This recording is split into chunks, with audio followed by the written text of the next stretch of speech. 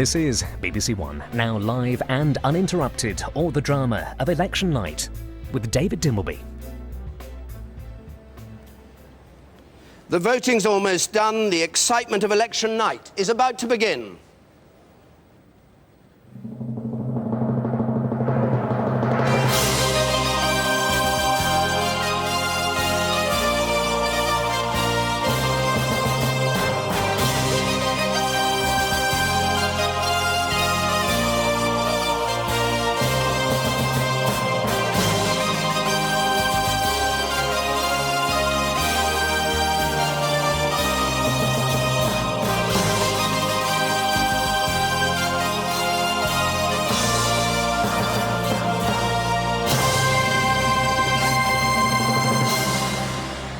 Hello and welcome to our election night spectacular. We promise to be fast, we promise to be accurate, and we promise to have some fun.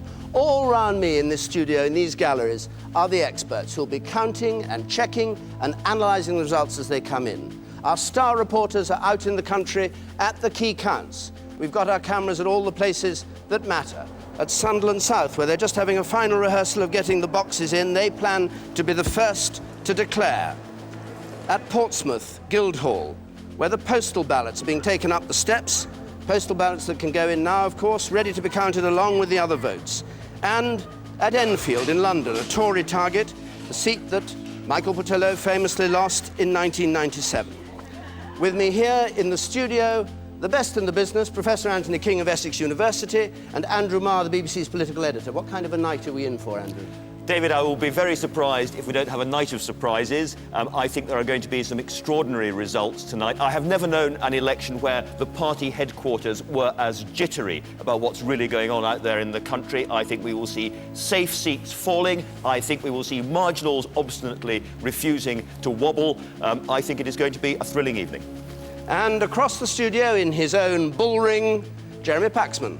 I was thinking of it more as a salon, actually, where during the course of the evening, various of the most distinguished figures of British politics will come sit on these chairs here and try to make sense of what's happening, secure in the knowledge that by the time the sun rises tomorrow morning, they may not have a job.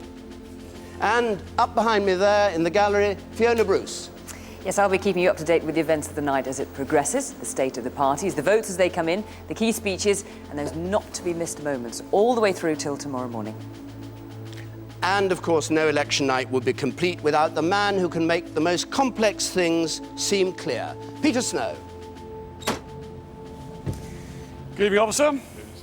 Yes, we're all ready for the excitement here. Now they're pushing the frontiers of technology right to the extreme to illustrate the results of this election and tell you what the whys and hows of the vote were. Right down the end of Downing Street there, waiting at the starting gate, the three party leaders will be watching their race for number 10 every inch of the way. Hang on, Mr. Blair, wait for the results. Well, now, the first event of election night is the exit poll. It's our first clue to what's happened today in the voting. And this year we've joined forces with ITV for this poll. It's an NOP Mori poll. We've spoken to over 16,000 voters at 120 polling stations at huge expense, out of 146,000 or so, 46,000 I think it is, polling stations. So what credence are we going to give to this when it comes through in just a moment? The exit poll is an absolutely fascinating clue, no question, but it's no more than that. Usually the clue is right, but famously in 1992 it was completely wrong. The exit poll said a Labour government, the voters said a Tory government. As Big Ben strikes 10, the polling stations will close. It will be too late to vote. And I can give you the result of our exit poll, which is this election has been won by Labour, but with a majority down from 160 to 66. The Conservatives are on 209. That's a gain of around 44 seats. A disappointing night if the poll is right for the Liberal Democrats. They're on 53, they gain around 2 seats. So there is the exit poll. What do you make of it, Andrew? Well, If it's anything like that, it's a lot worse for the Labour Party than most people have assumed, and there will be a lot of gnashing of teeth inside the Labour Party and a lot of turbulence inside the party as well, if that's the case. If, of course, at this stage, I'm already getting reports that Wirral West, which is number 72 on the Tory target list, is incredibly close. Television presenter Esther McVeigh standing for the Tories there. So my earlier assumption that it was going to be an interesting night looks like it's going to be accurate. Because you said it would be a result that was different everywhere. In other words, all sorts of parts of the country would give make a different And I still think that's going to be the case. I think we will see seats way down the notional target list for the Tories that they will take, and I think we will see some seats that they, inverted commas, ought to take that they won't. Peter, can we have a look at how it seems to you, this exit poll? Right you are, David. Yes, well, NOP and Morris spoke to people after they'd actually voted in 120 polling stations up and down the country, right from the top of Scotland, right the way down to the foot of Cornwall, something like 15,000 people altogether. And here's what they came up with.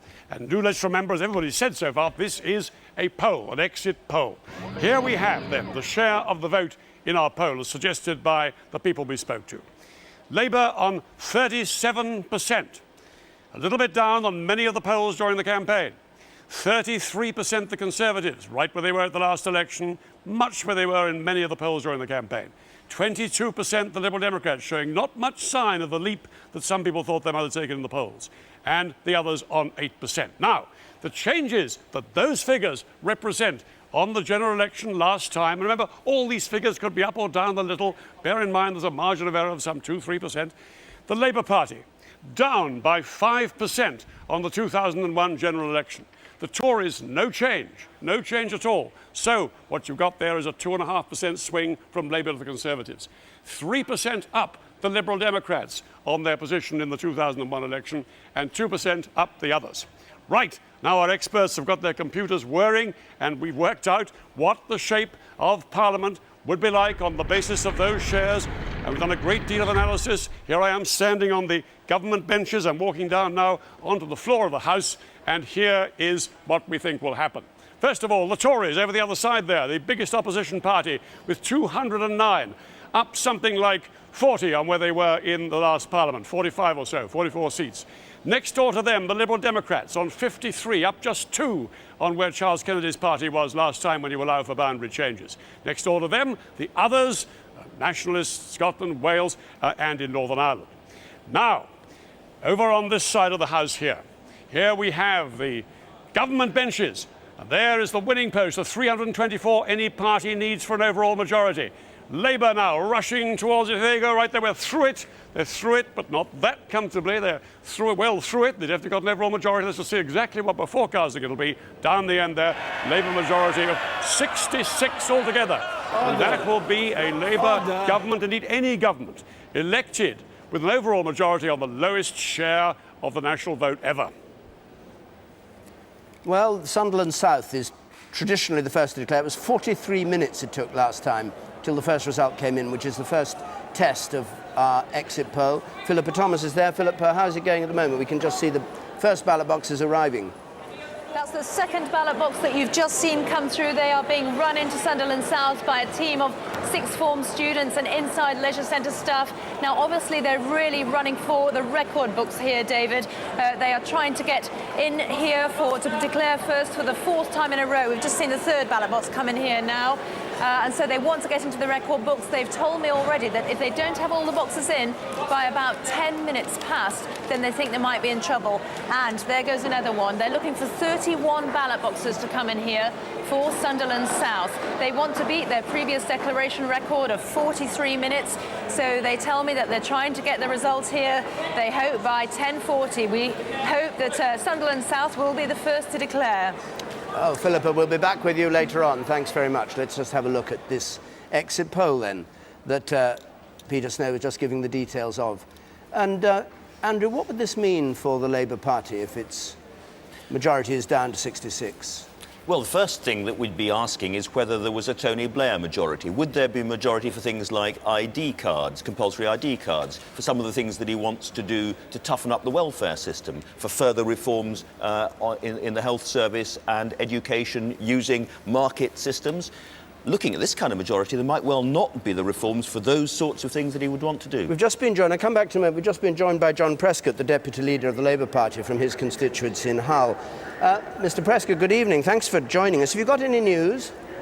No, I haven't. I think it's a little difficult to tell what's happening around the country. I think what Andrew said before, it is going to be different in different parts, both in marginal and other areas. But what's clear, and has been all the time, Labour is going to be the next government.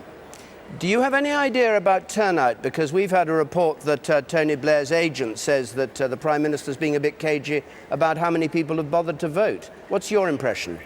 I haven't got an impression. It's too early to tell, and we haven't got our figures as yet. But those figures of turnout could suggest it one way or the other, quite frankly. It is just too difficult to call. Not quite the result you were hoping for when you went into this election, then? Well, we always want a good result. I always want to see a Labour government, and there is going to be a Labour government, there's no doubt about that. And, you know, compared to some of the majorities that governments have had in the post-war period, that's still quite even on those figures. And I'm a little suspicious that it will be as low as you're suggesting. Well, of course, I mean, everybody is suspicious of exit polls. But if it's true, it would be the lowest share of popular vote that any government had had in time immemorial, which would be a bit disconcerting for Labour, wouldn't it? I mean, to have the majority but not the popular backing. No, let's just wait and see. I wouldn't want to comment on that until we get some more accurate information. What kind of campaign did you have, Mr Prescott?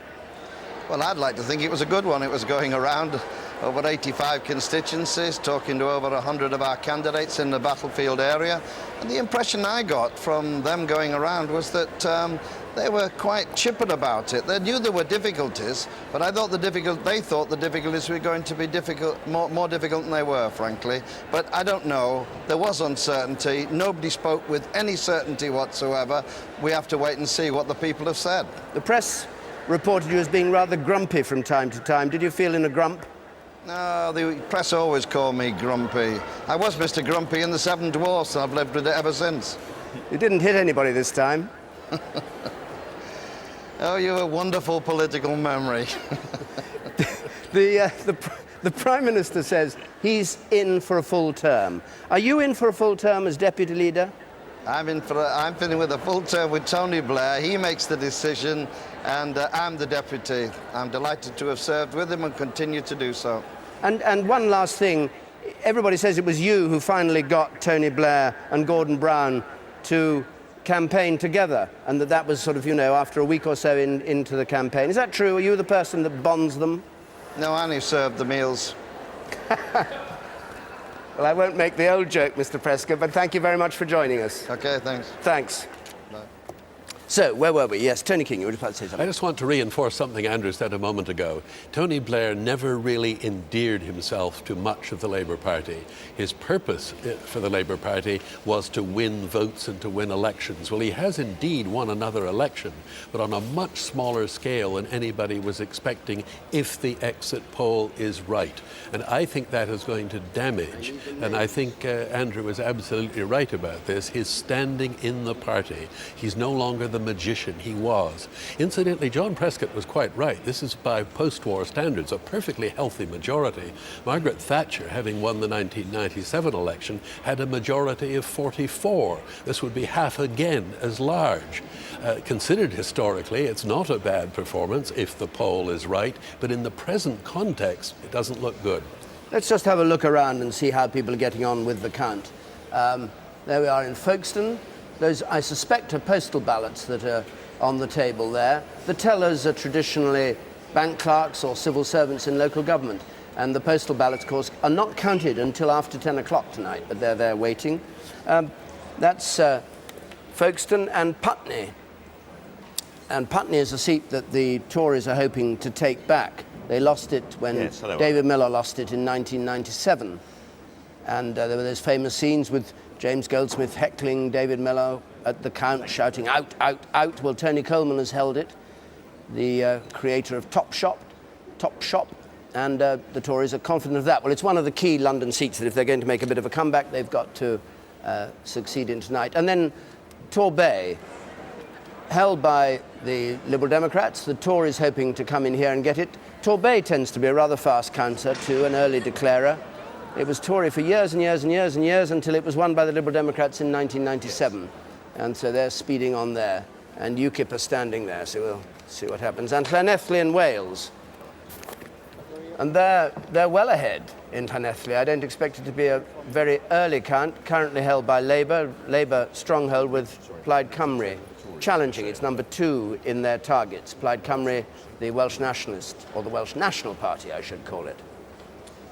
And Livingston in Scotland. Robin Cook's seat, the man who left the government over the Iraq War, which appeared to play such a large part in this campaign, though we shall discover later on tonight whether voters were genuinely influenced by it and whether it's had an effect on the outcome. Well, on that note, while we wait for the first result to come in, and it's only 11 minutes past 10, and we hope that Sunderland South deliver by around 10:40, I suppose, we join Jeremy. Jeremy. Yes, well, I think we're joined now by Siming Campbell of the Liberal Democrats. Siming, what do you think? I mean, according to this opinion poll, you're not the real alternative at all, are you? Well, let's wait until the votes are counted and we get final percentages. There was an English queen who had Cali engraved on her heart. All politicians should have 1992 engraved on their hearts because, of course, the exit polls proved us all to be wrong. If this exit poll is as up the... Yeah, I mean, it may be as up the spout as previous exit polls, but what are your own people telling you? Well, our own people are telling us that in the target seats we've been going like a bomb, and there's a great deal of confidence. And that takes me on to my next point, which is I think there's going to be a great deal of regional variation throughout the United Kingdom, and that may be expressed in results which appear on the face of it to be contradictory of this exit poll, if indeed it is correct. OK, well, we'll come back to you a bit later on. I think we're joined now by Liam Fox, the Conservative Party joint chairman.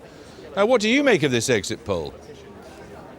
Well, it's another poll, isn't it? And we've had polls in the last few weeks that have been absolutely all over the place. I've also remember the 1992 exit poll which said that Neil Kinnock was going to be the Prime Minister. It didn't turn out that way, so we'll... All right, we all agree they've been wrong plenty forward. of times in the past, but what are your people telling you?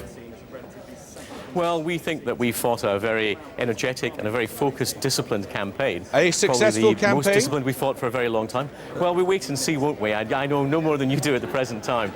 We've had our first box just arrived behind me here in my own constituency in Woodspring. This will be happening up and down the country as the night unfolds. We'll be getting to see what the individual seats turn up. And I think that this is an election where the only two predictions I think I would make are there will be no uniform national swing and there will be no uniform regional swing.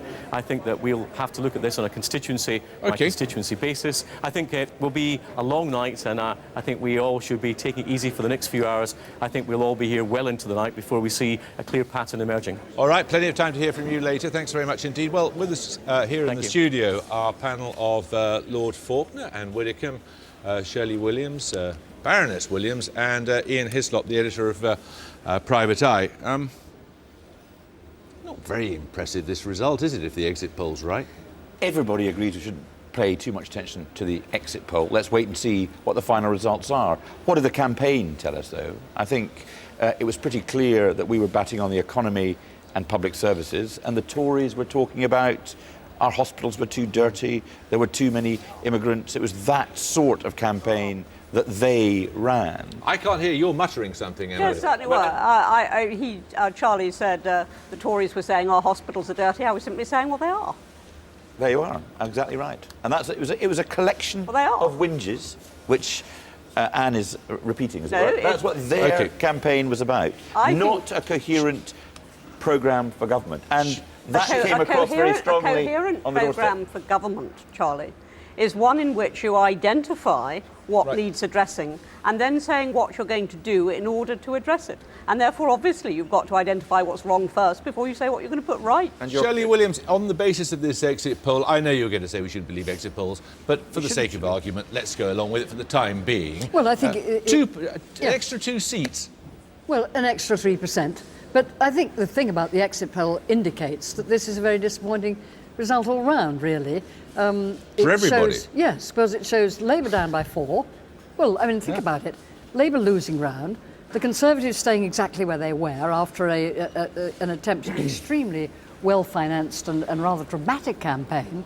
They haven't moved anybody, if the exit poll is right. We've gone up by 3%, which is something, but not as much as one might have heard. Let me see what the exit poll says. I mean, they're quite clear. +3 Liberal Democrat, -4 Labour, +1... 9 seats, we've certainly moved somebody, haven't we? In fact, no, we do. The share of the popular vote is less than 1% up for the Tories. I guess you would say, if the exit poll's right, it kind of reflects it's the sort of result that the campaign deserves, Ian Hislop. Well, I don't know if it deserves. I was rather hoping the politicians have been quite dull in this election, so I was hoping the electorate were going to be rather interesting.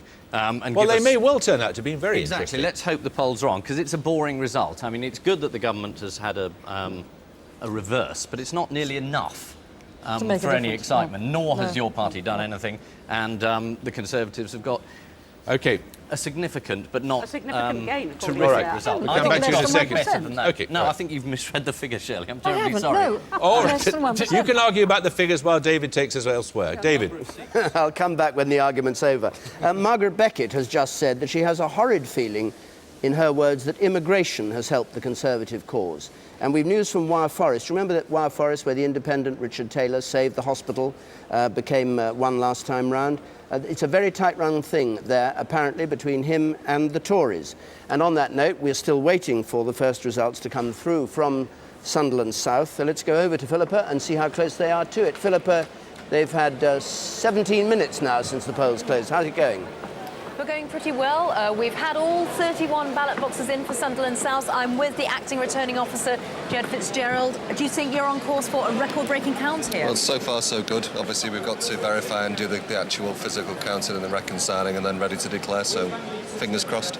Now, by my stopwatch, all your ballot boxes were in at 12 minutes past. Was that a shade too late for you? No, it's about right. We would have liked it another minute or so earlier, obviously, but it's probably indicative of a high turnout, which will take us a bit longer to process. So you're still optimistic. And tell me about all the people counting here. They're special counters. Why? Well, we've relied on a number of the same staff over the last few years, which is part of how we've built up the expertise that we have available to us. We draw from council staff, but also from bank tellers, from building society folk, and from these are the people office. who can count banknotes very fast. That's right, and they're used to handling paper and large volumes of paper very quickly, so that also helps. And we also saw your teams of runners. We know they've been training, but tell us about what else you've done with the traffic lights.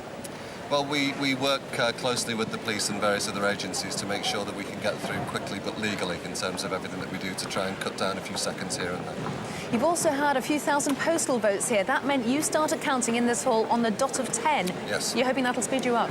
We hope so. I mean, again, the percentage of postal voting is quite high, which also tends to indicate a high turnout.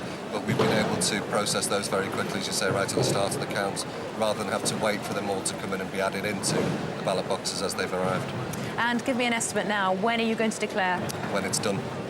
You're not going to go any closer? You're not going to tell me it might be 10:40? No, bottom line has got to be that we do it properly and fairly and equitably, and if that's by 10:40, so much the better. Very diplomatic. Jed Fitzgerald, thanks very much for speaking to us here on the BBC. Well, that's it, Sunderland South. We had the stopwatch going. We'll see whether they can beat their previous record time of 43 minutes for the count. Thanks very much, Philippa. Thank you. Well, a proper northeasterly caution there. Now, we're going to have the news in the rest of the country, apart from the election, and indeed the rest of the world, with the person who's going to be updating us through the night with the election events themselves. Fiona Bruce.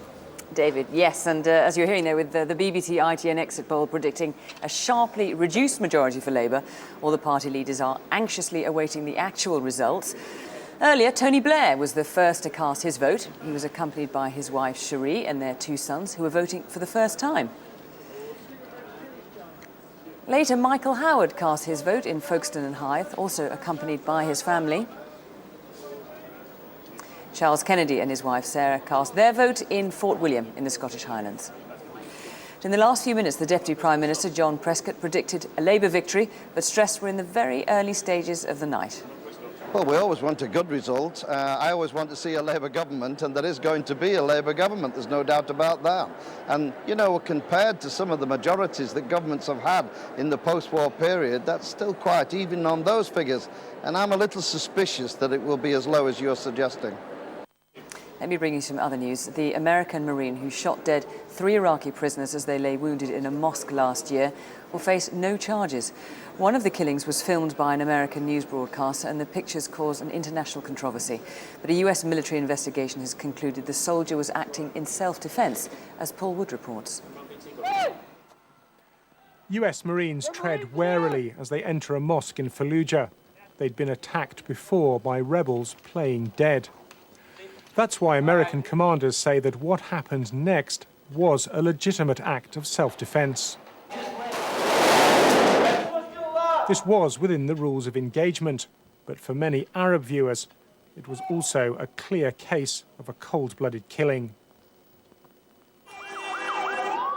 Such incidents mean the insurgents can easily find recruits for attacks like this.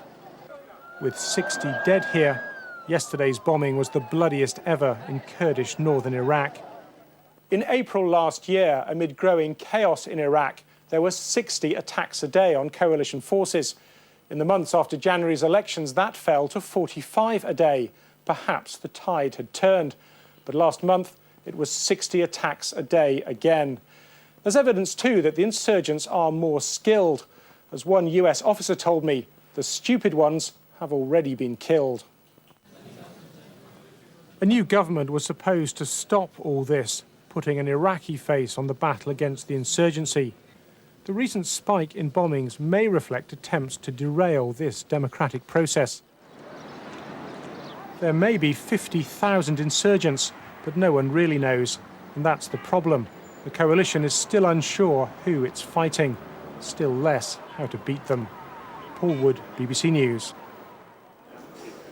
The world's biggest computer company, IBM, says it's cutting thousands of jobs worldwide, most of them in Europe.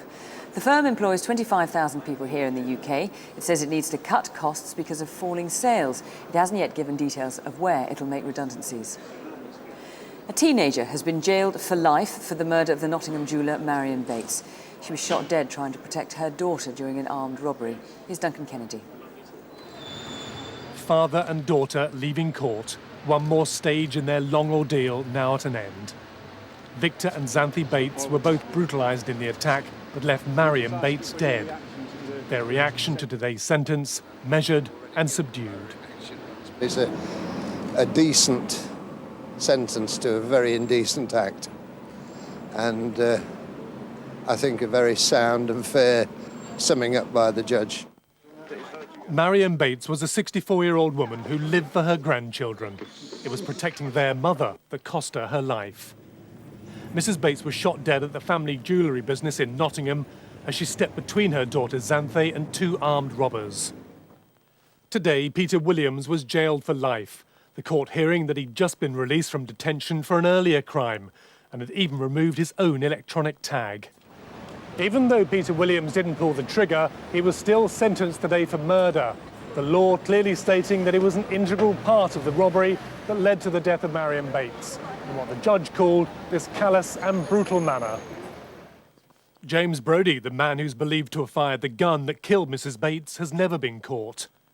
The gunmen's combined actions traumatised the close family, leaving dead a wife, mother and grandmother at the hands of those who the judge said showed a contempt for human life.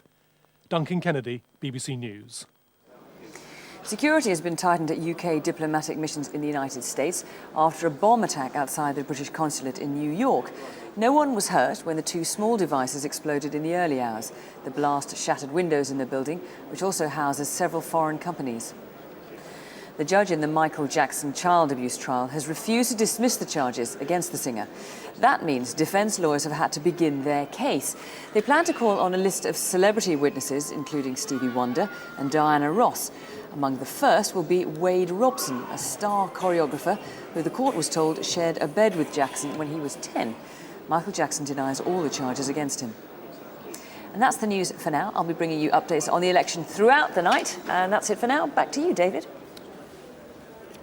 Thank you very much. Well, now, just a bit of advice. If you want to go into more detail in these results during election night, you can go to our interactive TV service. That means that if you're watching digitally, you can now press the red screen and you can access our multi-screen, and throughout the night you can catch up with all the highlights and the results there. And if you don't have a red button, there's a full results service on CFAX, that's page 700, or of course on the BBC's website, bbc.co.uk/election 2005. Little bits of news. The Liberal Democrats are claiming that they've taken Eastbourne, or they're going to, from the Conservatives. Malcolm Rifkind, who's standing in Kensington and Chelsea, has said that he thinks that the exit poll is probably reliable, and Lynton Crosby, the man who advised the Conservatives on their campaign, thinks that they're going to gain about 50 seats, which is roughly in line with what we've been talking about. Well, now let's go and hear from the three party leaders, the people who, after all, have all the information coming into them during election day. Martha Carney is in Sedgefield, Tony Blair's constituency. Martha, good evening. What's the news there? Well, the mood from Marabella House, which is named for the plum trees in the Prime Minister's back garden, I don't know whether you're aware of that, it is interesting. I mean, there's scepticism that we've been hearing about the idea of the exit poll, and they're talking, even if it is a majority of 66, they'll say this will be an historic Labour victory. But what's particularly interesting, I think, is the fact that they seem very angry at the Liberal Democrats. They say that the Liberal Democrats are supposed to be a progressive party, and all they've done is ended up supporting the Conservatives. This is one of the fault lines behind the scenes in the campaign. At what point should they attack the Liberal Democrats? A lot of senior Labour figures feel that they should have gone for them earlier on in the campaign. And the size of the majority, the point that Andy was making earlier, is very important, both in terms of what Tony Blair can do, in terms of he wants to have a radical third-term agenda to push forward public service reforms, irreversible reforms in terms of his own legacy, but also in terms of the team of people around him. Now, they've campaigned very strongly as a team, and there's been a lot of speculation about what's likely to happen in the cabinet if Labour does, in fact, win the election. And my understanding is that all the top jobs, the phrase was used to me, is that steady as she goes. We already know about Gordon Brown as Chancellor.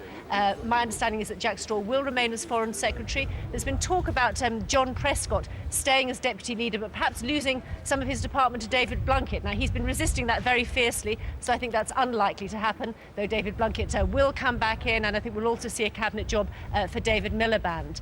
Now, the Prime Minister, like everybody else around the country, will be watching the results very eagerly, taking calls from all around the country. He's going to be here at his constituency house for another couple of hours, and then he'll be going off to Sedgefield, his last count as Labour leader, and maybe his last count as MP for this constituency. And Martha, if it is the kind of majority that people are talking about, what effect will it have on the Prime Minister's determination to serve a full term? I mean, will there not be angry Labour backbenchers who try and prevent that happening? Well, it's very interesting. It's all to do with the debt that he's perceived to have owed Gordon Brown or not. That was one of the most important things that happened in this campaign, was the fact that Gordon Brown was called in aid, was acted as his human shield, some people are saying. And it also depends on the kind of MPs that are elected, if it is that 66 figure, doesn't it, in terms of the pressure they may put on him. If it had been a much bigger majority, then Tony Blair, I'm sure, would have been absolutely determined to serve the 3.5 years. A lower majority does raise more question marks about that. Well, thanks very much, Martha. You come out of the gale for a bit. We go down to Folkestone and Hythe, and that, of course, is Michael Howard's seat. It has been his seat since 1983. And Kirsty, what's the news there from the Tory camp? Have you had a reaction to this exit poll from them? Well, I mean, what the Tories are saying just now is, steady as he goes, it's going to be a long night. It's interesting what Margaret Beckett was reportedly saying about immigration having paid off, because certainly here in Folkestone, Michael Howard in his election leaflet called this the front line with Europe. It's also interesting here that, of course, Charlie Kennedy came here on Tuesday and proclaimed that Liberal Democrats were going to take the seat from Michael Howard. Now, if the exit poll is anywhere near accurate, there's not a cat's chance of that happening. And in fact, the Liberal Democrats locally here have not been very popular anyway, because they made a mess of being in power locally.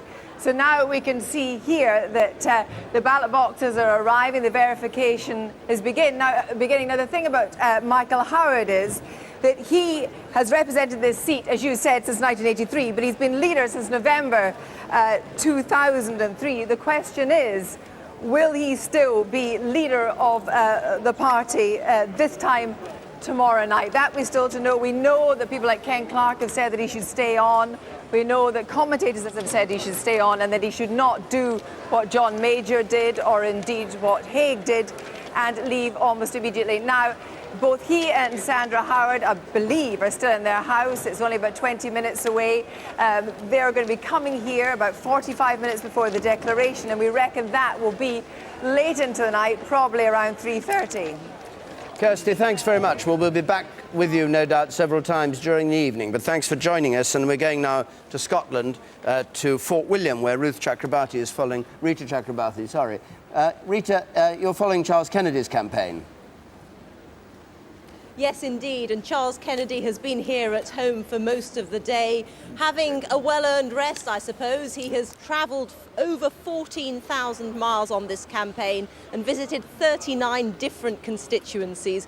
He came out earlier in the morning to vote with his wife Sarah and visited a few of the polling stations, but otherwise has had quite a quiet day today. He has to drive about an hour and a half north to Dingwall to attend his count. He'll probably be leaving about sort of half midnight, 1 o'clock, although I'm told that the time of his departure rather depends on his little baby Donald's feeding times, because Donald will be going with his father and mother to the count. But he will, of course, be watching everything that's going on, possibly with a sense of disappointment if these exit polls are accurate and the Liberal Democrats do seem to have picked up as few as 2 seats. I think he will be extremely disappointed. He's fought a very confident and positive and optimistic campaign, although a senior aide of his did tell me yesterday that they did think that the fight in the marginal seats was extremely close. So we're going to have to wait and see whether that poll is accurate or not. Rita, thanks very much. We'll be back with you again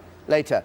And we rejoin now Peter Snow up in the gallery there. Peter. Well, now let me introduce you to our 3-party battleground. A first in British elections, because the Liberal Democrats have really arrived on the scene right in the thick of it. Here it is. Now, here's the Labour Party in the old Parliament. 400 or so Labour MPs over here. The Tories over here, and the Liberal Democrats over there. Now, you'll notice we've drawn lines between the parties. Those are the battle fronts.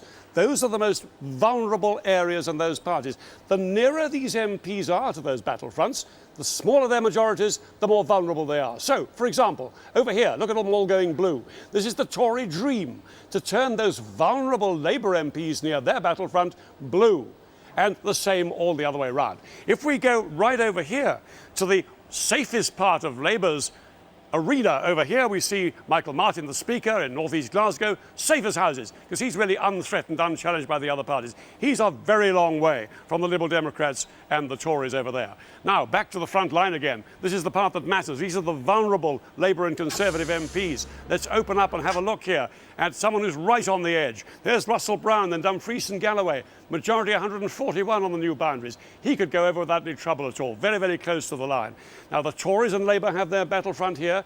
Look over here at the battlefront between the Liberal Democrats and the Tories. And look who's near the edge there. Oliver Letwin, 1,400 is majority in Dorset West. Very close to the edge. And shadow cabinet ministers behind him, culminating in Michael Howard himself in Folkestone. 6,000 his majority there. Now, turn around to the other battlefront the Liberal Democrats have, this time with Labour.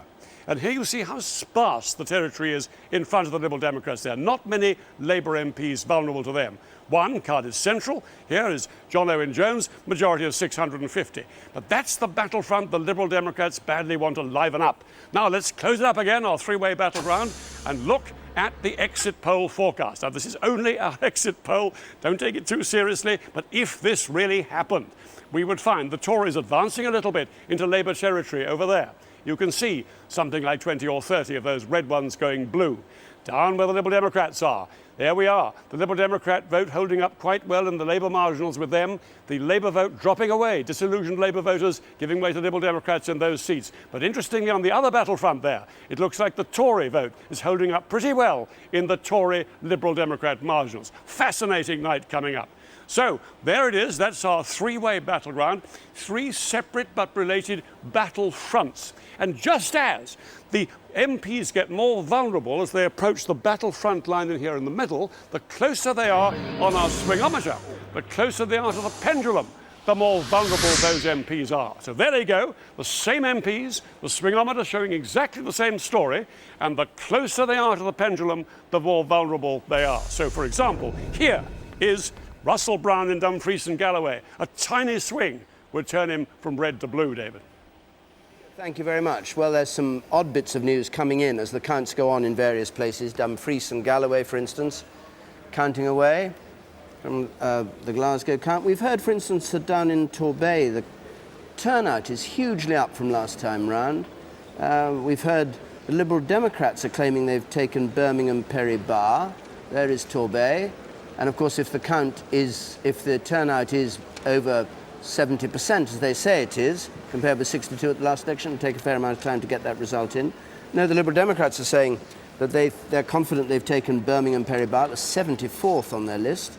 Tories are claiming they've taken Dartford from Labour, and Labour are saying they're in trouble. This is astonishing. I mean, for the Liberal Democrats to take Birmingham Perry Bar would be a remarkable result for them. Khalid Mahmood, the Labour MP in the past Parliament, Muslim. Dartford, they'd be delighted. If the Tories took Dartford, they would be very pleased indeed.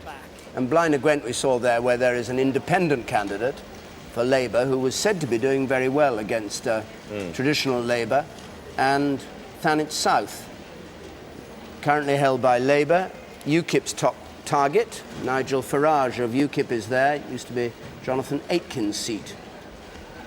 So while we're waiting, and it's now 22:36, I reckon they have another 3.5 minutes to go in Sunderland South. We join Natasha Kaplinsky just to see what happens when these figures come in. Natasha.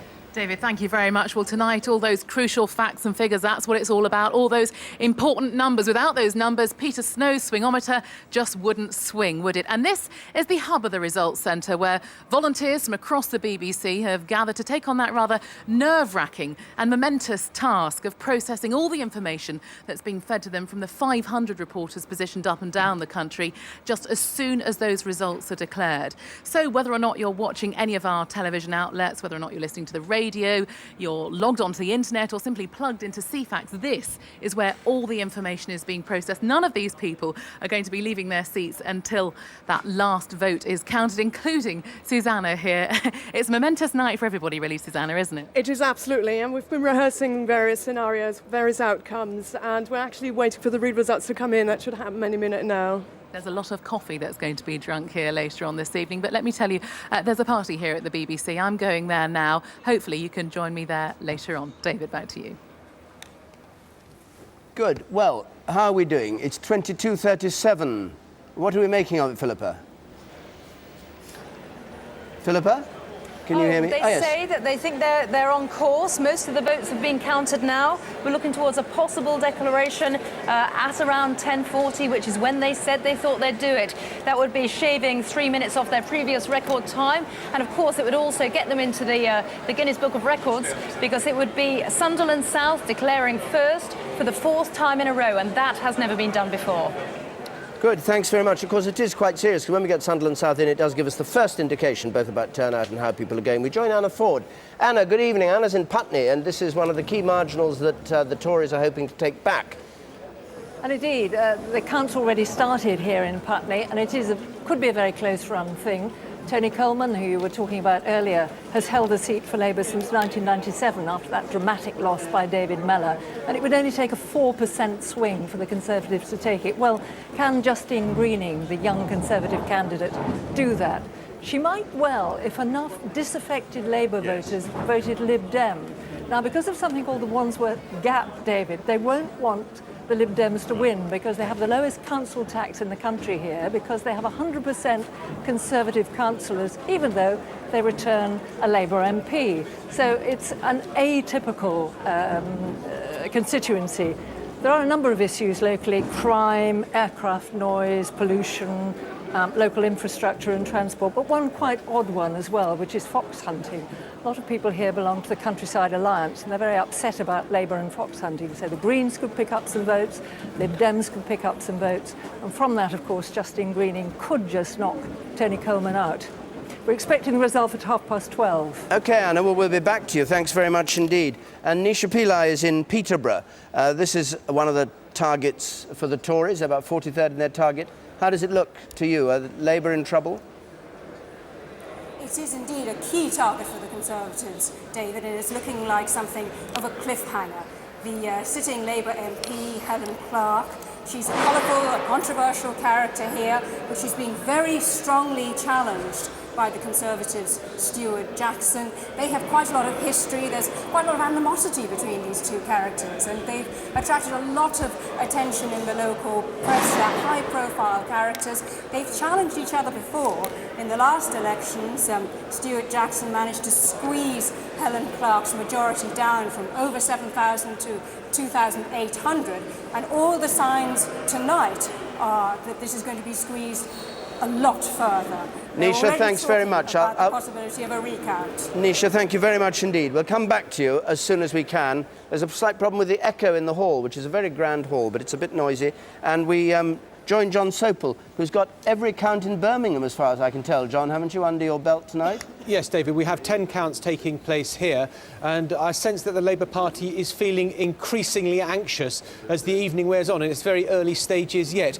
Birmingham Edgbaston, you'll remember in '97, that was when it was clear that there was an electoral earthquake taking place when Gisela Stuart took it as Tory seat since 1922. They've started counting the Edgbaston constituency behind me there now, and I've spoken to a very senior Labour source. He says it is going to be very hard to hold onto it. Now, on the Tories' target list, it's number 101. So if they're digging in that deep into their target seats, that would be a very good result for the Conservatives indeed. We're also hearing that the Liberal Democrats are very confident in Perry Barr, a constituency that's split right down the middle into a very white area and very ethnically mixed area. There is only one non-Asian candidate standing, John Hunt for the Liberal Democrats, and the Liberal Democrats are confident they're going to take that. They're also confident they might take Birmingham and Yardley. It could be a pretty bloody evening for the Labour Party here. Well, it's a turbulent night anyway. And when are you going to get the first result you expect, John?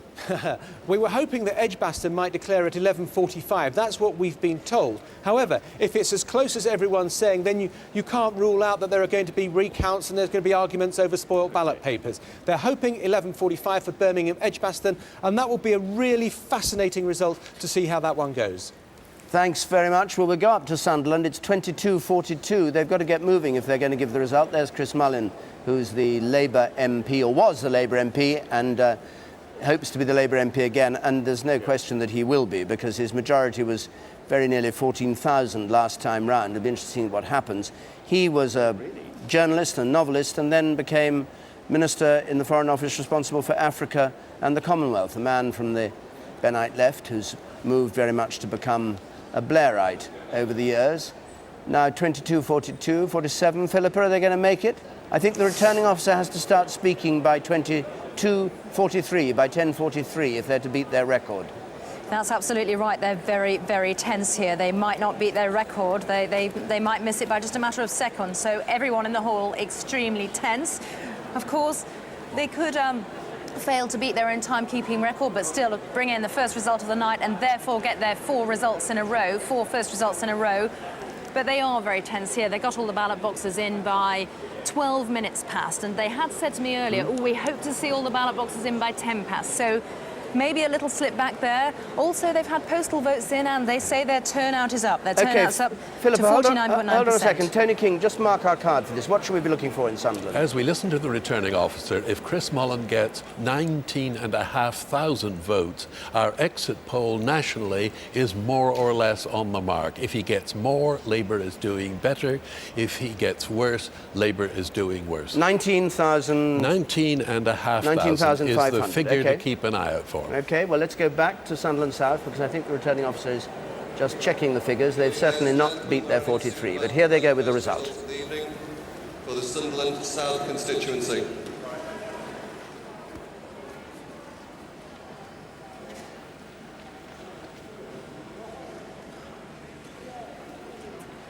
I, Jed Fitzgerald, Acting Returning Officer for the Sunderland South constituency, hereby give notice that the total number of votes for each candidate was as follows.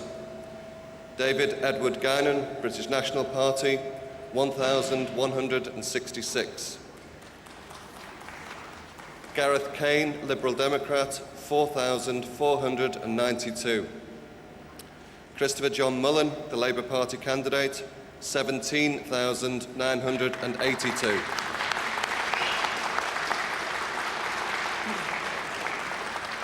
Robert Jeffrey Oliver, the Conservative Party candidate, 6,923. Rosalind Warner, the official Monster Raving Loony Party, 149. And that Christopher John Mullen has been duly elected as Member of Parliament for the Sunderland South constituency. Well, no surprise that Chris Mullen takes it, but Tony King, you said he had to get 19,500. He got just about 18,000. That's right. And I think if I were Tony Blair, if I were any leading figure in the Labour Party, I would be beginning to be a bit nervous. That's not the kind of overpowering result that you look for in that part of the world. One of the things that our exit poll was suggesting, the innards of the exit poll, was that the Labour vote might be flaky, and it looks as though it's flaked. Let's just hear Chris Mullen. Rather than the basest instincts of the British people. Concern for the common good has defeated the remorseless pursuit of self-interest. Hope has triumphed over fear, optimism over pessimism. We now have a chance to shape the lives of an entire generation. We must use it wisely. There are a number of people to whom I owe thanks. My Conservative and Liberal Democrat opponents. Right, let's just have a look at those figures then from Sunderland South as Chris Mullen does the traditional votes of thanks to people. His majority, 11,059, that's down 2,600 from the last election. Robert Oliver, 6,923. Gareth Kane for the Liberal Democrats, 4,492. Turnout 49%, which is just about what it was last time round, not much change. And here's the change and the share. Let's have a look at the share first of all. 59% for Labour, 22% for the Conservatives, 15% for the Liberal Democrats, 4% for the others, which was the British National Party. And the key thing, the change since last time. Down 5 percentage points for Labour, 2 points up for the Conservatives, 3 points up for the Liberal Democrats. And that's a swing from Labour to Conservative of 4%.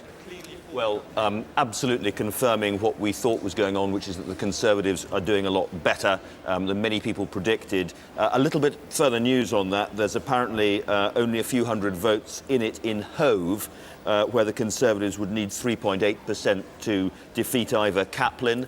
But this is Hove, actually, not Brighton, as they say down Hove, there. not Brighton, but a very interesting result there. But do you remember we said right at the beginning we're going to get some very strange results coming in? It also looks very close in Hornchurch, where the Labour left winger, one of the rebel intake, one of the rebels in the intake in '97, looks like he could conceivably hold on, which on those figures he ought not to be able to do. Let's just have a look at the figures, Tony, on this form. There are the percentages: 59, 22, 15. 4, and a swing from Labour to Conservative 4%. Now, it's the North East, it's a different place, it's not the whole of the UK. What credence do you give to that swing as the kind of swing we might be looking at through the night? Well, very strikingly, although Sunderland is a safe seat, although it's in the north of England, on the whole, Sunderland South has proved a pretty good indicator of the kind of thing that was going to happen on the night. And one of the things that's interesting about those figures is the increase in the Liberal Democrat share.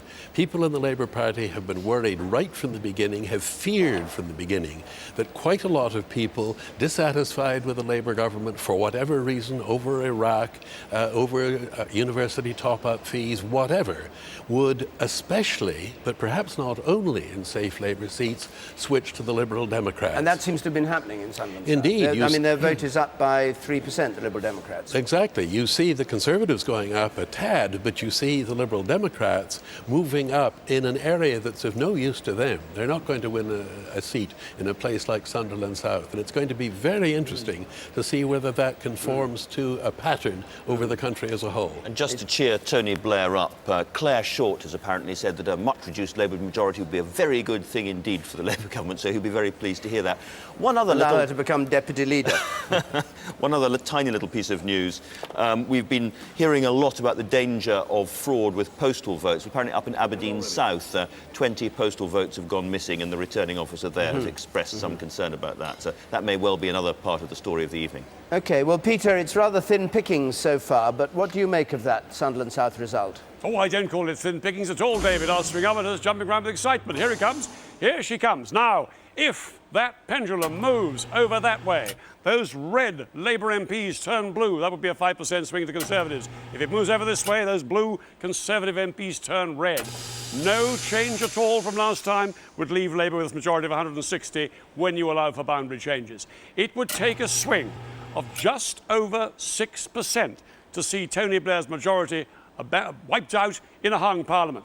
Now, we have a swing in Sunderland South of 4%, 3.9 to 4% in Sunderland South. Now, that, if typical, and Tony said it often has been fairly typical, it would point to quite a low majority of 50 or a few above it for Labour, which is roughly what we were talking about in the exit poll, about 66 majority. The average swing in our exit poll is 2.5%.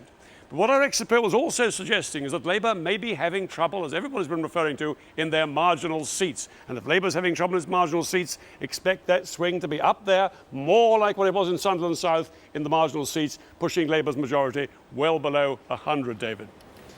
Peter, thank you very much indeed. Well, now, during tonight, up in Gateshead, we've got a little experiment. We're painting a picture, and Sian Williams is up there to explain exactly what we're doing. Sian.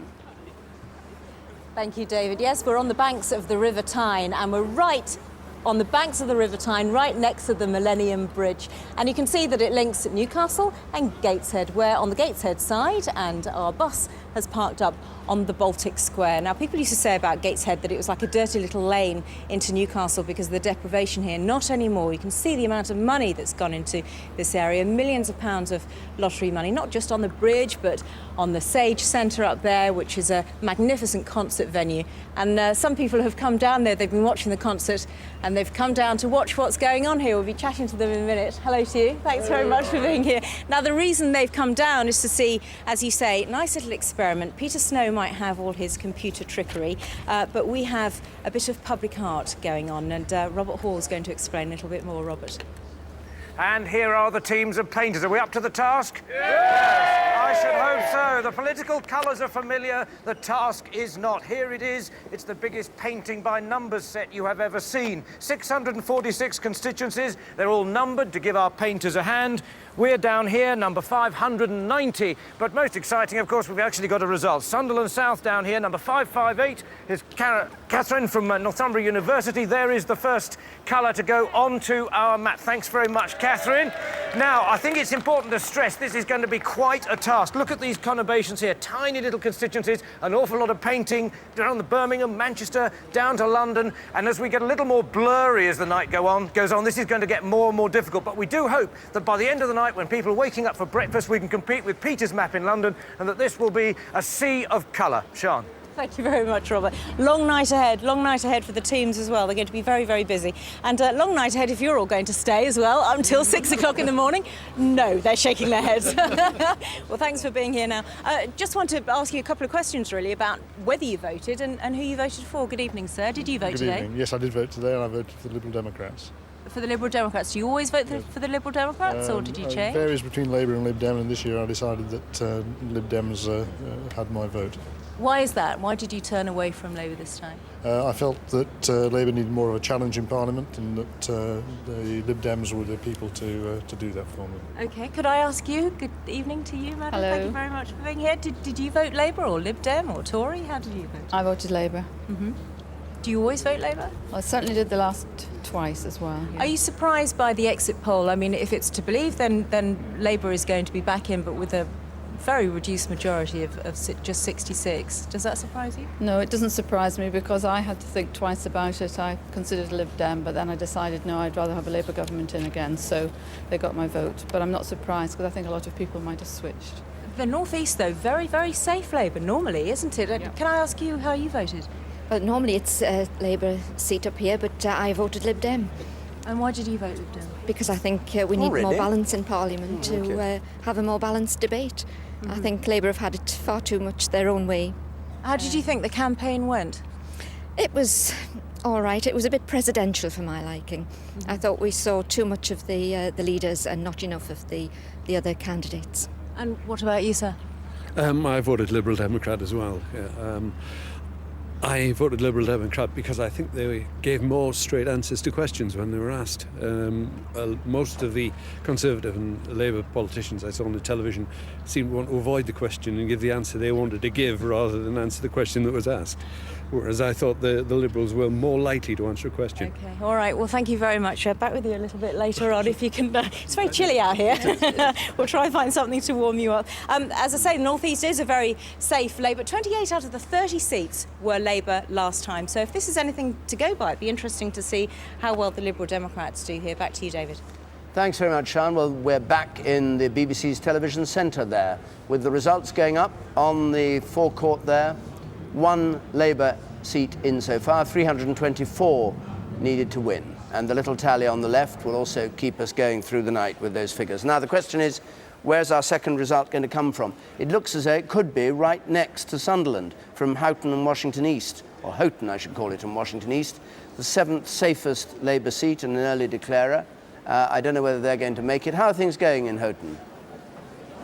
Well, yes, Houghton South, Houghton, things are going really well here, David, at the moment. They've got all the ballot boxes in and they're counting away. Now, the race here is run by the same people that run the race for Sunderland South. But the reason things are slightly slow here is because the geography of the constituency, there are a lot more rural outlying areas, so they can't get the ballot boxes physically in here quite as quickly as they can into a more compact area like Sunderland South. But they're pleased with the way things are going, and they're hoping for a result sometime between 11:30 and 11:40, David. Lisa, do you have any idea what the turnout is there?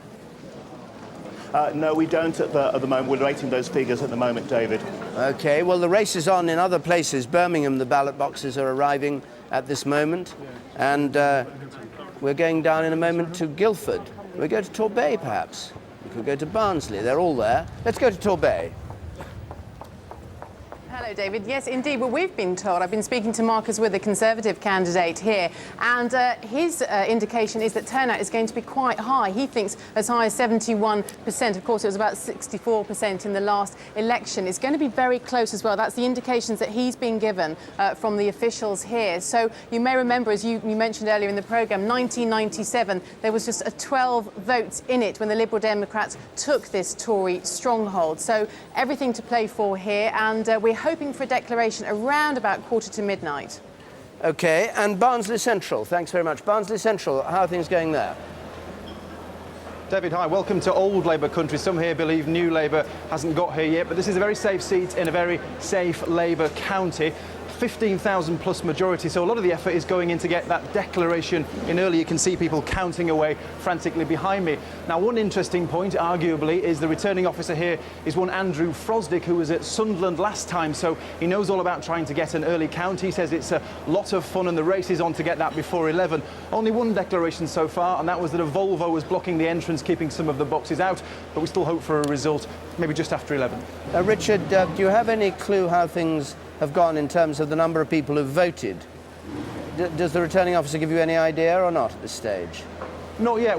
Not yet. We know that locally there was as I said, this is a very safe Labour area, but there was a problem with the war, and also some councillors were deselected here last time, so the turnout was expected to perhaps fall, but we won't know that until after 11. OK, well, we'll join you again, Richard. Thanks so much. That was Richard Bilton, Lisa Mzimba before him in Barnsley Central. And now in Birmingham, their count is going on. They're rushing about. Nothing much seems to be happening there at the moment. Yes, they are. Bringing them in by lorry. There's so many seats in Birmingham, I'm amazed they don't get them all confused. Yes, in Edgbaston. Absolutely. Again, that would be astonishing, because she's not really on anybody's target list of people likely to lose their seats. Yes. I mean, she's been a hard-working MP. She's been, of course, very prominent in the European constitutional debate. That maybe hasn't redounded enormously to her local popularity, but still, that would be astonishing. Everybody's fate contained in those boxes. Yes, David, we do need to be a little bit careful. We've been talking, all of us, a little bit about news. Most of the news so far has actually been rumours. Now, we've got a very high-class rumour in the form of an exit poll, but so far we've had only one actual result. That result was pretty remarkable, and it was in line with our exit poll, but there's a long way to go yet. And one of the most frustrating things about election evenings is how long it takes for the results to come in. But when you say rumour, we mustn't mislead people. We're talking about claims. That's not quite rumour. I mean, when the Liberal Democrats claim a seat, it means they're pretty confident they've got it, doesn't it? Sometimes it means they're confident, sometimes that means they're boasting. All right.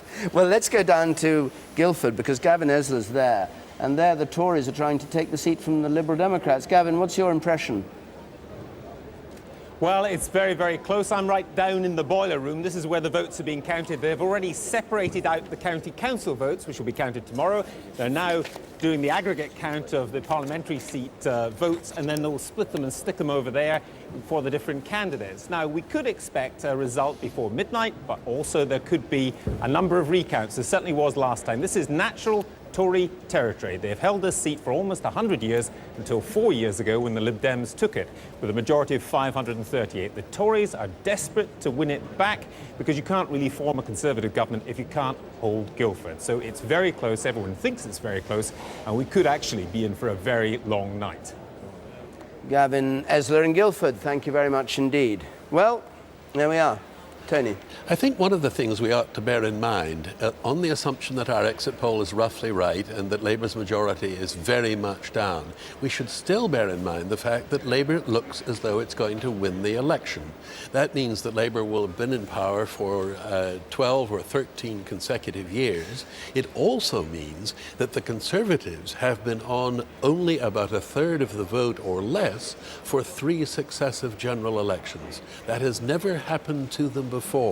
Here they have a government that's an easy target, and it looks as though they're failing to hit it in the sense of overthrowing it. We should have a look at the battleground then, Peter, at this stage, shall we? And just trying to clarify where it's being fought, this election. Yes, David, because what I'm going to do now is I'm going to walk rather gingerly over my map of the country, avoiding standing on the 80 critical red figures on this map that represent the Labour MPs that Mr Blair badly wants to hold their seats.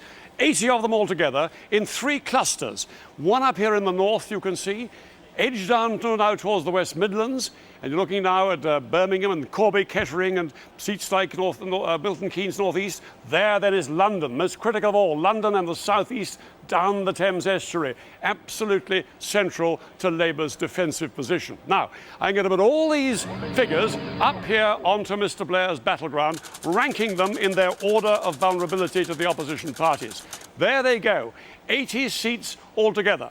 80 seats altogether, beginning with Russell Brown, you may remember, up in Dumfries and Galloway, a majority of 141 when you allow for the boundary changes, getting more and more marginal at the top, getting safer and safer as they come down. Not very safe. Here's Melanie Johnson with just 1,200 majority last time, Welwyn Hatfield. But as you go along here, so they get safer and safer for Mr Blair, until you get over here to Dumfriesshire, where Sean Marshall has a majority of 5,000. That gives you a measure of the sort of way the majorities change across this battleground. So, Mr Blair needs to hold at least one of these red seats if he's to retain the majority. What's our forecast suggest? Well, our forecast, and it's only a forecast based on an exit poll, suggests that quite a lot of these seats are going blue and gold for Liberal Democrat.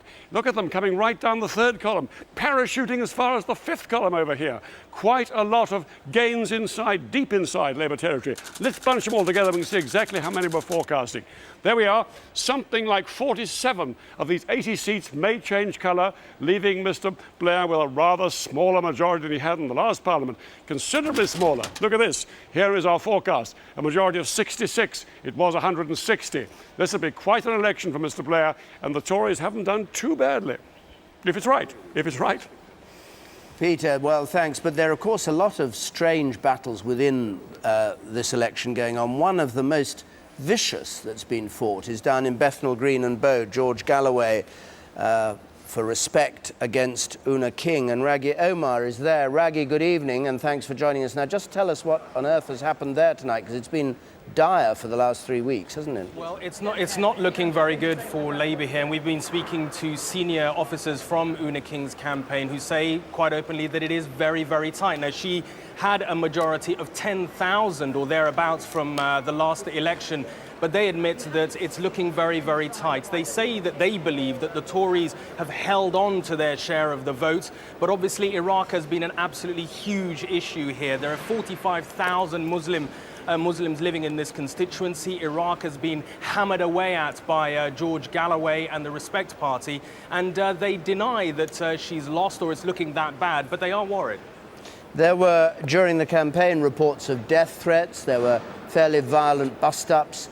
There were rows about corrupt postal voting. Has all that surfaced today for a start? Is it peaceful in Bethnal Green and Bow, as far as you can tell? Yes, it has been very peaceful, and you're right, it's been an absolutely vitriolic and very, very vicious campaign, and some incredibly angry words said, particularly between George Galloway and Una King, and at times it seemed that the 5 other candidates running have been almost invisible. Such has been the sort of slugfest between those 2 candidates, but it has been peaceful. I don't think either Una King or George Galloway are here, and we're expecting them a bit later on. But your impression, anyway, at the moment, is that Una King is very worried? Yes. And your forecast for the result time, you say?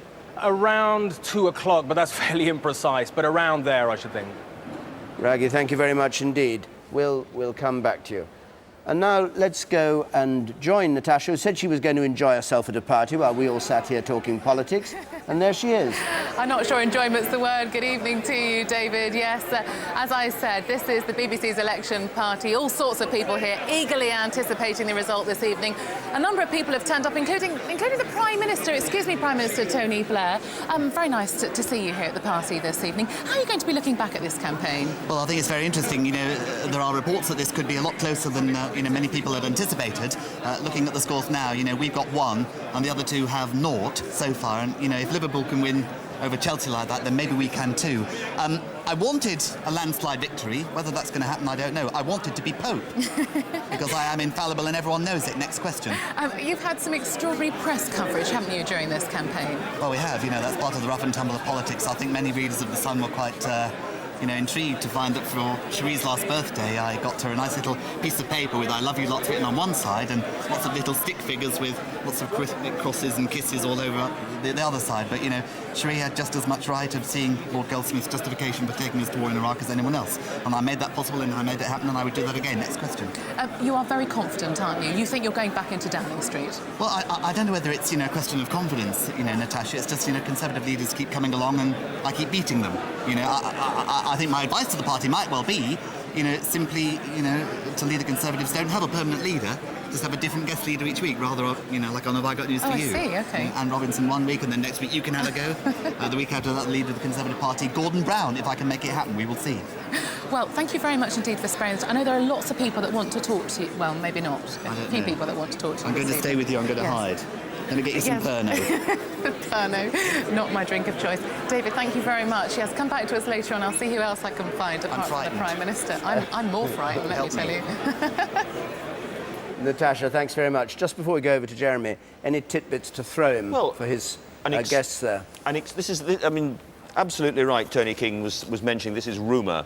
And reportage, but in that spirit, there is a rumour, there is reports that in Cleethorpes things are very tight. Now that is 115th on the Conservative target list, and again, that would be quite astonishing. Seaside resort just south of Grimsby, and Grimsby incidentally seems to have a high national BNP vote it's one of those being areas reported. Yes. OK.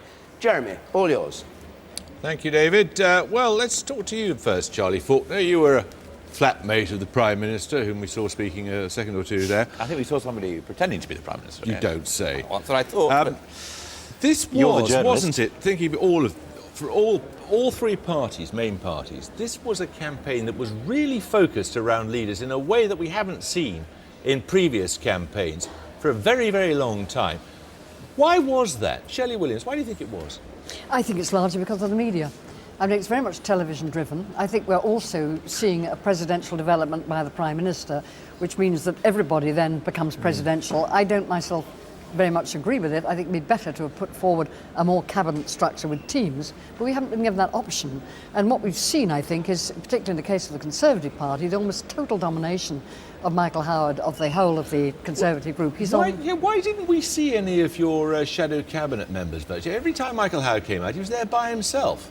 It's not entirely true that he was always there by himself. I mean, there Pretty were much. press conferences which were run by others, which didn't attract quite the same amount of attention from your profession. I agree with Shirley. I think a lot of the pressure, not all the pressure, I think a lot of the pressure came from the media. But I do actually rather regret the increasingly presidential style of British politics. I really do, because it's something more than just personalities now. It's coming down to image as well. It's trivialising the process. I think we're joined now from Bolton by Ruth Kelly, the Education Secretary. You've got about a 5,000 vote majority up there. How's it looking for you tonight?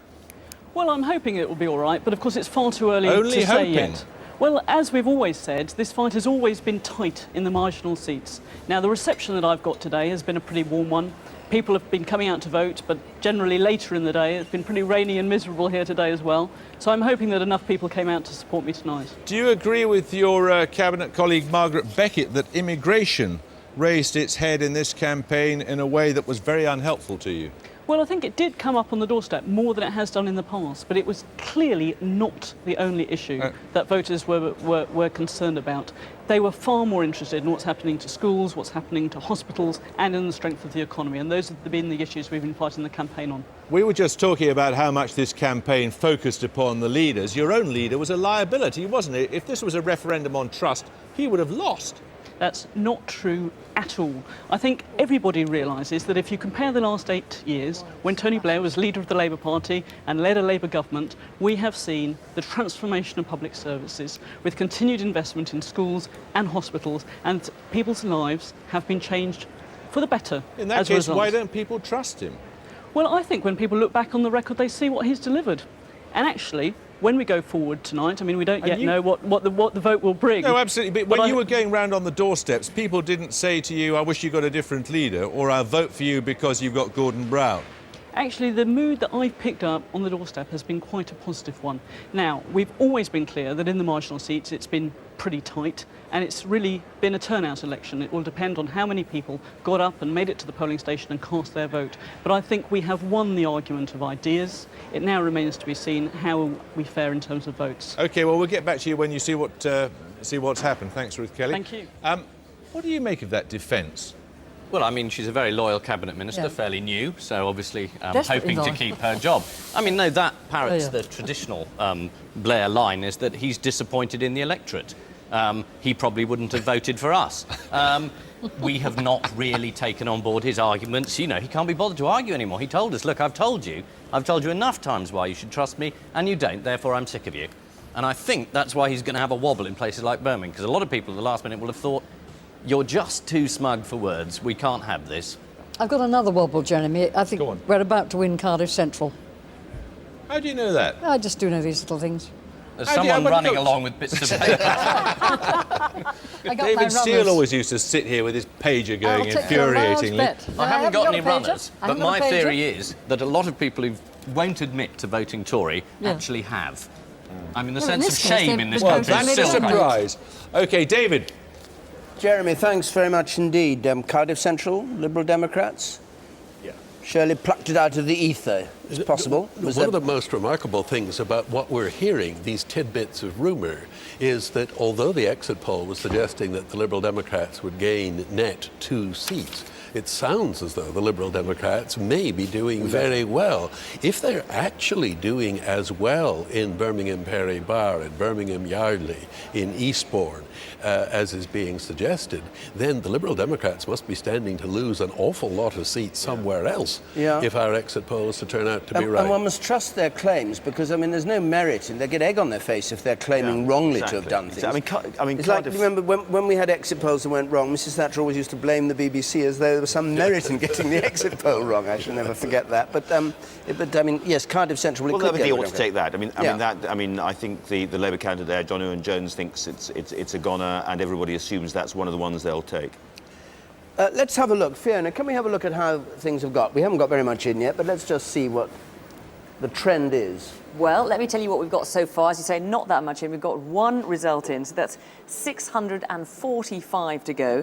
The exit poll, remember, is predicting a Labour majority of 66. That's against the 160 they currently have. Now, the Foreign Office Minister, Chris Mullin, he was the first MP elected tonight in Sunderland South, but he had a reduced majority, and there was a 4% swing to the Conservatives.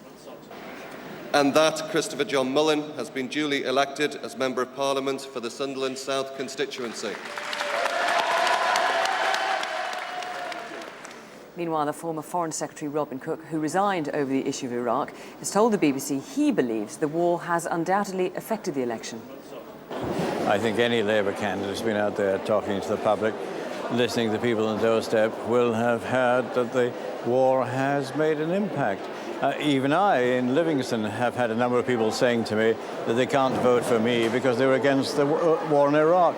Heaven knows what more I could have done to convince them that I also was opposed to the war. And if it was like that for me, it must have been at least as strong for others. For the Conservatives, Liam Fox, the party's co-chairman, said the picture differed from area to area. The only two predictions I think I would make are there will be no uniform national swing and there will be no uniform regional swing. I think that we'll have to look at this on a constituency by constituency basis. I think it will be... Turnout will have a big impact on tonight's result, and there's been an early indication in Torbay where turnout has been estimated at between 68 and 78%. That's well up from the last elections. Officials say voters were queuing up to cast their votes. That's the latest for now. If you want more details, you can go to our interactive service on digital TV. You just need to press the red button if you haven't got one. A full results service is available on CFAX, that's on page 700, or look on our website at bbc.co.uk/election 2005. David. Fiona, thanks so much. Well, we've been talking about results in England. Indeed, we've only had this one result from England. We've been gossiping about Wales a bit. We haven't talked very much about Scotland. We go up to Glasgow and join Sally Magnuson to hear what the story is in Scotland, where all the boundaries have changed, where there used to be 72 seats at Westminster, and this time round there are only 59. That's 13 fewer. Sally, good evening. Can you paint the picture of Scotland and what we should be looking out for there? Hello.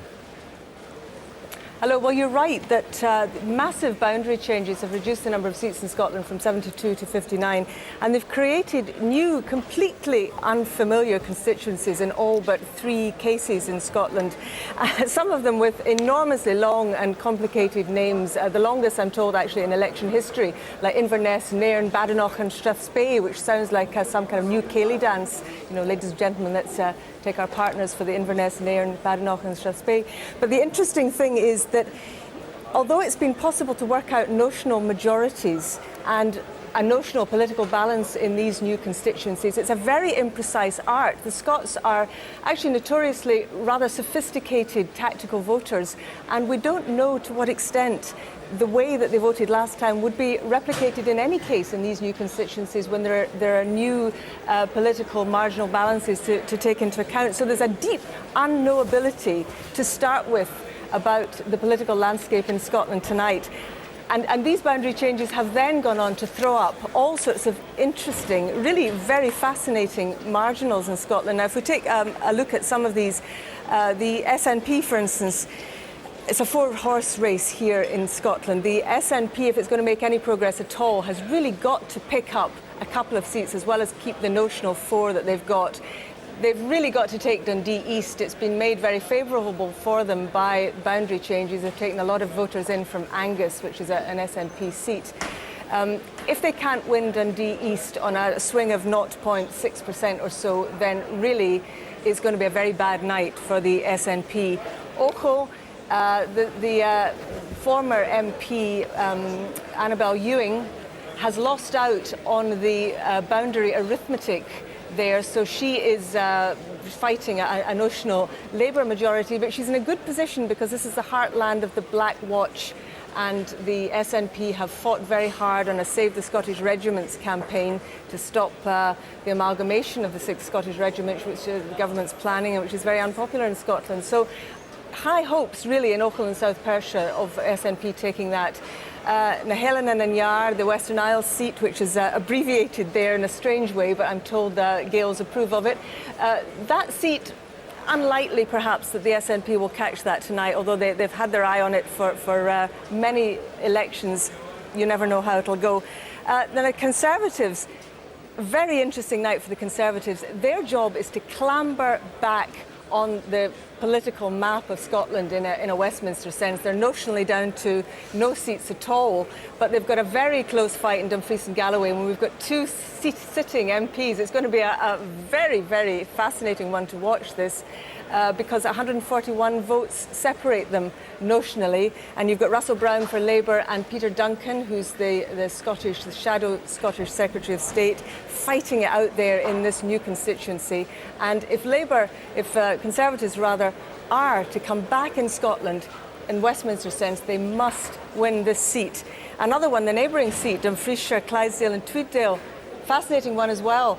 On paper, this is a Labour majority of about 5,000, but I think everybody agrees that there are a lot of independents down in that part of the country. It's a big rural constituency.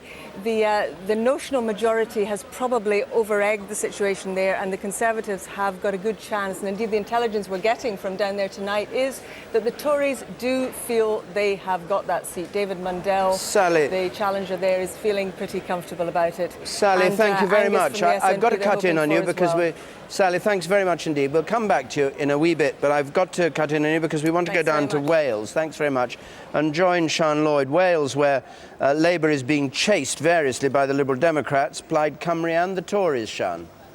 David, absolutely. Labour sources have told us that they face a long night ahead here in Wales. They admit that they're under pressure in 6 marginal seats, and they suggest that 1 or 2 seats could have been lost. Now, the Conservatives are telling us that they're confident that they've taken Monmouth. That's the most marginal seat in Wales. Labour hold it by 384 votes, and the Conservatives are saying that they've taken it by a majority possibly of more than 3,000. Here in the CIA in Cardiff, the votes for Cardiff Central are being counted behind me. That's a top target seat for the Liberal Democrats, and they are saying that they are confident that they have taken Cardiff Central tonight. There's been a very fierce campaign fought here by Jenny Willett. They've been targeting particularly the student vote on their education policy. Plaid Cymru's top target seat is Ynys Môn. They're fighting to take it back from Labour. It was won by Albert Owen in 2001. It was the shock of the night that it went to Labour, but Plaid Cymru say it's too close to call at the moment. It's going to depend on how many people actually turned out to vote there. Labour will be hoping that people in the working class areas of the island, such as Holyhead, have turned out for their vote. Plaid Cymru are hoping that they've got their voters out. But I'm joined here now by Alan Michael, Rural Affairs Minister. Alan Michael, it looks like it's not going to be a very good night for Wales. Well, we knew it was going to be very tight for the Labour Party in Wales because we had such a large majority. We had no Conservative seats in Wales. For the Conservatives to claim they're making real inroads in Wales, they'd have to win 8 or 9 seats, and it doesn't look as if they're going to manage to do that. There are a number of seats that are 3-way marginals where obviously tactical voting can take place. But it should be remembered that on the figures that we're talking about and the exit polls, it would still be a startling good result compared with anything before 1997. There could be further shocks, though, couldn't there? In Blaenau Gwent was the safest seat in Wales, the 5th safest in the United Kingdom. Peter Law there, he's been deselected by Labour, row over the women's shortlist. So it's too close to call there, isn't it? Well, he hasn't been deselected. He's the Assembly member. He was not the MP. And I think Blaenau Gwent can be regarded more as a family squabble than anything that's going to indicate. I do hope that it's retained by Labour. We've got a very good candidate there who will be a very good MP. Otherwise, I think the constituency will lose out in the short term in terms of representation. So there are constituencies in Wales where there are very much local factors, but I think it should be remembered that we will, whatever happens tonight, be able to say that we've beaten off a Conservative challenge and that Labour remains very much the dominant party in Wales. Alan Michael, we must leave it there. We'll be keeping a close eye on those marginal seats. OK, thanks so much, Sian. We've had odd news of a couple of places, Norfolk North and Ribble Valley, where people have been turned away from the polling stations when they closed at 10 o'clock. Queues outside, and Norfolk North sitting down and complaining that they hadn't been allowed to vote. Anyway, everybody has to stand for election, of course, from the House of Commons, and there's some famous figures there. Ian Duncan Smith, who never actually got to fight an election for the Tories, though he was stopped during this campaign and congratulated on his brief period as Prime Minister. and Nicholas Soames in Sussex Mid. Grandson of Winston Churchill, shadow defence spokesman for the Tories. Anyway, we are going to go to Sunderland North because we think that Sunderland is going to be the second result we get tonight. So we go up and join Philippa Thomas again in Sunderland. And indeed, we're just about to hear the results, all the candidates gathering on stage. Sunderland just loving being in the spotlight tonight, David. So we are going to hear the returning officer read out the results here. Again, a strong Labour seat, but we're looking at turnout, we're looking at swing. I, Jed Fitzgerald, acting returning officer for the Sunderland North constituency, hereby give notice that the total number of votes for each candidate was as follows. Stephen Doughton, the Conservative Party candidate, 5,724. William Etherington, the Labour Party candidate, 15,719. Neil Heron, Independent, 2,057. Deborah Hiles, British National Party, 1,136. James Halern, Liberal Democrat, 4,277. And that William Etherington has been duly elected as Member of Parliament for the Sunderland North constituency. It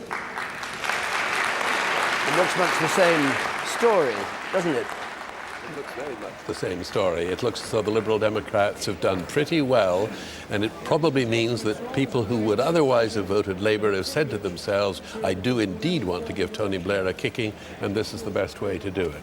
Here are the figures. William Etherington, his share of the vote down by 8 percentage points. Conservatives up 1.9, the Liberal Democrats up 2.7. Majority of 9,000. He was on 13,000 before, or 10,000, he was on 13 before. This is the share of the vote then.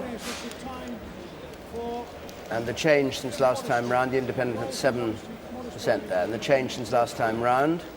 And that shows a swing from Labour to Conservative of 5%. Worse than our exit poll suggested. I think we're beginning to see a pattern here. It's very early. The real question will be whether in lots and lots of swing seats that same pattern takes place. Former Liberal Democrat leaning people no longer prepared to vote Labour, coming away and letting seats in other parts of the country go Conservative. Peter, what does that do to your picture of the outcome of this election? Well, it's making it all the more exciting, David. There is our swingometer. The swing that the Tories need to scrap Mr Blair's majority, to take it down from 160 in the last House to nothing, to a hung Parliament in this House, is 6.5%. The swing in Sunderland North is 5%. So again, if that were typical, we don't know, then it would be a lot closer to that dangerous point for Mr Blair. Remember, Sunderland South, just next door, was a 4% swing to the Tories, much more than most of the polls were suggesting, and indeed something more than the 2.5% in our exit poll is suggesting. So there we are. Just look, very important thing to look at here. You notice that when you get above about 3% in the swing, you can see an awful lot of red MPs lying in wait there to be turned blue. So there's a critical moment between 4 and 6% at which an awful lot of Labour's power collapses. David.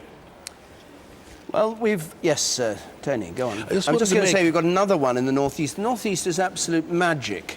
I mean, not just it is magic, the northeast, but it's magic on election night because they get their counts in so fast. Absolutely. We're going to go to Houghton in just a moment, I think, and Washington East. We'll join Nisa up there. But one very striking feature about that particular result in Sunderland North is that you saw the Labour vote falling very sharply, but that swing to the Conservatives was a bit of arithmetical hocus-pocus in a way, because the Conservative vote went up very little.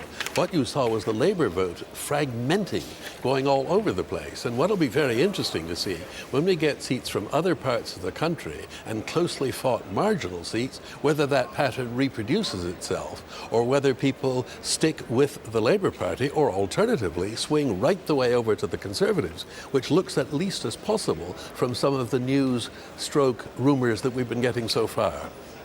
So what can we make of a swing of 5% in those circumstances then? Are you saying we should ignore it? I don't think we should ignore it. I think we should take very seriously the very sharp decline in Labour's share of the vote. But I don't think we should infer from a result in a place like Sunderland North or South, for that matter, that that's what we're going to be getting throughout the night. The results throughout the night could conceivably be much worse for Labour if people want to give Tony Blair enough of a kicking that they're prepared to vote Tory. Okay. We're getting reports that Stephen Twigg in Enfield Southgate is in trouble. That was the seat, of course, that Portillo lost in '97. And Gordon Brown is arriving at his Kirkcaldy count with his wife Sarah. The man who came out hand in hand with Tony Blair during this campaign and was widely said to have been brought out to switch the focus away from Tony Blair and towards Mr. Brown's claimed successes on the economy, and said that he'd certainly make a very good Prime Minister. Mr. Blair said, well, if these results are coming through and Andrew Marr is right, he may be Prime Minister sooner than he thinks. But we should talk about that later on.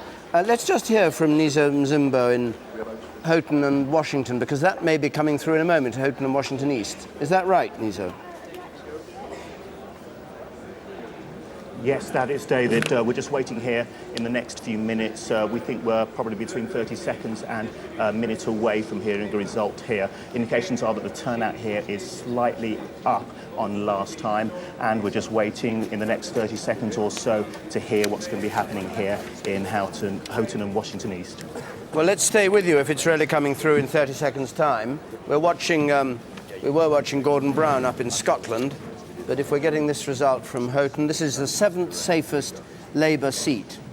A Blairite, Fraser Kemp, there, with a majority of 19,800 or so last time round. And Conservatives and Liberal Democrats both did very poorly there. They both got under 5,000 at the last election.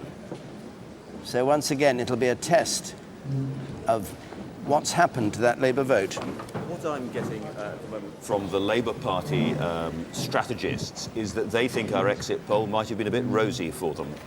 They're somewhat pessimistic, and they think the Liberal Democrats are doing rather better, is their view, than was shown by the exit poll. Returning officer for the Houghton and Washington East constituency hereby give notice that the total number of votes for each candidate is as follows. Anthony Stewart Devonish, the Conservative Party candidate, 4,772 votes.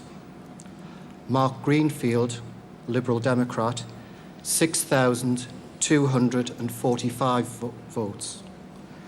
Fraser Kemp, the Labour Party candidate, 22,310 votes. John Richardson, British National Party, 1,367 votes, and that Fraser Kemp has been duly elected as Member of Parliament for the Houghton and Washington East constituency.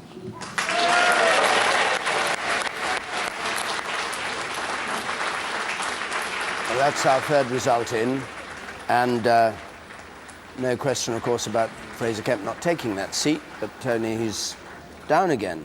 Again, very, very striking. We are having a pattern, at least in safe Labour seats in the north of England. And the pattern is for no great rise in the Conservative vote. Far from it, the Conservatives not doing particularly well, but an awful lot of people who voted Labour in 2001, voted Labour in 1997, and probably long before that, saying to themselves, I'm not entirely happy with this government. There is an alternative party out there, in Charles Kennedy's language, and I'm going to vote Liberal Democrat. And I think when we see the detailed results, as we will in a moment, we'll see that the Liberal Democrats have done very well indeed compared with what they've done in the past. Let's just have a quick look at the figures from Houghton and Washington East, which we've got here. There's the raw vote, majority of 16,000, and we saw Fraser Kemp there. And this is the share and the change. The share, and let's look at the change. 9% down for Labour, 6% up for the Liberal Democrats. Tories down 1% there. You see, it's very clear, not an awful lot of people swinging to the Conservatives, rather simply going somewhere else, leaving home but not moving next door. Swing from Labour to Lib Dem of 7%. Exactly. But Okay. I think we have to establish that these seats are not typical. They give you a general pointer, but no more than that. All right, let's join Jeremy again. Jeremy.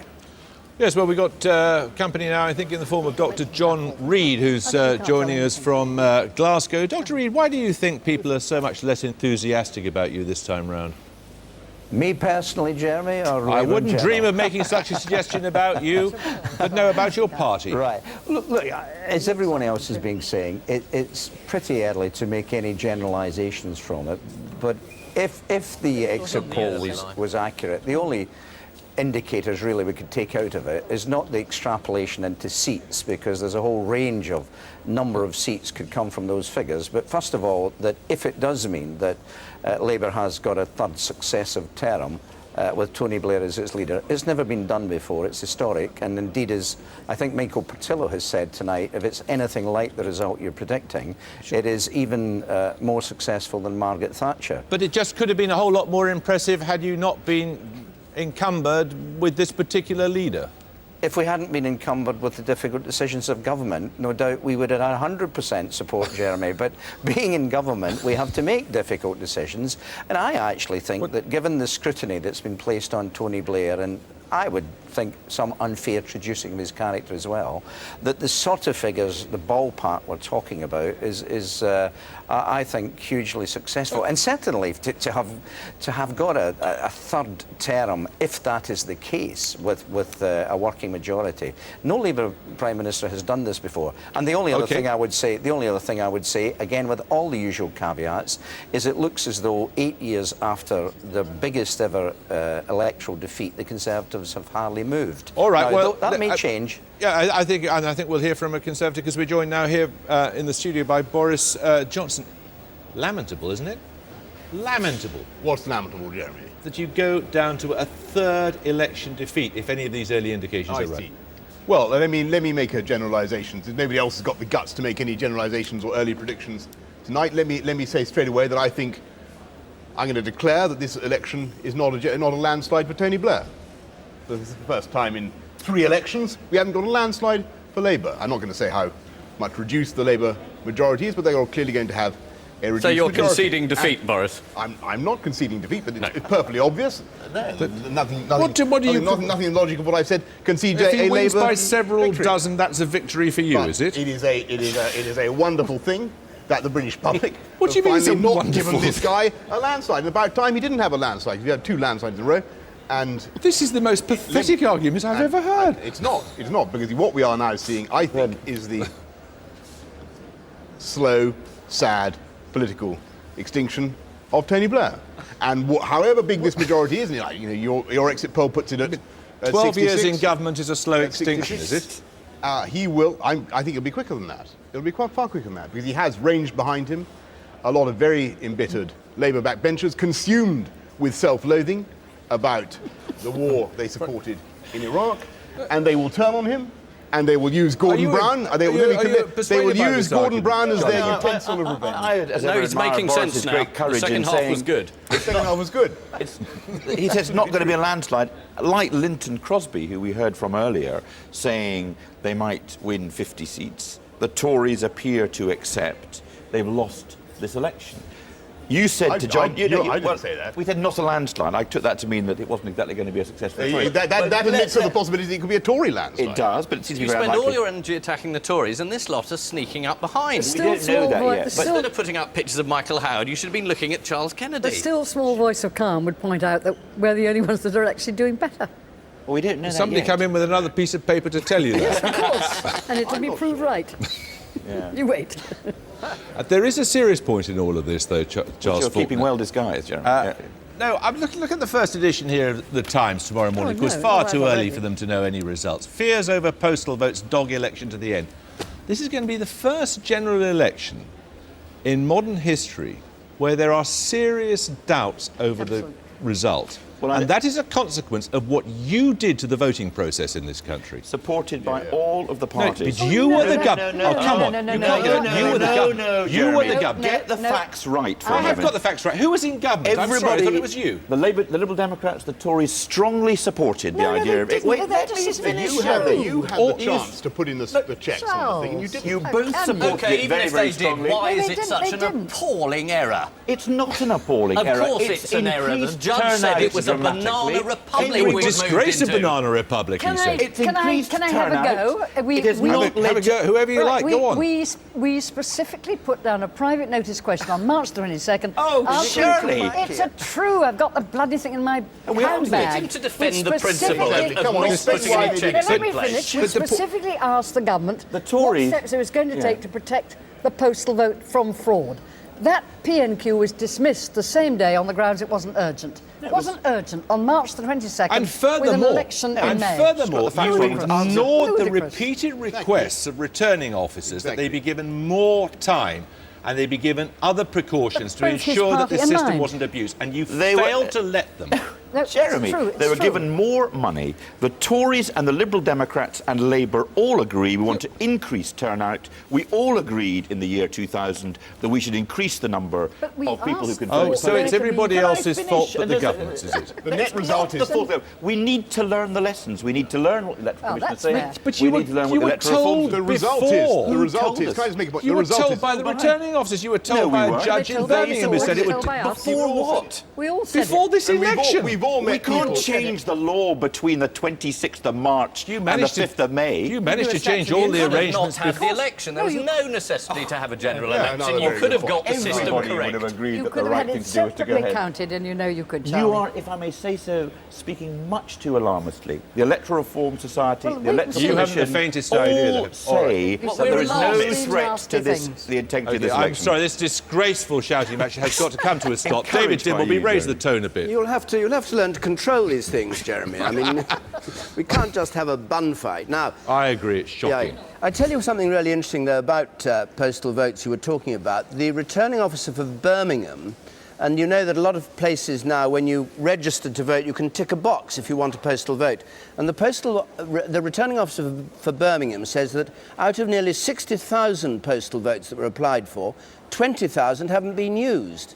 He says he thinks he's deterred fraud, but can't explain what's happened to the missing 20,000 votes. So apart from anything else, this postal vote thing is proving an extremely expensive waste of money. Jeff Hoon, the Defence Secretary, arrived a moment ago at his count at Ashfield.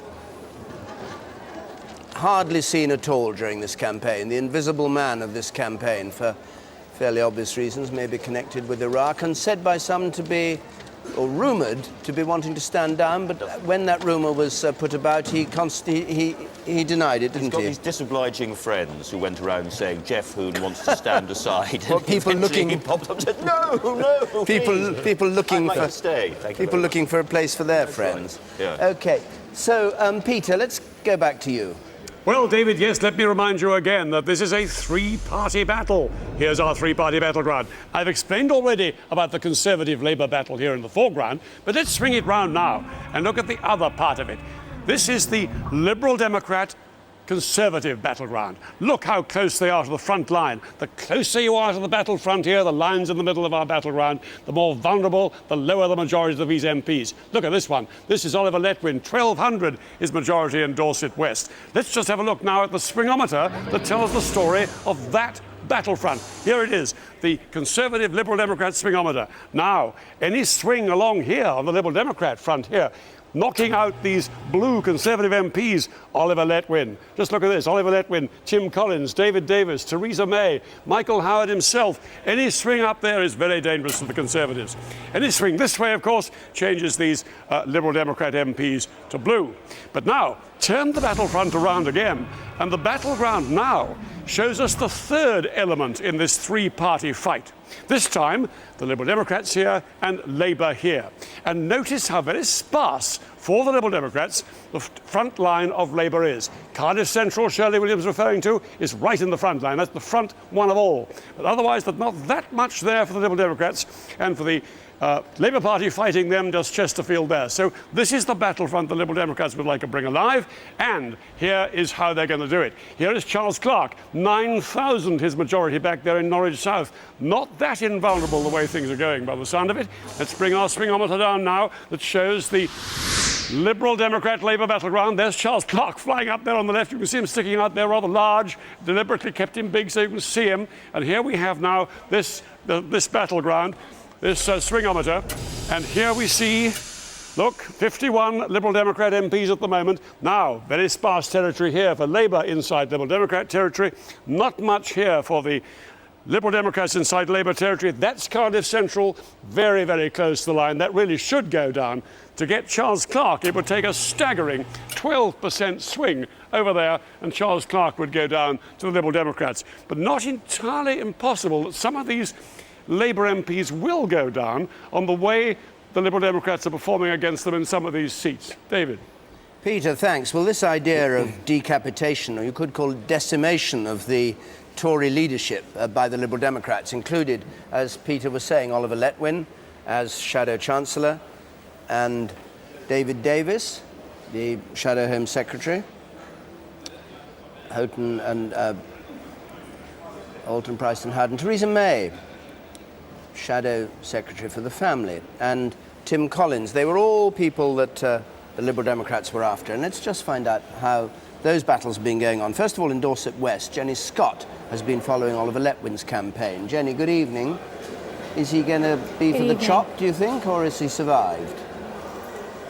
Well, they tell me that things are very close here, but I have to say that is purely speculation at this stage. Not all the ballot boxes are in yet. This is a very disparate constituency. It's large, it's very rural. But at the moment, Oliver Letwin has this majority of 1,414 over the Liberal Democrats. As you said, it's part of their decapitation strategy to take some top Tory scalps. Justine McGuinness is the Liberal Democrat challenger here, and they say that the campaign has been going well. She's been campaigning a lot on national issues as opposed to local issues. We're going to have to wait some time, though, to see whether or not they've made any headway.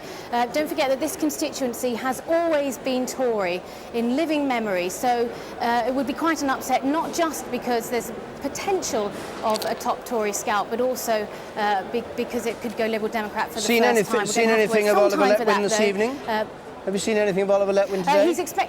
He's not here yet, no. He's expected here at around midnight. I'm told from the Liberal Democrats they're playing a bit more of a tactical game, and Justine McGuinness isn't due here until just before the declaration, which we're expecting around about 3 o'clock in the morning, between 3:30, something like that. And of course you have an intervention by UKIP there, don't you, as well, that may make things tricky. Yes, they are standing here along with the Greens as well. There's been a lot of talk of tactical voting in this constituency, a lot of talk of trying to squeeze the 8,000 or so votes that Labour got last time, and to try and shave a few thousand of those off onto the Liberal Democrats, because of course that's all it would take to see Oliver Letwin go. Jenny, thanks very much indeed. Let's go to Holton, Price and Howden and join Margaret Gilmore, who's been following David Davis's fate. Margaret. Well, a very high turnout here, nearly 70%, which is much higher than last time round. Now, this was always going to be a two-horse race. Labour was never expected to perform particularly well, but the Labour candidate has told us he feels particularly bruised and he may even lose his deposit. And he thinks that he has lost out big time to tactical voting, with the Labour vote being transferred to the Lib Dems. Now, in this marginal seat, that means that this could indeed be very tight here. It's early days yet. All the big ballot boxes are not yet in. David Davis's camp, the Conservatives, are still quietly optimistic that they are going to do it, even though they admit that it could be tight at this stage. What's interesting is that some of them seem surprisingly subdued. Of course, some of them were hoping that he could be the next Conservative leader, and if the Conservatives perform better than expected tonight, then that will become less of an issue. Oh, what, so they're already sad because they don't think David Davis is going to go into the leadership of the Tory party because the Tory party's done too well? It's the twist. But tell me one other thing. Wasn't there another David Davis on the ballot paper, and has that confused things? Well, no, he pulled out earlier, but that was a really, really big worry, because if there had been another David Davis standing, then that really could have made this very, very difficult for the Conservatives, who have a majority of just under 2,000, especially as we're hearing tonight with this tactical voting. But I have to say, it's very early days yet. We still don't know. David Davis himself, quite interesting, is not going to give any big interviews, we're told tonight. He's not going to be talking about leadership or immigration or anything like that. He's going to turn up at about 2:30, just before the declaration. He is hoping that he'll be giving that victory speech, but he's going to be perhaps surprisingly quiet. Thanks very much, Margaret. Well, we go to Maidenhead now and join Jane Hill, who's been following Theresa May. She's another of the potential decapitees at the hands of the Liberal Democrats. And Jane, what's your impression of how she's done? She is indeed, and in fact, in the last few minutes, Theresa May's camp has been telling us that they are feeling confident. That's the word they're using, and they're saying this is going to be very interesting to see where this leaves the Liberal Democrats' decapitation strategy, as it's become known.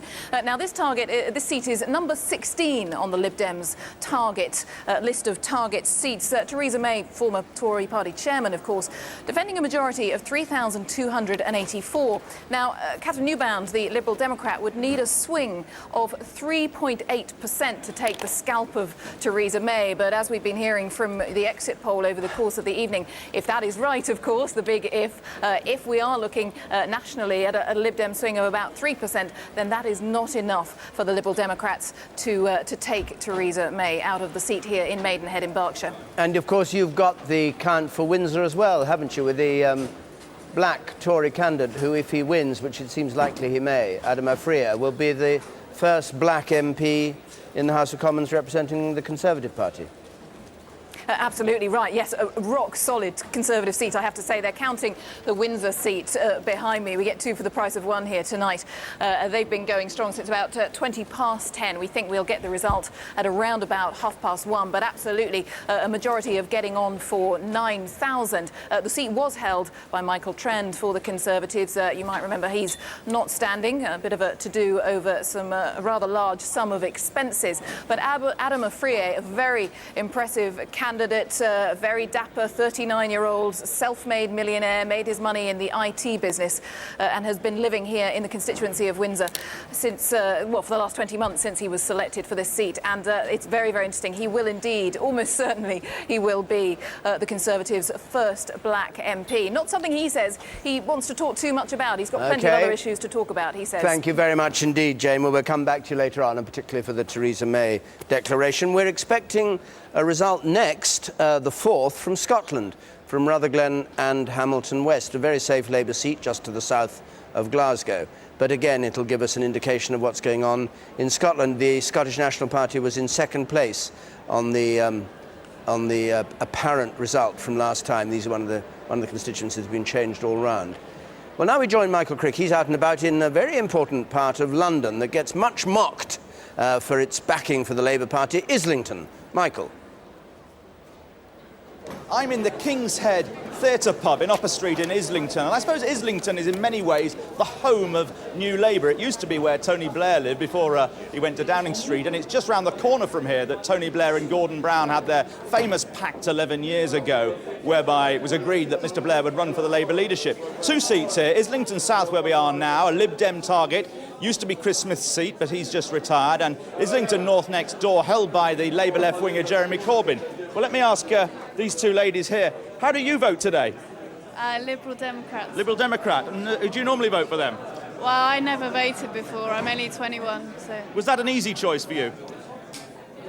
It was more a process of elimination, actually. And who were you eliminating? Well, the main parties, Conservative, Labour. And what about you? Hi, I wanted to vote Liberal Democrat, but went for Labour as a protest against Conservative because I was quite worried they'd get into power and didn't want them to. So you were more comfortable with Liberal Democrat policies, but you felt that if you went for them, then it would help get the Conservative in. Yeah. Right. Whereas that's a bit rough on the Liberal Democrats, though, isn't it? Well, I think in a few years they'll have a better chance. I don't think three-way party politics is quite there yet. I think it's still mainly between Conservative and Labour. Okay, thanks very much indeed. Thank you. Excuse me, sir. Did you, we're from the BBC, did you vote today? I did, certainly. Can you tell us who you voted for? Labour. And was that an easy choice for you? Very easy choice for me, yes. Because even though everyone's negative against the Iraqi war, the country as a whole has been doing very well, the economy's been doing very good, so that's what persuaded me to make that decision. Right, but did you think about it for a while? Not really, no. I think it's a clear choice for myself. Okay, thanks very much indeed. Can I ask you who you voted for today? I'm not telling. You're not telling? No. Give us a clue. No, I'm afraid, as far as I'm concerned, that's my business. Okay, thanks very much indeed. Can I come to you over here? We're from the BBC. Did you vote today? I didn't. You didn't Laura vote? Did. I did, yeah. Who did you vote for? I voted Labour.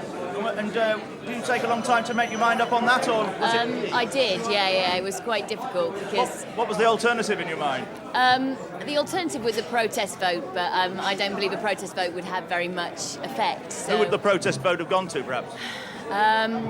Perhaps Green in the constituency that I live in, but I couldn't stand to see the Conservatives get in, so I had to vote Labour, but it was with a heavy heart.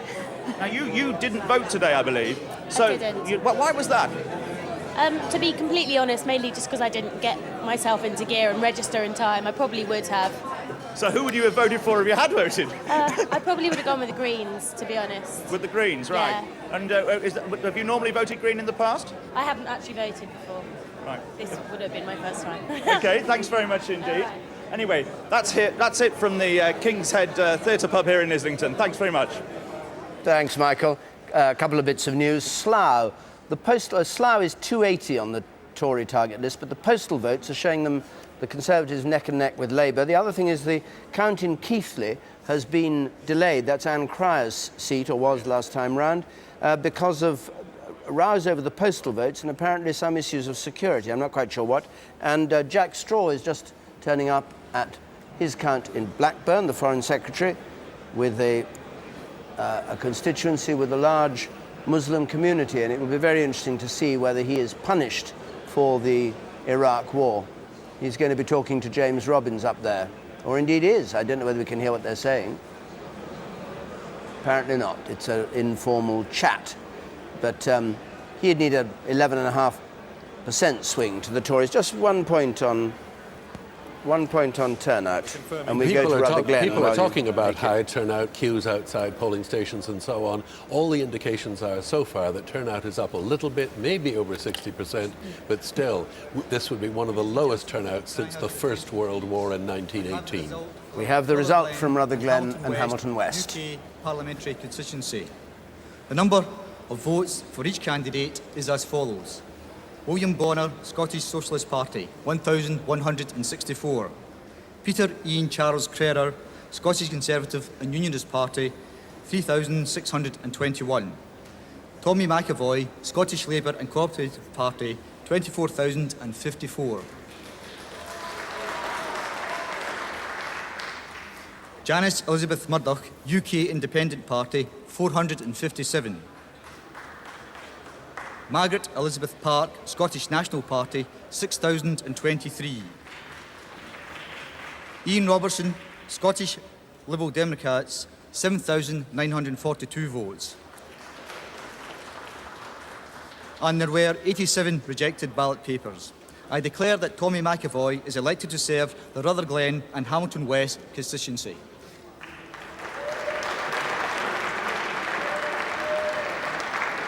Thomas McAvoy for Labour takes the seat. By my reckoning, his vote is not very much down in real numbers, but in terms of the share and change, he's down 4%. There's the raw figures. His previous majority was 18,500. It's down just over 2,000 to 16,000. The Liberal Democrats still in second place. Scottish National Party. The Liberal Democrats are up nearly 7%. Scottish National Party down 1%. Let's just see that. Share and change. There are the figures, and here's the change since last time. What do you make of that, Andrew? A swing from Labour to the Liberal Democrats of 5%? Yeah, a dramatic swing to the Liberal Democrats. Now, there are some very interesting seats in Scotland if that is repeated elsewhere. Some of those seats in Edinburgh, up in Perthshire and up in the Highlands as well could be quite vulnerable if the Liberal Democrats do this well elsewhere in Scotland. I think an interesting question is going to be whether the politics of Scotland are diverging a little bit from the politics of England. Not simply because they've got four-party politics, but also the effect of the Scottish Assembly as well. I mean, odd, you see, because if there is an anti-establishment mood in the country, the Liberal Democrats are part of the administration in Edinburgh, and you'd have expected them to take a bit of a punishing, but they're not. It seems to be the opposite. Well, could that be the war? It could very well be the war. There's a lot of anti-war feeling in Scotland, has been throughout, and Scotland, of course, has become used to Labour being the establishment party. I think we're going to see quite a few seats changing hands in Scotland. We're not going to be banging on about the exit poll, but it is worth pointing out that the exit poll, right from the beginning, if you looked at the fine print, suggested that the Liberal Democrats were going to do pretty well in Scotland, probably pick up seats, probably do better than in England. Let's just have a look at these Conservative targets, though, that Conservatives are hoping to take, Peter, can we? Just look at the measure of it, David. This is an extraordinary picture, 159 seats.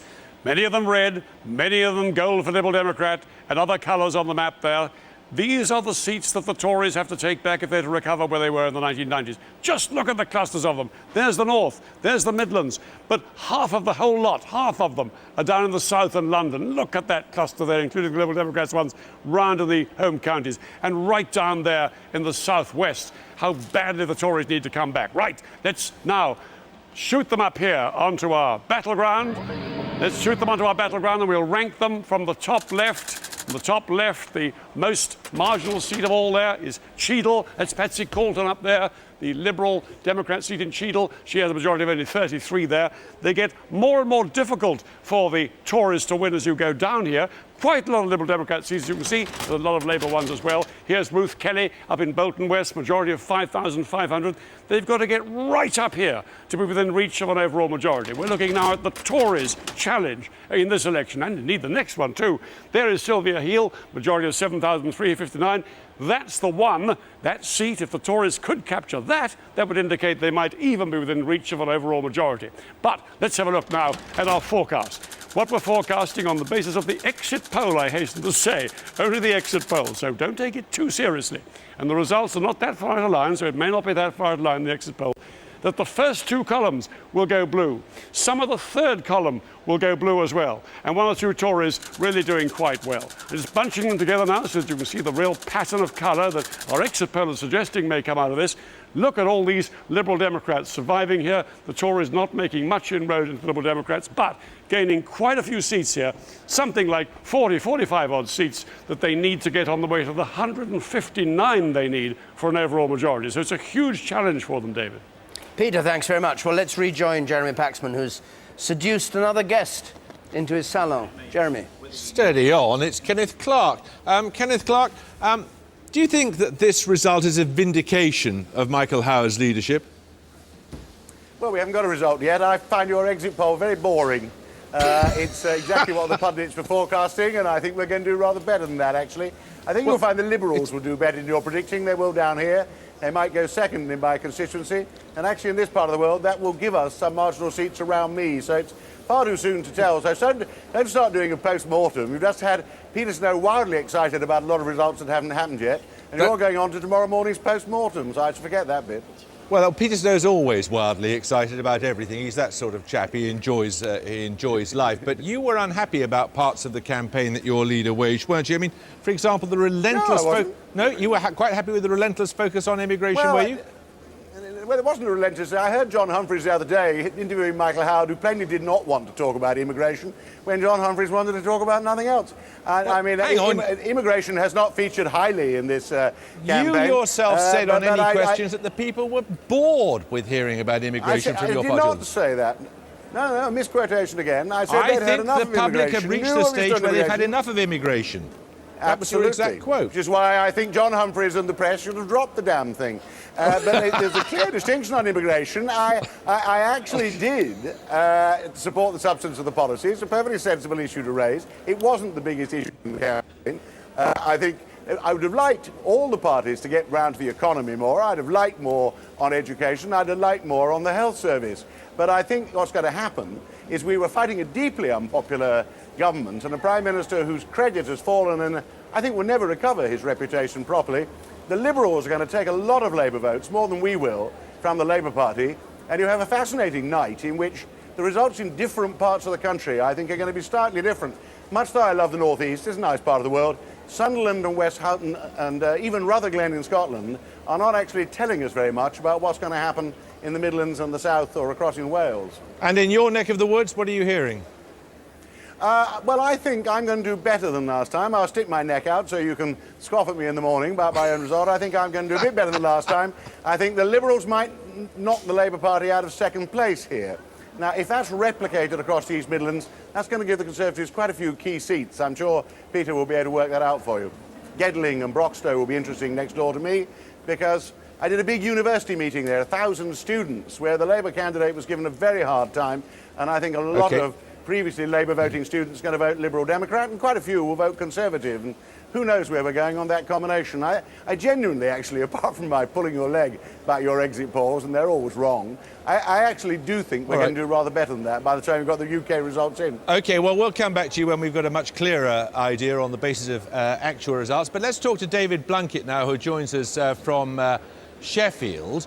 You're looking forward to going back? Ken's always good value for money, isn't he? He's really good value for money, I think. He's very good. You should have him on all night. What were you going to ask me, Jeremy? Well, I don't know. I was thinking about going back to him instead of listening to you. But in the meantime, I suppose we might as well hear from you. Thank you very much. Off you go. What are you hearing in your part of the world, which isn't very far away? I'm hearing very much the same. That I disagree with Ken because I do think he actually was very sceptical about the tactics of Linton Crosby, which were designed to attract to the Conservative Party white working class disaffected voters on the immigration issue. Did it work? The Liberal Democrats were taking the votes in relation to Iraq. Did it work? I think it did in part, yes. I mean, to be quite honest with you, this was predictable 3 years ago when the immigration issues were at the height of the challenge. We took that challenge on, but people have not clocked the results. And I don't tonight, any more than Ken, want to rerun the general election or have some post-mortem. All I'd say is that I think the root of the difficulty for all politicians is actually being able to keep in touch between elections with people. Okay. To be able to have a dialogue that isn't crowded out all the time by one single issue, and to encourage all of us, not just politicians, but you as well, Jeremy, to give us a bit of space to be able to do that. If the Prime Minister goes down to a majority of, say, 50, 60 seats, as the early indications, let's agree they're very early indications and exit polls may mean nothing at all, God knows why we spend money on them, but if that indication is correct, where does it leave the Prime Minister's leadership of your party? Well, it leaves it exactly where it was before the general election. You've got to remember that the Tories are likely to end up with the same number of seats that we ended up with under Michael Foot in 1983. You've got to remember we lost 13 seats in Scotland because of the reorganisation of boundaries before we started. And you've got to remember that we had two massive landslide victories which were entirely due to the leadership of Tony Blair reaching out to Middle England. And tonight is all about how many of those we hang on to. Would you expect to go back into the cabinet in these circumstances? I'm not expecting anything. I'm going to continue making a contribution in any way I can, as I have over the last few weeks alongside other colleagues, but to have that discussion and dialogue about how we renew the politics and political democracy. The Prime Minister said you should be back where you belong, which we all took to mean in the cabinet. Well, we'll have to wait until tomorrow to see how Tony decides to form the government. The direction we'll take then will be really important. Okay. It will be about reconnecting. You're just interrupting me again, and I was just about to try and say something non-party political and sensible. Back to you, Jeremy. Carry on in the usual way. Oh, there's no need to take that tone. David. Oh, dear, I'm smiling, my darling. Part of this is the problem of satellites, so nobody hears anybody. And they're talking and you hear a voice and you cut away and I don't know. The Liberal Democrats are claiming to have pushed Barbara Roach out of Hornsey and Wood Green. She's not in government now, but she was an immigration minister. And we go now to another of those odd curiosities. Robert Kilroy-Silk and Veritas, the man who was in UKIP and then left with the smoke coming out of his ears and then took on this constituency in Erewash, which UKIP had done well in at the European elections. Daisy Sampson is there. Daisy, what do you hear about Kilroy-Silk? Is he going to go in clouds of glory to the House of Commons at the end of today? Well, there are so many rumours circulating around this hall, David. At the moment, it is not looking good for Robert Kilroy-Silk. Of course, he chose this seat in the Midlands because this is the area he fought for UKIP in the European elections. He got an astonishing 31% of the vote. Of course, if he were to replicate that on behalf of Veritas, his new party, this evening, he would be certainly straight to the House of Commons, and he would be unseating the incumbent Labour MP, the incumbent Labour candidate, Liz Blackman. Now, in fact, I think what might well happen here this evening is that Veritas and the BNP and the UKIP candidate could all get a smattering of votes, which might be enough to let the Conservative candidate take the seat from the Labour candidate. He's an interesting chap. He's only 29 years old. He would be the youngest Conservative MP if he were elected here. He's completely under the radar. Most people have not heard of him. He hasn't had the party leadership supporting him here, which incidentally, Liz Blackman has. She has had no less than John Prescott, Gordon Brown and Tony Blair visiting her here. They are obviously concerned about the Robert Kilroy-Silk factor. Another thing, David, I can tell you is that we understand turn-up is considerably higher this time round. I'm sure that must be because the glamour and glitz that Mr Kilroy-Silk has brought to this constituency has brought people out to vote. They're saying perhaps as much as 72% turnout here. Well, thanks, Daisy. You can call it glamour and glitz. I'm not sure everybody would agree with that description of Robert Kilroy-Silk, but anyway.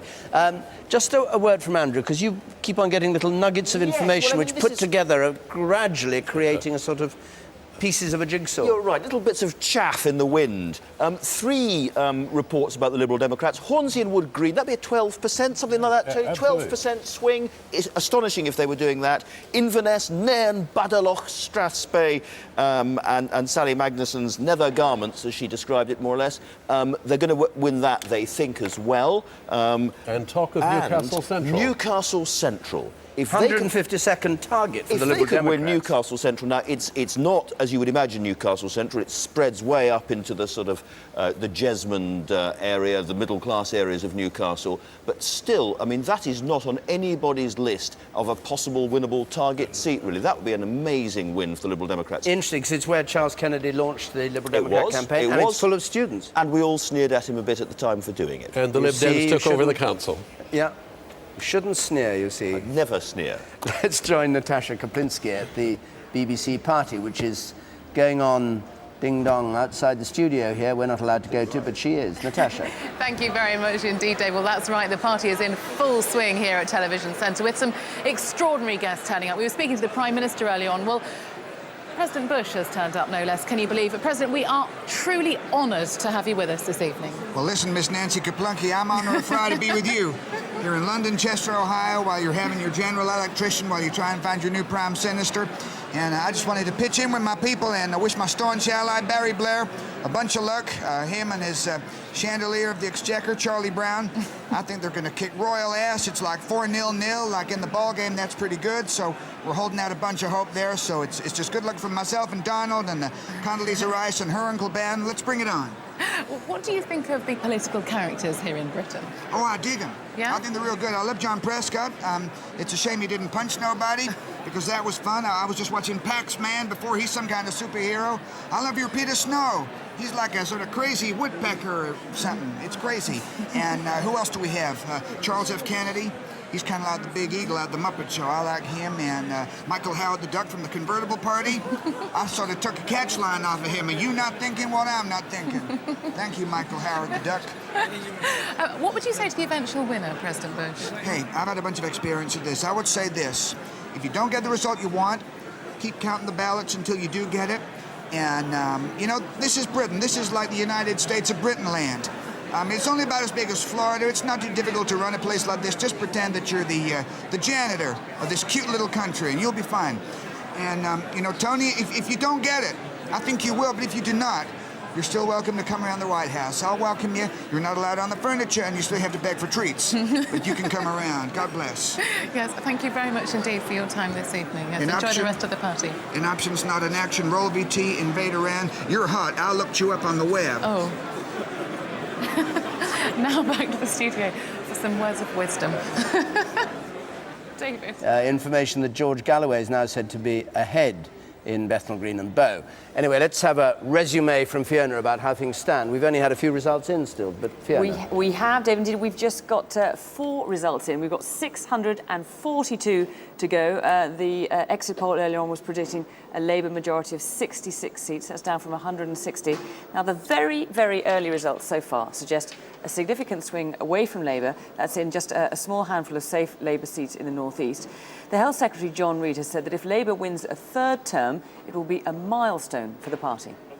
If it does mean that Labour has got a 3rd successive term with Tony Blair as its leader, it's never been done before. It's historic, and indeed, as I think Michael Portillo has said tonight, if it's anything like the result you're predicting, it is even more successful than Margaret Thatcher.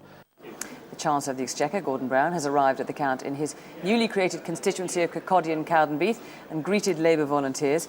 Results are expected there in a couple of hours' time. And the former Foreign Secretary, Robin Cook, who resigned over the issue of Iraq, has said he believes the war has undoubtedly affected the election. I think any Labour candidate who's been out there talking to the public, listening to people on the doorstep, will have heard that the war has made an impact. Even I, in Livingston, have had a number of people saying to me that they can't vote for me because they were against the war in Iraq. Heaven knows what more I could have done to convince them that I also was opposed to the war. And it was like that for me. You know, it must have been at least as strong for others.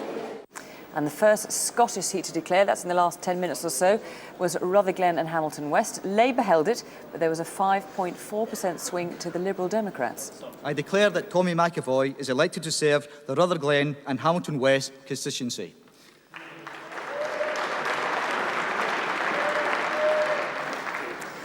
The former Conservative Chancellor, Ken Clarke, says despite Labour's early gains, the Tories are likely to perform well overall. We were fighting a deeply unpopular government and a Prime Minister whose credit has fallen and I think will never recover his reputation properly. The Liberals are going to take a lot of Labour votes, more than we will, from the Labour Party.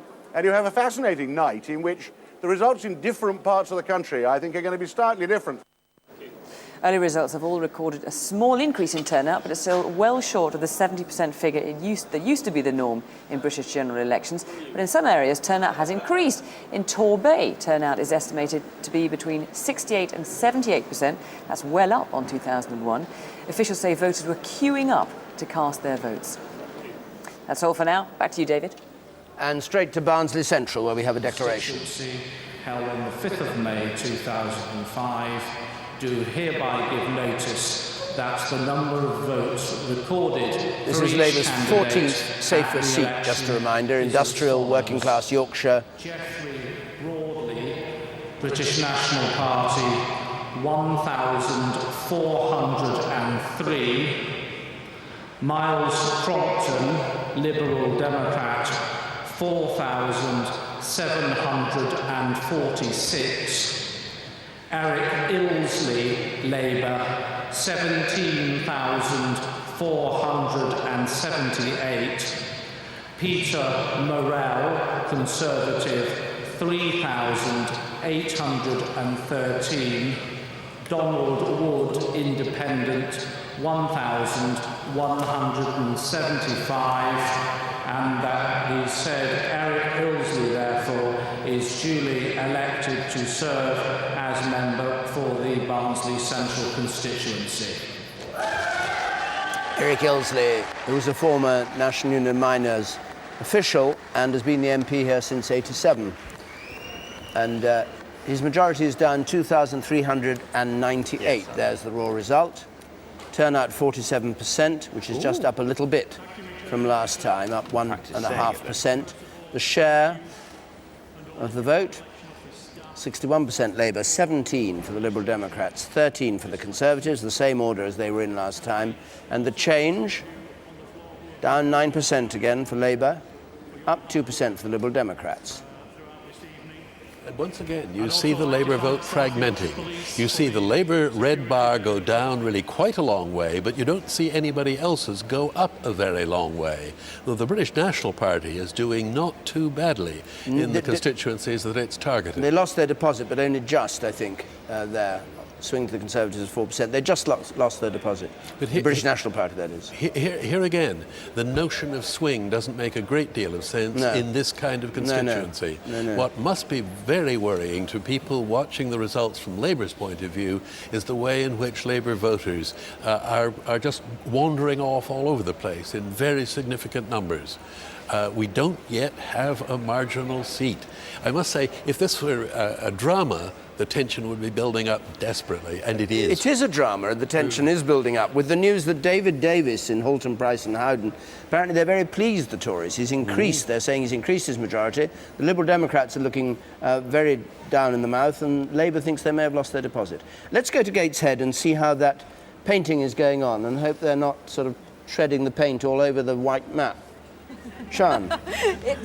It's spray paint, David, so hopefully they won't be treading it all over the map. Who knows, though? And we've had so few results as well. They haven't been very busy. Here are all the teams not being very busy, armed with their spray cans, and who are ready when the results come in to rush onto our 40-foot map and decorate it with all the party's colours. So by the end of tonight, we have some idea of the geography of the UK.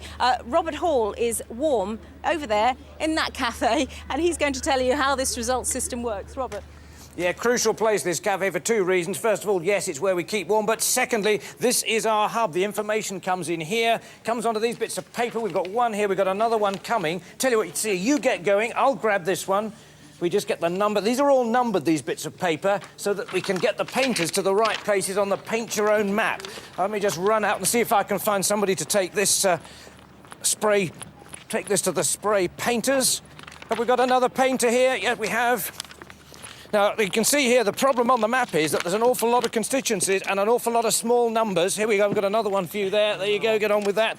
And as the night goes on, it's going to get very busy here. We expect several hundred results in the next 2 to 3 hours. In the big conurbations, it's almost impossible to make out the constituencies. It's going to be tricky. The treasure hunt, as it were, has started. A lot of red at the moment. The North East constituencies, Barnsley now going on, a Scottish constituency going on. We'll be back a little later on when we hope this will be multicoloured and rival anything Peter Snow can do. Back to you, That should move a bit faster. Thank you very much, Robert. We're joined by a group of people here who are going to watch what's going on. And hello to you. Can I ask how you voted today? I voted Tory. You voted Tory, so what kind of night do you think you're going to get? Fairly disappointing by the looks of things, I would have thought. Yep. And what sort of campaign do you think the Tories ran? It didn't obviously work out too well, but I think it was a negative campaign on the whole, which was true, but it didn't really work out. OK, can I ask you how you voted? I voted Labour. You voted Labour, OK. Do you always vote Labour? I did do it before, yeah. Strong economy, low mortgage rates was an incentive for me. I've recently taken on a mortgage, so it was good for me. And I think they've done OK for us. Are you a bit disappointed that perhaps the campaign wasn't focused more on the issues? The last week was taken up totally with Iraq. Yeah, I just found it terribly boring, to be honest. It seemed to be the same things on the news day in, day out. So, yeah, I found the whole campaign very uninspiring, really. All right, for the moment, thanks very much. We'll be back with you a little bit later. I should show you, if I whip round here, we have the cyber pitmen who are going to be entertaining the troops, so perhaps we should play you out.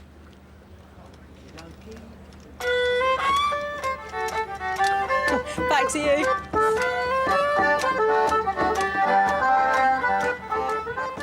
Sian, thanks very much indeed. Well, Western Isles, or Nahilan and Nias, it's now called in Gaelic, is one of the places in Scotland which you think might take ages to count because it's scattered islands from Barra, South Uist, all that. But in fact, they use the lifeboat or the air sea rescue helicopters to collect the seats, the ballots, the ballot papers and the boxes. It should be coming in fairly soon. It's interesting because it is just over 20,000. And another island in the very south of England, the Isle of Wight, has over 100,000 constituents. If the same number of MPs that the Western Isles have was applied to the Isle of Wight would have 5 MPs. Something about the balance of constituencies and votes we may be talking about later on. But the interesting thing about this anyway is that the BBC is saying at the moment that it looks as though the Scottish National Party, who years back held this seat of Western Isles, are going to have taken it from Labour, as far as we know. That would be very interesting, quite surprising, because it's one of those seats that once somebody wins it, they tend to hang on to it forever and a day. It has been SNP before. Donald Stewart, who was the SNP leader for many, many years, held it, a fine figure of a man. For a long time, he was the only SNP MP there was. Callum MacDonald has been a popular local MP, the former Labour MP. The SNP were pretty cautious about it before. Let's have a look at the Liberal Democrats and how they're getting on. We've heard a lot of claims by them, Peter, haven't we, over the last hour or so? Well, David, what we've got to go on, that's right, what we've got to go on is 5 seats so far, 5 safe Labour seats, and it's a fascinating Labour-Liberal Democrat battle. Down 7% Labour in these seats so far, up 4% the Liberal Democrats in those safe Labour seats, the Tories doing nothing, and the others over here. Now, let's bring down our Labour-Liberal Democrat swingometer. It's the first time we've done this. We're going right into the depths of this three-way battleground. Here comes the Labour-Liberal Democrat swingometer. These are the vulnerable Liberal Democrats. These are the vulnerable Labour men over here, Labour MPs over here. And look what's happening. They are the ones on the swing that we have at the moment in these 5 safe seats who will go down. Something like half a dozen Liberal Democrat Labour seats, including Phil Willis, the Deputy Leader of the Commons in Oldham East and Saddleworth. So the swing here in these seats so far is to the Liberal Democrats. They're doing quite well at Labour's expense. David. Thanks very much, Peter. We're going to Jeremy Paxman, I think. Jeremy. Yes, David. Well, Shelley Williams has magically metamorphosed into Matthew Taylor now of the Liberal Democrats. You came in muttering about our exit poll being wrong. Can you explain how it was wrong? Well, we think we're going to have rather more seats than you suggested. We also think that you're rather underestimating quite what's happening here. There's a big swing to the Liberal Democrats from Labour. The Conservatives look like getting their third worst result in a century, only worse in 2 previous elections. That's the 2 we've just had. So, you're talking, well, how many seats have you got now? 50-something? Got 50-something seats, yeah. Equivalent to 51. Have you forgotten as well? No, 51, OK. What do you think it's going to go up? What do you think it's going to go up to? We don't know yet, but what it looks like is we look like winning Cardiff Central, it looks like we were winning Bristol West, it looks like we're winning East Dunbartonshire, it looks like we're winning a whole series of seats from the Labour Party, going rather beyond the swing that's just been suggested there. We will see as this develops, but I think what we haven't seen, though, what we haven't seen is a marginal between a Labour and a Tory. That's true. And you know, all these contests that you rightly describe, where the Liberal vote is going up, the Tories weren't really in contention. Let's see what happens when the Tories are in contention against Labour, because I think we're going to see very interesting results there. Charles Faulkner, though, if he's right, and we'll wait and see, it does suggest that scaremongering you've been going in for in the last few days about vote Lib Dem and let in Michael Howard amounted to nothing. People saw through it. I don't know what is happening. Some of the results we've seen do suggest an increase in Liberal Democrat vote. And Matthew is bringing us all this intelligence, which we don't know whether it's right or whether it's wrong, but he's saying they're winning seats. The Tories appear to be making no progress at all. There are a significant number of people who did regard, for example, the Iraq War as an important issue in this election, and they may have been voting Liberal Democrat. I don't know. The critical thing in that case, he should have been doing much better. I mean, you look at the millions of people who are opposed to the war. The Lib Dem should have been doing much better than you seem to be doing. Well, of course, on the figures we've just heard, it looks like about 1 in 10 Labour voters may well have come over to the Liberal Democrats.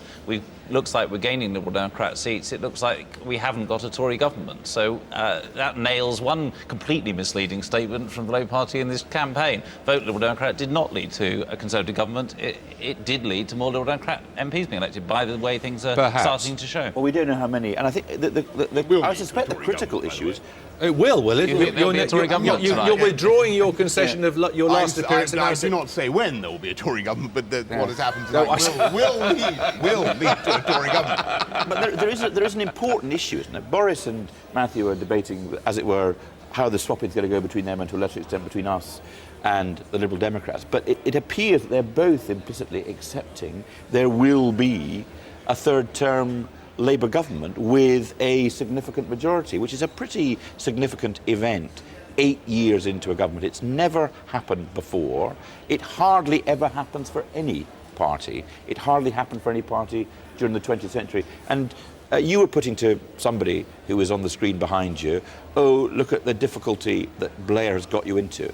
Isn't the right conclusion quite the reverse, that Blair has put the Labour Party right at a point where the public regard them as acceptable for a third term? Well, if you think your party, this great crusade, this moral crusade, is simply a question of one man, perhaps you're right. No, I'm putting a different point. Whether it would do much better under somebody else. No, I'm putting a different point to you. For a third term, your exit poll is saying a majority of 66, which, as John Reid said, would be unprecedented.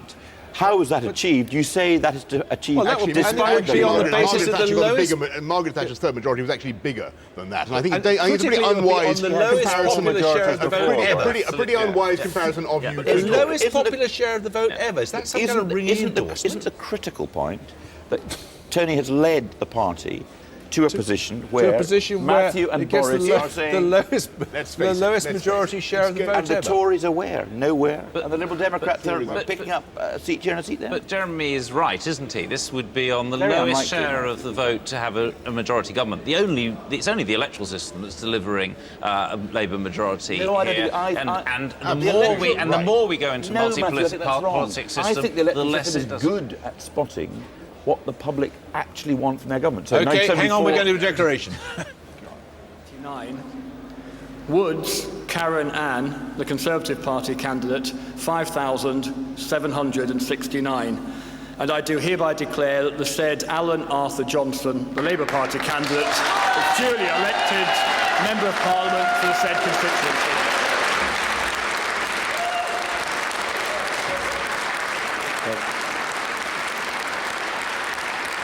Work and Pension Secretary Alan Johnson. It's been a Labour seat since 1955. Thank the returning officer and all his wonderful staff here today, all the people out in the polling stations, the police and everyone responsible for organising the count tonight. Let's just have a look at the figures. His majority is down 1,500. There is the share, and let's have a look at the change and the swing. We couldn't get any red shirts. 6%. For the Liberal Democrats, and the swing to Liberal Democrats of 5%. And incidentally, while that's been going on, we've had two other results, Vauxhall in London and Rotherham in South Yorkshire, both with big swings from Labour to Liberal Democrats. Nearly 9% in Rotherham in South Yorkshire, and I think it was 6% in Vauxhall. Andrew. Well, this is looking like the story of the night, or part of the story of the night, a swing to Liberal Democrats everywhere. It's exactly what Tony Blair was warning about in the last stage. He's saying, oh, you know, we've ignored the Liberal Democrats at our peril. People are going over to them and they will let Conservatives in. Well, we haven't seen one of those seats, but I think that's going to be the case. Let's just have a look at the Rotherham result then. There it is. This is Dennis McShane, who's the Europe Minister. His majority, 10,681. Right, it's down 2,396. It's a very safe seat. I saw him campaigning around Westminster only the day before yesterday, not having a care in the world about his seat, which he knew he was going to safely take. I don't mean he didn't care for his seat, but he didn't have to be campaigning there. He was out on the streets of London. Liberal Democrats, 5,159. Let's just, and the Conservatives, let's just have a look at this. Now, the first thing to notice is the green figure, 1, 2, 3, fourth along. That is the British National Party, and they've saved their deposit. They get 7% of the vote, changed since last time. Labour down 11, Liberal Democrats up 7, Conservatives down 4, and it's a swing to the Liberal Democrats of 9%. And you see this pattern continuing. You see the Labour vote going down, not going much to the Conservatives, fragmenting. But when Lord Falconer said a moment ago that the Conservatives were making no progress, he was talking about a range of seats that you would never expect the Conservatives to take. Just on the small parties, the BNP got 6.6% there in Rotherham, and UKIP came behind them with 3.7%. We keep an eye. UKIP have got a lot of candidates, as has the BNP in this election. But we still look for a Labour Conservative marginal. And Vauxhall, let's have. This is Kate Hoey, Rebel Minister. Won't have much effect on her in Vauxhall, but there are the 7. The Greens in 4th place. Her majority is down 3,000. The change since last time Liberal Democrats up 6. A swing to the Liberal Democrats of 6 percentage points. Liberal Democrats in second place. And here we are in London, and we're getting a very similar result to the kind we've been getting from the north of England. It looks as though, at least in safe Labour seats, that the Liberal Democrats are cleaning up, that an awful lot of people who, to repeat what I said before, who would otherwise have voted Labour, are saying, we don't think much of Tony Blair, we don't think much of this government, we don't as yet want to vote Tory-Lib Dem. Helicopters flying into Stornoway in Lewis, in Nahilan and Yar, the Western Isles, with the first of the ballot boxes. Once upon a time, they'd have rowed them across between the islands, wouldn't they? Or sailed them between. Anyway, there we are. It's a helicopter being used for that. Now, Anna Ford joins us from Putney. Now, Anna, you heard the Vauxhall result. Do you have an indication of what's been going on in Putney and whether the Liberal Democrats have been doing well? We do. I shall have to speak to you quietly because the returning officer are about to get ready for announcing me. But it looks very much as though this may be bucking the trend and as though the Conservatives have taken Putney. Now that means that the majority that Tony Coleman have had, 2,771, has been wiped out by a swing to the Conservatives of over 4%. We can only tell by people's faces and the fact that Justine Greening has been being kissed by a great many people. Tony Coleman's looking rather depressed. We're waiting for the result now. The returning officer,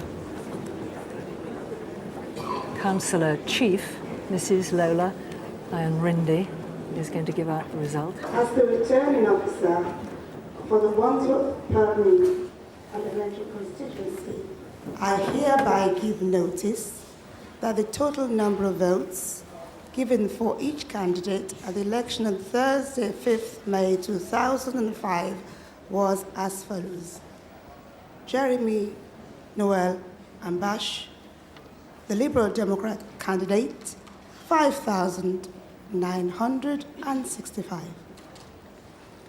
Anthony John Coleman, the Labour Party candidate, 13,731. Anthony Joseph Gahan, UK Independence Party, 388. Justin Greening, the Conservative Party candidate, 15,000. So she's won. Conservatives have taken Putney. Keith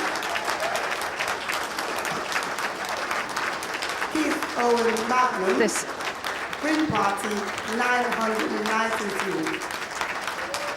And that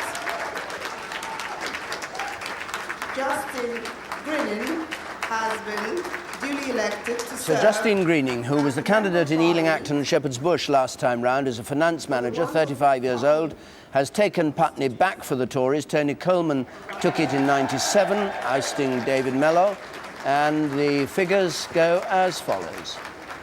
Conservatives with a majority of 1,766, and Labour in second place, the Liberal Democrats in third place. The share of the vote, there it is, and the change, all important from last time. Ballot papers here tonight. Here in Putney, we've turned a new page and started a new chapter.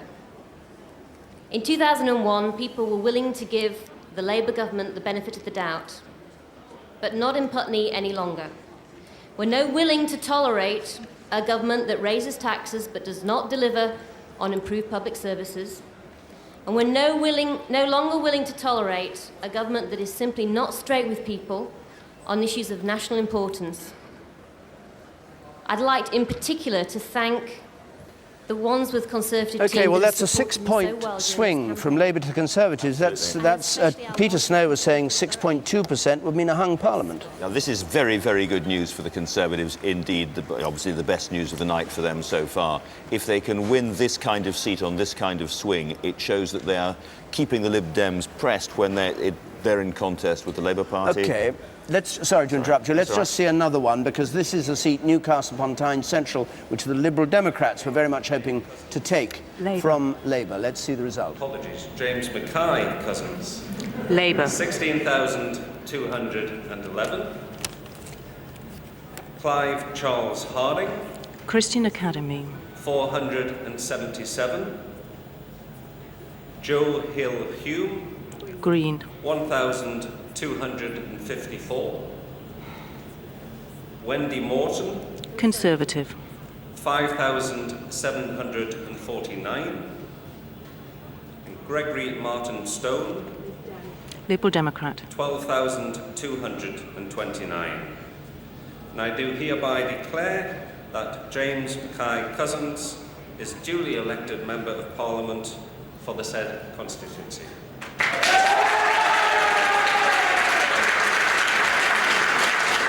Well, we ought to quickly have a look at these figures again, and also Nick Brown, who's held his Newcastle seat. But these are the figures for Newcastle upon Tyne Central. There's James Cousins safely back on the majority of 3,982. His majority down 7,623 from the last election. This is the share and change. The change. Labour down 10%, the Liberals up 12% in second place, and the share an 11% swing. But as Andrew was saying a few moments ago, the big news is not the news from Newcastle Central. The big news is the big news from Putney. The fact that the Conservatives have gained Putney, a seat that they lost in 1997, with a big swing, a much bigger swing than our exit poll was suggesting, makes it at least possible that where you have straight Labour Conservative marginals, which are the seats that matter, the Tories are going to do very well indeed. Okay, let's go back to Jeremy Paxman, who has important Liberal guest with him. Jeremy. Indeed I do, but first of all, Tessa Jowell, you also sit for a London seat. What happened in Putney? Are you surprised? Well, I think that what we're seeing in Putney is the differential effect in marginals that we're going to see throughout the country tonight. And I don't think it's... for the benefit of those of us not familiar with the jargon what that means. Fair enough. That you can't generalise, well, certainly at this point in the evening, you can't generalise to the rest of the country from the result in Putney that we will see... You hope. Well, I certainly hope, but I don't expect that there will be different circumstances that apply in different seats, very particularly in marginals, that will produce results that will not represent a consistent pattern across the country. Do you want to generalise from Putney, Steve Norris? I think it'd be extremely dangerous to do it. I'd love to. No, the truth is what you've got there is a very good local candidate. Justin Green has been working that seat very, very hard. And I know a lot of people would be delighted that she wins. I think the significance for us is that this is the first seat which has been a true Tory-Labour contest. Of course, we had the referendum party. We had old Jimmy Goldsmith rather upsetting the apple cart for David Mellor back in 97. Yeah. I think a few of us were pretty disappointed we didn't get it back in 2001. Good to have got it back this time. Certainly a very good result for us. What it says for the rest of the night, too early to say. Now, Matthew Taylor, this result in Newcastle, big disappointment for you? Well, it's an enormous swing, and I think we will win it next time. Yeah, to win it this time would have been quite something, wouldn't it? The swing there is one of the best we've seen of the night, so if that happens, we'll be winning a lot of seats from Labour. In terms of the Putney result, because I think what we're seeing around the country is very different results in different kinds of seat, and that's what Liberal Democrats predicted throughout this campaign. I think we need to be a little careful because it was an extraordinary win originally for the Labour Party in the context of James Goldsmith fighting it, leader of the referendum party. So we may see similar swings, but I think we're a little too early to tell on that. Are you worried about your own seat at all? I mean, our reporter down at your count says that you seem to be hemorrhaging votes both to the Lib Dems and to the Conservatives. Well, Jeremy, I'm going to leave you very shortly and go down. Well, I was asking whether you were worried. Is that because you're worried? I don't know. Listen, I'm always worried at this stage on election night. This is my fourth election there, and at whatever it is, 1 o'clock in the morning, I'm always worried about my own seat. But the response that we've had on the doorstep, has been very good, and I work my constituency pretty assiduously. But we'll see. We'll know in a couple of hours whether or not I have reason to be worried. Steve Norris, you were pretty critical, in a gentlemanly kind of way, of the way that Michael Howard was fighting this campaign. In the event, he doesn't seem to have done that badly, does he? He seems to have done very, very well, and this is certainly not the time to start scraping over the campaign. No, I think this looks like being a good result. I think one of the issues I should be looking at is what our share of the vote is at the end of all this. If it is in the sort of low 30s, which is the sort of figure the exit poll's talking about, it does still indicate for us there's a lot of work to be done, but as a party we're going to be very pleased with this result. I honestly do think there You've can't be a nonetheless person... gone down, crashed and burned 3 times Well, now. I don't think there can be a person in this country who didn't assume that we'd have a Labour government, but didn't want there to be a much smaller Labour majority. It looks as if they're going to get it. A revived Tory party. Michael Howard will certainly be very happy with this, and, well, we'll see how the rest of the night goes, but it's looking pretty good. And the so-called dog whistle tactic, which actually probably appealed to your core vote more than anything else, as happened last time with William Hague. Mistake?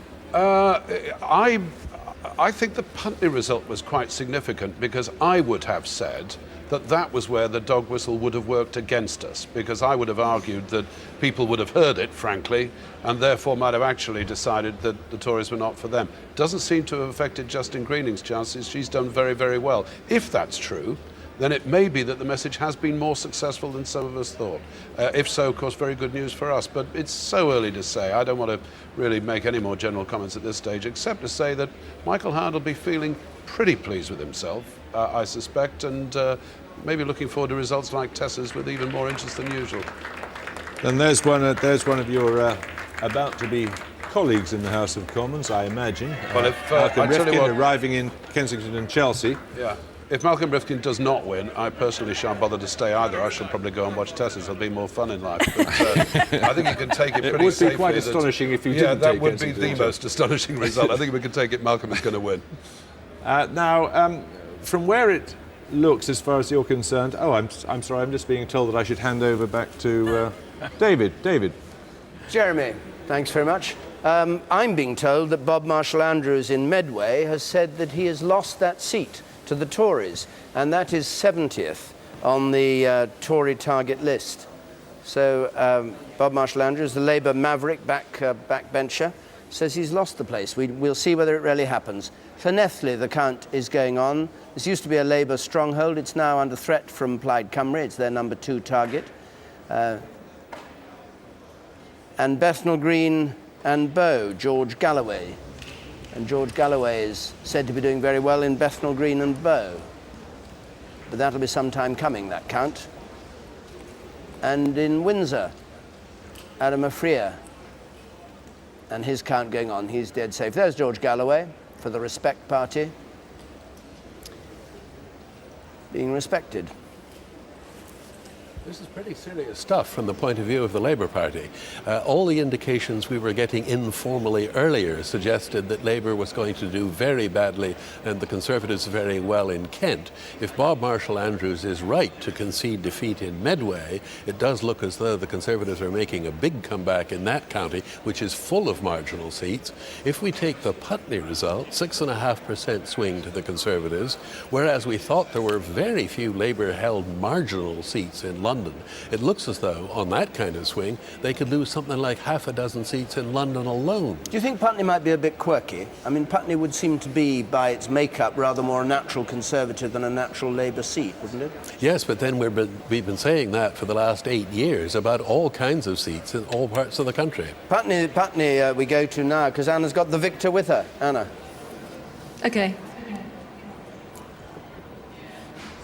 Well, I've got the new Conservative MP for Putney with me, Justine Greening. Justine, congratulations. Thank you very much. You worked very hard for this seat. You're a local, you live locally, you're a local governor of a local school. In your heart of hearts, did you expect to win? I thought we had a very good chance, and I felt that we'd run a very hard-fought campaign. I think all the candidates acknowledged that we had a great election. We had lots of public meetings. We were very vigorous in our local debate, and I think that certainly enabled the Conservatives to get across our message, and I think clearly people heard it, liked it and voted for it. So where did Labour go wrong?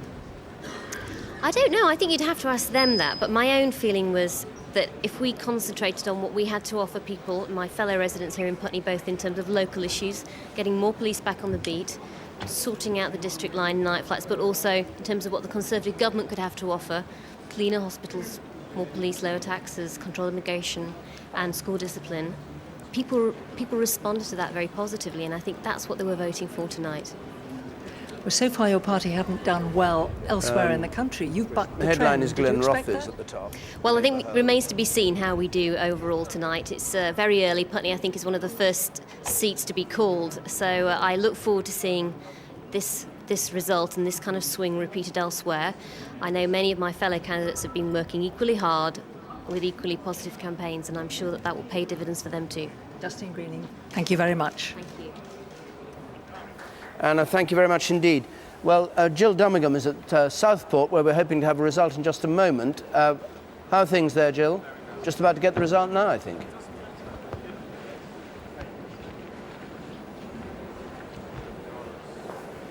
Hello, David. Yeah, the declaration is just about to start in Southport. We've been told unofficially by the Liberal Democrats that they expect to win fairly comfortably here, which would of course be the first win of the night. That would be a holder here for the sitting candidate John Pugh.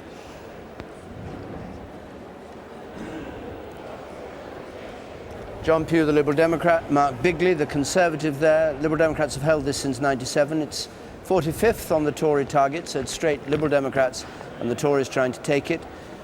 20 miles or so north of Liverpool, Southport is, a rather upmarket seaside resort. And we have a conflict here because North East Fife is about to declare. Let's go there. The Unionist Party, 7,517 votes. Total ballot papers cast was 38,556, and the number of rejected papers was 68. The majority was 12,571, and the percentage poll, Sir Mingus Campbell, 62.2%. who's the Liberal Democrat Foreign Affairs spokesman, looking at his notes as he goes forward. His majority here was 9,600 last time round. We'll have the exact figure in just a moment. Senior figure in the Liberal Democrat Party. I declare Mingus Campbell to be elected to serve in Parliament as a member for the North East Fife constituency. Sorry. Well, he's been the MP here since 1987. We haven't quite arrived at self-declaration yet.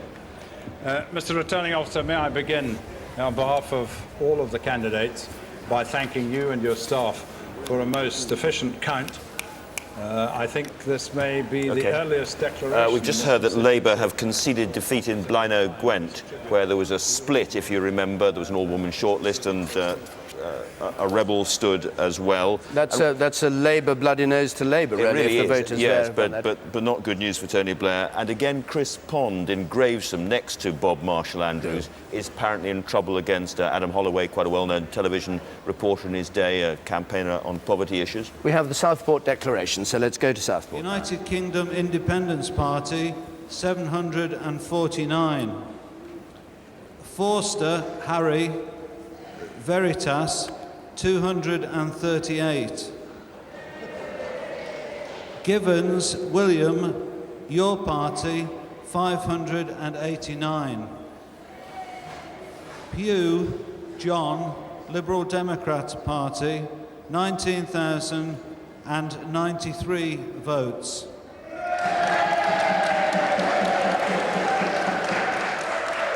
The number of ballot papers rejected was 65. So a majority of 831. He's re-elected, John Pugh, for the Liberal Democrats. The figures, 19,093 for Mr. Pugh. Mark Bigley for the Conservatives, 15,255.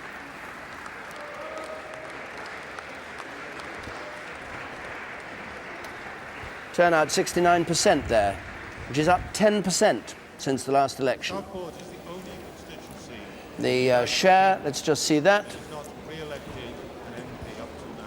This is quite and a significant... the all-important change, yes. This is quite a significant seat because this is the first time we've had a head-on confrontation between the Liberal Democrats and the Conservatives. A lot of Liberal Democrat MPs were worried that there would be a Conservative surge. It looks as though in the case of Southport there has actually been a swing to the Liberal Democrats that will relieve them and cheer them up a lot. OK. Peter, let's join you for a moment. Well, this is looking extremely exciting. We're already here to measure the race for Downing Street Good morning, officer. We're ready to race for Downing Street. Down the end there, at the very end, we have the three party leaders waiting. We asked them to come themselves and do this for us, but they said they were a bit busy, so we've got, as you can see, some computer doubles there. Now, Charlie Kennedy, how will he get on when we get our first forecast, which we will get sometime in the next hour or so? There he is.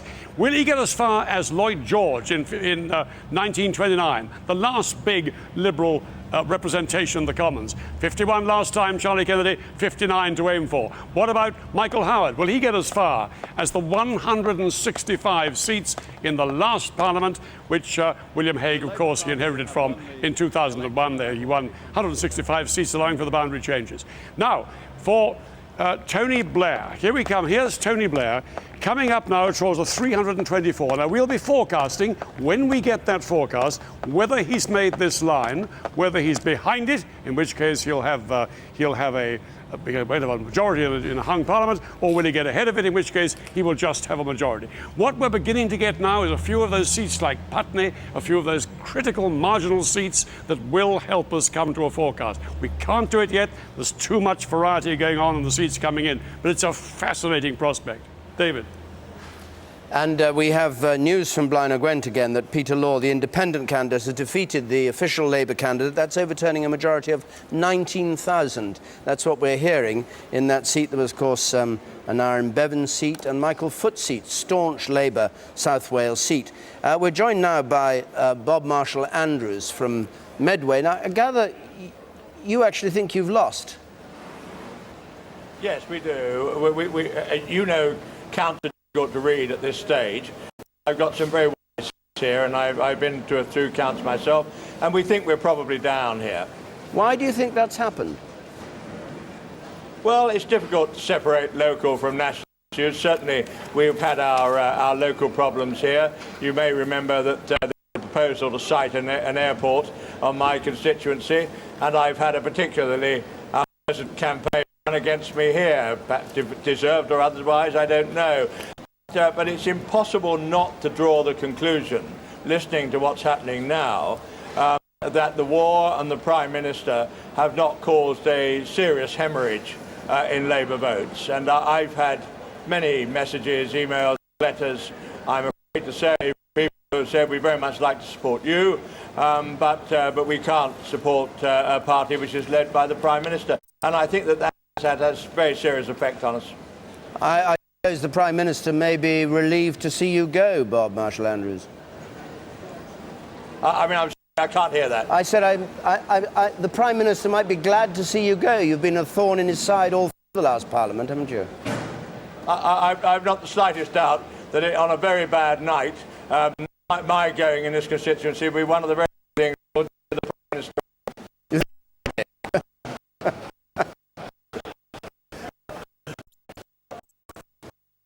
Happen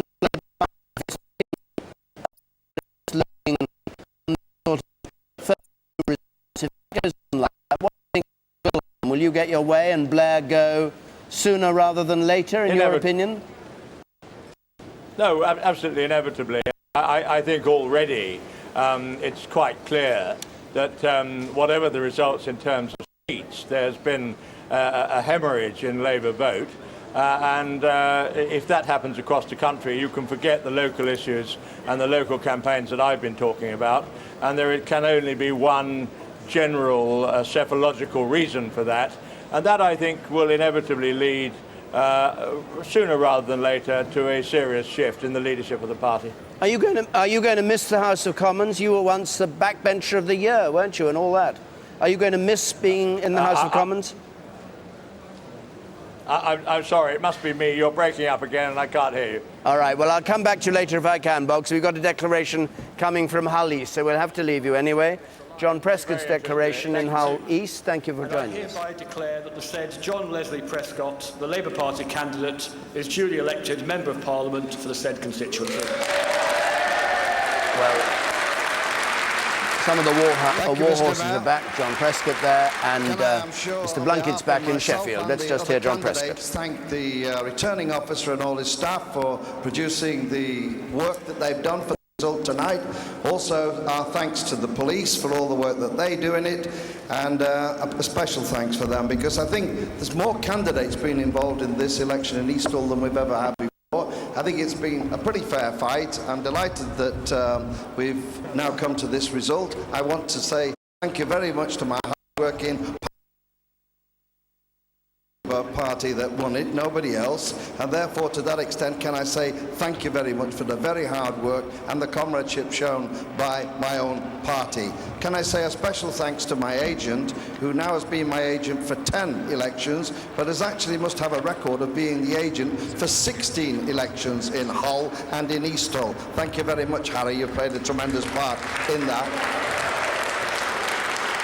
So, may I just say that all the talk about how big the majority is, we wait to see that, but what's most important is it's quite a historic night for the Labour Party. We clearly will be government. It's the third term in office, as Alan was talking about before.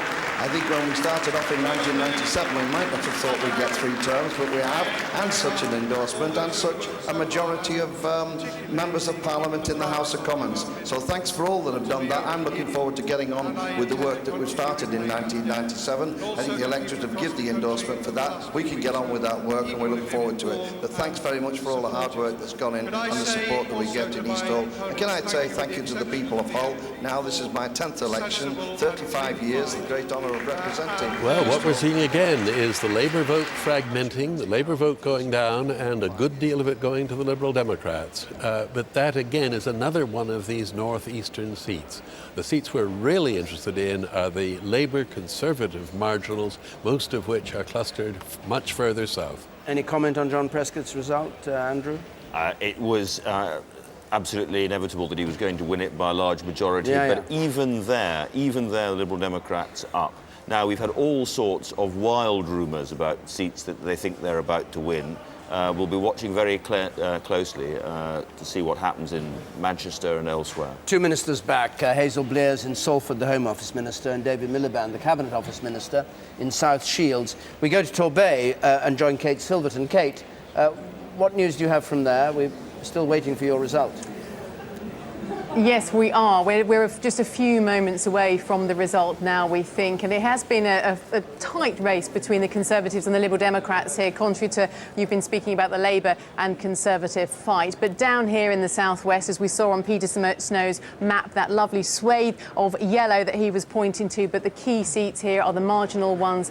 It was taken in 1997 with just 12 votes. That went to the Liberal Democrats. They maintained their hold. Not only that, but Adrian Sanders increased his majority to over 6,500. But the Tories this election have said they are battling hard, and they have been confident. They were relying on a high turnout. We thought the turnout might be as high as 70%, but that wasn't so, and we think it now stands at around 62%. Kate, thank you very much indeed. We're going over to hear from David Blunkett, Sheffield Brightside, who has just had his result come through. His majority down 3,000. A swing from Labour to Liberal Democrats of 6%. Here was Mr. Blunkett speaking. Well, when you climbed a mountain, which we did from the dark days of the 1980s, it's not surprising that normal politics returns, and we fight for every seat and every vote, and that we obtain a historic third term, but with a substantially reduced majority. And there are 2 lessons. Firstly, that we should continue building on the economic prosperity and the legacy that Tony Blair and Gordon Brown have created, and the investment in public services, which was unknown in my constituency before 1997. No. But secondly, that we need to hear the voice of the British people. For the next 5 years, we will need to be in touch with, listening to, in contact with people in the neighbourhood, in the community, building confidence in politics and politicians, re-engaging in local democracy, ensuring that the government is seen not as the establishment, but on the side of the people. Tony Blair led us out of the wilderness and will continue to lead us into the next 5 years and into a situation, and the hecklers can heckle all they like, but we are not going to pull troops out of Iraq until the Iraqi people are able to secure the stability and security for themselves that they've sought in their democracy. Peter Adams, UKIP Scotland, 516. The result Alan Thomas coming Bath, in from Scottish Kirkcaldy, National Party, Gordon Brown's seat. 6,062. Gordon Brown, Scottish Labour Party candidate, 24,278.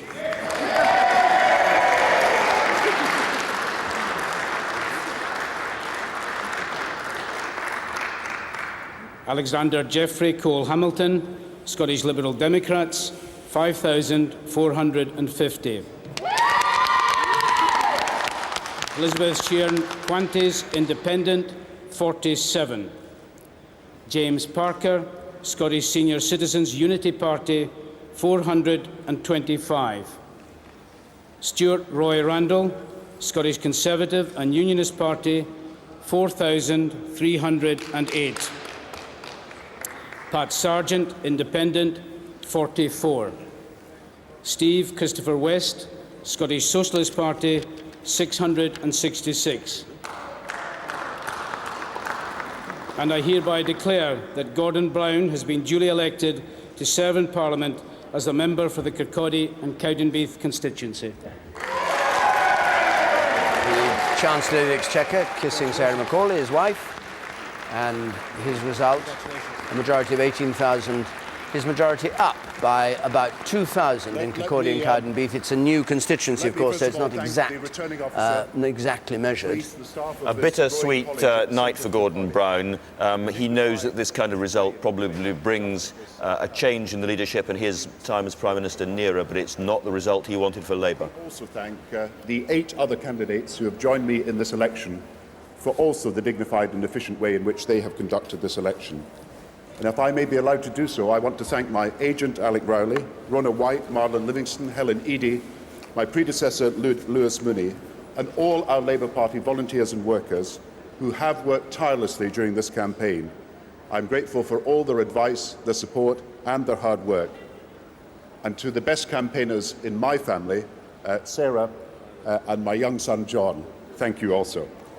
To be elected again to represent the families of this constituency I've had the privilege to represent for 22 years is indeed an honour.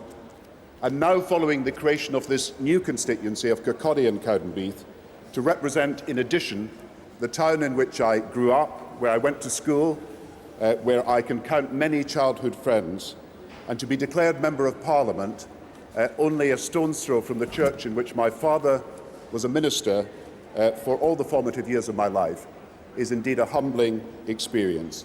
And my first duty and my first responsibility will be to serve all the electors of this new constituency of Kirkcaldy and Cowdenbeath. This vote in this constituency here for Labour is, I believe, not just a call for renewed work, but it's a summons to even greater commitment. And I promise that we will listen and we will learn so that we can serve our country and our communities even better in the years to come. And if, as I believe will happen, a Labour government will be elected for a historic third term, our purpose will be to maintain and entrench our economic stability and prosperity, to advance towards full employment in this country, and to build a stronger, fairer Britain, where every child has the best start in life, and there is dignity, security and opportunity for every family in the country. This is the work that drives us on. This is the vision that gives enduring purpose to what we do. This is the task our party wants to take forward, starting from this morning. And to the people of Kirkcaldy and Cowdenbeath constituency, I promise I will work tirelessly to serve all the people and to deserve their support.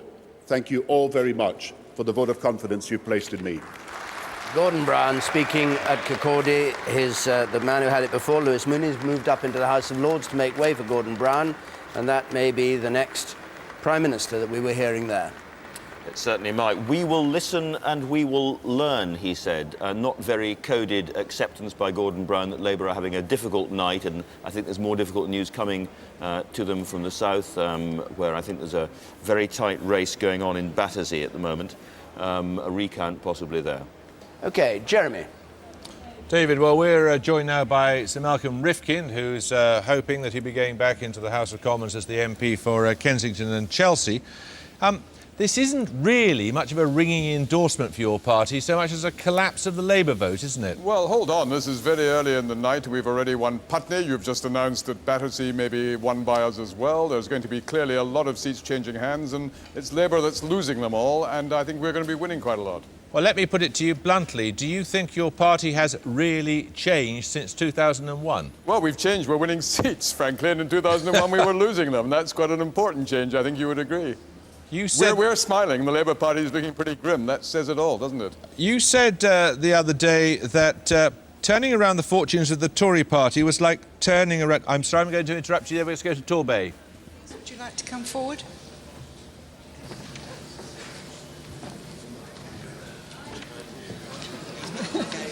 No, apparently we're not going to have a declaration in Torbay. Malcolm Rifkin, sorry to interrupt you there. Do stay with us. I was just intrigued by something you said on the Today programme the other day, that turning around the fortunes of the Tory party was like turning around a supertanker in the Suez Canal. Now, hold on. That was actually not a couple of days ago. That was to your friend and colleague John Humphreys, and it was more than a year ago, and I meant the Red Sea. So if you substitute as far as I'm aware, it's impossible in the Suez Canal, well isn't it? done. It's taken you a year to work that out. It took me a few seconds. Well, you know, it takes a bit of time to get these things through. But you get there in the end, Jeremy. But, I mean, you really do think that you've turned around the fortunes of the Tory party? Because it seems to many of us the Tory party hasn't really significantly changed. Look, hold on. We had an absolutely ghastly election in '97. We've been actually winning seats. We've been increasing our share of the vote, not as dramatically as we would like. That can't be hidden, but it's moving in the right direction. Okay, now I think we have got the result in Torbay. Let's go to that. 6,972. Sanders, Adrian Mark, Liberal Democrat, 19,317.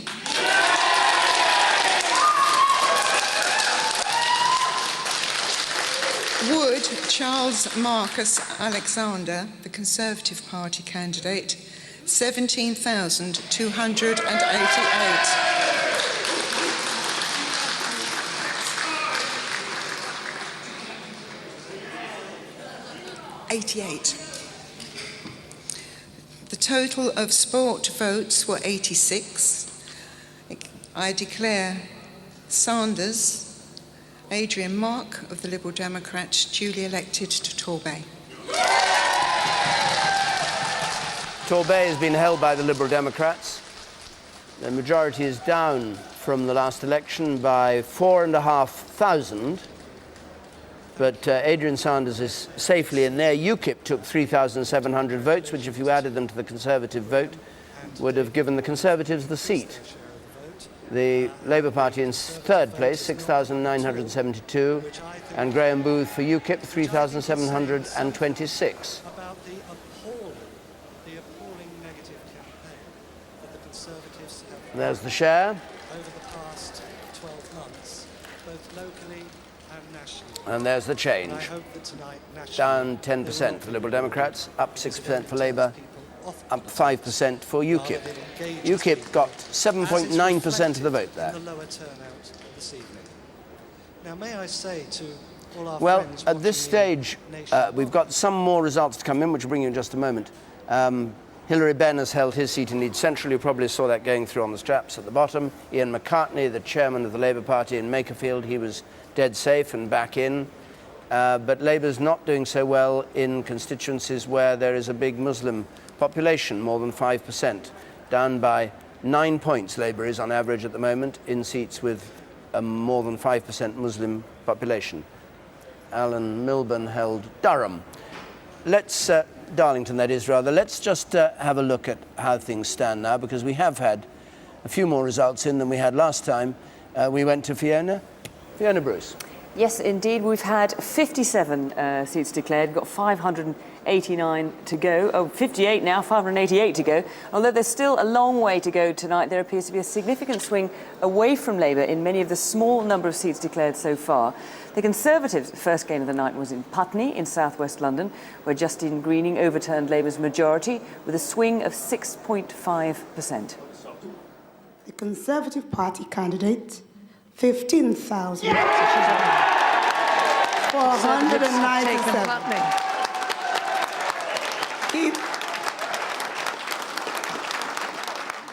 The Culture Secretary, Tessa Jow, said Labour's defeat in Putney was no indication of the party's prospects nationally. There will be different circumstances that apply in different seats, very particularly in marginals, that will produce results that will not represent a consistent pattern across the country. The Liberal Democrats have had their first wins, holding Torbay and also Southport, where John Pugh was re-elected with a slightly increased majority, beating off a challenge from the Conservatives. Now, we'd like to hear from you at home tonight. You can text us on 83981 or email any comments or questions to election2005@bbc.co.uk. We put it into our experts later in the programme. You can read the comments on our website or on CFAX. That's page 155. David. Jack Straw, Blackburn. Let's hear his result. May 2005 do hereby give notice that the number of votes recorded for each candidate at the said election is as follows. Amin Imtiaz Ali, the Conservative Party candidate, 9,553.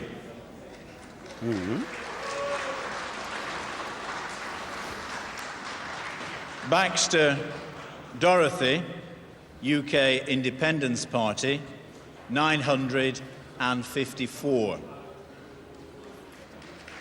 Carter Graham Arthur, the Green Party, 783. Holt Nicholas, British National Party, 2,263.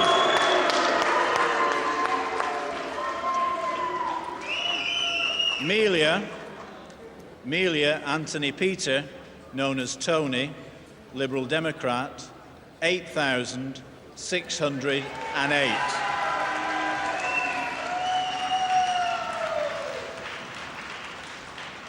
Murray Craig John, Independent, 2,082.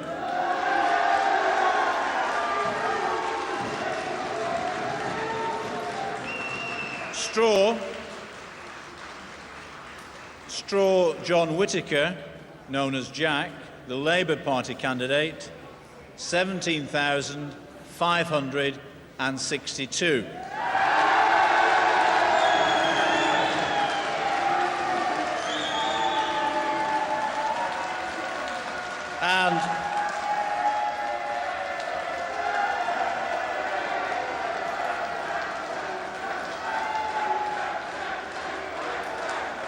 And I do hereby declare that the said John Whittaker Straw is duly elected. So Jack Straw, Foreign Secretary, back in Blackburn. The independent candidate, incidentally, is the former British ambassador to Uzbekistan.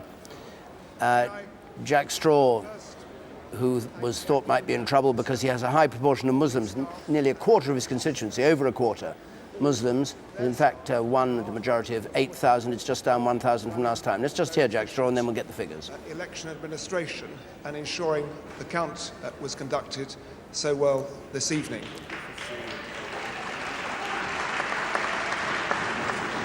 I would also like to extend my commiserations to the other candidates. This was a tough fight in Blackburn, but a straightforward fight. And I think that all the candidates will reflect on the way the campaign was conducted. Wanted to say this, that many predictions were made about the result in Blackburn.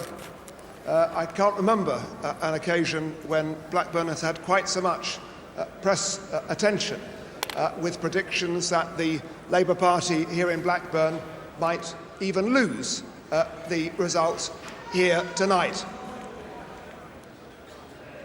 We didn't lose. We had a terrific victory.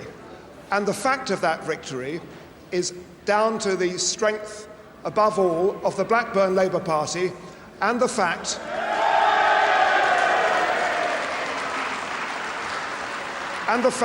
that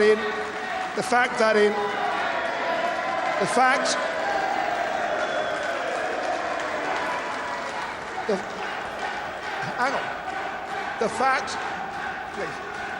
please, the fact that in this town, this multiracial, multi-ethnic town, the Labour Party is the strongest of all organisations bringing faiths and communities together. I offer my great thanks to the party, to their fantastic effort put in over, not just over a few days, but over weeks and months. I thank everybody in the Blackburn Labour Party. I thank everybody who has voted for me. I thank particularly my agent, Sir Bill Taylor, and I thank also my family, my wife Alice, my two children, William and Charlotte. Well, while the thanks go on, here are Jack Straw's figures. 17,562, the Conservatives on 9,500, Liberal Democrats on 8,600, the British National Party 2,200. Here's the share. Hang on. He's having a difficult time there in Blackburn in making his speech. 42% for Labour, 23 for the Conservatives, 21 for the Liberal Democrats, 5 for the National Front, others on 9. And the change, down 12%, the Labour vote, down 8% the Conservative vote, up 12% the Liberal Democrat. Well, Jack Straw is an example, a relatively rare example of a Labour cabinet minister who actually gets out there week in, week out, or fortnight in, fortnight out, and stands on a soapbox and actually talks to his electors. He works his constituency very, very hard in a traditional, old-fashioned way. Speaks outside the supermarket, doesn't he? He Every weekend. Yes. Anyone can come along and have a go at him, and he rather enjoys that, he says. I think somebody who fought less hard could have been in real trouble in this kind of seat, particularly when you consider he was Foreign Secretary during this war. We hear from the Liberal Democrats that they're claiming that Estelle Morris's old seat, she's retiring, Birmingham Yardley, has fallen to the Liberal Democrats with a majority of around 2,000. That is a Liberal Democrat claim, warning on that. Ilford North, Tazeen Ahmed can join us, I hope. Tazeen, can you hear me down there in Ilford, and tell us what's going on? This is a seat that the Tories are hoping to take in Essex. No, we can't go. We'll come back to you in a moment when we can. One of the hazards of election night. Tony King. One of the worrying results so far from the Liberal Democrats' point of view is Torbay. I've just been doing a tally, and a swing of the kind to the Conservatives that took Torbay would cause the Liberal Democrats to lose Dorset, Maiden, Poole North, Somerset and Frome, Devon West and Torridge, Cambridge, Devon North. It's a pretty serious business. I mean, Torbay was thought to be one of the safest Lib Dem seats in the southwest of England. There was a very considerable swing against them, 5%. And that could have quite lethal effects for the Lib Dems in that part of the country. Notice we're getting these two patterns.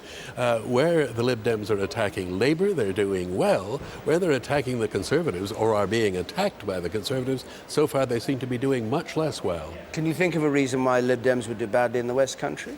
Well, I mean, they're in favour of higher taxes for better-off people. There's a lot of better-off people down there in the West Country. There's a lot of Euroscepticism in the West Country, of course, as well. And the Liberal Democrats are now better known than ever as the most pro-European party. That may well have something to do with it. We try again to join Tazeen Ahmed in Ilford North. Tazeen, can you hear me now? I can, David. Can you hear me loud and clear? We can hear you loud and clear. It sounds like old-fashioned communications. Over to you, over. Well, we're just waiting to hear the results now. The declaration was expected about 5 minutes ago. They're running a tiny weeny bit late, but we are hearing that the Tories have taken this seat. It was a very, very close run, very tight indeed. Could have gone either way during the course of the evening, but we know now that the Tories are probably taking this seat. It is a marginal seat. It's Labour, been held by Labour. Labour have been holding it now for about a majority of 2,115. Seems like the Tories have taken it, but we're not quite sure by how much. I think it's a very tiny amount. It's interesting if it's tight, because I mean, it's fairly high on their target list, and it's the kind of place, isn't it, Tony King, where the Tories need to do well in the heart of Essex, part of the country you know well. Absolutely, though Ilford, incidentally, is no longer part of Essex. It's moved on or up in the world, but the key... That's what they say. The key point, though, is that in the Greater London area, we haven't had all that many results, but led by Putney, there's talk of a recount at Battersea. It looks as though the Conservatives are making a very substantial comeback. Far more than I think anybody predicted. Most people thought that the number of seats the Conservatives could pick up in London was going to be very small. It looks as though it could be considerable. Tazeen, what did they do there? They declare on the steps or something, not in a rather dreary leisure centre like most of the declarations? No, absolutely. They come outside here, and they should be here any minute now, really, all of them lined up. We are hearing that the Labour MP, who's been in this position since 1997, hasn't actually turned up as yet. I don't know if she's planning to turn up, but she's certainly not here. Is there a crowd of... blame her is there a crowd of if enthusiastic... the seat's been taken by the Tories? Is there an enthusiastic crowd waiting to hear these results, or are you all alone with just the 10 million or so of us watching? I have to admit that at least out here there's only the camera crew. Inside there are, of course, all the counting officers and the rest of the team. We'll join you in just a moment then for the result. Western Isles has been taken by the SNP. That's first SNP gain, Nahilian and Year. And we've got the figures for that, I think. We haven't quite got them, so let's go to Peter Snow. Fascinating battles going on. 3 battles going on, all quite separate between the 3 parties. Central battle between the Conservatives and Labour. There are the vulnerable Labour MPs. There are the vulnerable Conservative MPs. Let's lose all the ones that haven't been declared. And there is Putney. Look at it. It's gone blue in Labour territory. Ilford North back here waiting to declare. Now let's see what's happening to the swing. The swing in Putney. Critical, vulnerable, marginal seat. Pointing there, if the swing were typical in Putney, wait for Ilford North, it would point to a hung parliament, a swing in all those marginals if they were all the same as Putney. Bring back all the other ones and you can see, if Putney were typical, how all these red seats would turn blue. But, caution of course, the national swing at the moment, the average swing all over the country is little under 3%. So we're waiting badly to see whether that Putney one is unusual or typical for the marginals. Thanks, Peter. Robin Cook held his seat and came to speak, but I think we'll go first to Peterborough because we're just getting a declaration from there.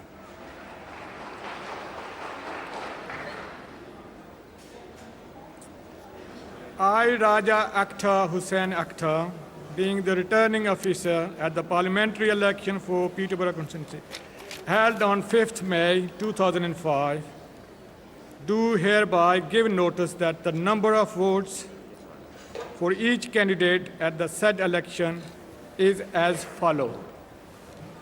Terry Stephen Blackham, National Front, Britain Before Refugees, 931.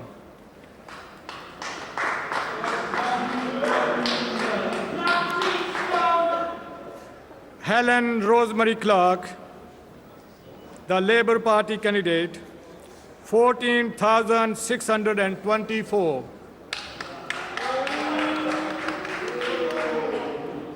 Mary Herdman, the UK Independence Party candidate, 1,242.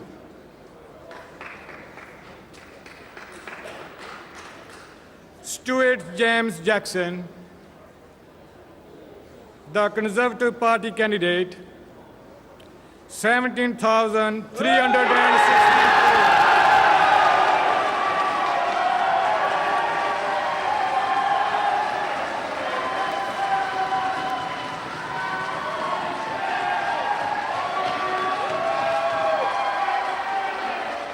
Quiet, please.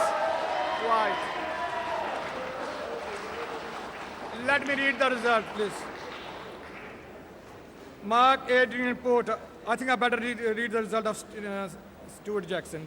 17,364. Mark Adrian Porter, Motorcycle News Party, 167.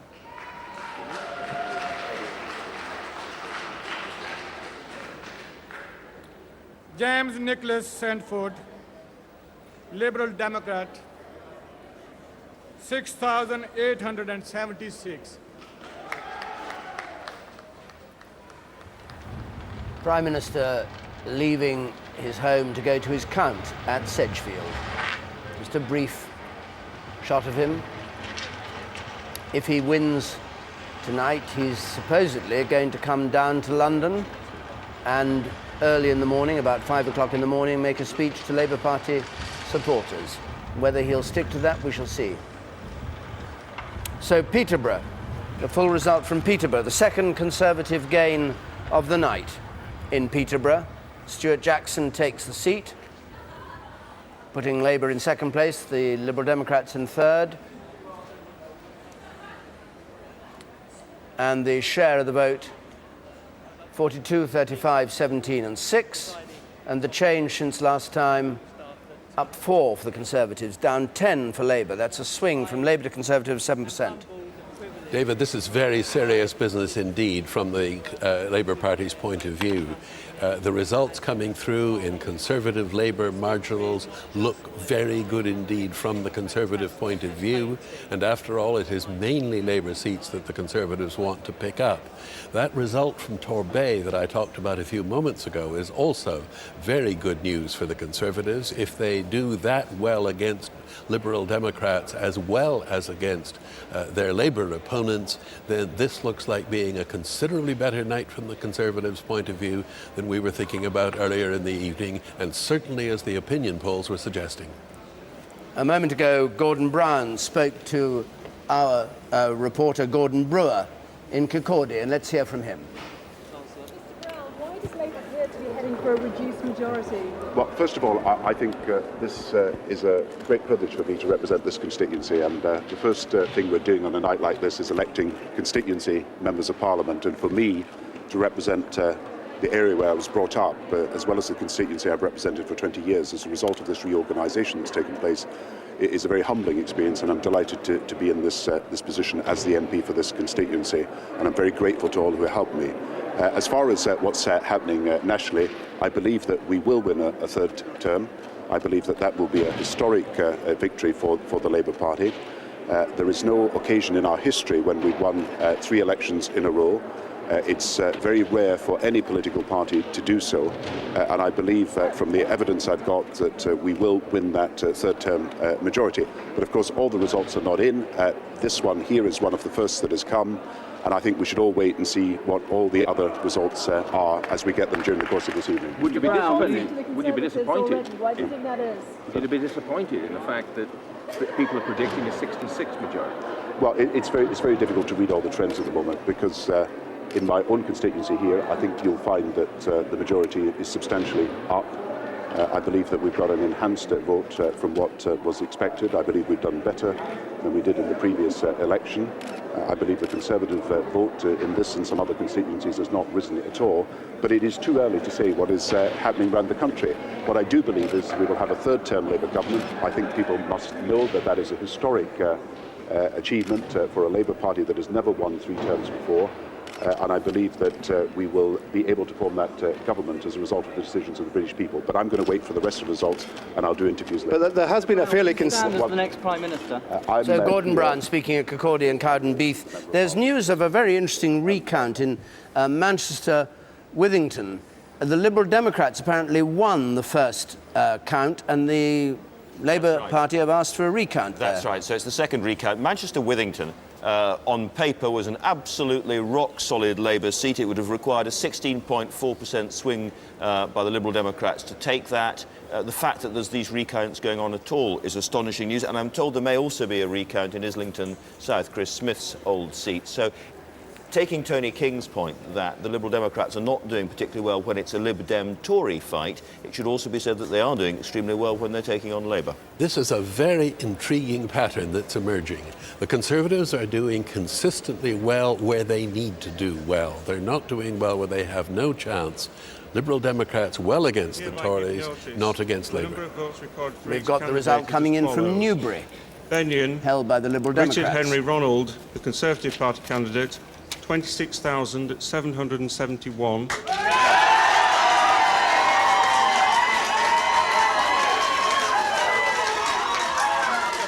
Cornish, Nicholas John, Independent, 409. McMahon, David John, UK Independence Party, 857.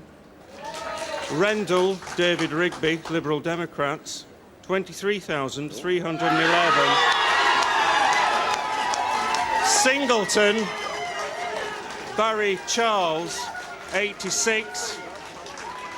Van Nuyen Oscar Richard, the Labour Party candidate, 3,239.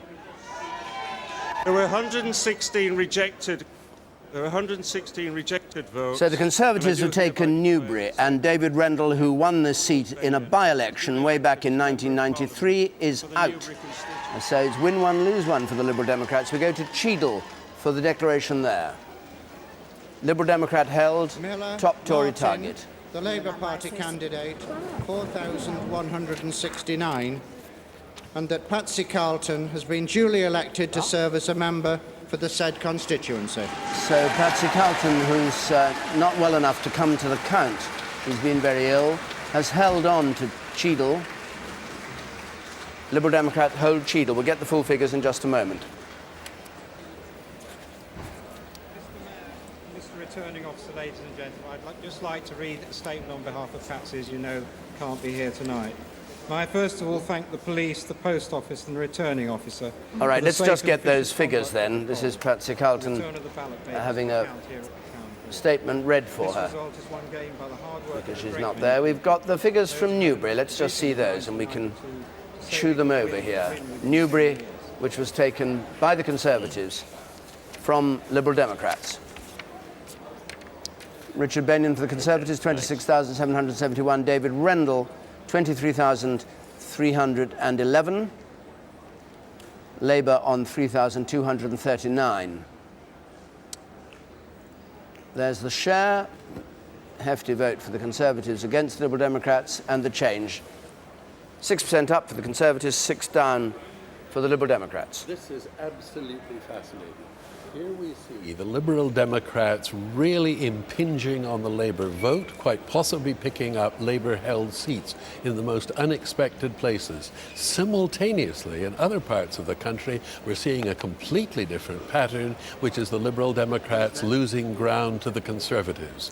The Liberal Democrats, when they're confronted with Conservative opposition, are doing badly, and so badly that they could do well in terms of the share of the vote on the night. They could pick up a few Labour seats, but at the same time it looks as though they're going to lose seats to the Tories. But it's very spotty though, isn't it? I mean, Cheadle should have been a very easy Tory win. You know, particularly if they can take Newbury, they ought to be able to take Cheadle, and yet the Liberal Democrats have held on in Cheadle. I mean, that's... There we are. Cheadle, Go on, Andrew. Well, Cheadle was right up at the top of the list. What was the majority of 300 and something Yes. originally? It was one of the easiest seats on paper for them to take, and yet the Conservatives have failed to take Cheadle. So I think right at the beginning of the evening we were talking about this being a night of surprises, and it's certainly proving that way so The majority far. was 33 last time round. It was top of the target for the Conservatives. Right at the top there. And one of the explanations for the surprise in Cheadle was that the Labour vote was squeezed. Labour voters were prepared to go and vote Liberal and Democrat to keep the Conservative out. Right. Peter. David, it's getting very exciting, this map indeed. We've now got a picture of the map. It's mostly grey, as you can see. Labour winning up there in the north of England and some of the north of the Midlands. But look at this. We have the Tories winning back Newbury from the Liberal Democrats. As Tony King was saying, Liberal Democrats versus Tories. The Tories tend to be the winners. Here we have Peterborough over here, flashing away blue for the Tories, again from Labour. They're doing all right in those marginal seats. And look at London. There is the really big question. Putney, an absolutely critical Conservative gain at Putney in London, right in the middle of the key marginals. Is that typical? If it is, the Tories are going to do rather well. David.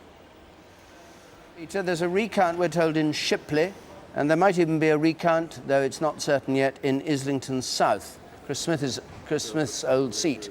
Shipley currently held by Labour, majority of 1,400 or so in West Yorkshire. What a difficult night for a lot of these people. There's so many recounts, so many close-run things. Everybody must be a bit jittery as they go to their count, unless they've got a majority of 10,000 or 15,000 or something. Right at the beginning of the evening, Liam Fox was saying that he thought there might be very considerable regional differences as well as local differences of the kind that Andrew was anticipating, and it looks as though that's so. For example, we've had a result from Wirral South, and there has been a swing to the Conservatives, but only of 1% compared with the 7% swing that we had in Putney, and the almost certainly Ilford South, which we're waiting for the account from, will go the Conservatives' way. And it may well be that the north and the south of England are behaving quite differently. Is this a new kind of election? I mean, you've done the numbers endlessly, but this is a new kind of election in terms of the spottiness, the lack of uniform national swing. We're going to have to start to report these things differently, aren't we? Well, and Peter Snow's already started. I mean, one of the things that these results are doing is vindicating Peter's decision to have a triangle up there and to have different swingometers between different pairs of parties. This is a three-party battle, or rather, it's a series of different two-party battles in different parts of the country. OK. Some of the more familiar faces back. Frank Dobson's back, Peter Haynes back, John Redwood's back in Wokingham. Let's join Jeremy. What? Let's join Jeremy, I say. Well, we're joined now to discuss what on earth is going on by Valerie Amos, who's our Labour Party representative. Steve Norris and Matthew Taylor are still here. What do you make of this, Steve Norris? I'm really not sure. I mean, what I do see is the Conservatives doing very well taking marginal seats that have been their targets. That's boding very, very well, I think, for us. I'm more secure, ironically, in Tory Labour marginals than I am in Tory-Lib Democrat seats. The result in Newbury is terrifically good, but Richard Benyon's been our candidate there for a long time. I think there are some fairly predictable reasons why that might have gone. Same in Torbay. So my view, good night for us, very good night. Better against Labour, ironically, than against the Lib Dems. What do you think's happening in this election? I think it's very hard to tell, but there isn't really a pattern emerging, but what we're seeing reflects certainly some of what I saw when I was visiting marginals over the last few days. OK, I'm going to interrupt you there because we've got a declaration, I think, in Edgbaston, Birmingham. Gisela Stewart. Peter Charles Beck, Green Party, 1,116. Go. Michael David Dixon, Liberal Democrat, 5,185. Gisela Stewart, Labour, 16,000.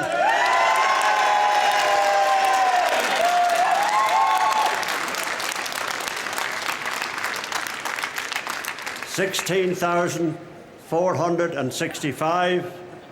Stephen White, UKIP, 749. This represents a majority of 2,349, with Gisela Stewart, who is duly elected Member of Parliament for the Birmingham Edgbaston constituency. And the first three on the list will speak, and I'd ask.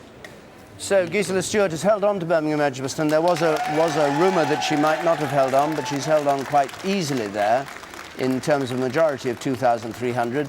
But it's down from last time round. Down exactly by the same amount as her majority, apparently, 2,349, which is down 2,349 from last time. One of those nice mathematical quirks. Let's see the share of the result and the change. Let's see the change in particular. Labour down 6 percentage points, the Conservatives up 1, Liberal Democrats up 2. Well, the Liberal Democrats have been slightly over-claiming, I think, earlier in the night, because they clearly thought they were going to take Birmingham, Edgbaston. They were indicating they thought they might take Newcastle Central too, and they've failed in both cases. So we're going to have to take some of these Lib Dem claims with a bit of salt from now on. Yep. There's a second recount in Battersea, and news has come in that Alan Milburn, who was in charge of the campaign, has told the Prime Minister he doesn't want to serve in the Cabinet.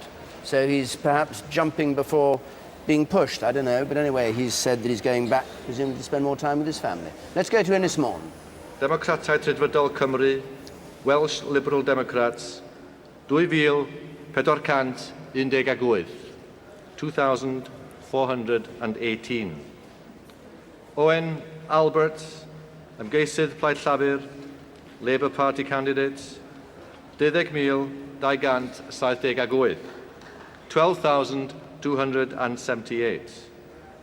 Roach, James Paul Roberts, Plaid Geidwadol Cymru, Welsh Conservative Party, 3,915. 3,915. Rogers, Peter Standing, Annibynnol, Independent, 5,216. 5,216. Wyn, Eirig, Plaid Cymru, the Party of Wales, 11,036. 11,036. Rwyf felly yn datganu bod Albert Owen wedi ei ethol yn briodol i wasanaethau'r aelod prosethol Ynys Môn. I declare that Albert Owen is duly elected to serve as Member of Parliament for Ynys Môn constituency. Thank you. Ynys Môn or Anglesey was top Plaid Cymru target, a challenging Labour, but Labour have held on to it. Gai diolch I Mr Edwards ar y tîm I gyd sydd wedi trefnu'r y holl etholiad. We'll have a look at the figures perhaps in just a moment. For Ynys Môn. I thought you wanted to listen to the speech. Or maybe we won't. What? I thought you wanted to listen to the speech. Well, no, I would listen to the speech. Rather like your Gaelic, my Welsh isn't quite up to what it should be. Ooh, quite cutting. Well, I have Welsh blood as much as you have Gaelic blood. And we go over to Jeremy because I think he's got Jack Straw with him. Jeremy. I'm certainly hoping we're joined by Jack Straw. Jack Straw, can you hear us all right? Doesn't look as if you can. Can you hear me all right, Jack Straw? Put your earpiece in. Can you hear me now, Jack Straw? Yeah, excellent. Thanks I for... can hear you now. Sorry, I had no idea that I was on. Thank you very much. That's all right. None of us have got much idea what's going on. So what did you make of your result? I'm really pleased about the result. Well, of course you're pleased, but how do you interpret it? How do I interpret it? I interpret it as a considerable vote of confidence in me. There was a fantastic focus here by... I'm sorry, there's a big echo taking place. And I can barely hear myself speak. I'm sorry, it's an absolute nightmare trying to speak when you're hearing yourself back again. Let's see if we can just sort it out while we talk to you now. Yes, OK. A personal vote for you, you say, but how much did your support for the war count against you there? Well, that became part of the issue, not especially within some of the Asian communities, but also amongst part of the white community as well. And as you may know, aside from the candidates, there was this egregious organisation called MPAC, Muslim Public Affairs Committee UK, which piled people in from London and elsewhere to put round the most pernicious literature, telling Muslims to do anything but not to vote for me. So it unquestionably was an issue, and this is not a point I make against other candidates and their workers, but these people who were technically not supporting any other candidate went in for pretty unpleasant intimidation of party workers and all the rest of it. So it was an unpleasant campaign in that sense. I say not so far as the other parties were concerned, but these organisations. A lot of pressure put on many of the Asian members of the Labour Party. And I'm absolutely delighted and overwhelmed, therefore, by the extent of the support which I received from Asian people as well as white people in the Labour Party, but above all from all sections of the community. But had you been makes a point. Yes. That had you been unencumbered by the position you and Tony Blair had taken on the war, you would have polled better, would you?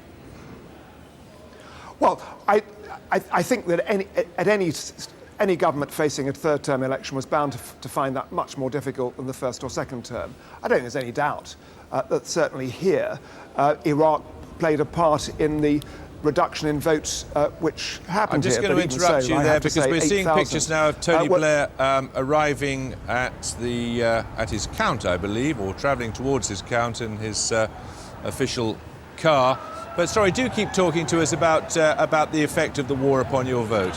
Well, I think it may have had some effect. I think that was balanced by the fact that I'm pretty well known in Blackburn. People know that I worked very hard in the area. And the view that most people took was that they may have disagreed with the war, but they balanced up first of all, the fact that the Conservatives would have taken us to war in any event, and then looked at all the benefits which a Labour government has produced. But just going back to your point, I'm sorry, a moment ago... I'm just going to have to interrupt you there, David. Not clear what to read into the Prime Minister's face. He and Cherie going towards the count there. He was looking a bit, how can I put it, putting a determined look on his face. And Cherie looking, again, determinedly cheerful as they go into the count, wouldn't you say? That is not what the Prime Minister looks like when he's genuinely cheerful, I would say. That's a rictus rather than a genuine grin. Because the last 3 days of the campaign, there's been a genuine grin on his face, hasn't there? He really thought, tails were up, they thought they were going to have a really good night, a better night than they're having so far. Especially when they were talking about their private life to the Sun. Yes, that was rather extraordinary. I think we'll draw a veil over that. What, 5 times a night Prime Minister? Yes. It's just worth reminding ourselves that Labour really did rather well to hold on to Birmingham Edgbaston. That was a kind of iconic seat which Labour took for its first gain in 1997. It had been a Tory seat since 1922, and the swing in Birmingham Edgbaston was only 3%, not nearly enough to deprive Labour of its overall majority. If Labour does better in the West Midlands than it appears to be doing in the London area, it may hang on, and more than hang on, be returned with a decent-sized majority. I must say I wouldn't like to be our psephologists number crunching up there in the gallery on these results, because they're moving towards a point when they have to produce a forecast, and yet the results we're getting are so varied all over the country. I don't think you can do a sensible forecast at the moment. I really don't, because they're going all over the place. Well, John Curtis won't give us a forecast until it's sensible, so we'll wait to see when we get it. Quite sound man, I would say. Yes, the variety is quite astonishing. You know, statisticians used to produce those diagrams that showed practically every seat in the country around a very high-peaked pyramid. And what we're getting now is a much more vague. I can see absolutely nothing on my screen, but I'm told that's Charles Kennedy. It looks to me like sort of ghost. Dark night in very dark night in Moscow and Loch Harbour. But I'm told that, well, I can't see it. If you can see it, it's a miracle. To me, it's just shadows on the screen, and all our monitors looks the same. Anyway, it's apparently with his wife and the new baby. Somebody was seen getting into a car, if you looked very closely. I always think the pictures of cars with their headlights on are quite weird on these occasions. And people keep on going to places. They never seem to turn up. How do you know who's in the car anyway? Because I saw him get in the car. I may be unique, but I think I did. There's a recount in Rochdale, I'm told. There are quite a lot of recounts tonight. But again, notice that's a Labour-Lib Dem contest. And a recount there suggests that the Liberal Democrats are doing very well against Labour. Okay, let's go to East Dunbartonshire for a declaration. Joe Swinson, Scottish Liberal Democrats, 19,533 votes.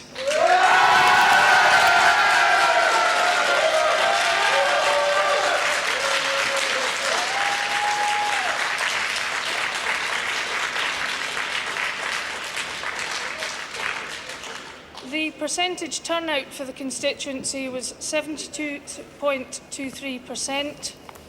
52 votes were rejected. The majority was 4,061 votes, and I therefore declare that Joe Swinson is duly elected to serve as the Member of Parliament for the East Dunbartonshire County constituency. Thank you. A three-way margin on this with lots of boundary changes. Absolutely. This is really sort of Mill Guy and Bears Den and places like that. It's a very familiar seat. It's changed hands a lot in the past.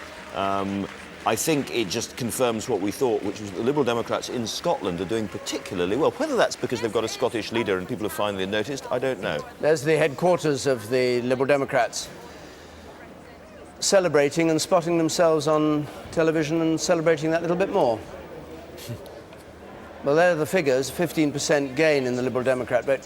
How much do you trust these, actually? Because these are reconstructed seats. I mean, almost all of the Scottish seats have been redrawn because we've lost 13 of them, and you have to be very careful.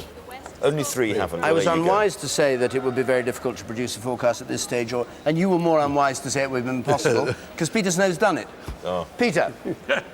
David, we're there. We now have enough results in from all over the country, all types of seats and sorts of seats, to have a stab at our first forecast based on real results this time.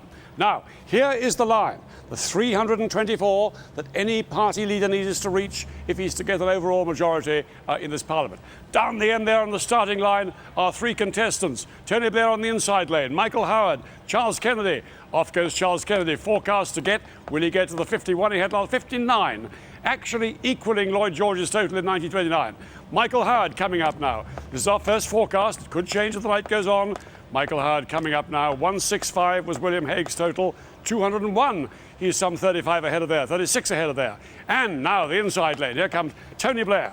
Here comes the present Prime Minister, coming up to have another bash at it, passing Michael Howard. He's well through the 200, he's through the 250.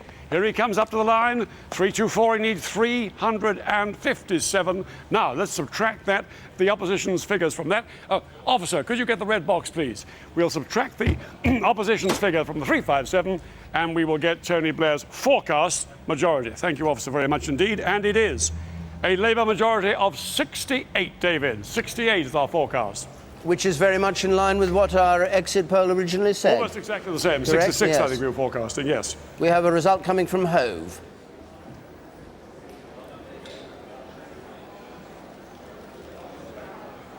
Well, we have one from Birmingham Northfield instead.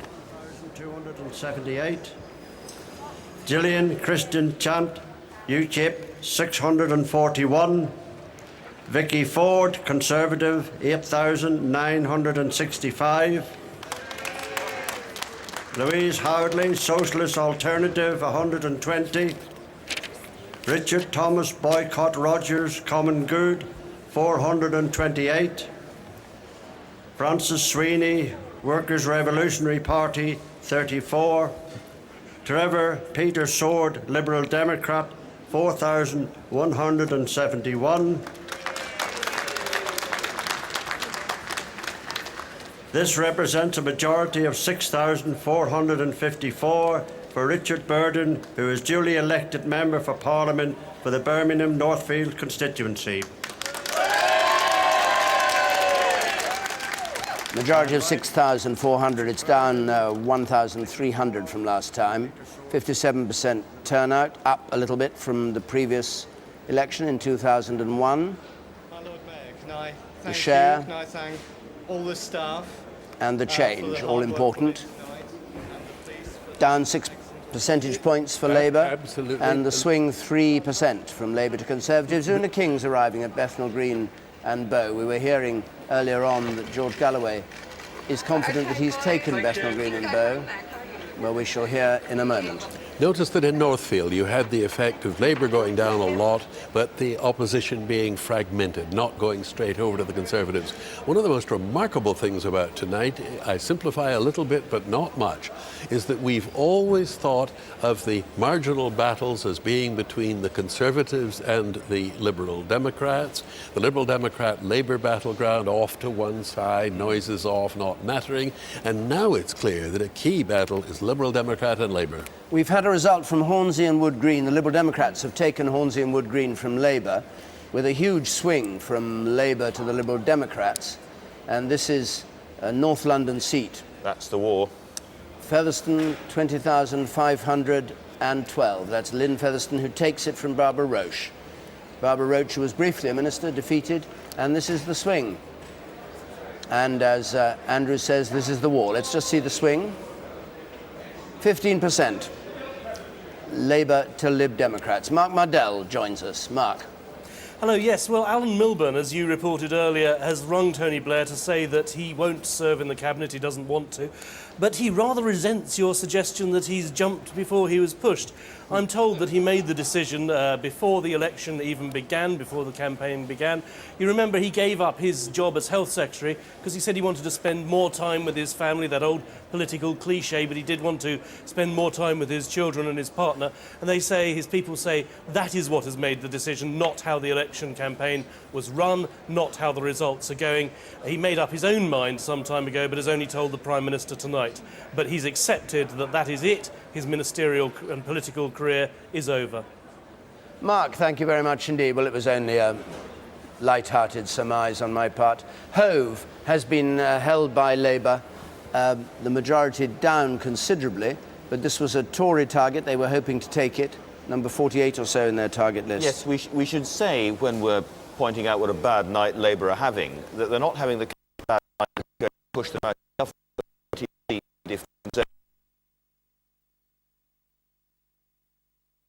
Very good example of that. And the Conservative candidate is an interesting kind of new Tory candidate, openly gay, Portilista. That's right. Policy exchange, big policy wonk man. I mean, the Tory party has changed, hasn't it? Bits of it, yes. Bits of it in terms of these candidates that are coming through. Yeah. Yes, it's rather striking. The members of the Conservative Party are, by and large, white, old. The Blue Rinse Brigade, they're often described as, not wholly inaccurately, and yet in many places they are succeeding in nominating as candidates people who are very unlike themselves. Enoch Powell's old seat, they had a Sikh woman, for instance. They've got their first African MP, almost certainly. In Windsor. They actually had more candidates from ethnic minorities than the other parties. Well, Brighton's a very trendy place. Maybe a bit of it's washing off on Hove. Maybe. At last. Who knows? I think there's some local issue there that the rest of us don't get. No, I have no local agenda in Brighton. OK, we have a declaration from Maidenhead. Let's go there. May Theresa Mary, the Conservative Party candidate, 23,312. Newbound, Catherine Drusilla, Liberal Democrat, 17,081. Pritchard, Janet, the Labour Party candidate, 4,144. Rate Timothy Sylvester, British National Party, 704. A total of 94 ballot papers were spoilt, and I hereby declare that the said Theresa Mary May has been duly elected as Member of Parliament for the Maidenhead constituency. Well, if that's decapitation, it's not very successful, is it? Barely even a haircut, isn't it?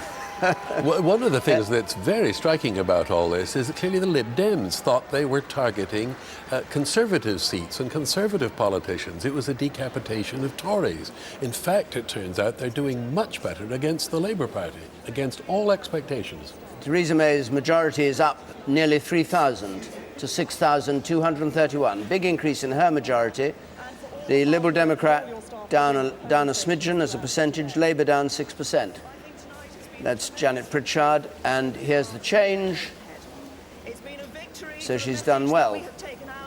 And the swing from Labour to Conservative, 6%. Let's just hear from Theresa May. Tony Blair and his government. It's been a victory for a Conservative Party here that has campaigned positively on improvements here in Maidenhead. And I can say that as the Member of Parliament for Maidenhead, I am going to be going out there now and continuing campaigns to bring a new hospital here to Maidenhead, to ensure that we stop the overdevelopment that is ruining and destroying the character of our towns and villages, to put more police on our streets. All right, well, let's leave Theresa May and go to Jeremy, who's got some more people who've heard their results with him, Indeed, we've got Robin Cook joining us now. Congratulations, Mr. Cook. How do you interpret what's happening tonight? Well, I'm very pleased that we're to have a third Labour government. We've never had 3 in a row before, and that does demonstrate that the public appreciate the progress we've made on jobs and public services and support for families. But we also have to recognise that the vote that we received has gone down, and the number of seats may in turn have gone down by the time they're all counted. Therefore, I think it would be inappropriate for any triumphalism here. We've got to listen soberly and seriously to what the public are saying to us. Jack Straw was saying that there was no doubt in his mind that the position he and Tony Blair had taken on the war counted against him. How much did you find that it counted against you, given you were a very public opponent of the war? There were a number of people in my constituency who said that they couldn't vote for me because they were opposed to the war. And my answer to that was, well, it's very hard to see what more I could do to demonstrate that I adequately represented their opposition to the war. But my vote at the end of the day was solid. Indeed, my majority has gone up by 3,000. It was a factor, and we've just heard the result in Bearsden. I was in Eastern Berkshire. I was across there helping our candidate, a very good candidate who also voted against the war, and who was, quite frankly, a big problem for him was that so many Labour supporters there had turned against the party because of the war. OK, let's go to the result at Keighley now. Fekri Nada, Liberal Democrats, 5,484.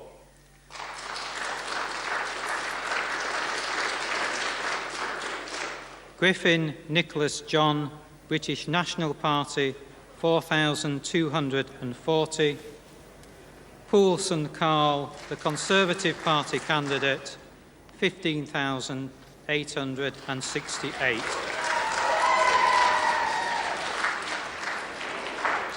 I do declare that the said Constance Ann Cryer is duly elected to serve as Member of Parliament for the Keighley constituency.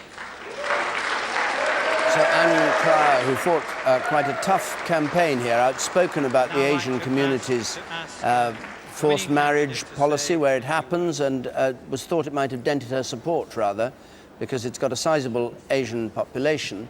But she's a woman who speaks her mind. Majority of 4,852. Her previous majority was 4,000, so it's up a little bit. And her share of the vote, and those of us who were involved in it, 45%, 43% for the Conservatives, the Liberal Democrats on 12. I think tonight, and Griffin for the BNP, the leader of the BNP, gets 9%. Swing to Labour from the Conservatives of 1%. Does that make sense to you, Tony? It looks on the face of it, though it's hard to be certain, that quite a lot of votes that might otherwise have gone to the Tories went to the BNP. They will not be very happy, the Conservatives, about that speculation. It can't be more than a speculation. But notice that the 9% is pretty remarkable. We go to Wales and Blaenau Gwent, where the independent Peter Law is standing against the Labour candidate, having objected to the imposition of an all-woman short list. And there have been some blazing rows down there in Blaenau Gwent. Safer seat in Wales, an Aaron Bevan, Michael Foot, but he said that the Labour candidate, Margaret Jones, had been given to the seat as if she was being given an earldom. There is a history, incidentally, in South Wales of Labour candidates being turfed out I will and firstly declare fighting the seats result successfully. in English. I will then proceed to declare the result in Welsh. I, the undersigned, being the acting returning officer at the election of a Member of Parliament for the Blaenau Gwent constituency held on the 5th day of May 2005, do hereby give notice that the number of votes recorded for each candidate at the said election is as follows. Jones Maggie Beryl, the Labour Party candidate, 11,384.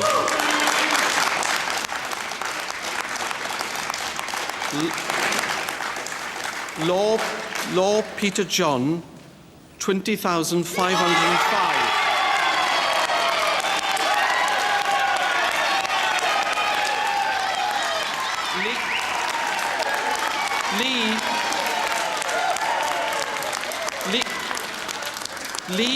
Lee Philip James, Welsh Conservative Party candidate, 816.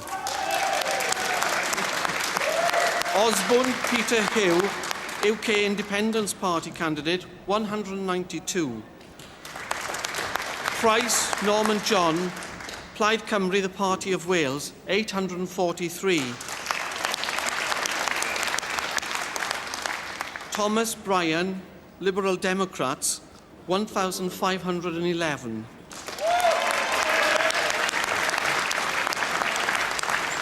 The number of ballot papers Well, that's one in the eye for Labour, isn't it? That's an absolutely astonishing result. I mean, talk about local politics, but that... this is a classic case of the local party simply being furious about somebody being foisted on them. There was an issue of all-women shortlists here. And the winning man, well known locally, councillor and all the rest of it. Even so, what an astonishing red on red, I don't know what you'd call it. But Maggie Jones is if they just sort of brought any old person in and said, you know, we want a woman, we'll have a woman, we'll have a shortlist, and you'll have her. One of the things we should be very clear about by now is that people don't like being pushed around. After all, Labour centrally decided that somebody called Frank Dobson, I seem to recall, was to be the Labour candidate in London. Absolutely right. In fact, a lot of good that did them. Sure. Parties have to be very careful about treading on local toes. We've got Ilford North declaring. The number of votes recorded for each candidate at the election is as follows. Cross, Andrew Jeffrey, 902. Gaylor, Mark Adrian, 5,896. That's the Liberal Democrats. Levin Martin, 293. Perham, Linda, Labour, 17,128.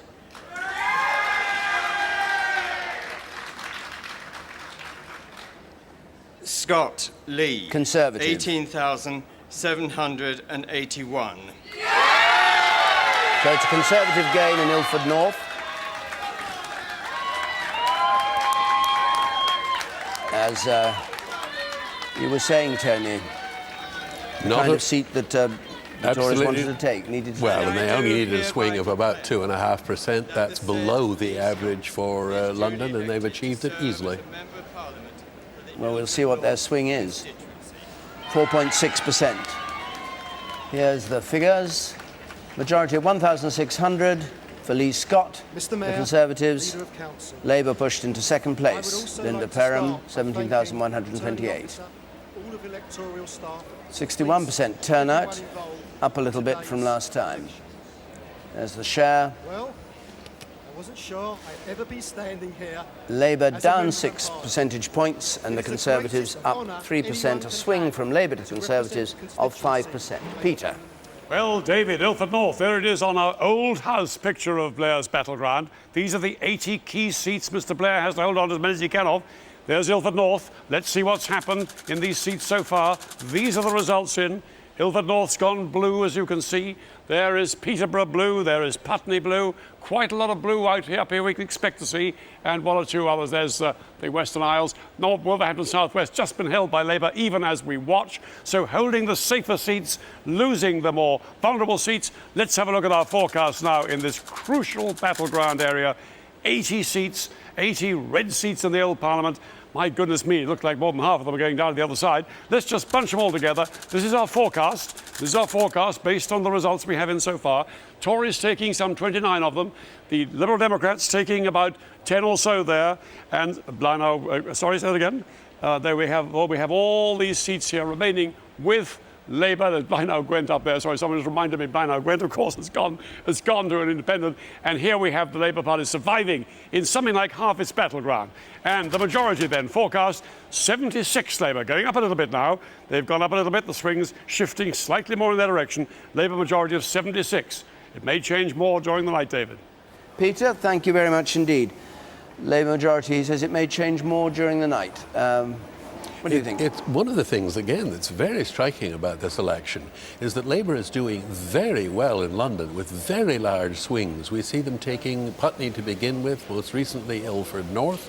But what do we see in the West Midlands and in the north of England? Labour doing much better. Martha Carney has got Alistair Campbell with her at Sedgefield. Martha, over to you. Yes, the former Director of Communications at Downing Street, but back in his old role, at least temporarily during the campaign. Now, as I recall, one of the Conservative posters said, "Wipe the smile off Tony Blair's face." Do you think that's what voters have done this evening? Well, I think it's... I can remember doing an interview as a journalist in 1992 when Labour lost the election, and commentators then saying that the Labour Party was dead and buried.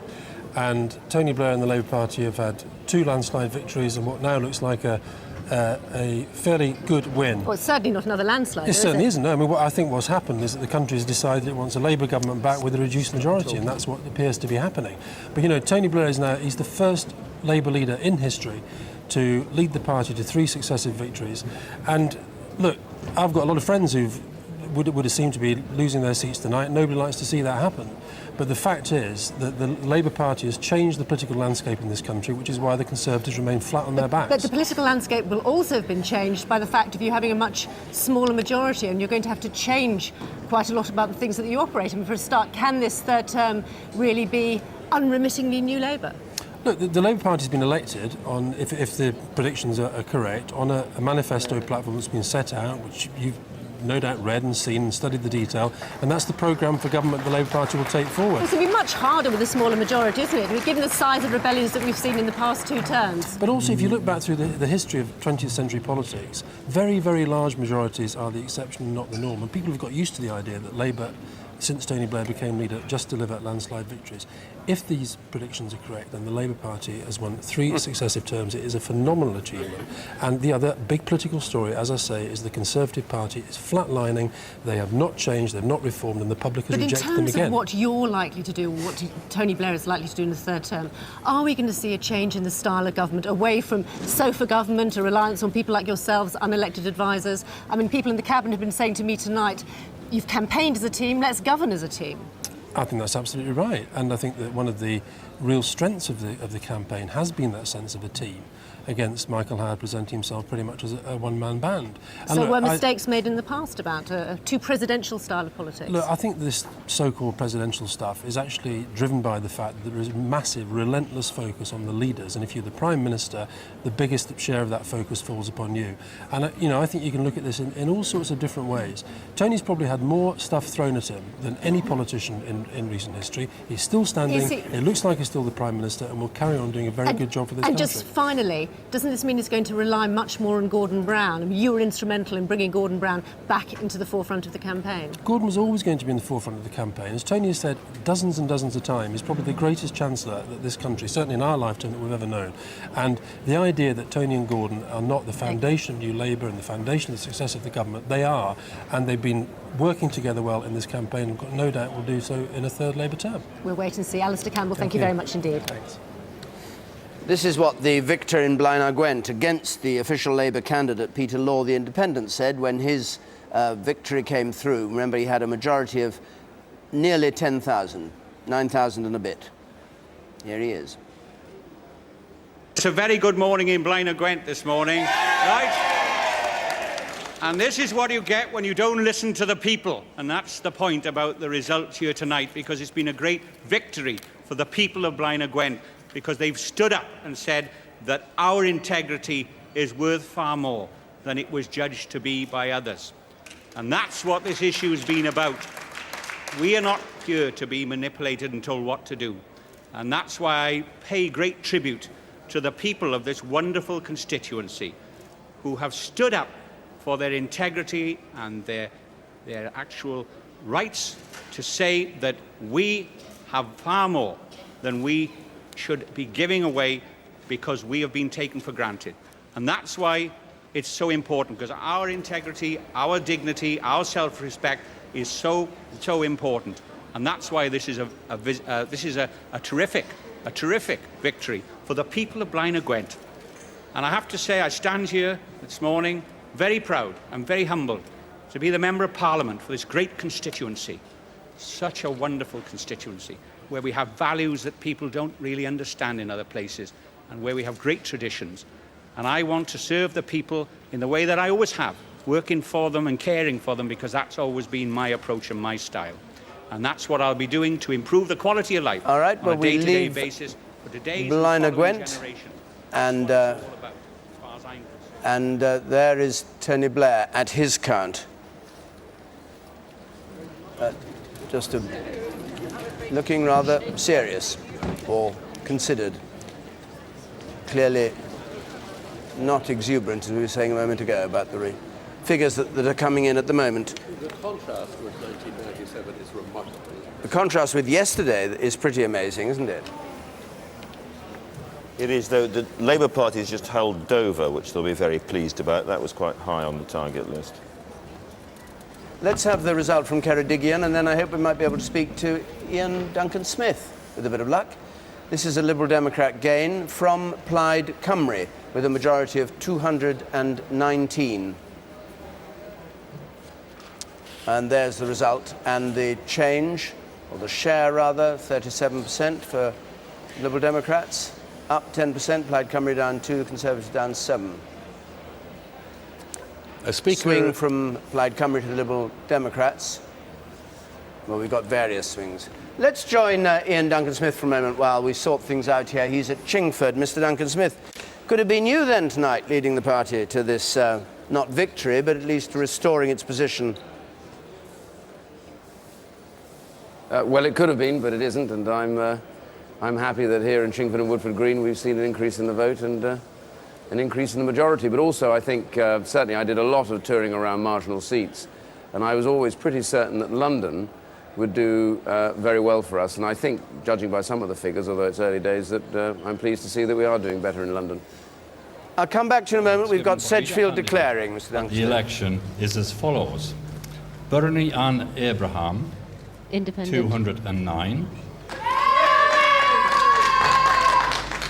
John Barker, alias John Bradfield, Independent. 45. Anthony Charles Linton Blair, Labour. 24,421.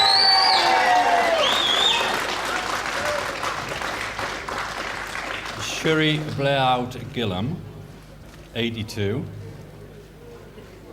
Julian Fraser Brennan, 17. We want our country back. William John Brown, 646. Robert Woodthorpe Brown, Liberal Democrats. 4,935. Jonathan McQueen Corburn, The Blair Must Go Party. 103. Mark Neville Farrell, National Front, Britain for the British. Helen John, Independent. 68. Reginald Thomas Keyes, Independent. 4,252. Reg Keyes, whose son was killed in Iraq and stood here against the war. Alan John Lockwood, Conservative Party. 5,972. Fiona Christina Luckhurst Matthews, Veritas. 218. Terence William Pattinson, Senior Citizens Party. 97. Melody Elizabeth Staniforth, Monster Raving Loony. 157. And I declare that Anthony Charles Linton Blair has been duly elected to serve as member for the Sedgefield constituency. Tony Blair attracting 15 candidates in all as Prime Minister to that seat, and Reg Keyes getting 4,252, the man who was standing against the Iraq War. We'll have the full figures in a moment, but let's just hear Tony Blair. Hard here today. Thank you very much indeed, all of you.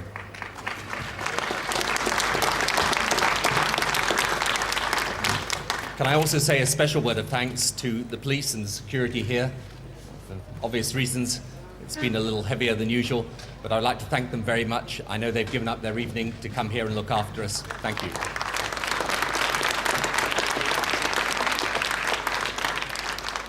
And thank you most especially to the people of the Sedgefield constituency for re-electing me as your Member of Parliament. I'm proud to serve you. You've always been loyal and good and true to me. And I will do my best in this term of Parliament for Sedgefield, for this constituency, for the people in it.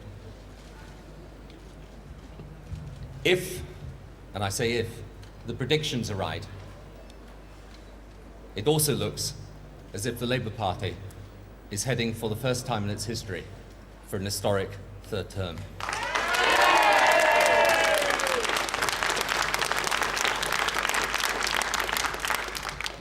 It's not yet clear, obviously, what the majority is. It seems as if it's clear, but also that the British people wanted the return of a Labour government, but with a reduced majority. And we have to respond to that sensibly and wisely and responsibly. We have to make sure that we focus on the things that matter to people, the things that they've talked about to me during the course of this campaign. Jobs and living standards and the National Health Service and schools and law and order.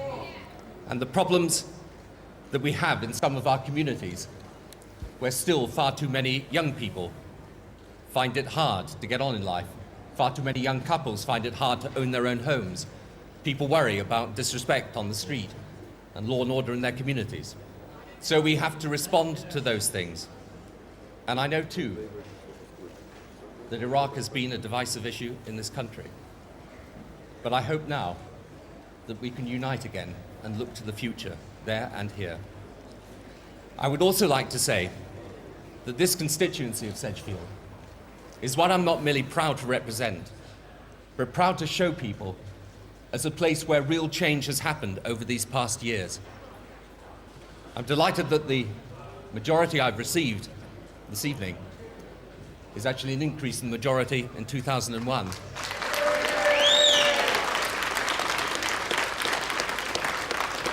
And I like to think that that is in part due to the fact that in this constituency there are more jobs, there are higher living standards, there is investment in schools and in hospitals and in extra police, and that people in Sedgefield genuinely believed that this government is trying to be a government delivering for them.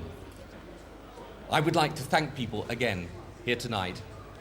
I'd also like to thank my wife Cherie and my family, who've stood by me so well and given me such support, and my party supporters and members here, John Burton, my agent, and all his team. It's not always easy for them, but they do a fantastic job. And sometimes I don't think they know just how grateful I am to them. So many thanks indeed for re-electing me again this evening. If it is correct and we are returned to government, thank you for that also. Our job is to serve people. It's what I've tried to do in Sedgefield. It's what we'll try to do for the country. Thank you. Tony Blair, the Prime Minister at his count in Sedgefield, looking rather battered, Andrew. Well, the reverse of triumphalist. I thought his words very, very interesting, acknowledging that people wanted a reduced majority. We have to respond to that sensibly and wisely, and acknowledging openly the extreme damage that Iraq and the war and the issue of trust has done to this government. Same message, you know, Gordon Brown will listen, will learn. Robin Cook, we must listen soberly and seriously. If they are re-elected tonight, as we assume, this is not a Labour government that is going to behave, they say, as they have been behaving in the past. And is it too early for you to say whether you think he'll stay the so-called full term? I mean, do you think this is... I think on these numbers he probably won't. I can't say when he'd decide to go, but I think the pressure inside the Parliamentary Labour Party for a transition at some point during the next government will be quite strong.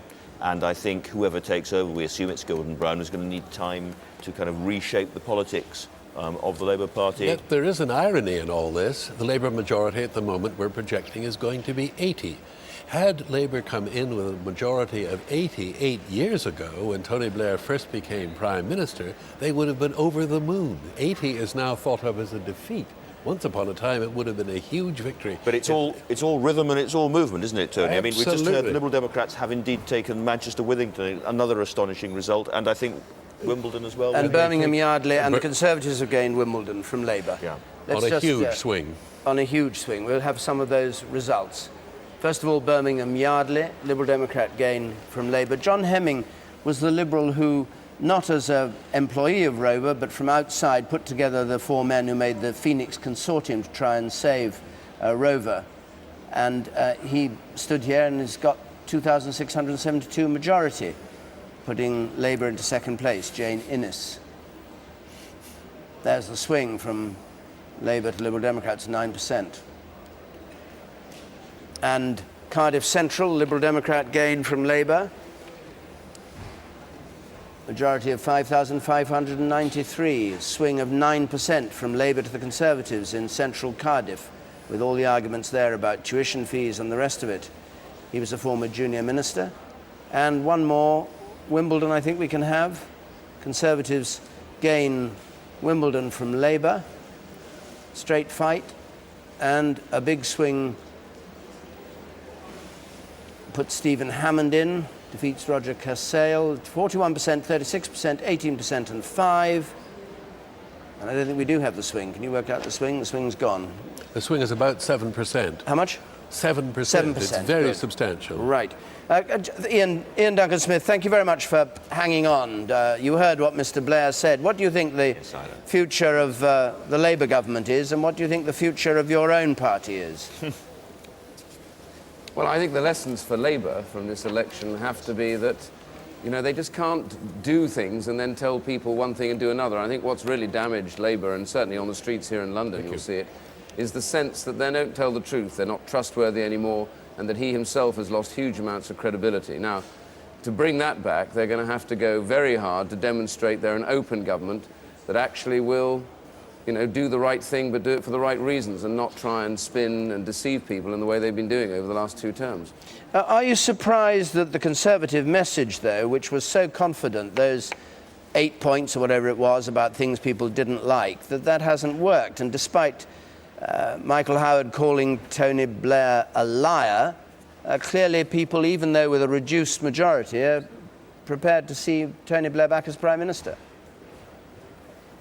Well, we've always had a big mountain to climb, and I would like to think that, I haven't seen all the figures, that we've made a real start at it now, and I think there's no question that what lies ahead of us is a process of building to make sure that this, if it is, as predicted, a reduced majority, can be used to our advantage. I think there are real problems ahead in the economy. The one thing that none of you have really tackled, if you don't mind me saying so, is the real problems for Gordon Brown over the black hole in pensions, and that I think is going to haunt them over the next 3 to 4 years, and there are real signs now this economy is beginning to go off, and it was the economy that sustained them, I think, through this election, and if that wobbles, which I believe it is, then I think the government, if it is the Labour government next, is going to be in real trouble. So it ain't over yet, and I think that tonight I hope we will see as a success for us, clearly not in government, but en route to it, I hope. One other thing, you had a rough ride at the hands of the Conservative Party. Do you think Michael Howard will stay leader of the Conservative Party through to the next general election?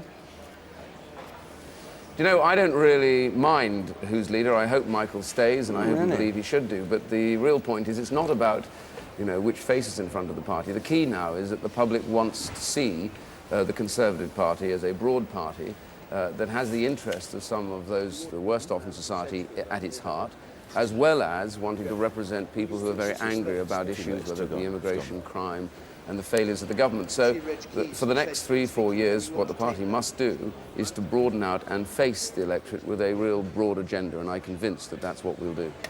Well, that's thank you very much indeed for joining us. Not a particularly ringing endorsement. I don't mind who's leader, but anyway, there we are. Jeremy. Well, David, our panel has now been augmented by Paul Boateng, Lord Strathclyde and Lord Newby of the Liberal Democrats. Lord Strathclyde, however you cut it, 3rd consecutive Tory defeat.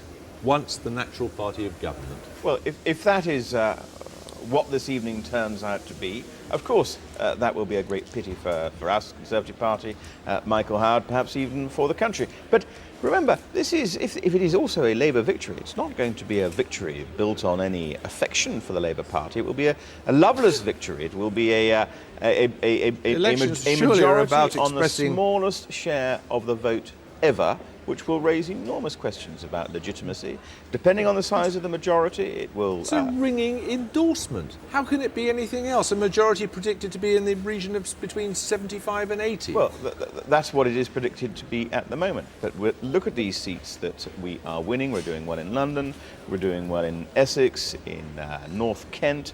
I predict we will do well in north of London, in Bedfordshire and Hertfordshire, and constituencies that we have. The point is, as you've already pointed out, it is a record small share of the vote, or predicted to be so. That is indicative not of any affection for you, but of some problem with the government, notably, I imagine, over its handling of the war. Would you accept that, Paul Boateng? I would accept that Iraq has undoubtedly been an issue.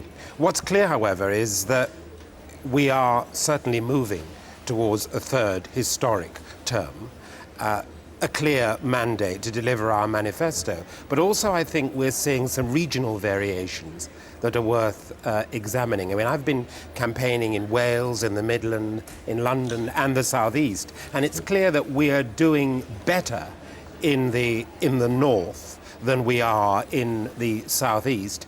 Clear, too, that politics has changed, and as I got round the country, I felt in different seats there were campaigns being run where local issues were much more significant, where people were paying a lot of attention to local candidates. And you have not emerged from this as the real alternative either, have you? Well, we picked up the vast bulk of the benefit from the fall in the Labour vote. Probably 3/4 of that benefit goes to the Liberal Democrats rather than the Conservatives, who are, as of tonight, the official opposition. Yeah, and we've also the people you targeted. Oliver Letwin says he thinks he's won. We don't know for sure yet. You tried to get rid of Theresa May. You failed. I mean, you can't count this as any kind of achievement very much. Oh, we'll count it as a very major achievement because we're picking up seats in all the big cities: Bristol, Cardiff, Manchester, hopefully in Leeds, elsewhere. The idea that the Lib Dem campaign's been built around 4 or 5 high-profile Conservatives is just false. It makes good news for you, but it's not where we put the bulk of our resources, and we're seeing benefits now up and down the country. Been a main part of their campaign, hasn't it? Just not true. What do you mean? Just not true that it's been the main part of our campaign. The decapitation strategy didn't exist. We want to win as many seats as we can, Well, of and course some of those seats had relatively small Conservative majorities, so we wanted to win them. We may not win them all, but we're winning other seats as well. What you did tell people, however, was that they could afford to vote Lib Dem without their letting in a Conservative. In fact, if you take Wimbledon, for example, that is precisely what happened. A significant number of Labour people voted Lib Dem, and they got a Conservative MP. David Dimbleby. Thank you, Jeremy Paxman. Get on with it. This new formality in the studio. 1997, were you up for Portillo? You remember that moment when Stephen Twigg took Enfield Southgate, and you saw him at the count rolling his eyes with pleasure. Okay. Now have a look at him at Enfield Southgate, which we can't do because we've got our reporter there, David Thompson. I was just watching his face a moment ago. It's he looks very gloomy. David, just tell us what's going on in Enfield Southgate. Well, the Tories are calling it. They say they've won it. We haven't had the official declaration yet, obviously. We're some minutes away from that. But I'm told that the Tories have won it. This was the iconic, if you remember, this was the seat that gave us all big memories of the 1997 election run for New Labour. Were you up for Portillo? All of that. Well, Stephen Twigg won it then. He held it in 2001. Looks very much like he's lost it now. The Tories are saying this is a huge victory for them. They think margin of victory will be about sort of over 1,000 or so, and they're delighted. Huge whoops around the hall when they had the final count. As I say, haven't had the declaration yet, but that's what it's looking like. Big win for Labour, for the Tories here. Thanks, David, very much. Andrew, we're just going to go to Peter Snow before we do. We're told that Labour press officers are saying that Una King has lost to George Galloway down in Bethnal Green and Bow, which would be another sensational result, obviously. It was thought at one point that Ruth Kelly might be in difficulty in Bolton West. Oh, there is Stephen Twigg at the count. Stephen Twigg, a minister, of course, quite an important schools minister in the Department for Education and Skills, not just any old Labour backbench MP. Okay. Well, it's a reversal for him. Be interesting to hear Michael Portillo on that face, having suffered the same fate himself. Bolton West, let's just have that, then we'll go to Peter Snow. Bolton West, Ruth Kelly, Education, Secretary of State for Education, 36 years old, 5 children, 4 of them born since she went into Parliament, and her majority 2,064 in Bolton West. Turnout up a bit, her majority down 3,500 from where it was, and this is the change.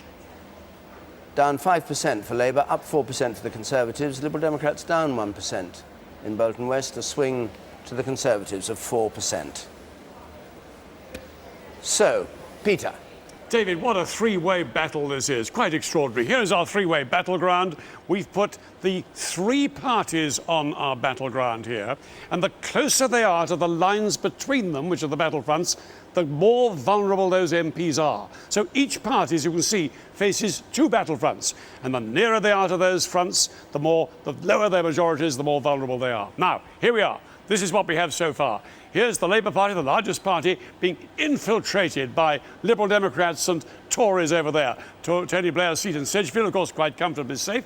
But look what's happening in other seats. There is Manchester-Wythenshawe, a swing of 27% there to the Liberal Democrats, deep inside Labour heartland there. And all the way around, we get more and more interesting seats. There's Barbara Roach's seat there, Hornsey and Wood Green in London. She's gone down to the Liberal Democrats too. So let's look now at our forecast. Let's fill in all the other seats. This is the way we think it's going to look at the end of the day. Labour, still the biggest party, no question about that over here. But look at the inroads the Tories look like making across that key battlefront there. Those marginal Conservative and Labour MPs there. The Tories on the move. Now, shift around to the Tories' other battlefront with the Liberal Democrats. Here, they're doing rather well as well. The Tories vote holding up in those key seats that the Liberal Democrats desperately hoped they would gain. There's one Tory going down there, changing colour to, as you can see, gold there. Otherwise, it's the Tories on the move. Swing round now to the Liberal Democrats' other battlefront, the one with the Labour Party. And look how interesting this is. There's Cardiff Central, the nearest one of all to the battlefront, going down there. Hornsey and Wood Green I've mentioned already. So look now how vulnerable someone like Charles Clarke, the Home Secretary, is. He's back there with a majority of some 9,000, but he's in amongst some defeated Labour MPs even now. So even his seat must be in question with the way the Liberal Democrats are pulling the Labour Party towards them in that particular sector of the battle, David. Peter, thank you very much. And there's the outside of the BBC Television Centre with the results piling up. 219 for Labour, 37 in for the Conservatives at the moment. Many safe Labour seats come in first. Liberal Democrats on 23, 324 to win. The Liberal Democrats have gained Rochdale in Greater Manchester from Labour. This was 36 on their target. And at that point, we join Fiona Bruce for an overview from high up above us. Yes, indeed. On the way this election's going. Up here from my eyrie, David, let me tell you, we've had 290 seats declared so far. We've got 356 to go. We're predicting a Labour majority of 72 seats. That's down from 160. So far, Labour's lost about a dozen seats, but Tony Blair is safely back at Westminster, easily holding Sedgefield. The Prime Minister acknowledged, though, that Iraq had been a divisive issue. He said the message from the electorate was obvious. It's not yet clear, obviously, what the majority is. It seems as if it's clear, but also that the British people wanted the return of a Labour government, but with a reduced majority. And we have to respond to that sensibly and wisely. The Conservatives have made gains from both the other parties. They've taken Wimbledon from Labour, also Peterborough, with a swing of 7%, and they took Newbury from the Liberal Democrats. The first Tory gain of the night came in Putney in southwest London, where Justin Greening overturned Labour's majority with a swing of 6.5%. The Liberal Democrats have made half a dozen gains from Labour. They captured Hornsey with a swing of 15%, overturning a 10,000 majority, and gained Ceredigion and Cardiff Central in Wales. In Scotland, they've taken Dunbartonshire East with a swing from Labour of more than 7%. Now, one of the biggest shocks of the evening has come in Blaenau Gwent, where an independent Labour candidate has taken what was one of the safest seats in Britain from Labour. Peter Law won convincingly. He resigned from Labour after an all-women shortlist was imposed on the constituency. That's it, just for the moment. David. Thanks very much, Fiona. We go over to Enfield Southgate. Stephen Twiggs' defence here. Well, while we wait for that, we're also waiting, of course, for a number of other important seats to come through. Michael Howard, leader of the Conservative Party in Folkestone Hythe. We're still waiting for the result of the battle, Bethnal Green and Bow. David Davis's result in Halton Price and Houghton. There he is waiting for his count to come through. It was reported that he'd improved his figure. The Prime Minister leaving his count. His majority up a bit, his share of the vote considerably down in Sedgefield. And if the Prime Minister does what he planned to do, he'll be coming down to London. We shall hear more from him after that rather interesting speech he made when winning the seat in Sedgefield. Rochdale, let's just have the figures for the Liberal Democrat gain from Labour in Rochdale. Paul Rowan, for the Liberal Democrats, takes it from Lorna Fitzsimons. Close run thing, majority 444. There's the change. Labour down 9 percentage points. The Liberal Democrats up 6 percentage points, a swing from Labour to the Liberal Democrats of 8%. Now we join Rageh Omaar and hear a bit more about this battle that's going on in Bethnal Green and Bow. Rageh. Well, it's looking ever increasingly likely here that Una King may lose her seat, because inexorably throughout the evening, although they started off quite bullish, the Labour spokesman on her behalf have said that although it was very, very close and at times too close to call, they have in the last half hour or so been briefing journalists here saying that she may have lost it. And councillors here and within the sort of Bangladeshi and Bengali community have said, and these are sort of off background sort of noises, that George Galloway may have won this by up to a couple of thousand votes. But again, the briefings from the Labour spokesman on behalf of Una King is that it's close, but they may have lost. Rageh, thank you very much. We're going up to Houlton Price and Houghton, where David Davis is defending his seat. Give notice and here that the are number the figures. of votes recorded for each candidate at the said election is as follows. David Michael Davies, the Conservative Party candidate, 22,792. Edward Alexander Hart, the Labour Party candidate, 6,104. Philip Anthony Lane, United Kingdom Independence Party, 659. Jonathan Patrick Mainprice, British National Party, 798. John Neal, Liberal Democrats, 17,676.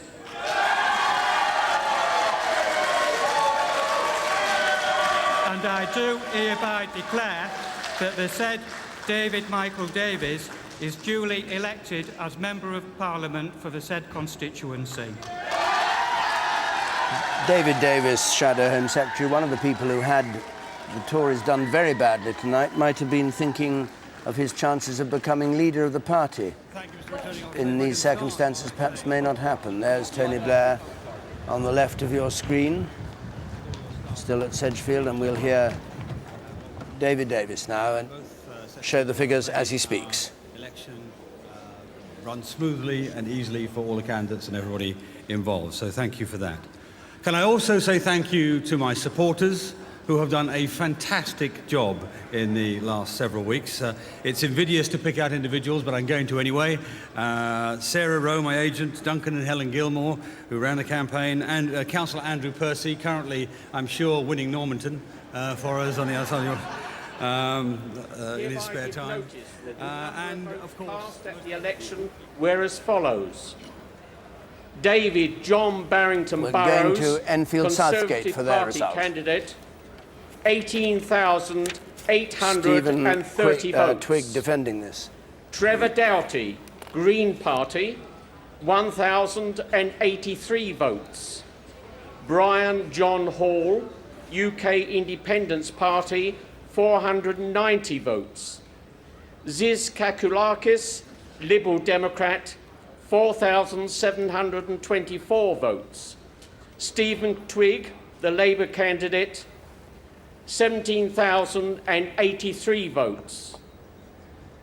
The turnout was 66.44%, and I do hereby declare that David John Barrington Burrows is duly elected Member of Parliament for the constituency. Stephen Twigg has been MP here since 1997 and is currently the Schools Minister, defeated in Enfield Southgate by David Burrows, who's lived in this constituency of Enfield all his life and who takes the seat with a majority of 1,747. Well, were you up for Stephen Twigg? He looks very, very upset at this result. Labour are doing pretty poorly, I think, in a swathe of these London and indeed southern Essex, Kent seats, one after another. Conservatives doing very well indeed here. The swing here from Labour to the Conservatives, 9%. Very large. But later on, I hope we'll have a chance to look at London, because quite clearly London is behaving differently from most of the rest of the country. I think we do. Peter, we could have a look at London, couldn't we? If we ask nicely? Yes, I've just pressed the right button for it, David, because here we have the whole country. Here you can see the gains flashing there. There's Newbury, you can see quite clearly there. A large chunk of blue flashing for Newbury. But the real excitement for the Tories is indeed in London. Let's just look close up at London. There it is. And here we have already 4 gains in London, including that hefty gate swing in Enfield Southgate. Let's see if I can point it out to you there. There's Enfield Southgate up there, up the top there. And there's Ilford North, and there's Wimbledon and Putney. All gains for the Tories. Let's have a look at the scoreboard so far in London then. Labour holding on to, of course, some. The swing in London, there it is. It's 5% to the Tories, rather more than most of the rest of the country, but this is where they need to be making the big swings. In London, the South East, that's where the Tories have to come back. Labour on 20, they're down 5, totally dominating London before. 10 the Tories, up 4, Lib Dems up 1, 3 altogether. They've won Hornsey and Wood Green, and the others no change. The forecast then, look at how the Tories are now almost halfway up after the Labour Party now. 43 down 12 the Labour Party, 23 up 10 the Tories, surging back in London. The Liberal Democrats up just 2 to make 8 seats in London. So there it is. And now we're going to see the forecast of the London seats. There they are, they're flashing away there. You're going to see an awful lot more blue flashing on that map by the end of the night. David. Thanks, Peter. So, at the beginning of a recovery, I mean, London is crucial. Without London, you can't form a government. You can't hold power, can you? Ian Duncan-Smith was saying earlier this evening that he had sensed that things were going the Conservatives' way in London. I must say, I didn't talk to anybody throughout the campaign who thought that was happening. A lot of people are putting it down to the war, and that may have been important. But I have a strong sense that an awful lot of people in London think that while their incomes are going up, their standard of living is going up by that index, their standard of life is going down. Very grossly inflated house prices, great difficulty making a living if you're in the public sector, deteriorating public transport and so on. One has a sense of stress in London. I'm not a Londoner, but whenever I go into London, I'm very struck by the fact that life seems harder than it does for people in the rest of the country. Is the economy stupid, Andrew, in London? Do you agree? Well, it's the effect in some ways of a successful economy. That's where the congestion and the stress and the grit comes from, and the higher house prices and all the rest of it. Do you go along with Tony's argument, or do you think it was the war? No, I think the war has played a lot. London's, relatively radical on these matters, very mixed. A large middle-class protest vote in London as well, bigger than most other places. But they are swinging to the Conservatives. They're not swinging to the Liberal Democrats in large numbers in London. All right, gentlemen, let's hear now that we were talking about the war from a speech which happened at Sedgefield after the Prime Minister had spoken, and it's Reg Keyes, whose son was killed in Iraq and who stood there in protest against the war and got 10% of the vote in Sedgefield. Here's Mr. Keyes.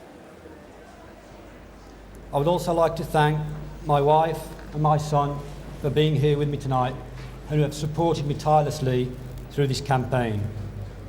A remarkable campaign. I don't claim to be a professional politician. Fighting this campaign has not been an easy task for me, but I had to do it for my son, Thomas Keyes, Royal Military Policeman, killed in Iraq 4 days short of his 21st birthday, sent to war under extremely controversial circumstances. Extremely controversial circumstances. If this war had been justified by international law, I would have grieved and not campaigned. If weapons of mass destruction had been found in Iraq, again, I would have grieved, not campaigned. Tonight there are lessons to be learned, and I hope in my heart that one day the Prime Minister may be able to say sorry, that one day he will say sorry to the families of the bereaved, and one day the Prime Minister might be able to visit wounded soldiers in hospital. Then our campaign will not have been in vain. And all the people who have given me their vote tonight send a clear, resounding message about the Iraq War. Thank you to all the people who have voted for me tonight. And just finally, I would like to dedicate this campaign to all the brave 88 British servicemen, because some people do not know how many have been killed. Servicemen who gave their young lives in this conflict. But may I just in particular mention, as they've come to be known, the six Royal Military policemen left behind and slaughtered in a filthy police station in Almajar. My son... Reg Keys then talking at Sedgefield. We go to Leicester South for the declaration, which has just happened there.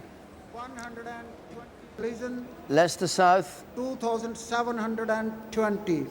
This was taken by the Liberal Democrats in a by-election. David Paul, the Socialist Labour Party, 315. Roseblade, Kenneth George, Barretta's Party, leader Robert Roy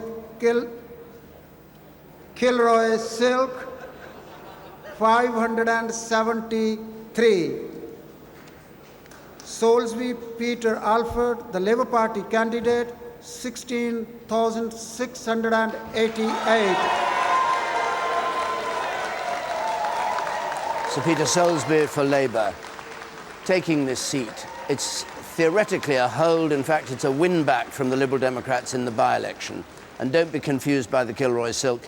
It's another Kilroy-Silk of the same name, so to speak. 121. So Labour win Leicester South. The Liberal Democrats... We haven't had Brent East, have we? The other Liberal Democrat take in a by-election. That's not surprising to you, this one? This is not surprising. No. Sir Peter Soulsby is a very well-known local figure. This is a Labour seat. His majority is down 9,000, nearly 10,000. It is, that's true, but it's a seat they really ought to have taken and have done. They're in trouble in Harwich, which I'm not surprised by. We have a declaration coming from Ochil and South Perthshire. Let's go there. Maitland Kelly, Free Scotland Party, 183. Elizabeth Jane Smith, Scottish Conservative and Unionist Party, 10,021. Catherine Whittingham, Scottish Liberal Democrats, 6,218. There was a total of 72 spoilt ballot papers, and accordingly I declare that Gordon Raymond Banks has been duly elected to serve in Parliament as the member for the Ochil and South Perthshire constituency. So Ochil and South Perthshire is held by Labour. And we go to Wyre Forest. Bayliss, Mark Leslie, Labour, 10,716.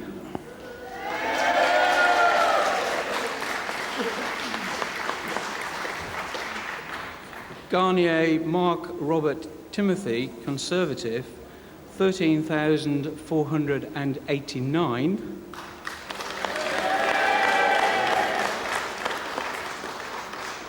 Lee Rusty, UK Independence Party, 1,074. Yes! Aborski Francis Mary, Liberal Party, Focus, Save Our Hospital, 2,666. Priest Mark Phillip, commonly known as Bert, Official Monster Raving Loony Party, 303.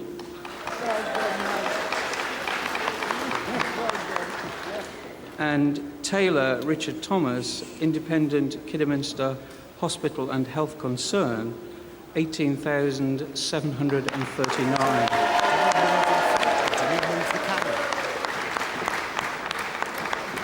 And I do hereby declare that the said Richard Thomas So Richard Taylor, who took this seat originally in the huge row about the Kidderminster Hospital in Wyre Forest, has held on to it. 2 independents in the new House of Commons then. Adrian Childs is there. Adrian, what do you make of that result then? Hello, yes, David. This Mr. was very Acting, very Returning close to Officer, call ladies and gentlemen. for a long time this I didn't evening. realise the Labour until I candidate got here decided it was tonight all over for him how quite much early, I but wanted the Tories to really retain did sniff the victory enormous here. It was a Tory privilege seat that you gave me before. 4 years ago. It was a Tory seat before. It was a Tory seat before 1997. It was a Labour for one term until the last election, where we had the most dramatic result of the last election, where Dr. Richard Taylor, the local consultant, came in with a 17,500 majority. But his vote actually collapsed in the borough elections of 2004, and there was the thought the Tories might get back in there, but he's actually got it today by a 5,000 majority. Rusty Lee, I'm sorry to report, finished in fourth place. I think you might remember her, the 80 chef. She was standing for UKIP, but the local party, the snappily named Kidderminster Hospital Health Concern Party, have held it by a majority of 5,000. And Adrian, why is the UKIP candidate of special interest? She was Rusty Lee. She was very famous in the, I think nationwide, but certainly in the Midlands in the 80s when I was growing up round here. She's from Handsworth. I think she was the first person ever to bring Jamaican cooking to the masses.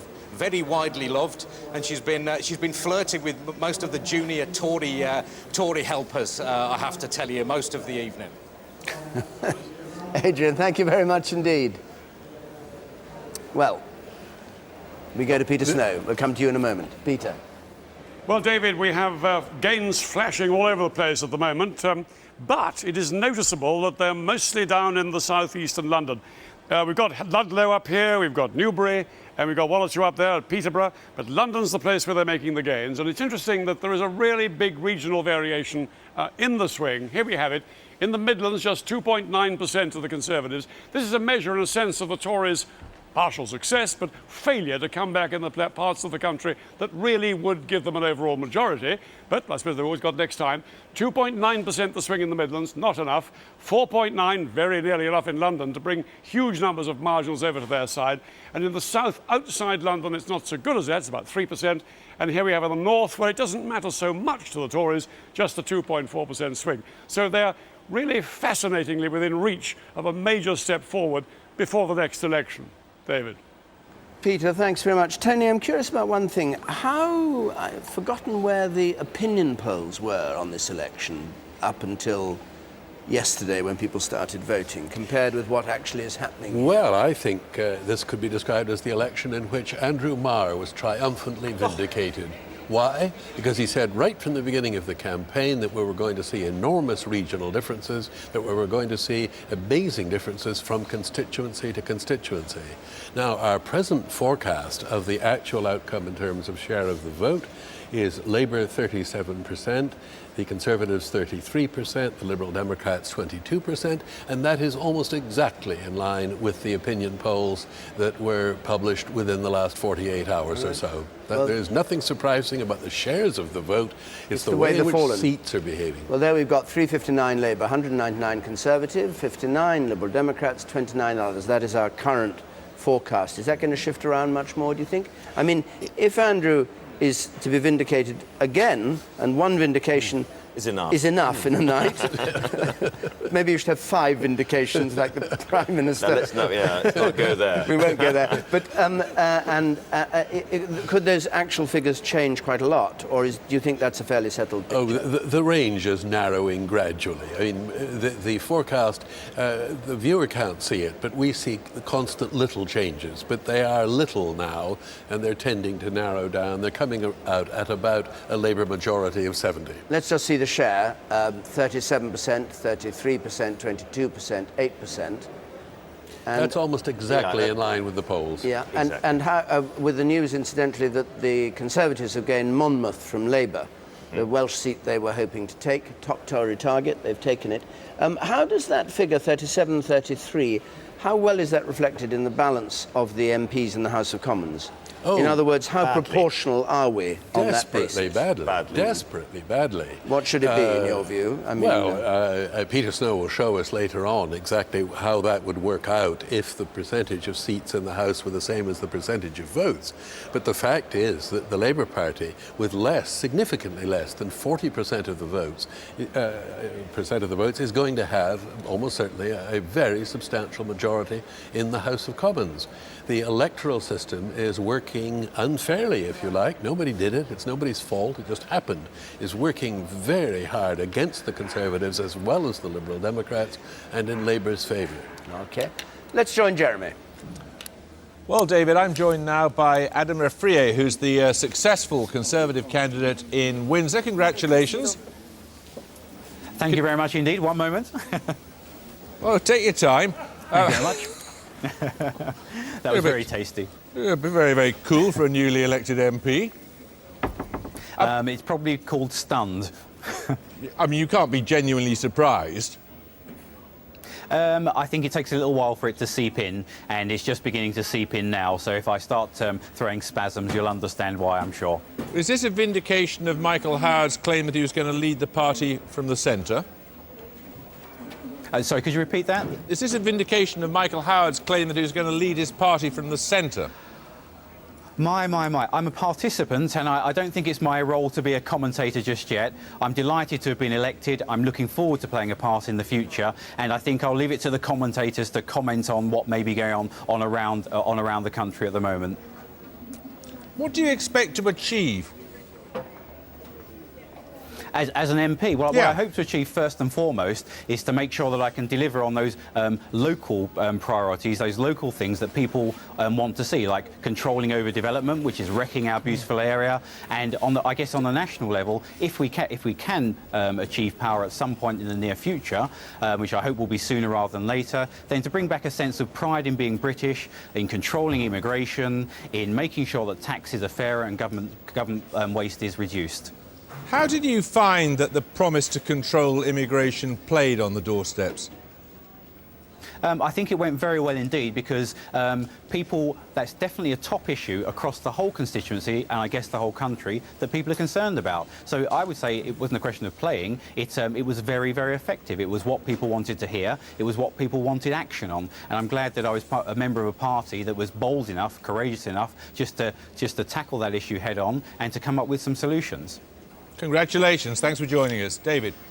Thank you very much. Thank you, Jeremy. We go to Brent East and join Emily Maitlis there. Emily, we heard that the Liberal Democrats lost their Leicester by-election gain. How do you think... Oh, hold on. We have to see Mr. Blair arriving at Trimdon. I'll come back to you in just a second, Emily. This is going on the traditional route down to Trimdon Labour Club. Martha, have you had a chance to speak to people around him, apart from, of course, Alistair Campbell, who we saw you with a moment ago? Yes, they were all at the camp. We can see, I think, the pictures of the convoy arriving now at Trimdon Labour Club, which is traditionally where the Prime Minister comes. I think he normally has a pint of bitter in terms of celebrating the night's results. Whether the tone of celebration will be quite right. We thought here he was looking rather. We thought here in the studio that he was looking rather grim-faced at the count. Is the mood rather grim? Yes, well, we saw, I think one of your commentators described it as a Richter smile when he arrived at the count. In fact, I caught a glimpse of him watching some of the results privately, and he did look quite sort of a cliche but stony-faced. And I think that's because, however theoretically you may contemplate the loss of a number of seats, when you actually see some of the names on the list, I think it is something quite sober to contemplate. And now we can see the staff coming into the Trimdon Club before the Prime Minister.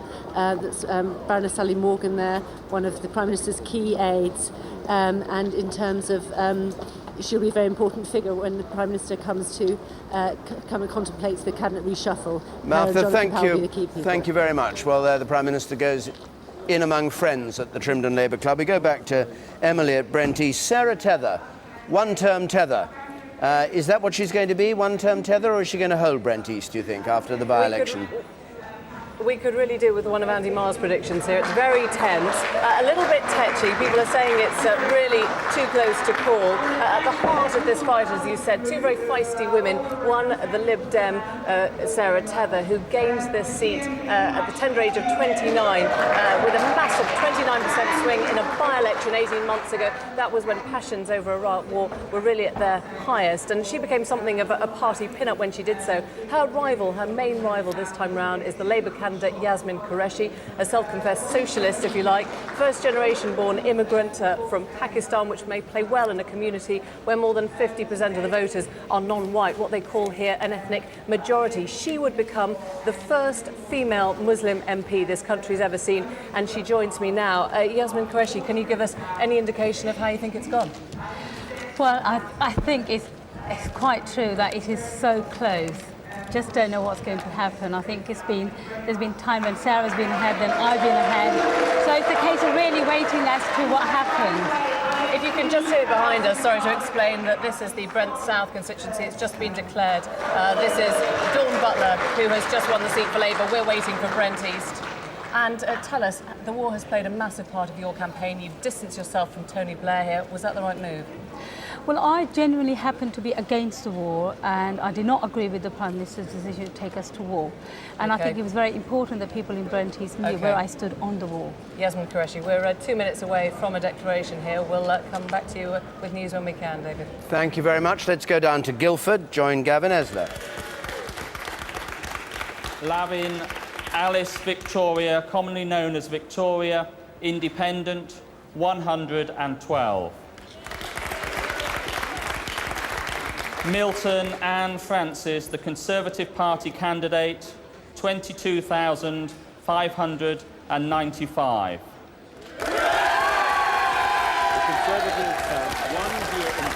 Morris John Hugh, the Peace Party, Non-Violence, Justice, Environment, 166. Klett John Michael, the Green Party, 811. And I do hereby declare that the said Anne Francis Milton is duly elected. The Conservatives take Guildford from the Liberal Democrats. Majority was only 538 before, and it's only 347 now for the Conservatives. Here are the figures. Turnout 68%, which is up 5% or so from last time round. Marginal seats turn out to be significantly above turnout. Who have been here for some considerable time. Thank you.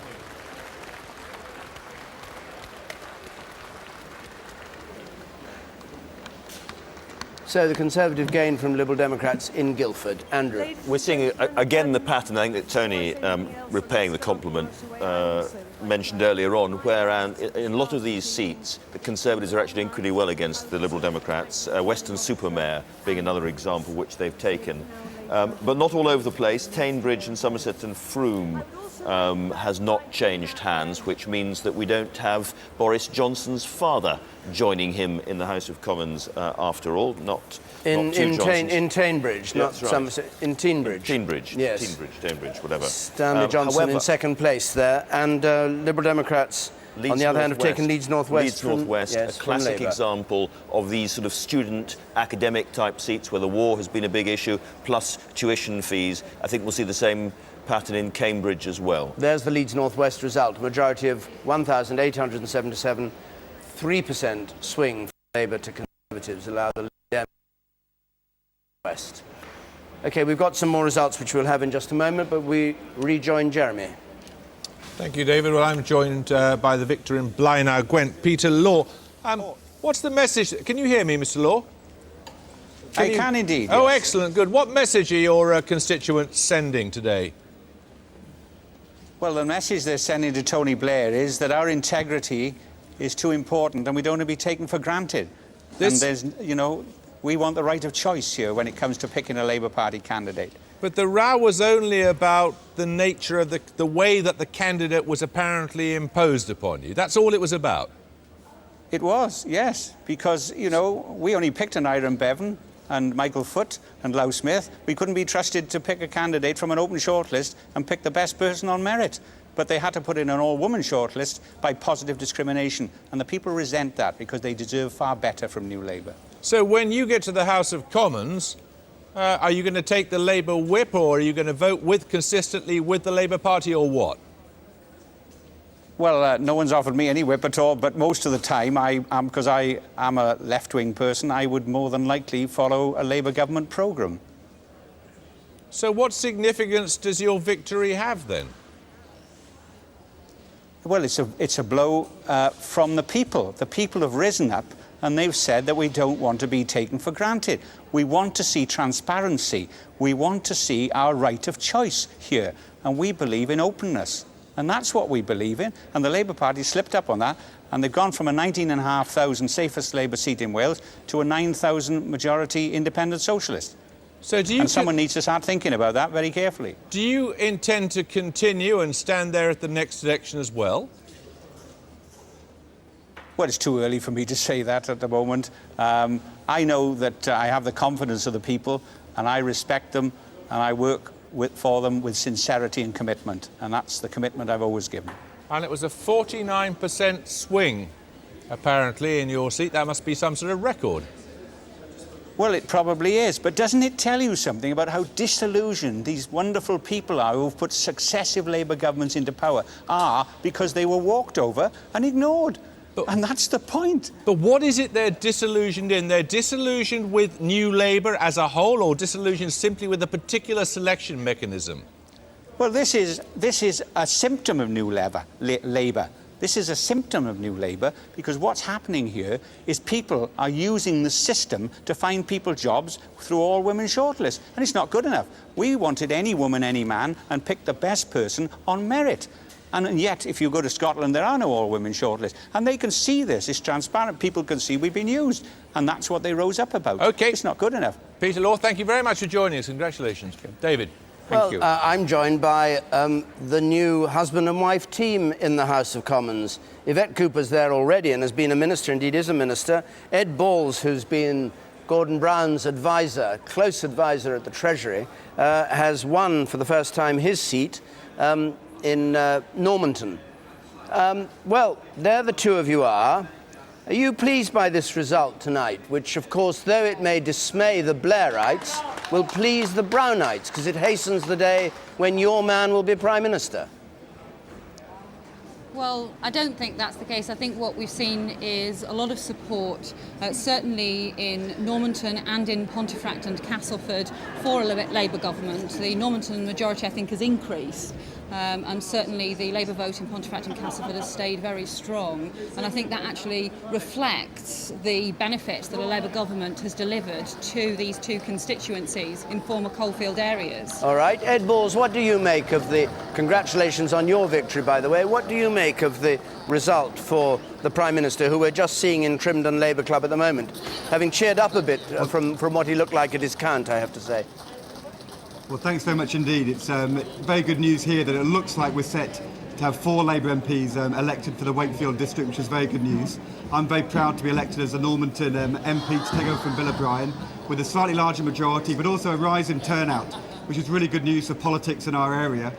All around the country, we seem to have quite different results in different seats, with some very good news. For example, in Elmet, just around the corner, where Colin Berger's done really well to increase his majority, but also some real disappointments like in Shipley and in Leeds North West.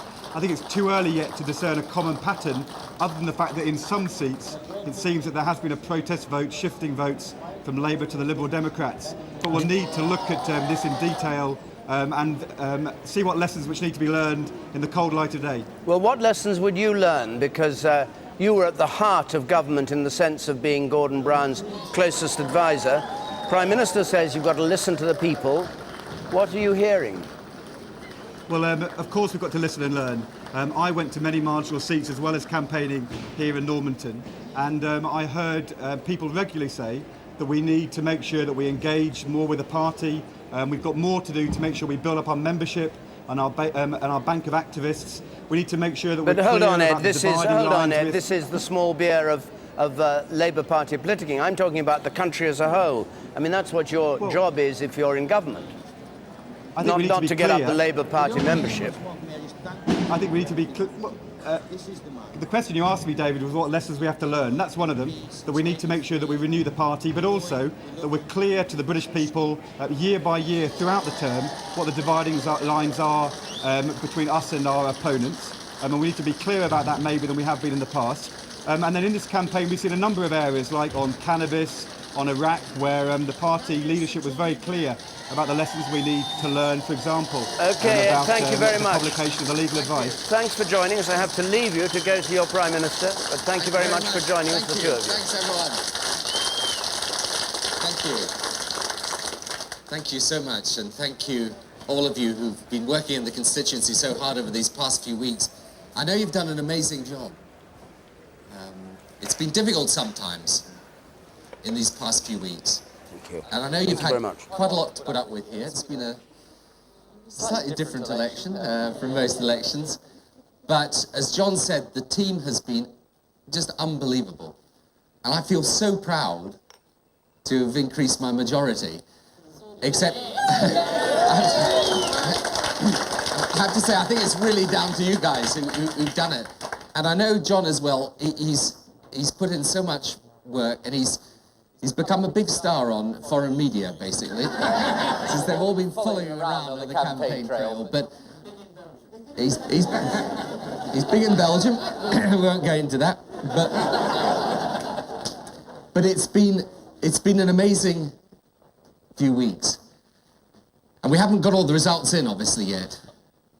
But it looks as if we will actually have an historic third term Labour victory.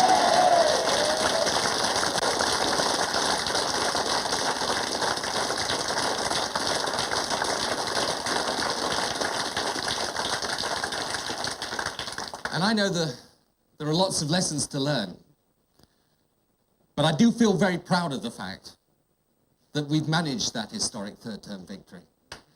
And I feel proud too, not just of the changes we have made, but of what we can now do with this mandate. Because one thing is for sure, the Conservative Party, people did not want back. And we managed, in the course of this campaign, despite everything that was thrown at us, despite all the problems, we set out an agenda for change in this country, and we're now going to take that agenda forward. For our economy and jobs and living standards, for our National Health Service and our schools, to give our young people the chance they need in life, on law and order, on bringing back community policing, on making sure we give affordable childcare to people, on reshaping our public services and welfare state for the 21st century, making sure our economy, strong already, can compete in the new world. And I feel a real sense of enthusiasm for that agenda in the third term. When you look back and think where we were in 1992, some 13 years ago, when after the fourth election defeat in a row, people wrote off this party. There were people then who said, Labour can never win again. And if we've actually achieved victory this evening and have got a clear majority, as it seems that we have, that is a huge rebirth of our party. And we did it because we had the courage to change. We did it because we had the courage to take difficult decisions in government. And yes, of course, there will be disagreements and problems. There always are. But I think we can be very, very proud of what we have done.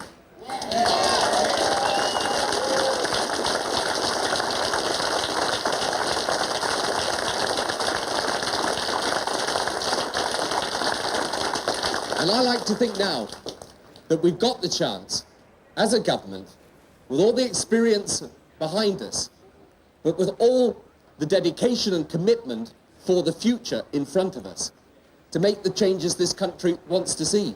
They want us to take the economy forward. They want us to complete the changes in the health service. They want to make sure that the investment they see in their schools is taken forward and rolled out across the whole country. They wanted us to continue to bring down crime, to put that visible uniform presence back on the street.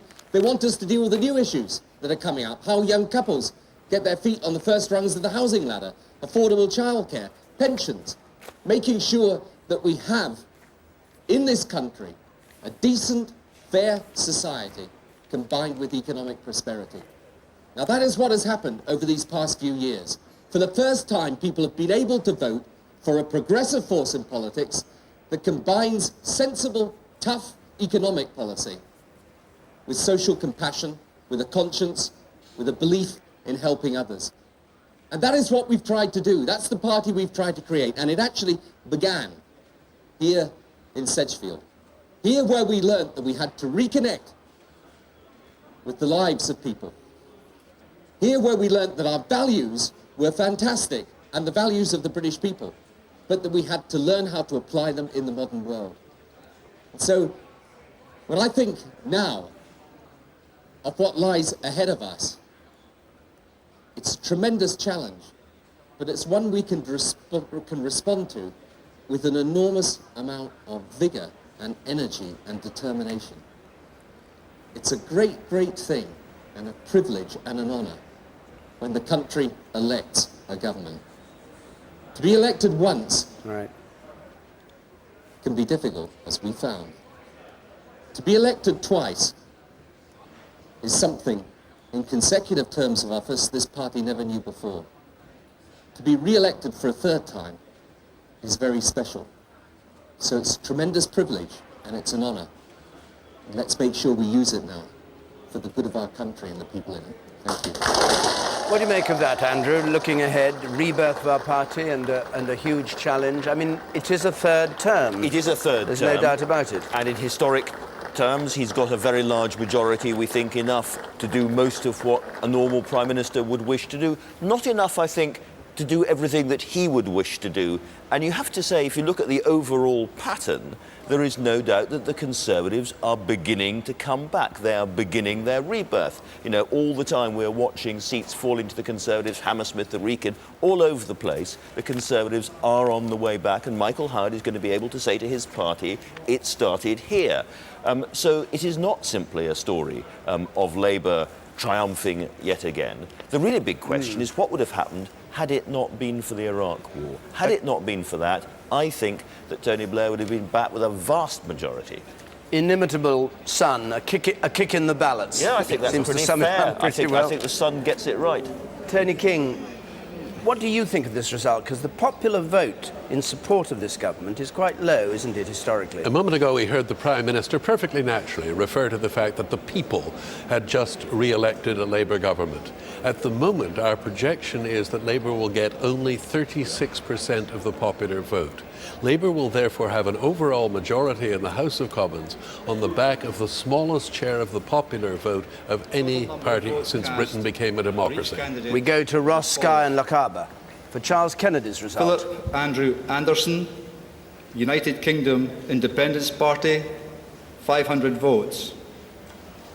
Christine Mary Conniff, Scottish Labour Party, 4,851 votes. Maurice Grant, Independent, 184 votes.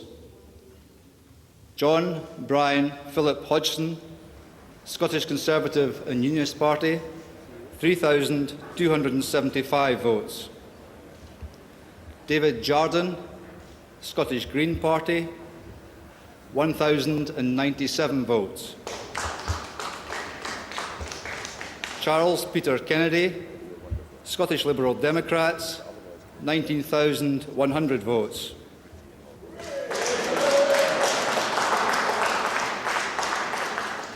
Anne Elizabeth MacLeod, Scottish Socialist Party, 412 votes. Mary Euphemia Will, Scottish National Party, 3,119 votes. There were 48 spoiled papers. I declare that Charles Kennedy has been duly elected to serve as the Member of the United Kingdom Parliament for the constituency of Ross, Skye and Lochaber. Thank you. Charles Kennedy, who has been the MP here for 22 years. Liberal Democrat leader, very safe Liberal Democrat seat. Let's hear it. Very much indeed. And can I say to you and through you, on all our behalfs, all candidates in this parliamentary constituency, our gratitude to all those who have managed the process of local democracy and in deciding and carrying out the business of electing a local Member of Parliament. And I'm very privileged to be the recipient of this support. I will do my level best, as I have tried to do over the years, and it is a new challenge, a new opportunity for this new constituency. But it's also new politics, it strikes me, that we have in our country as we watch these results coming in tonight. And there's a long way to go yet. And I think that the era of three-party politics right across the United Kingdom now wins. That is something that I think is a healthy development. I think that what we're seeing taking place in terms of the progress of the Liberal Democrats across the land, in Scotland, in Wales, and right throughout England, is something to celebrate. But tonight, here, locally, to the people who have backed me over these 22 years, I am just grateful. Thank you very much indeed, and I'll carry on doing my very best. Thank you. Charles Kennedy, leader of the Liberal Democrats, whose vote went up by 14.5%. And a big swing from Labour to the Liberal Democrats there of 11%. And meantime, Oliver Letwin in Dorset, we hear, saved his seat. There was some question earlier on the evening whether he would hold his seat, the shadow Chancellor for the Conservatives. And here's his result, 24,763, majority of 2,461 on a huge turnout, 76%, one of the highest ones we've had. A share 46, 42.84. And let's just see the change. Just a smidgen up for the Conservatives, a swing to the Conservatives from Labour of 4%. And this is how he spoke in Dorset West after his victory was announced. Tonight has been a night in which already we've seen a very large number of people in this country indicate that they believe that the time has come for a change of direction. We have yet to see just how significant the gains the Conservative Party makes will be, but it's already clear, I think, that we have persuaded very large numbers of people of the need for a country to be governed by a government that actually delivers on the promises that it makes, that doesn't talk so much and that takes more action, a government that's determined to get better value for money for the taxes that people pay. And I think it's also a tribute to the fact that the Conservative Party has fought a campaign about the issues that matter to the British people. The schools that people send their children to, the hospitals that elderly people have to go to and that the young are born in, the police who have to guard our streets, and the taxes that people pay. These are issues, along with controlled immigration, which the British people are concerned about. They're the issues we've campaigned about. I believe by doing so we have led a large number of people to recognise that the Conservative Party is now a party that is making advances towards the kind of Britain that our people want to see. And I'm proud to have served under Michael Howard's leadership as part of that campaign, and I'm proud also to be able to serve the people of West Dorset as their MP for the next 4 years. Thank you. Oliver Letwin in Dorset West. Well, let's have a look at how the Labour-Conservative battle has been going with Peter Snow. Peter. Right, David. Well, the Conservatives successfully holding off the Liberal Democrats there in places like Dorset West and making advances at Labour's expense. But look at the tantalising measure of their performance. Here is where they would like to have got to. A 6.5% swing, turning all these red seats blue here. What's actually happened, though? Well, let's have a look. Let's have a look at the results now. There's the old house, there's the new house. And look at these blue bobs coming up here, these little blue blobs coming up here, well inside Labour territory. some marginal seats being won, right up to a swing, as you can see, of 5, even 6%. Now, the actual forecast that we have is that most of those ones down the bottom there, the easy, vulnerable ones, will go. That, by the way, is Dumfries and Galloway, which is held in Scotland. Scottish performance rather different to the English performance. But here we have all these seats here forecast to go down to the Tories. The swing is only about 3%. That's the problem. In London, they're making gains beyond the pendulum. But unfortunately for the Tories, they're just not making enough gains in the Midlands and the North, other crucial areas for them, and the South East outside London, to push that pendulum up here to that critical 6.5% that would mark the end of Mr. Blair's majority, David. Thanks very much, Peter. Let's just have a look at one or two more results that we've had in. From London, Hammersmith and Fulham, Conservative gain from Labour. I don't know whether we have the figures there. We seem to have got a bit stuck on those figures, but Conservatives gain Hammersmith and Fulham from Labour. Hammersmith generally thought to be Labour, and Conservative generally thought, what am I saying? And Fulham generally thought to be Conservative. And Harwich, the Conservative gain from Labour, and the Dorset West swing we mentioned before, from Labour to Conservative, 4 percentage points. Let's join Jeremy. Thank you, David. Well, let's talk about the implications of this result, what we know of it so far, for the leaders of your respective parties. Paul Boateng, do you think this accelerates the point at which Tony Blair hands over to Gordon Brown or whoever? No, I don't. I think what you get listening to Tony Blair, and indeed to Gordon Brown earlier on this evening, is a sense on the part of both men of the historic responsibility that now lies with the Labour Party, this third term, and a real determination to use the momentum that we have developed in office in order to deliver that agenda. And it's one that our manifesto makes clear. It's around combating poverty, it's one around enterprise, and importantly, a vision for the world, which we'll see in the next few months of our joint presidencies, around climate change in Africa. That's a great mission, which both men are committed to. What about your party, Lord Strathclyde? I mean, you change leaders more frequently than many people change their socks. Are you going to change Michael Howard now, or has he justified his position to take you into the next election? Well, I've got no idea what Michael Howard himself will personally decide. No, you must have a view my about view what you is that think. he should continue. This is a tremendous result.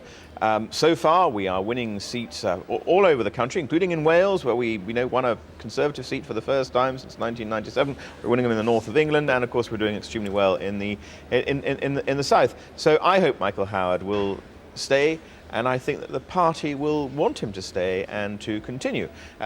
He, of course, may take a very different view. I hope not. But as far as the Labour Party is concerned... Hang on, no, I just talk about your party. He can speak for his party. I want the Liberal Democrats. This is about as far as Charles Kennedy could take it. Not to downplay it as an achievement, great achievement, perhaps, historically. No. Can he take you much further? No, absolutely. He advanced at the last election. He's advanced at this election. I don't see any reason why Charles Kennedy can't advance at the election after this. That's what he plans to do. I'm sure that's what the party wants him to do.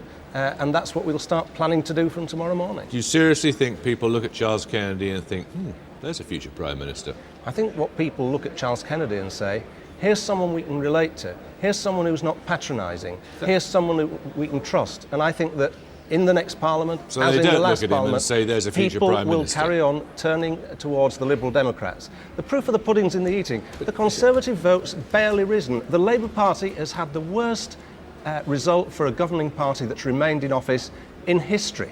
They've got 36% of the vote. That's they've got a thumping great majority. It's 36% of the vote. In terms of the overall population of Great Britain, it's less than a quarter who voted for Tony Blair. So it's hardly surprising that he's not triumphalist.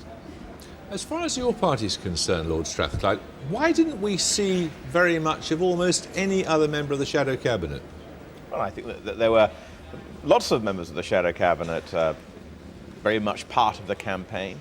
But remember, Michael Howard has only been leader for 18 months. It was important to establish himself as leading the campaign from the front, which he did. I mean, there is no party leader who had as much energy as Michael Howard. Only a couple of days ago, seeing him on the news, running down the streets. Shock, man can run. No, it was magnificent. And these are the results. The results are we have won. We are winning the seats that we set out to win. We haven't yet gone quite as far ahead as we would like to. He did a lot of running around, and the consequence was that he lost for the third time for your party. It was always going to be a very difficult mountain to climb. So you always knew you were going to lose? No, I don't think so at all. We set out to fight... You thought you might win? We set out to fight a campaign to win. That's what we have sought to do. That's what we set out to do. On these figures, it may not look as if we have achieved that, but we have won, as I said, in parts of the country that we haven't seen Conservatives in since 1997. OK, I've got to hand to David Dimbleby. David!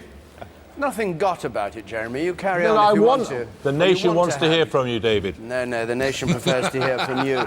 But actually what the nation's going to do is go up to Gateshead and just see how our painting is going on, and then I'm going to be speaking to Nicholas Soames.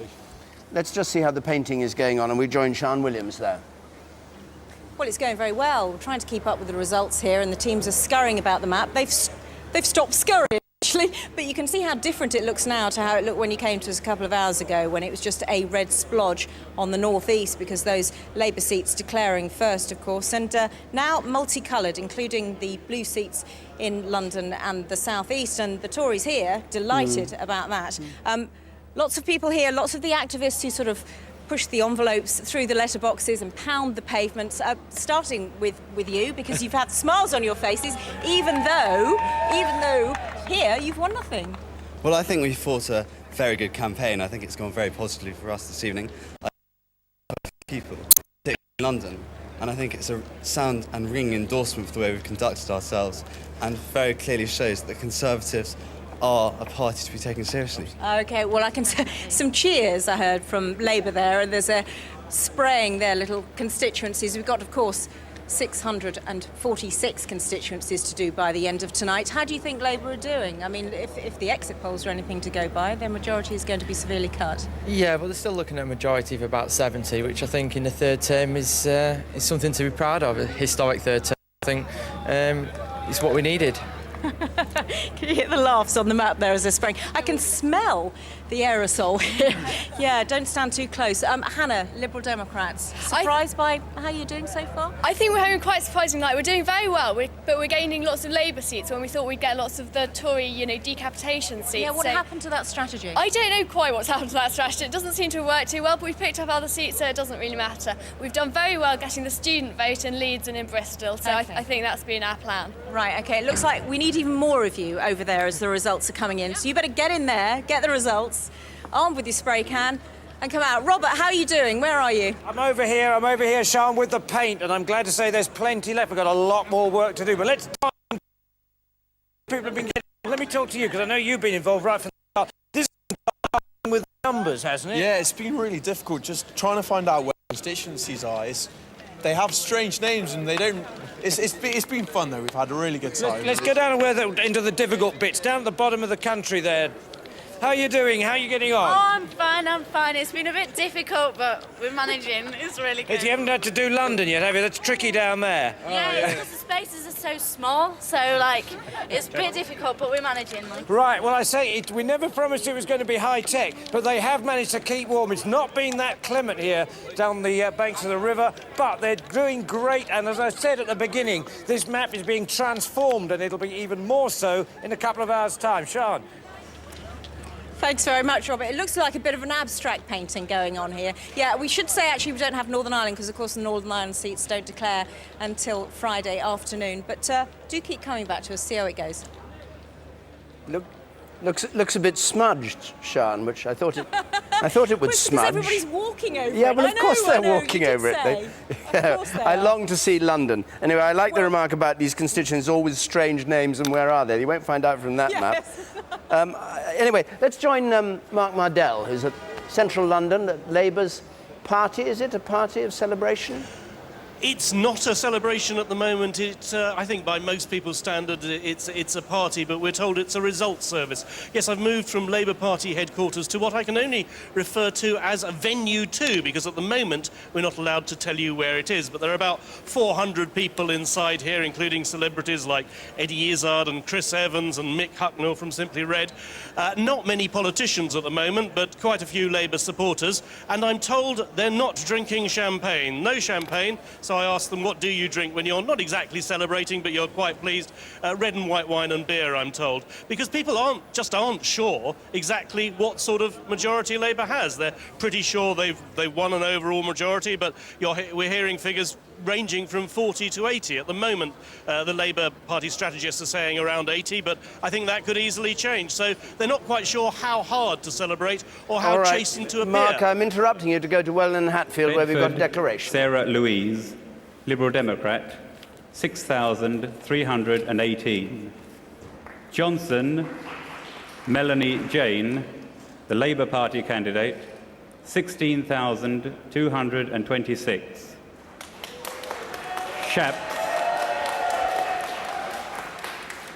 Shapps, Grant V, the Conservative Party candidate, 22,100.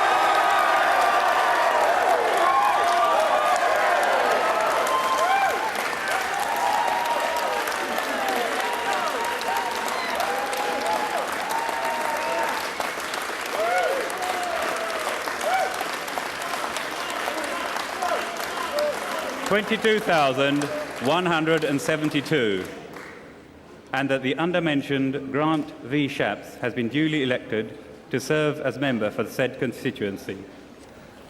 Melody Johnson, the second ministerial loss of the night. Melody Johnson, the Health Minister, been the MP here since '97, loses Welwyn and Hatfield. And we go to Dumfriesshire, Clydesdale and Tweeddale. Andrew Stewart Wood, Scottish National Party, SNP, 4,075. I hereby declare that David Mundell has been duly elected to serve as the Member of Parliament for the Dumfriesshire, Clydesdale and Tweeddale County constituency. Conservatives gain Dumfriesshire, Clydesdale and Tweeddale. David Mundell for the Conservatives takes the seat from Sean Marshall for Labour. Voting for more than one candidate, 14. Writing a mark identifying voter, 6. Unmarked we'll have the figures for that in a moment. But let's now join Nicholas Soames from the rather curiously named Sussex Mid constituency. Mid what? It doesn't say, but I suppose it's Mid Sussex. Why do they call it Sussex Mid and not Mid Sussex?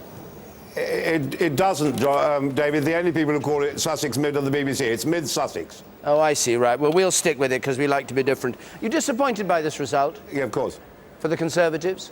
Sorry? I said, are you disappointed? Sorry? Are you disappointed? No, I'm not at all disappointed. I think we must be watching different programmes. The last three results show Conservative gains. I'm extremely heartened by what I've seen. I think it's going really very well indeed, and I have hope for what it'll look like tomorrow morning.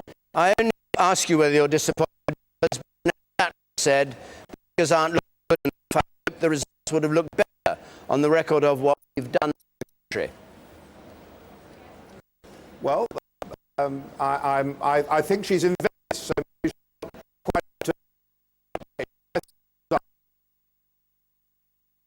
certainly, if the reflection, if you look at it up and down the country, I think we have cause to be really very pleased indeed. She's on a boat in the middle of the Thames, not in Venice. Ah, well, there we are, from one water city to another. What, you mean she's still out of touch, you think? I honestly don't know, but it looks very good to me. What do you think the future for the party is now? Do you think Michael Howard should remain leader? Lord Strathclyde said he didn't know whether Howard wanted to stay on or not. What do you think? I very much hope that Michael will stay on. I think he should stay on. In fact, I think it's essential he stays on. I think he's fought a magnificent and heroic campaign. He's shown tremendous fortitude and great endurance. And there's a lot for him to do yet, so I very much hope that he will stay on. This word, stay on, do you mean stay on and fight the next election for the Conservatives? Well, I hope he'll stay on as leader of the party. That's up to him, but I hope he'll stay on as leader of our party, yes. And where do you think the campaign he fought went wrong? Well, I don't know that it has gone wrong, David. It looks to me as though it's gone rather well. And certainly down here, I think we found a lot of common ground with people here. I've been campaigning, I've been in the Northwest, I've been in the Southwest, I've been all over the shop in the Midlands, and I really have found our campaign to be resonating, and I hope that that effort by Michael and all the other members of our party, voluntary and everyone else, has paid off tonight. Do you think the immigration policy damaged the Conservatives at all, or was that just Labour and the Liberal Democrats talking about it and complaining that it did? I mean, do you feel in your heart that it was a mistake? No, I don't feel it was a mistake, and I think it was important, and it's quite clear that it's a subject that it would be very foolish to ignore, and it needs to be resolved, and the asylum and immigration system in this country needs to be fixed. What does matter is that we fought a very broad campaign on a very large number of issues with which we found common ground with an enormous number of people. And that is why we're doing well tonight. Better, I think, than any of you believe we would. Thank you very much indeed for joining us. We're watching... Thank you, David. Watching the Prime Minister at Trimdon coming out and in considerably better spirits, I think, Andrew, you'd agree, than he was when he left his count. An hour or so ago. He's remarkably swift at cheering himself up. It's been one of his political strengths for a long time.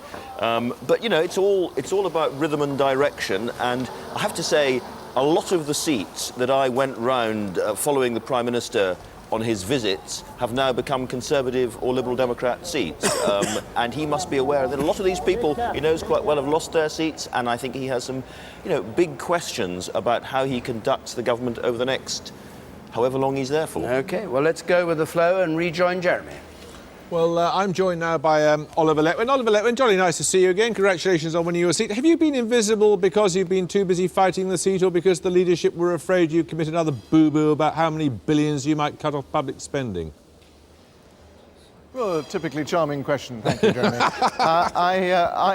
I've, I think, done about 8 press conferences with Michael Howard, most of which you've attended. If that's invisibility, I'm a Dutchman. I certainly haven't attended them. Perhaps I should have done. Well, I saw you at one of them. You didn't? I rather think I might have seen you at 2. I think I did. Well, let's not argue about this all night. What I was getting at was... I saw an awful lot of your colleagues at them. Good. Well, yes, we're all interchangeable, I suppose. What I was getting at was what sort of a fight you'd had down there. I mean, obviously it had tied you up hugely. You were a target seat for the Liberal Democrats. You fought them off. Was it intensely time-consuming? And what sort of... Did you come across any new tactics? I didn't come across any new tactics. Yes, of course, it's intensely time-consuming. Each day I was up in London for the press conference and broadcasting, and then going back down to the constituency. And I've worn out my feet going house to house. What is time-consuming, of course, is talking to individual constituents. And I've held, I think, 17 public meetings, talking to groups of constituents, and that takes time too. But I'm used to that, because for the last 8 years I've had to spend a lot of time, and I will have to spend a lot of time now over the next 4 years, looking after individual constituents' cases as well. And at the it's end a hard of it, work being an MP these days. Absolutely, and at the end of it, you haven't got a position in government. Now, for how long is it possible for a party which once claimed to be the natural party of government to continue in this endless wilderness of opposition? Well, it isn't an endless wilderness, Jeremy. We've made already tonight significant gains. I hope and expect that in the remainder of the night we'll make more. And we're clearly now a party on the advance. All right. Well, look, we've got to leave you just for a second, because right. I think in a moment or two we're going to hear from Erewash and the famous Robert Kilroy-Silk and his suntan. David. That'll be very interesting. We'll hear from Kilroy-Silk, but we'll hear from Daisy Sampson. Let's go to Erewash. Good evening, ladies and gentlemen. David, thank you very much. As you can see, we're just waiting for the announcement. On this occasion. I, the undersigned, being the acting returning officer... Robert Kilroy-Silk, he has already said he's very disappointed by this result. For the Erewash County constituency, held on the 5th day of May 2005, do hereby give notice that the number of votes recorded for each candidate at the said election is as follows. Bishop David Lawrence, the Church of Militant Elvis Party, 116. Who's in this one? Blackman Elizabeth Marion, the Labour Party candidate, 22,472.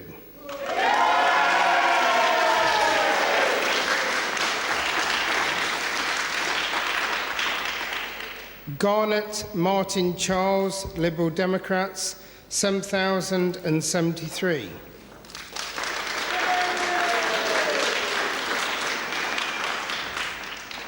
Graham Sadie Bethany, British National Party, 1,319.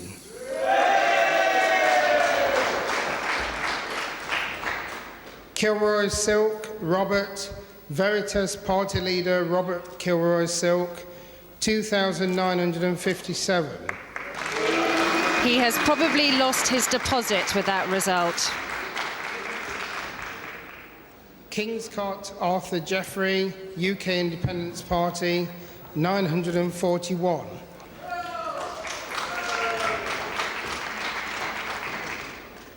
Are You Serious? Official Monster Raven Looney Party, 287.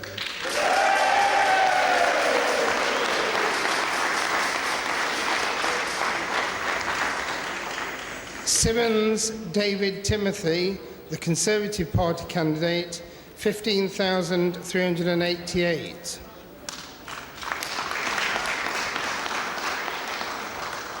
There were 194 spoilt ballot papers, but I do hereby declare Elizabeth Marion Blackman to be the elected candidate for the Borough of Elias.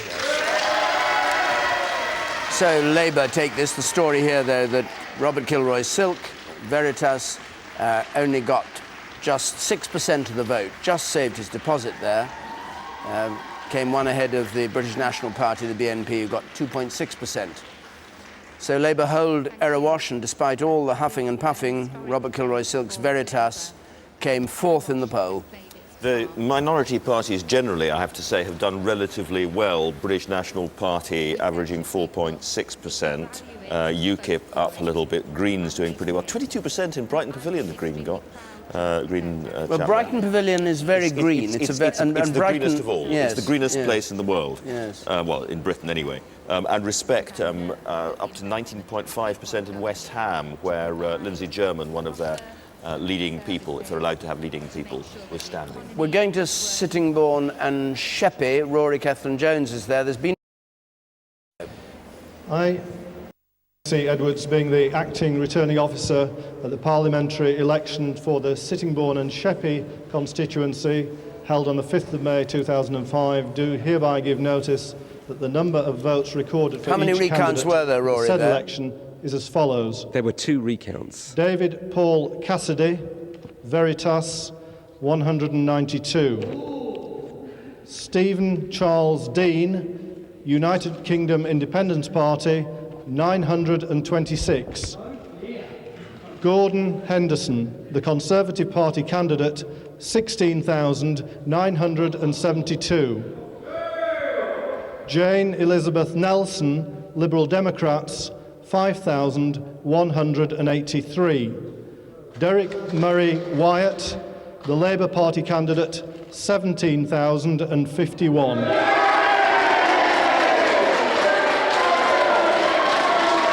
So Labour hold Sittingbourne and Sheppey, and that was a seat the Tories really needed to win, a seat in Kent. To win it is a seat they had every reason to expect they would win, and they must be amazed as well as disappointed to have lost it. Rory, what do you make of it? 479. Well, it's been an incredibly tightly fought battle. Derek Wyatt got the seat in 1997. Wyatt he actually increased his majority against the National Friend in 2001. He had actually given up earlier this evening.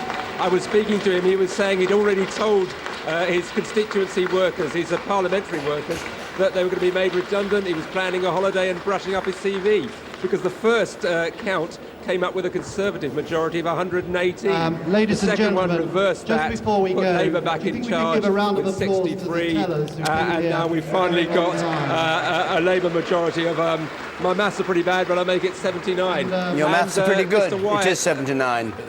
I'm talking with the help of a computer beside me here. Incidentally, Finchley, Labour held on to Finchley, one of the London seats they were hoping to take. Let's have a look at how we're going, because we're coming towards the moment when Labour hit 324 and have their overall majority, can form a government. we're revising down their majority down to about 66 at the moment. I would say two things about the opposition parties. The first is that the Liberal Democrats are pretty sure they're going to be at 60 or more by the end of the night, which would be the biggest achievement by that part of the political landscape since Lloyd George in 1923 and way back then when the BBC was only a gleam in Lord Reith's eye. So that's a historic moment for them. And of course the Conservatives, although they've done extremely well, are still way, way away from the kind of result they need. Charles Kennedy up in Ross, Skye and Lochaber keeping Donald up into the early hours, his wife there at the count. The bookies said that Donald had a better chance of becoming Prime Minister than Charles Kennedy. Do you agree? Yes. Does he want to go into politics? Too early to tell. Let's join Peter Snow. Well, David, here are the headline figures of the projected share of the vote that tell within them some extraordinary stories, don't they? 36% the Labour Party, just 3% ahead of the Tories, but with 36% of the vote, they're winning 55% of the seats. Labour falling away, hemorrhaging to the Liberal Democrats, and the Tories even taking seats from Labour, although with 33%, they'll be exactly where they were in share of the vote in 2001. The Liberal Democrats, down there on 23%, looks pretty small. Only 4% of where they were last time, but taking quite a lot of useful seats and votes from Labour. Now, let's have a look now at what this means in terms of records. We're in amongst the records this time, no doubt about it. Because when you look back in history, and you look back at the winning parties that won an overall majority with a share of the vote as low as this, there's Harold Wilson, 40.2%. He holds the record. In 1974 October, he won an overall majority with 40.2% of the vote.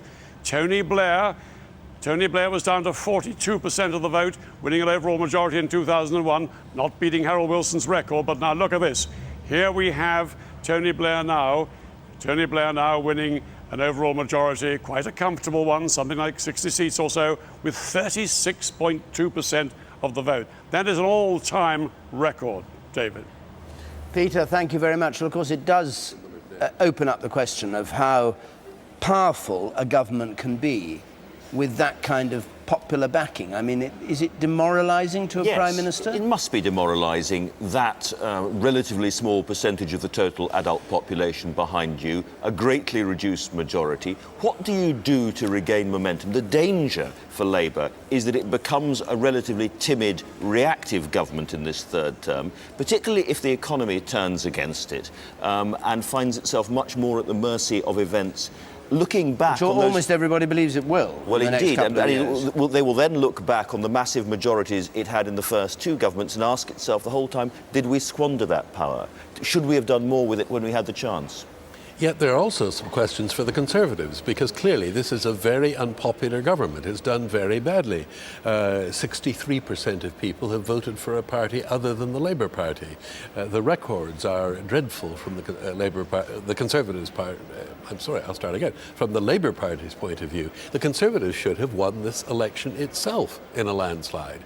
Now, part of the problem is, of course, the Electoral. You always said before that the scale of swing needed would be unprecedented. I mean, they needed... Well, that may be. But when you say they should have won... Well, look, if you have a government as unpopular and a Prime Minister as unpopular as Tony Blair has been, and the opposition party, having got 31% in one election, gets 32% in the next, and all it can manage in the one after that is 33%, they must ask themselves what they have to do to make it. Michael Howard arriving at his count in Folkestone. Kirsty Wark is down there. We'll be able to speak to her, I hope, in a moment. So Michael Howard with this news arriving at his count. I mean, two questions really for the Conservatives now. The first one is, what are they going to do in terms of remaking the party? Because there are plenty of Conservatives who will say about this result, the trouble is it's just good enough for them to carry on as they have been, and they need a radical change of direction. He looks very cheerful, doesn't he? As does Sandra, his wife, beside him as they rush in there to the... Well, he's done enough to put his place in the party's history. They'll be thankful for what he's done. They'll be grateful for this. But I would go on to argue that... Will the party... sorry, just the other point I was going to make very briefly. They've had Iraq to help them this time. They won't have Iraq next time.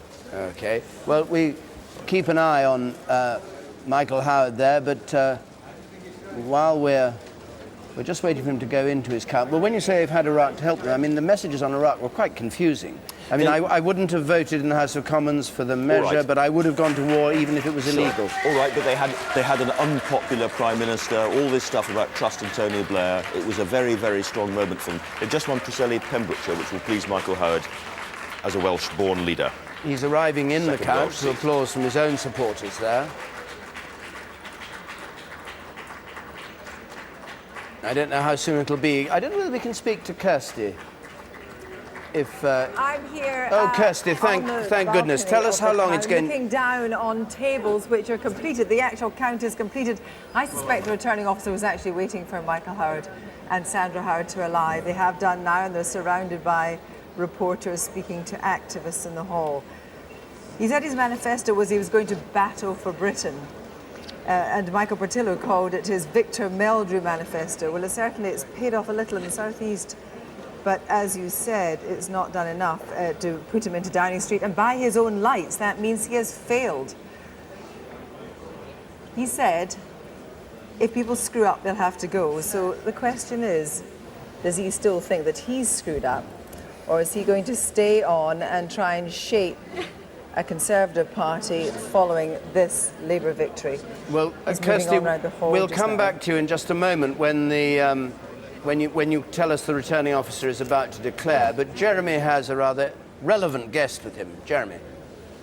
Yes, it's Howard Flight, who was sacked from his job as Deputy Chairman, among other things, at the Conservative Party. Do you think your party would have done better if you'd made bigger promises about tax cuts and the like? No, but I do think that the big issue of our times is how to sort out the public sector to get a better taxpayer value for citizens, and so it can deliver better without it costing more and more. And I think that's right at the centre of what needs to be achieved in this country. Was this result then as good as the party could possibly have hoped for? I think I'm pleased with it. We're on the way back. I hoped it would be better, but it seems to me the Labour Party has nothing to offer. It fought the election on saying it had won the economy well. That's going to go out the window in the next few months. And I think that in terms of the thinking about how to address the issues of this country for the future, we've got it and they haven't. On that basis, Michael Howard's position as leader is unassailable, isn't it? Fine, yeah. I mean, I'm not criticising Michael Howard, and he's done a jolly good job fighting this election. Do you think that you owe any of your supporters or potential supporters something of an apology for the embarrassment you caused the party? Well, I have apologised, but I think there's been a huge misunderstanding. I was actually defending Michael against Conservatives wanting a more radical programme and saying that politics was the art of the possible. The Times spun it the other way round, and Michael reacted to kill the story, which I understand. Do you think you were hard done by? I think it was all most unfortunate and a reaction in haste which was actually incorrect. But from where we are now, this is as good as it could get. Yeah, this is, I'm old news, basically. But in terms of the party on the way back, the party I've supported for over 40 years, what needs to be done in this country, we are on the way back, even though, sadly, we're not going to form the next government. And you'd be happy enough for Michael Howard to take you into the next election? Absolutely. Howard Flight, thank you. Good night. Good night. Conservatives have gained Preseli, Pembrokeshire from Labour. That's their second gain in Wales, the one I think you were mentioning a moment ago. Tory target number 49, and after Monmouth their best hope in Wales, and they take it very pro-hunting part of Wales and almost English part of Wales at the far end. But it's often called Little England beyond Wales. Yes, yes. I'm not sure it's quite that, but that's what they call it. So we haven't heard from Scotland for some time, and we've had various reports about what's been going on there in terms of how the Tories have done. But let's join Sally Magnuson. I don't know why I said you were in Glasgow, because you're in Edinburgh. But Sally, thanks very much for rejoining us. Bring us up to date on Scotland. It's been an interesting night in Scotland, if somewhat confusing. The Lib Dems, it's been an unalloyed good night for them, I would say. They've won their top target seats, such as Inverness and Eastern Bartonshire, and most importantly, their share of the vote's gone up to what's probably going to be at the end of the night, 22%, putting them into second place in Scotland under Labour. The SNP, interestingly, they've won their 6 seats that Alex Salmond put his bet on. That's what they said they wanted, but at the same time, their share of the vote has gone down quite dramatically. They're now in 3rd place on share of the vote in Scotland. So what's been happening is that their vote has collapsed in the areas where they weren't actually targeting, and that, of course, has helped the Lib Dems with some of the successes they've had. The Conservatives, as you say, there was a moment tonight when we thought it was going to be a complete wipeout for the Conservatives. They didn't gain the Dumfries and Galloway seat that the shadow Scottish Secretary Peter Duncan was hoping and expected to get, but they've been saved at the last moment by David Mundell in the neighbouring Dumfriesshire constituency, and he is going to be, it looks like, the sole Tory in Scotland at Westminster. So Anthony, same position as before, just one Conservative in Scotland. Anthony wants to ask you something, I think, Sally. I think I said that's what they're saying. A straightforward question. The Liberal Democrats have clearly done well, much better than they've done in recent years. The SNP is down. What's the explanation for that? Is it the Scottish people becoming even less enthusiastic, a majority of them, about separation than they used to be? In other words, does it have to do with nationalism, or does it have to do with the SNP? It's very difficult to say. The SNP would say that the vote that really matters for them is going to be in 2007, and that by winning these 6 seats now, they've positioned themselves for that. Well, they would say that, wouldn't they? They would say that anyway, and when Scottish people are asked about independence, they consistently say more of them like the idea of independence than ever vote for the Scottish National Party. The Lib Dems, I think, is a different story there. I think the unease with the war in Iraq has played very strongly in gaining Liberal Democrat support in Scotland, and also their positioning to the left of Labour. That has helped them undoubtedly in a lot of these Scottish seats. Thanks very much indeed, Sally. I want to go to Charles Clarke, who's going to be speaking in a moment to Jeremy. Let's just see what his result was. Here it is in Norwich South. Labour hold, of course, 15,904. He's back there with a majority of 3,653. The Liberal Democrats in second place, up from third place, pushing the Conservatives into third place. 38%, 29%, 23% for the Conservatives. And the change, Labour are down 8, Liberal Democrats up 7, the Conservatives down 2. And the Green Party gets 7% of the vote. Jeremy. Well, as you say, David, we're joined now by Charles Clarke. What do you make of this result tonight, Charles Clarke? I'm delighted, of course, because it's yet another confirmation that the policies we've been putting forward are the right ones for the country. Obviously, there's been protest votes, both to the Greens and to the Liberal Democrats, for a variety of different reasons. But the overall result I'm delighted with. But it's hardly a ringing endorsement, is it? It's not a ringing endorsement, but the whole election is not a ringing endorsement. The whole election is an endorsement, not ringing, of the whole course that the country is following. It's a decision that we want to go ahead with the policies on the economy, on investing in our public services, and that's what I'm delighted about. The fact that we've got a third term with a solid majority and ability to govern for the next 4 or 5 years is a tremendous achievement, which I think that the country will welcome. With the smallest share of the vote in modern history? Well, the main reason for that is the wide variety of different parties which people are deciding to support. Now, that is a consequence of our political system that we have at the moment. But the fundamental message is the desire of the country to go ahead on the basis of the policies we've achieved and to make further progress. Do you think the Prime Minister can, with this rather limited mandate, really serve a whole term? Of course, you were making historical comparisons a moment ago. And if you look at a whole series of parliaments in recent history, let alone over time, where prime ministers have been able to lead their parties in government with majorities significantly less than it looks likely that we'll achieve today, obviously the answer to that question is yes, and that is what he said he'll do. That is what I hope he'll do, and that is what I believe he will do. What could you have done to have made yourself more appealing to the public? present our arguments all the time more. The fact is we need to argue and present our case very, very strongly in each area of our public life, both in our economic policies, our international policies, our policies for investment and reform in the public services. The main lesson we have to draw from this election is the need to engage even more with the people of the country on the issues that we are concerned to improve in the spirit of the manifesto that we've set out. Charles Clarke, thank you. David. Thank you. Done his count in Folkestone. Michael Howard awaits the verdict of those voters. He won't be particularly pleased to hear that the Liberal Democrats, surprisingly, have taken Solihull from the Conservatives, southwest of Birmingham, suburban commuter territory, and it's been taken by the Liberal Democrats. Let's just have a look at the figures, and then we'll go and get a summary of where we stand. 279 for Tory-Lib Dem, taking the seat from John Taylor, the Conservatives. I don't know what the explanation for that one is. Do you, Tony? Liberal Democrats up 14 percentage points. Swing from Conservative to Liberal Democrats of 10%. Well, let's have a summary now of how things stand and join Fiona.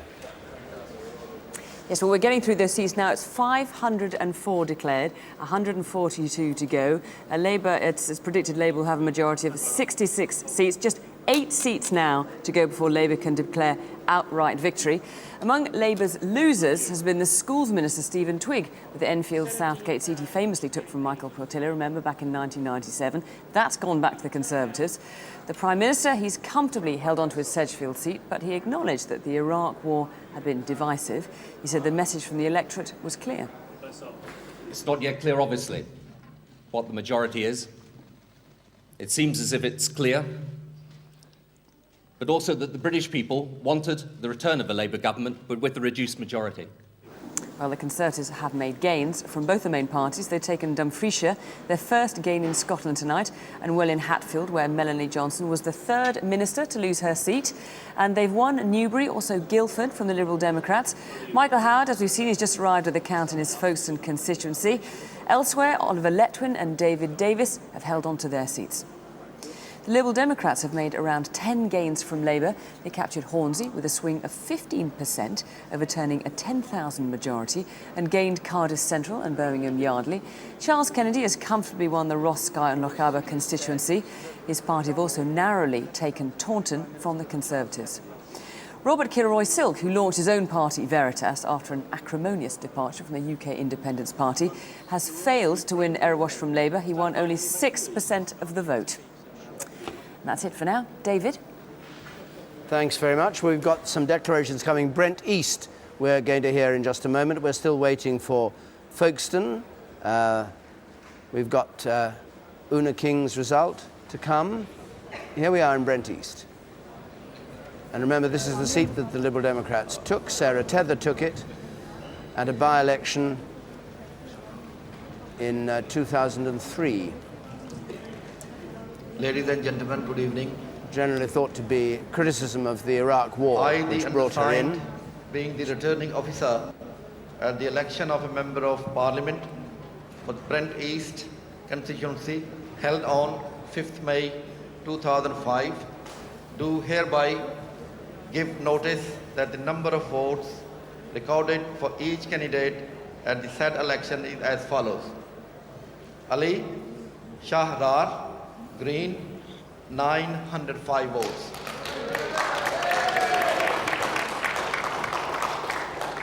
Kawating, Kawasi Alfred Odo, Conservative, 3,193 votes. Qureshi Yasmin, Labour, 12,052 votes.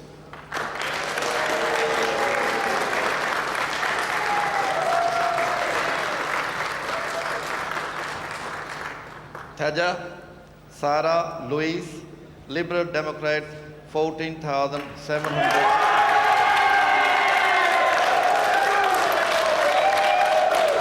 So Sarah Tether, the youngest MP in the House of Commons at 29, has held on to Brent East, which she took in the by-election. We go down to Folkestone, where the leader of the Conservative Party is just about to hear his result.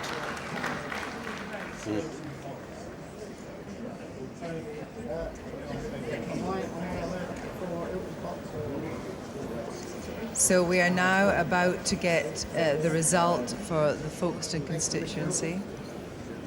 Michael Howard on stage with Sandra Howard. The rest of the family elsewhere.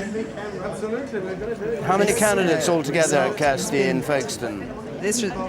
There's 9 candidates altogether. 9, yes. In fact, the Labour candidate's extremely friendly with Michael Howard because they were young Conservatives together. Anne Thomason standing there in the long black coat. And you've got Rodney Hilton-Potts, who won that rather curious ITV programme, Vote for Me, and then... Yes, and because of the curious way they're doing this by putting people alphabetically on stage, there he is, centre stage. And in front of them, the new High Sheriff of Kent, only in the job for a month, Andrew Wells, who I think is now finally ready to make the declaration. Of course, a lot of activists still here tonight, but it's getting late. People at the back of the hall all ready to not only hear the declaration, but obviously to hear Michael Howard's speech. The first we will have heard of him since the polls closed at 10 o'clock tonight. William Arthur Andrew Wells, being the returning officer at the parliamentary election for the Folkestone and Hythe constituency, held on 5th of May 2005, do hereby give notice that the number of votes recorded for each candidate at the said election is as follows. Carroll Peter Damien, Liberal Democrat, 14,481. Yeah.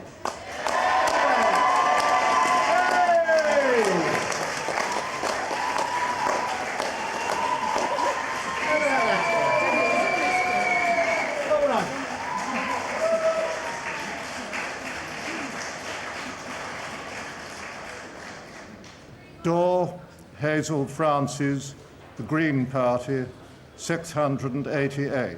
Yeah, rock and roll. A loony landslide. Dunn Sylvia, Peace and Progress, 22. Where? Where is she? It's on the Rollwich. Holdsworth Patrina Alexandra, UK Independence Party, 619. Yeah. Howard Michael, the Conservative Party candidate, 26,161.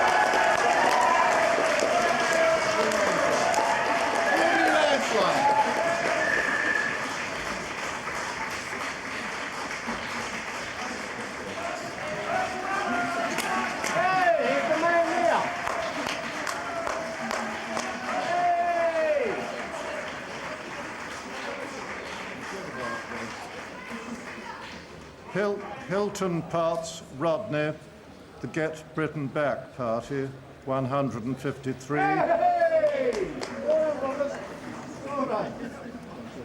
Jug Lord Toby, the Official Monster Raving Loony Party, 175.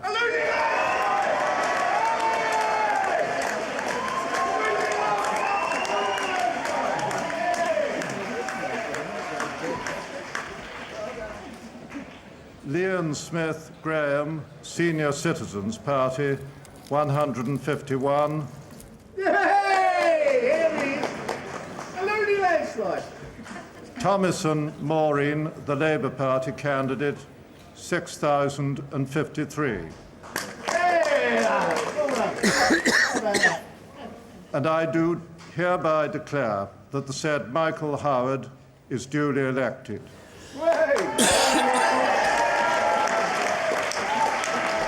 And Michael Howard's vote goes up by 9%, up 6,000 votes. Liberal Democrats drop by 2, Labour drops by 7. So Michael Howard, leader of the Conservative Party, who was in line for decapitation at one point by the Liberal Democrats, hasn't been decapitated, and here he is speaking at his constituency. And all those who have worked so hard and put in the long hours that have been necessary to make the arrangements for this election work as smoothly as they have. I also want to thank the police, who have, as usual, played their vital part in these arrangements. It's a great burden on them, and I want to express my appreciation for everything they too have done.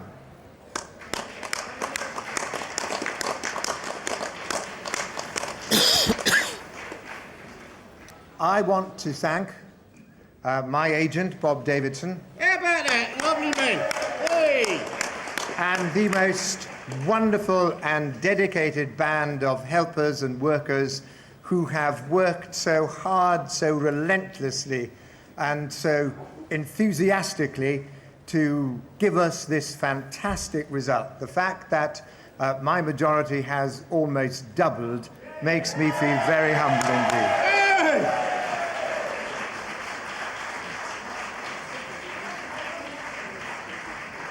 I'd like to commiserate with my various opponents, and I'd like above all to thank the people of this constituency, this wonderful constituency, which I have had the honour and the privilege to represent for over 20 years now. I have always said that representing this constituency is the greatest privilege I have had in the whole of my political career. I have always tried to do my best for all my constituents.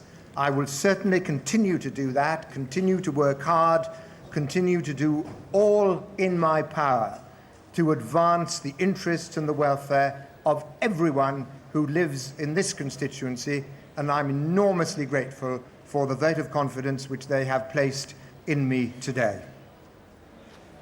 I'd like also to congratulate Robert Bliss and Susan Carey, the two successful county council candidates whose results have so far been announced. It looks from the way in which the national results are going that Mr. Blair is going to win a third term for Labour. And I congratulate him on that victory. I believe that the time has now come for him to deliver on the things that really matter to the people of our country. And if he does in his third term, then he will have my full support. If he does deliver on the need for cleaner hospitals, for school discipline, for more police, for value for money, and for controlled immigration, he will indeed have my support. But the time has now come for action and not talk from him. Yeah. For our party, for the Conservative Party, I think that what has happened on this election day marks a significant step towards our recovery. I am proud of the campaign that we have fought. We have taken a stand on the things that really do matter to the people of our country. We have sent a message to Mr. Blair. And in the next Parliament, we will be able to form a stronger opposition. I'm proud of the fact that we will have the first black Conservative Member of Parliament in the next Parliament. How about that? That we will, Yeah. that we will have a British Asian on the Conservative benches in the next Parliament, and that we will have many excellent new women members of Parliament in that Parliament. So for the Conservative Party, this election marks a real advance towards our recovery. The task which faces us in the next Parliament is to complete that recovery, and it's a task which I'm sure everyone in the Conservative Party will address with real relish. Thank you all very much indeed. Michael Howard, then, who's been in that seat in Folkestone, he was saying how glad he was to have it since 1983. And as he speaks, Labour is 2 away by our reckoning, 322 from the 324 finishing line, which will take them into government. And Kettering has been gained from Labour by the Conservatives. What do you make of what Mr. Howard said? Well, I was fascinated by this phrase that he would actually support the Prime Minister if he delivered on the things that mattered. I haven't heard a leader of the opposition put it quite like that before. But the delivery was the Tory shopping list. Of course it was. Nevertheless, it was a slightly unusual form of words, I think. But he was quite right. The Conservatives have moved forward, and he has something to be proud of. I would just say, if we're about to hit that Labour number, would it not be a wonderful irony if the guy who took them over the top was Bob Marshall Andrews, who may, after all, hold his Medway seat? We heard him there saying that he was definitely a goner. He said the same last time and he survived. John Prescott, the deputy leader of the Labour Party, arriving down from Hull with his wife Pauline beside him there, who he complained was upset when protesters climbed onto the roof of his house in Hull to argue for solar power. Were apparently let on. Labour that won it. Well, in very bullish mood, it was Labour what won it. As he goes in, Tony. One of the most striking things about this election, and one of its curiosities, is add up the Labour share of the vote, 36, the Tory share of the vote, 33, you get 69. That's the lowest total share for the two major parties since 1923, and suggests there's another party in this country with 31% support, which is the neither of the above party. Interesting. Well, they're only 2 away, and of course they're going to make their 324. It's a formality to cross that line. Let's go to Jeremy. David, let's try to throw this forward a little bit. First of all, as far as the Conservatives are concerned, Lord Strathclyde, you have, don't you, to work out some big theme that is going to take you on from where you are now? Where we are now is in a position where we can win the next general election. It is clear now that we're not going to break through this time. But I think it's building on what we have achieved during the course of this election campaign. We set out a strategy based on the things that Michael Howard said. Really a none of those, was none of described those as the have victim been Meldrew proved to have manifesto. been, It's a lot wrong. of whinges, wasn't it? Well, I don't think that asking for cleaner hospitals is about whinging. I think that's a matter of strength. Now, It's about not an a hour philosophy. ago, Andrew Go Marr on. talked about Iraq having done this to Labour. That may be part of the reason, but also I suspect that one of the reasons why they have won is because they managed to demonstrate that Blair and Brown could come together as a partnership. Right. Over the next few weeks, the British people will see whether or not that is true. And I think that this result creates all sorts of problems for Mr. Blair as Prime Minister and in how he shapes his new cabinet. All right, well, Tony Bax, you're getting out of all of this. Perhaps going to the House of Lords. Well, you're handing out the coronets now, are you? Yeah, no, well, you probably award them to yourselves, don't you? But no, as far as the kind of the intellectual, philosophical, ideological terrain that British politics is now in, is there any? Well, there are no significant ideological gulfs between the three major parties. I mean, I think politics is far more relaxed in that sense. It's more consensual. It's probably what the British people would want. And I think because there's no great arguments out there, and we talk about things like, well, we put forward a manifesto, say the Tories, for cleaner hospitals, more discipline in schools, more police on the street. Who's going to vote against that? I mean, there's no big idea in that. Well, not enough people voted for it, apparently. Hang on. Well, that's exactly what the Labour Party is saying as well, because they're the sort of desirable things that we all want. So there being no great ideological difference, I think you're going to see, and this election has been so complex to call, regional and local differences that has emerged all around the country with various constituencies and people losing or winning and crossing over in a way that I've never known it in recent years. That's the first thing. The other thing is that what I think is going to happen, I've got to say this, I don't think that this is a step forward for the Conservatives. I think that what we're now going to see is Labour moving on to a fourth victory, because we'll be able to, during the course of the next Parliament, to cauterise the terrible wounds of the Iraq War. That has cost us a lot of support in the country. We'll cauterise that now, and I think we'll move on to a fourth victory now. That's what I feel. Where will that leave the Lib Dems then? Well, I don't think that Iraq has been the sole or necessarily the main reason that Labour's lost support. It's lost support for a lot of reasons. If you talk to people who are working in the public sector, who are trying to struggle with targets that make their life a misery, they have voted against that. If you talk to pensioners who are finding themselves in difficulties, they've voted against that. Students have voted against that. To categorise this as an Iraq war result for Labour is just completely wrong. If you look at all the polls, the salience of Iraq has been very low. It has raised a question of trust in the Prime Minister, but that's been one of the whole I'm going to interrupt you there because Labour now have 324 seats, which gives them victory and a guaranteed third term. An historic position, and you've got to take the overview so, as well. 324 for Labour, 149 the Conservatives are on at the moment.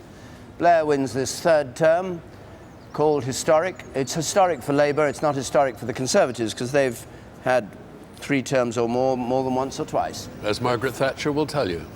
But for Labour, yes, we have a picture of her with her 3 fingers up. Well, there we are. Labour is back for a third term. The ramifications of that third term, with a predicted majority of 68 to 70 seats at the moment, will be explored over the next few weeks, I suspect. What do you make of it, Andrew? Well, it is a great moment in Labour's own history. What we will now see, I think, is a great deal of internal soul-searching and manoeuvring and argument inside the new Labour government. I don't think that there's going to be an immediate or dramatic cabinet reshuffle. A few people will be moved around at the edges, but Tony Blair will be mainly concerned to calm down speculation that he'll be out quickly and to repel people like Bob Marshall-Andrews and Brownites and so on who want to elbow him out within the next year. His powers of springback are quite interesting. We've got on the screen there 3 pictures of him, and I assume he's been in office 8 years, and it takes you through the 8 years. And to tell the truth, not that different at the end from what he was at the beginning. Everybody says, from time to time, he's looking tired and all that. We've seen tonight, he looked exhausted at the count. He gets to Trimdon Labour Club and he looks fine again. Like Margaret Thatcher, he has this fantastic physical ability to bring himself back, this extraordinary resilience. What happens with Tony Blair is after a few hard weeks, he looks absolutely appalling. He looks really tired. He has a weekend off and he bounces back as if he was half a year younger than he had been before. But what, Andrew, about the psychological effect? Surely Tony Blair is somebody who loves to be loved. He certainly does. He is one of those people who responds well to applause. And what he's got tonight is boos in very large... Yeah, but not just tonight. I mean, he's had boos now for the best part of 18 months, and he's had an awful lot of boos and very little applause, actually, on the campaign trail. He's constantly been faced by these television audiences of people who shout at him and tell him what they think of him and that he's a liar and so on. And he sits there with a kind of glassy expression and a fixed smile and absorbs it all. These are the results we're just looking at the moment. This is how things stand: 328, 153, 50 and 11. And the forecast share, which is the important point. There we are, 36, 33, 23 and 8. Well, a lot of conclusions have already been drawn from that. Oddly Michael enough Howard, in the tonight, meantime, is down at Folkestone, just leaving his count, having had his result and made his speech. Oddly tonight, yes, Tony? Well, oddly enough tonight, though those figures for the share of the vote are not the important point. The important point is quite different. It's that Labour is in with a majority of over 60, even though it's only got 36% of the vote. The vote shares are fascinating for us who are fascinated by electoral politics. But that's precisely the important point. We go to Bethnal Green and Bow for the result from there. Green and Bow constituency. I, Christine Gilbert, being the acting returning officer at the election of a Member of Parliament for the Bethnal Green and Bow constituency, held on Thursday the 5th of May 2005, do hereby give notice that the number of votes recorded for each candidate is as follows. Syed Nurul Islam Dulu, Liberal Democrats, 4,928. Ejiro Etefia, Alliance for Change, Restore People's Freedom, 68. Shahagir Bakht Farouk, the Conservative Party candidate, 6,244. John Patrick William Foster, the Green Party candidate, 1,950. George Galloway, Respect, 15,801.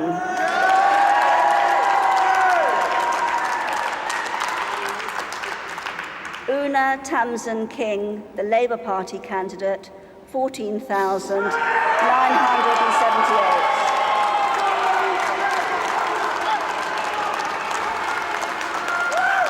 George Galloway, for respect, defeats Una King. A brief handshake between them, Una King looking regretful. Celia Pugh. Only the second black female MP took the seat from 38. Peter Shaw after his The death. total number of ballot papers And rejected was 244. after a very fierce battle in which she was hereby loyal all the declare time that to George Tony Galloway Blair, is duly elected said about Galloway he couldn't member deliver a pizza. She's been defeated. It was a campaign with violence in it, with death threats against Galloway himself by Islamists who believed that it was wrong even to go to the polls.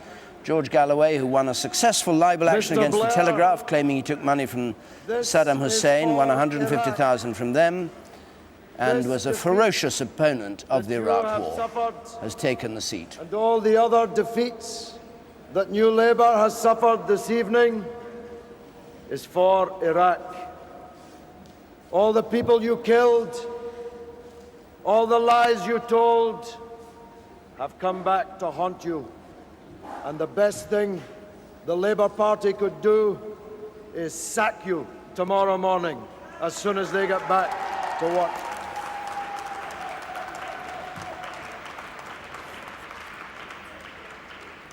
New Labour plumbed new depths in this campaign. And now the police and the courts will try to fathom exactly what they have been up to. But it was no aberration. The reason this count has taken so long, the reason the turnout is so low, the reason that there are hundreds, if not thousands, of ghost figures on the electoral roll, the reason that the postal ballots were only 68% of those who applied for them is because the London borough of Tower Hamlets is in the grip of a corrupt political culture. And when we begin our campaign on Monday to take control of this borough council, it will be as a new broom to sweep that political culture of corruption away. Una King boasted she was going to finish me off. But let me be kinder to her than she was to me. I have not finished her off. Una King is an able person who will be back in politics and in Parliament, and the defeat was not her defeat this evening. It was a defeat for Tony Blair and New Labour and all of the betrayals. And I would like to thank, on behalf of everyone, Una King for the 8 years she spent as the Member of Parliament in this constituency, and wish her well in what I'm sure will be a resumed and long parliamentary career. Madam Returning Officer, I must thank the workers here tonight and on the polling stations today, but I cannot thank you or the management of the Borough of Tower Hamlets. You have presided over a shambles of an election, a shambles of an electoral roll. You have presided over postal vote applications and ghost voters, which would disgrace a banana republic. And it's about time you tendered your resignation. Thank you very much to all those who voted for me. In East London, a new political power is born. Ollie Rahman, 20% next door. East Ham and West Ham, respect, have come second with 20 and 24%, respectively. There is a revolt spreading throughout East London against the betrayals of New Labour, and you ain't seen nothing yet. Extraordinary attack on the returning officer. I've never heard that before. I've never heard a speech at this sort of stage, anything like that before. This will be an absolute punch in the solar plexus for all the people around Tony Blair at the top of the Labour Party. They will be devastated for Una King. The returning officer, the police, my agent, CLP chair, constituency staff, organiser, and my excellent and such a loyal campaign team. They've been absolutely fantastic. Thank you. I'd also like to thank my husband, friends, family, and my extended family here in the East End, not just for the last 8 weeks, but for the last 8 years. I joined the Labour Party over 20 years ago because I wanted to see a fairer society. I wanted to see the poorest people in Britain getting a fairer share. And I wanted to see a society where everyone, whatever their background, race or colour, had the opportunity to achieve their full potential. That's why I got into politics, and that's why I was so happy to have represented this constituency for 8 years. It has been the best job in the world, and I have been so proud of what Labour has achieved. Labour members of Parliament working with a Labour council, working with a Labour government to make real improvements in the lives of people here. It's clear that Britain is set for another 4 years of a Labour government, and I'm very happy for the country as a whole, because I know that only Labour is committed to delivering on health, education, jobs, housing, police on the beat, through our commitment to sustained investment in public services. The voters of Bethnal Green and Bow have made a different choice and will no longer be represented by a Labour MP. That is their right in a democratic society. And while, of course, I am very disappointed to have lost this election, I'm not afraid to accept the verdict. I'm not afraid to accept the verdict of the electorate, because I have always believed that democracy is worth fighting for. Labour may have lost Bethnal Green and Bow tonight, but we will be back. And I also do want to thank those from across the political spectrum in the East End that have supported me. But as a Labour Party here, we remain committed to this place in Tower Hamlets and to the people who live here, not just a flash in the pan, but we, the Labour Party, will be here forever. Thank you. Una King speaking of Bethnal Green and Bow. Well, it can't have come as a surprise to the Labour hierarchy that she was in grave danger of being defeated by Galloway? No, I think it's come as a surprise that she's actually been defeated. I thought they thought it was always going to be a very tough, difficult fight, but they never thought that he would actually win this seat. It's a great achievement personally for him. One of the best political speakers left in public life. Whatever you think of his views on some issues, he's been a very, very formidable parliamentarian. And of course it means that there's now 3 independents in effect in the new House of Commons, and you have to go back to the days of the old Commonwealth Party at the end of the Second World War for that situation. Here are the figures in Bethnal Green and Bow. 36, 34, 36 for Respect, 34 for Labour, 14 for the Conservatives. Again, notice that that's not an overwhelming triumph for George Galloway. He's only got a third of the vote. He's just beaten Una King. It's not a huge triumph. He was abusing the Tower Hamlets officials for the low turnout. The turnout, in fact, was slightly higher than last time. Okay. Bob Marshall-Andrews did hold Medway after talking to us at great length about how he'd lost. It was perhaps just a way of getting interviewed. I've lost, interview me. We go to Henley, Boris Johnson, whose father failed to take Teenbridge, Stanley. But there's no doubt that Boris will hold Henley, very safe Conservative seat. There were 134 sport votes, and I hereby declare that Alexander Boris Johnson has been duly elected as the member for the Henley constituency.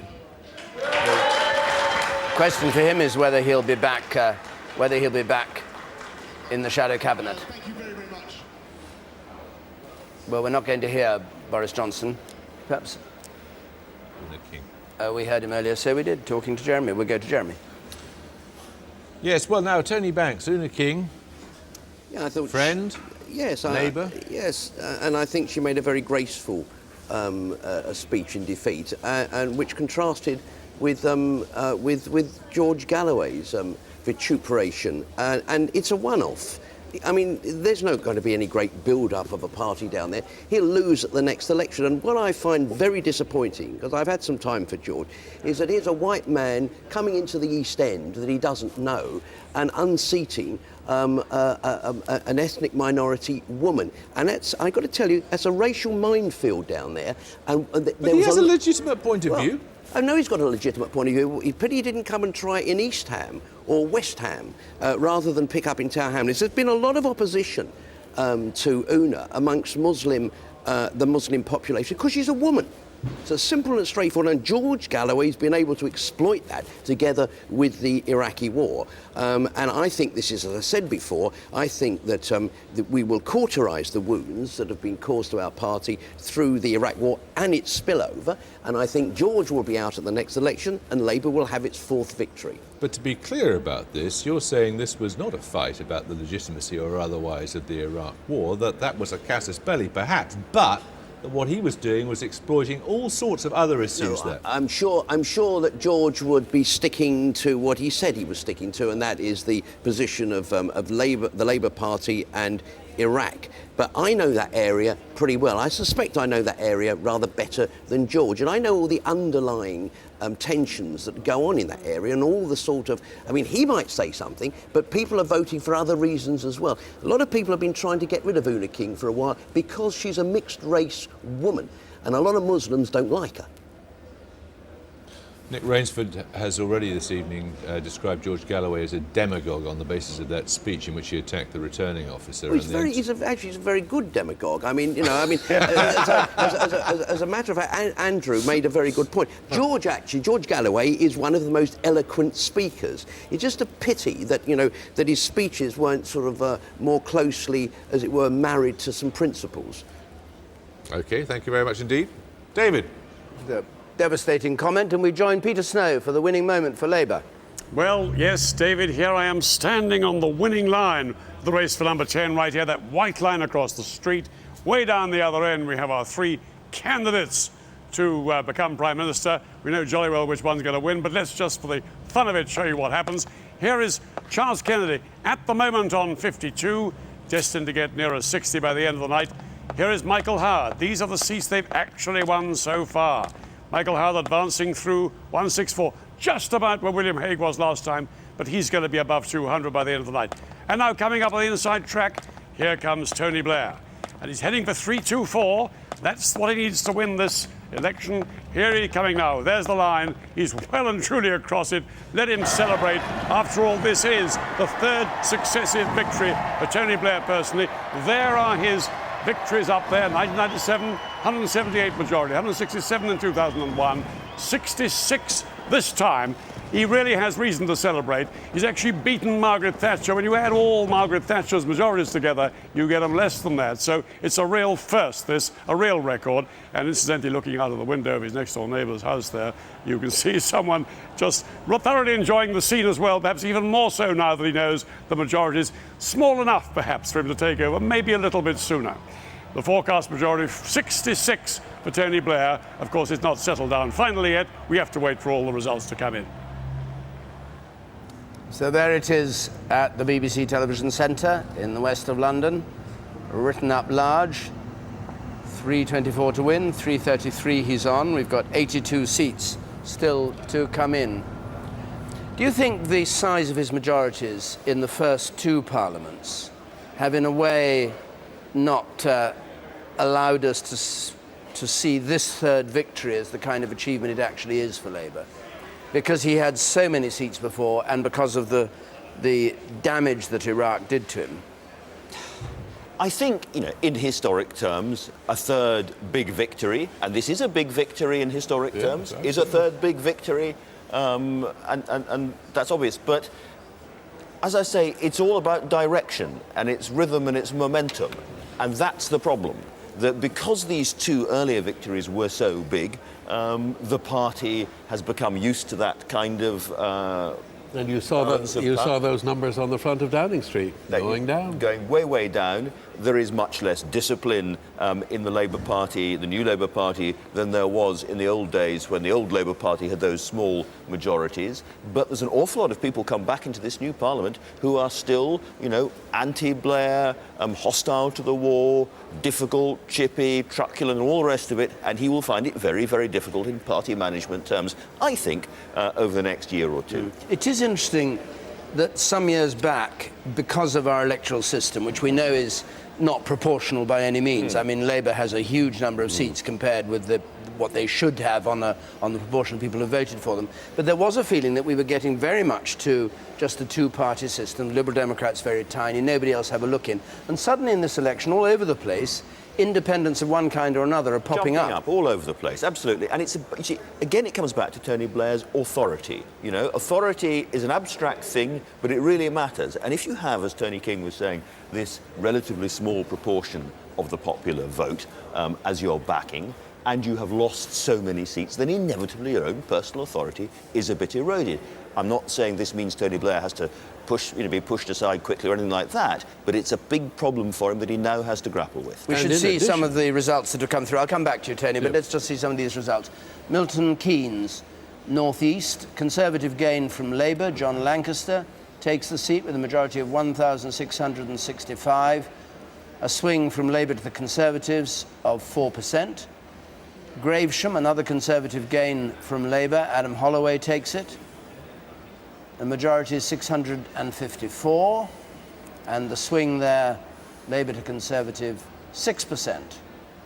Bexley Heath and Crayford, Conservatives take this seat, and once again a swing, this time of 7% from Labour to the Conservatives. And Medway, Labour holding it, despite what Bob Marshall-Andrews told us. The old rogue is back, 213. I think he's done it before, hasn't he? He said that he hadn't. He's always said he was absolutely sure he was going last time. One piece of news, I think the Liberal Democrats have just taken Tim Collins' seat, Westmoreland. There was a recount going on in Westmoreland. The decapitation strategy which has worked for them. Tim Collins, who's the shadow education spokesman for the Tories. Youthful. Let's join Jeremy Paxman. Jeremy. Well, we're joined now from his count in Bethnal Green and Bow by George Galloway. Mr. Galloway, are you proud of having got rid of one of the very few black women in Parliament? What a preposterous question. I know it's very late in the night, but wouldn't you be better by starting by congratulating me for one of the most sensational election results in modern history? Are you proud of having got rid of one of the very few black women in Parliament? I'm not, Jeremy, move on to your next question. Well, you're not answering that one. No, because I don't believe that people get elected because of the colour of their skin. I believe people get elected because of their record and because of their policies. So move on to your next question. Are you because proud? I've got a lot of people who want to speak to me. If you ask that question again, I'm going. I warn you now. Don't try and threaten me, Mr. Galloway, you're please. You're the one who's trying to badger me. I'm not trying to badger you. I'm merely asking whether you're proud of having driven out of Parliament one of the very few black women there, a woman you accused of having on her conscience the deaths of 100,000 people. Oh, well, there's no doubt about that one. There's absolutely no doubt that all those new Labour MPs who voted for Mr. Blair and Mr. Bush's war have on their hands the blood of 100,000 people in Iraq, many of them British soldiers, many of them American soldiers, most of them Iraqis, and that's a more important issue than the colour of her skin. Yes, because you then went on to say, including a lot of women who had blacker faces than her. Absolutely right, absolutely right. So don't try and tell me that I should feel guilty about one of the most sensational election results in modern electoral history because the person I defeated Mr. Galloway, that is a Nick woman or Rainsford has had you to a T when he said you were a demagogue. I'm sorry? Nick Rainsford. You know who I mean? Nick Rainsford, Labour MP? No, you've never heard of him? I've never heard of Nick Rainsford, no. What else haven't you heard of? Well, I've been in Parliament a long time. He was a parliamentary colleague of yours until very recently. Most of them just blend one into the other, Jeremy. They're largely a spineless, supine bunch. Have you ever heard of Tony Banks? Yes, I have, yes. Right, Tony Banks was sitting here 5 minutes ago and he said that you were behaving inexcusably. You had deliberately chosen to go to that part of London and to exploit the latent racial tensions there.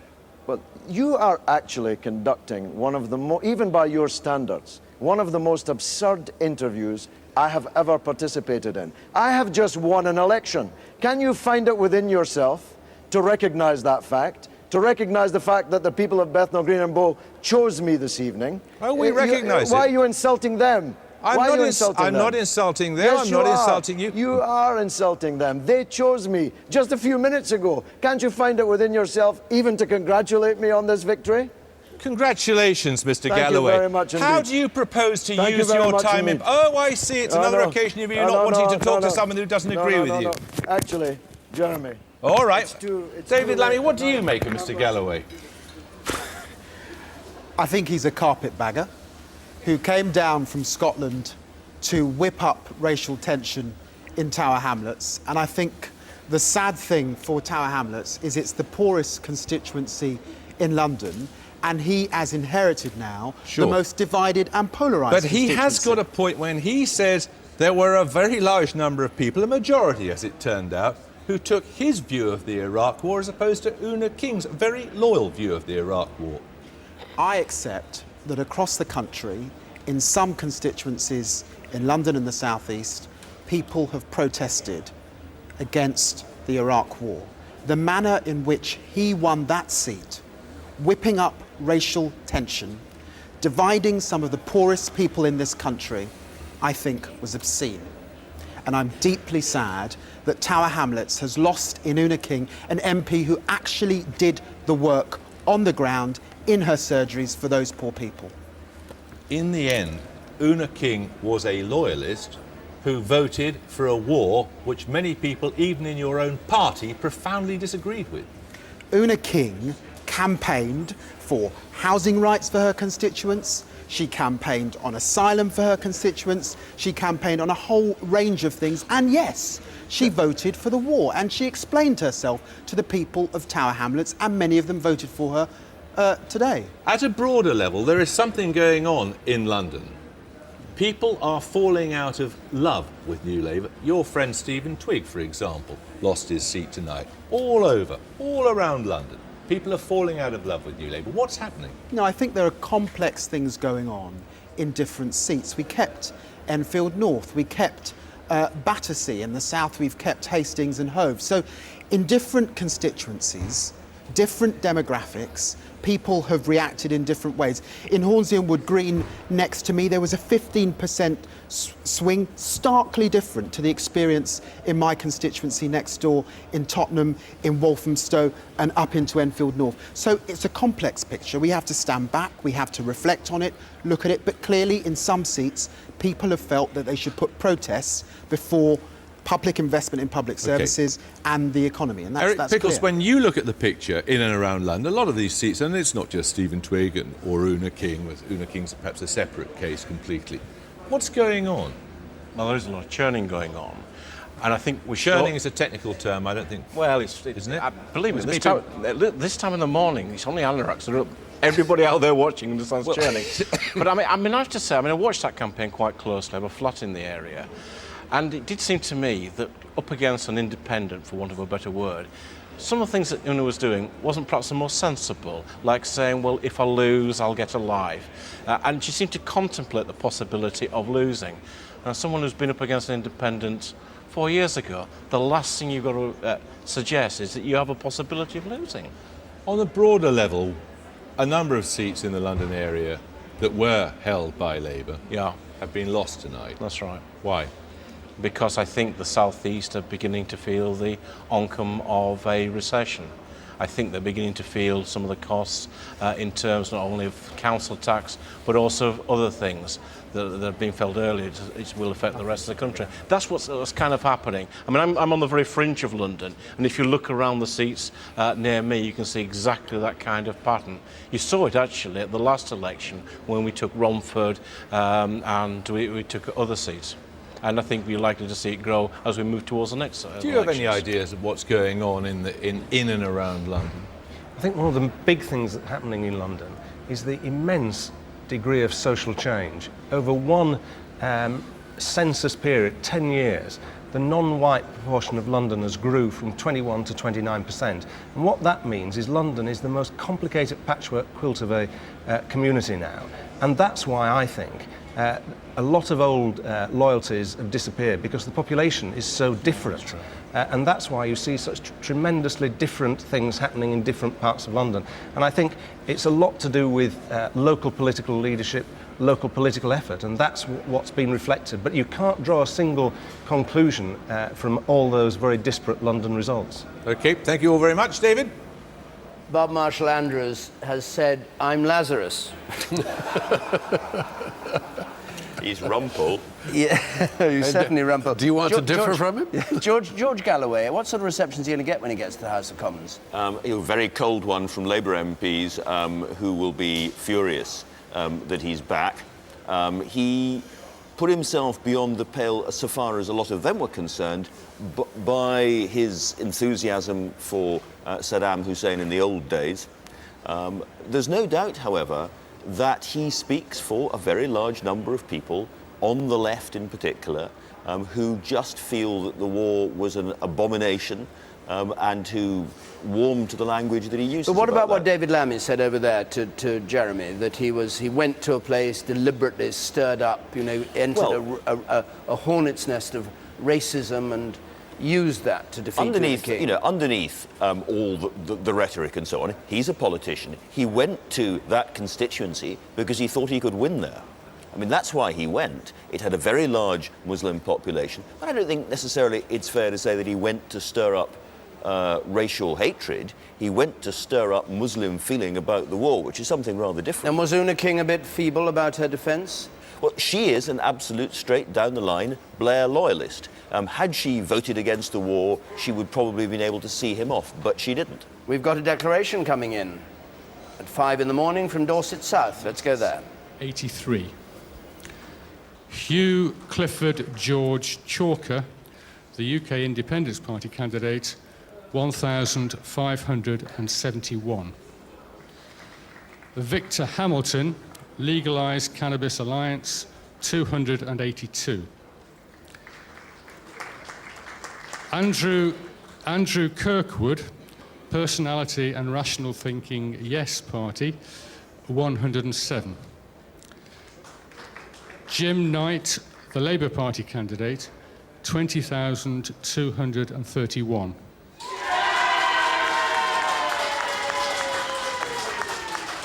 David Terence Marchese, 25. Edmund St John Matt, commonly known as Ed, the Conservative Party candidate, 18,419. Graham John Oakes, Liberal Democrat, 7,647. Bernard Edward Parks, Respect the Unity Coalition, 219. And I do hereby declare that the said Jim Knight is duly elected. This was Labour's most marginal English seat. It was Tories' target number 3. And of course, famously, it was the seat where Ed Matts, the Conservative candidate, at the very beginning of the campaign, doctored a photograph of himself with Anne Widdecombe and made himself look very foolish and had to apologise for pretending that they were opposing immigration when actually they'd been photographed together supporting a family who was seeking asylum here. And Jim Knight, admitting people were very angry about Iraq, Jim Knight, who only had a majority of 153, his majority is now 1,812. And in a night of amazing results, this is one of the most amazing. Here is a Labour gain only 4 years ago, not one of the famous 97 intakes, and you actually have a swing to Labour in what had previously been a safe Conservative seat. Conservative to Labour swing of 1.7%. Let's go to Gateshead and see how their painting's getting on with Sian Williams. Sian. I think the painting's getting on rather well, actually, David. I mean, the activity has slowed a little as the results have slowed. Just 70-odd results still to declare. So there will be a little bit more activity. Of course, Northern Ireland, no results there because we're not expecting any results from Northern Ireland until Friday afternoon. Let's just show you what it looked like when you first came to us at 11 o'clock, just before 11 o'clock last night, when we just had the Sunderland South Sunderland North declaring how different it looks now, and should be completed by sometime tomorrow. Well, the team's taking a bit of a respite in here in the Baltic Cafe, which is a centre for contemporary art. So I wonder whether that will be coming in here. Trying to warm up because it's been a long night. It's cold. I have to say, the Tories very well represented here. Yeah. Bearing in mind you haven't won any seats in the North East, but how do you think you've done overall? Well, I think it shows that we're a youthful party and it's been a very successful good evening. We haven't won today, but we've shown that we are the real opposition, that Lib Dem are nowhere near us, and at the end of the day, Labour will lose the next election to us. It's been a fantastic evening. I can't see that happening at all. I think we've had an amazing result. I'm knackered, but it was worth waiting up all night to see.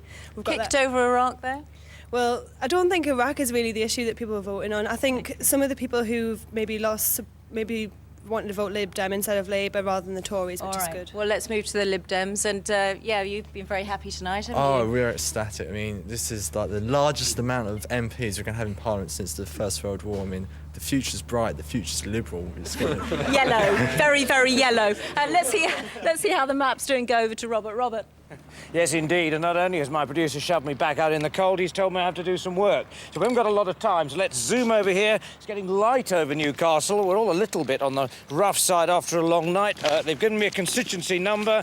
This man's foot's on it. Can I move your foot? And while I spray this myself, let's have a look at the map now, just a little bit about the demography here. When we started, there were a lot of red T-shirts up in the north, that great rush of Labour constituencies coming in early, but of course since then we've got a lot of activity down here, a lot of blues and yellows, the odd red's still here. A couple of things that have struck us. We had doubts whether this whole thing would work, whether the students would be able to keep up. They have done fantastically. All of you, fantastic, all night, under quite difficult conditions. And also, there's been a tremendous alliance of the smaller parties who've been helping us keep that map up to date. It has been tremendous. We promised you a colourful map that rivalled Peter Snow's. Here it is. It may not be as electronic and whizzy, but it's just as effective, I think. Back to you, Sian. Thank you very much, Robert. If anyone does have a 40-foot ceiling, then I think this map is going begging. So you can come back to us, of course, for the results programme. It starts at 9:30 and see how it's doing then. Now, back to you, David.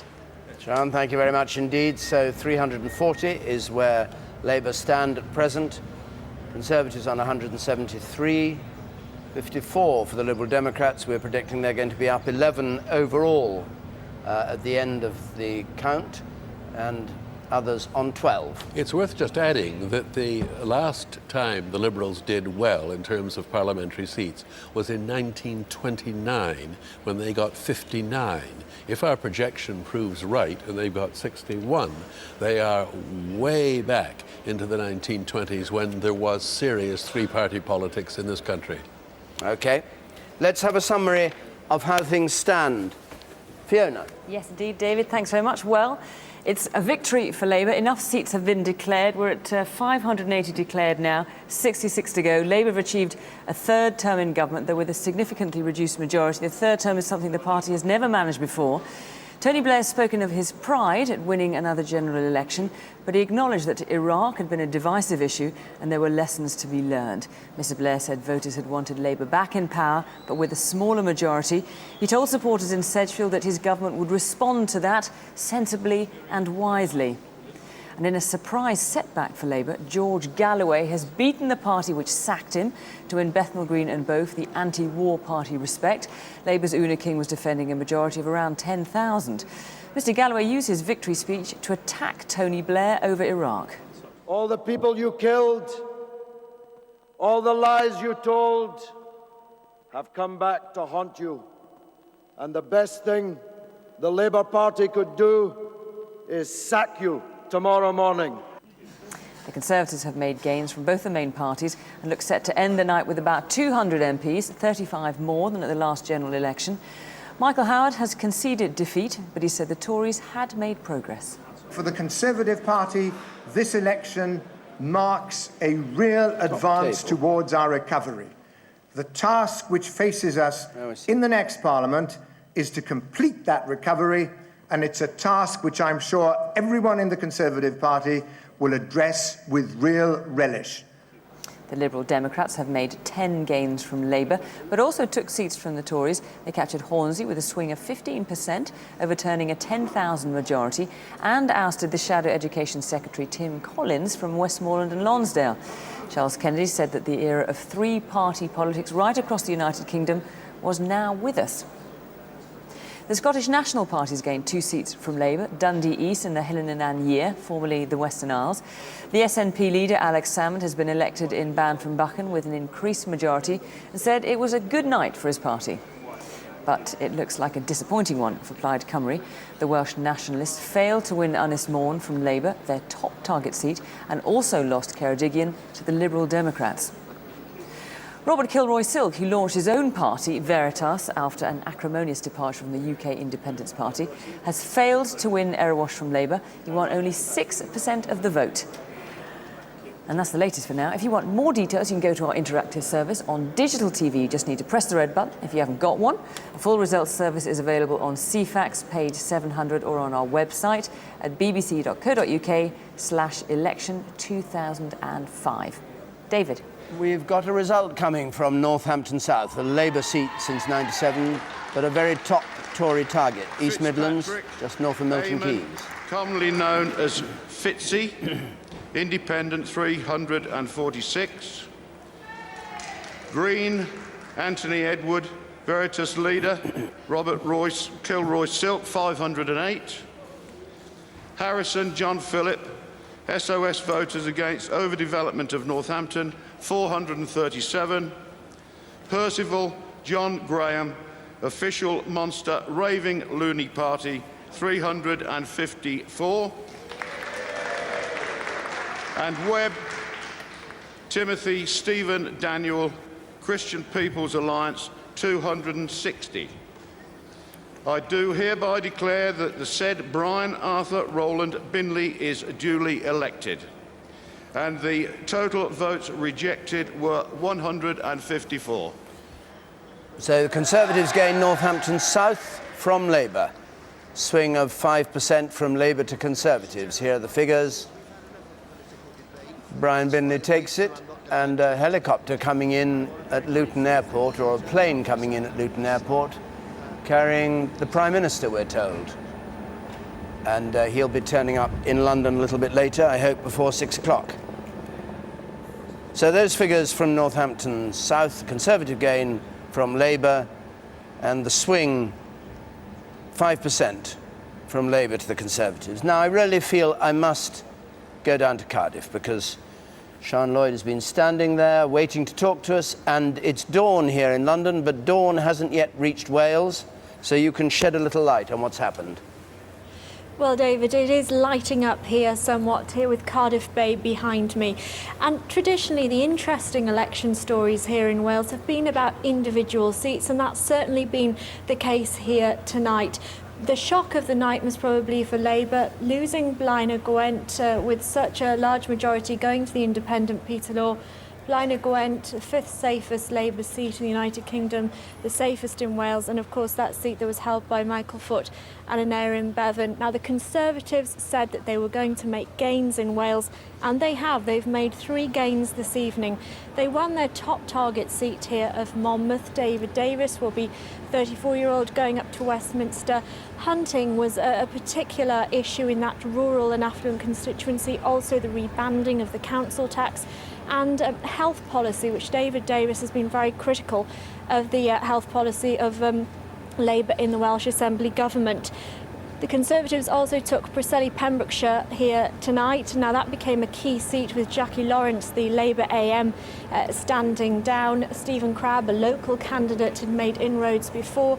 They've taken that seat tonight, and we've heard not long ago that they also took the marginal of Clwyd West. After a recount, there was much drama up there, and the Conservatives took it by a majority of just around 100.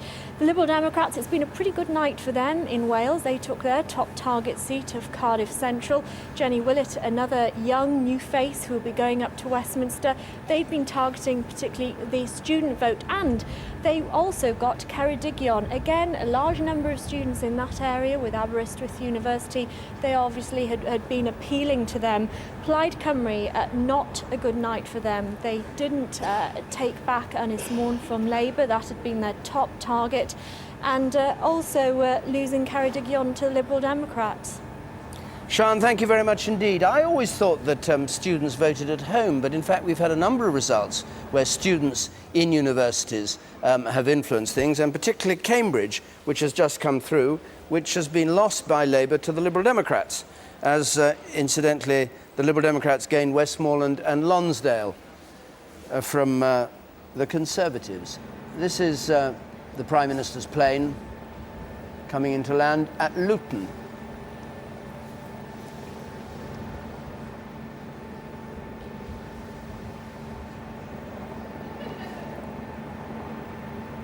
Touching safely down. Now, his plans include a reshuffle quite soon, we were told. Yes. Is that so? Well, there's going to have to be a reshuffle because Paul Boateng, among others, is going to be leaving the government.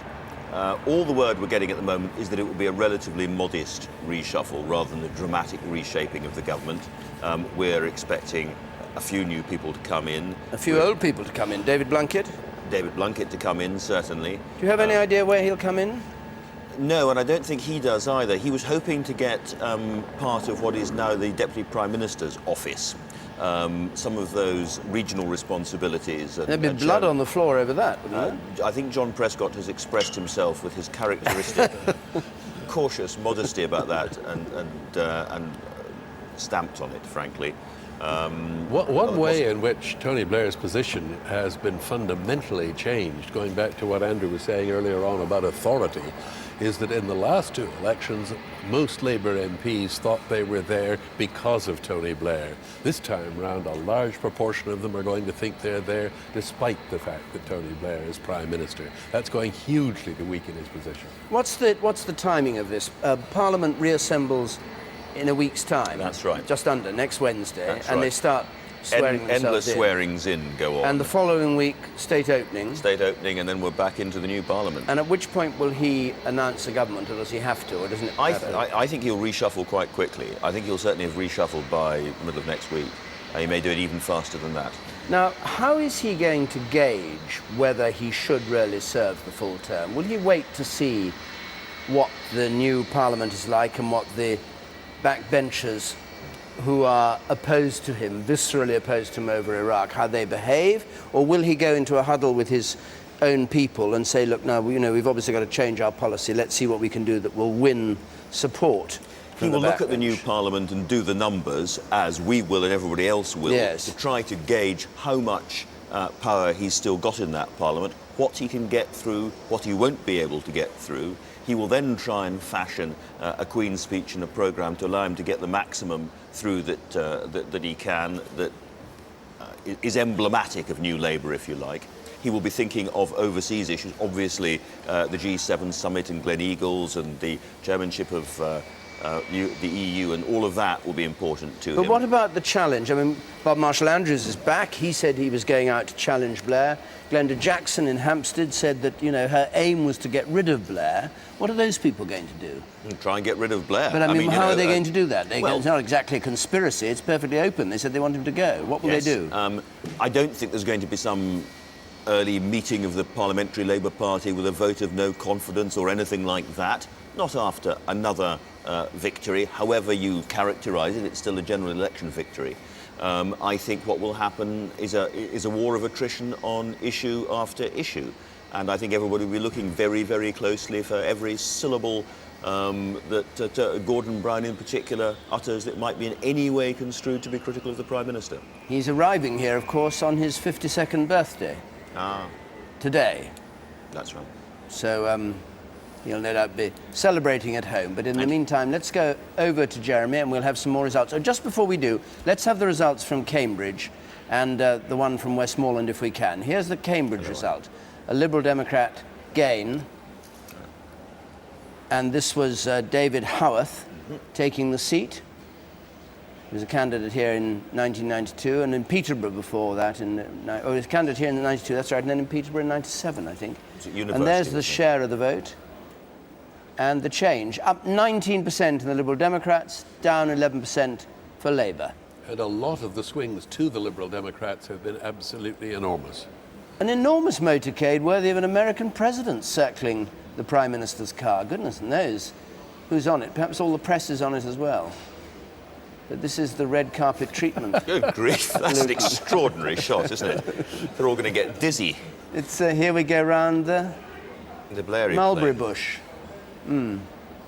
Anyway, Prime Minister will be coming down in a moment. So there was the Cambridge gain. Let's just finish this off. A swing from Labour to the Liberal Democrats of 15% in Cambridge. And one other one, Westmoreland and Lonsdale, the Liberal Democrat gain from the Conservatives. Timothy Farron took this. Martha Khan is in the plane. Let's just hear her.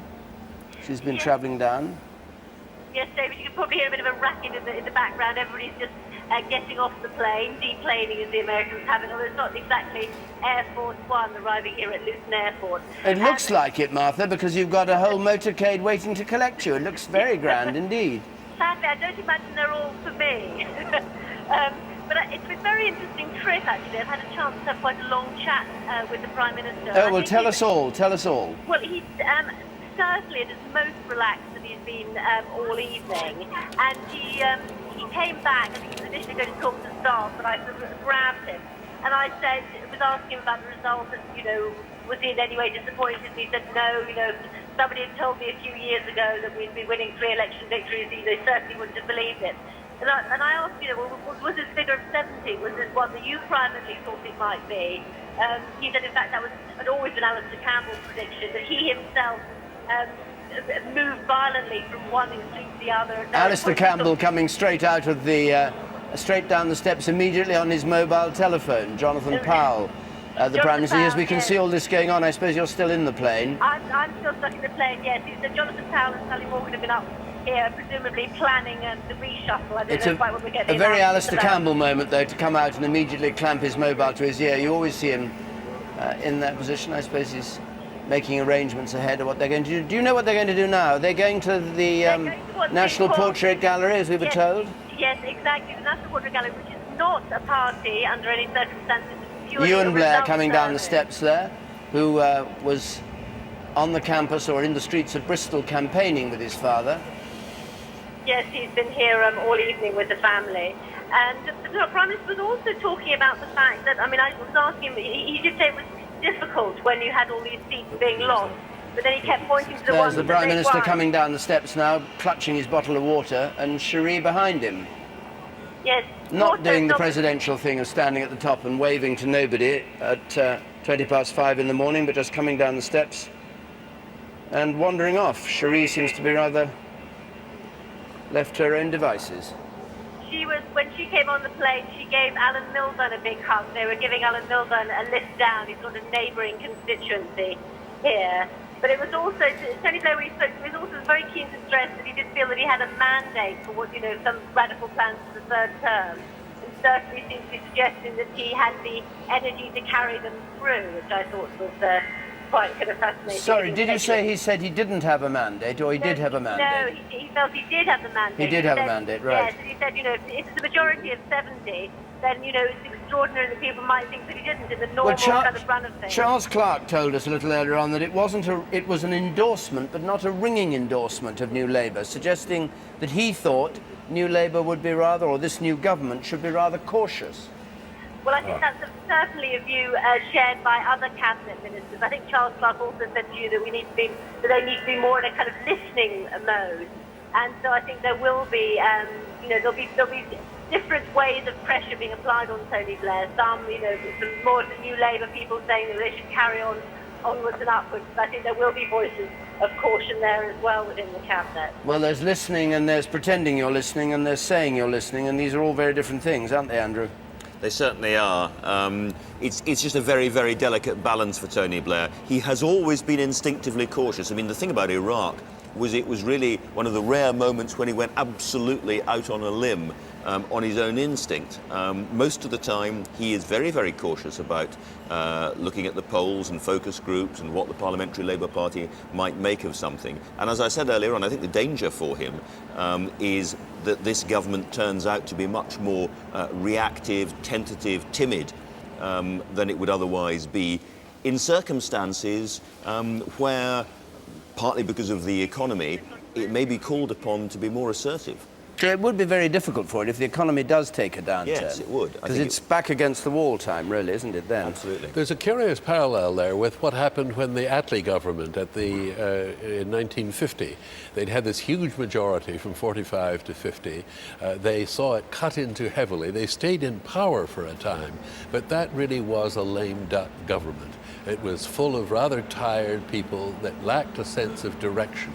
And I rather agree with Andrew that I think that partly because of the composition of the new Parliamentary Labour Party, it really is going to be very difficult for the Blair third term to have the kind of control it was desperate to have before. Funny old business politics. You have a majority of 66, which many people would give their ears for, and you find yourself in difficulty because of the psychology of the House of Commons and how things go. But anyway, let's join Jeremy. Jeremy. Yeah, we thought we'd kick around now what happens next with a panel of three former insiders, very familiar to viewers of Newsnight. Danny Finkelstein, now of the Times, formerly of the Conservative Central Office, Ollie Grender of the Liberal Democrats once upon a time, in fact quite recently, and Peter Hyman, who was in Labour HQ until very recently. Peter Hyman, the morning after, you arrive back in London. What are you doing? Well, he'll go to Portrait Gallery or whatever very briefly to meet the people who worked extremely hard on the campaign and are exhausted at the moment. Then he'll get a bit of kip at number 10 for a bit, and then he'll get up and plan the reshuffle. But Tony Blair's notoriously superstitious. Jonathan Powell has been spending the day trying to get him to focus on a reshuffle, and he will have told Jonathan Powell, as he has before, I'm not going to deal with that until we've actually got the majority in the bag. So, to the frustration of some of the advisors around him, he won't have been planning a lot yet until he's got his majority, and then he'll do the reshuffle tomorrow, at least the cabinet. And in terms of the presentation of this, I mean, we already saw some of the early headlines, you know, kicking the ballots and so on. The suggestion that he has less of a mandate, he's less authority than he had in the previous terms. That presumably is something that battalions of spin doctors begin working on immediately. Well, yeah, and in a sense, everyone has got to readjust their psychology. They've been spoilt by two massive landslides, which haven't been the norm in British politics in the last 100 years. Now, as David just said, this is a sizable majority by historic standards, and they've got to adjust, including within the Labour Party. There will be a bit of shock by this. People still hope they could get a majority over 100. It is lower than they thought they might get, and they've got to adjust to something that is good, and you can have a good government with this sort of majority, but people have to readjust to that new situation. And Danny Finkelstein inside the Conservative Party now, it's not as bad, nothing like as bad a hammering as you've had previously, but it's not what you wanted. No, absolutely. I mean, look, this is sort of the Pringles moment. The Pringles have all run out, and the cigarettes are in the wine glasses, and people are sort of going off to bed. And I think the Conservatives will feel that pleased that the Discipline campaign has brought seats in different places, but they must be concerned, ought to be concerned, that the vote hasn't risen. And I think they're at the same time as trying to work out what they did right organisationally, the Conservative Party will also want to think about what it didn't do right politically and how it can capture voters who helped give Tony Blair another majority, because although the Conservative Party will be satisfied that it held off the Liberal Party, generally speaking, in terms of its decapitation strategy, it'll be satisfied the Liberal Party's put itself to the left now, and that's a longer-term gain. It'll be pleased that it's cut Tony Blair's majority, but what it will be concerned about is it didn't get an increase in votes and has to think about how it can do that. Why are you giving him that wry smile? Well, I think it's such a mixed picture about the Liberal Democrats and where they've gained, and you know they've held off the Conservatives in some seats that the Conservatives threw everything at, and I think it is an incredibly mixed picture. I mean, what is definitely clear tonight is that the Liberal Democrats are winning more from Labour than they have because in the previous 3 general elections they won 36 seats from the Conservatives and only 1 from Labour. So, you know, it's a very different picture. Well, they haven't had the Liberal breakthrough, Democrats... have they? I mean, Anthony King keeps talking them up. They were going to get 70, 80, 90 this time. They might get 9 or 10 more. So they talk up the breakthrough every time. It never happens. It's the opportunity. Basically, I think... Of talking something up like that without him having a chance to reply. Why Were you not? talking? Because he got to have a chance to reply. Were you talking up the Liberal Democrats' success tonight? That's what you're accused of. Not from over particularly. there. All I said was that they were getting more seats than they got at any time since 1929, and that's simply true. That's not talking them up. It's just a fact. Well, it hasn't been the much heralded breakthrough, has it? I think the critical thing is to compare what happened with the Liberals with the opportunity they had, and with the Conservative Party not increasing its votes. I mean, I said this the other night as well. The fact is that the Liberal Party, in my view, had a great opportunity to advance. It was an Iraq election against the Conservative Party. It had the opportunity to advance and still the centre ground, and it didn't do Will you let Ollie Grender speak? Depends what she has to say. Let's hear about the breakthrough. Shut up, both of you. Yes, go on. Well, I think what is really interesting and an opportunity for the Liberal Democrats is that they are in second place in a lot of seats, but that they have taken seats off the Labour Party, that they have a much broader spread. But what I don't want to do is repeat what every politician has been on here to do, because, you know, what I want to do is give a bit of perspective about what it's like to be the spin doctors on the inside right now. And certainly one thing that the Liberal Democrats will be doing is having a cracking party and saying it's a party. And I think it's bizarre. And if I was in Peter's lot, I'd give a bit of advice to people like Charles Clarke, who looks more miserable than I've ever seen him look before, to smile and look as though, you know, they're quite pleased to win with what's seats. going There's on. no question about that. And you're right. You know, there'll be people. and There they're are friends of happy to mine gain like Tim Brooks Collins' Newmark seat. in Braintree, friends of mine who try very hard. And obviously, I when you think see we them can win, the you're Prime very Minister's pleased. car now whizzing down the motorway from Luton into central London. Well, presumably he'll go to Downing Street, get a bit of sleep, and then set about the business of forming his third government. The question of leadership. Do you think that Michael Howard has laid to rest for as long as he likes? Any question of whether he needs to be replaced imminently? I would guess that he had done that, but I think the big question for the Conservative Party was never going to be the question of leadership after the election. It was always going to be the question of positioning. And what do you do when you've lost 3 times a majority to Tony Blair? And that's the big question for the Conservative Party. And frankly, whoever is the leader has to grapple with that problem. Michael has advantages because he's got credibility. Other people have got advantages because they're fresh faces. There could be people in your party who actually are disappointed that he didn't do worse. Well, I think that most people who are party members look at the result and are pleased they see their friends winning. They want the Conservative Party to make an advance. So I think that probably is a very limited. All right, we'll explore this a bit more in a moment or two. But for the moment, back to you, David. Well, we're going to hear from Peter Snow about the 3-way battleground, but just before we do, it's worth bearing in mind when he's talking about it, we've done the calculations on how many votes are needed to buy a particular party's a seat. Labour, it takes 26,000 votes to get 1 Labour MP, 45,000 to get a Conservative MP, and 100,000 to get a Liberal Democrat. Peter. Indeed. I mean, the electoral system, David, as you say, is extremely biased against the Tories and Liberal Democrats. But that's the way it is, and that's the way they have to live. Now, here we have the 3-way battleground. It has been quite fascinating, the changes that have taken place. Not just the seats that have changed places, but the positions of the parties that have changed. Let me explain why. Here we have the 3 parties. Labour Party the biggest in the old House. These are the old House positions of the Liberal Democrats and the Labour Party and the Tories over there. The lines between the parties mark the battlefronts. Each party has 2 battlefronts, as you can see, and the nearer their MPs are to the battlefronts, there they are on the front line, the smaller their majorities and the more vulnerable they are to each other.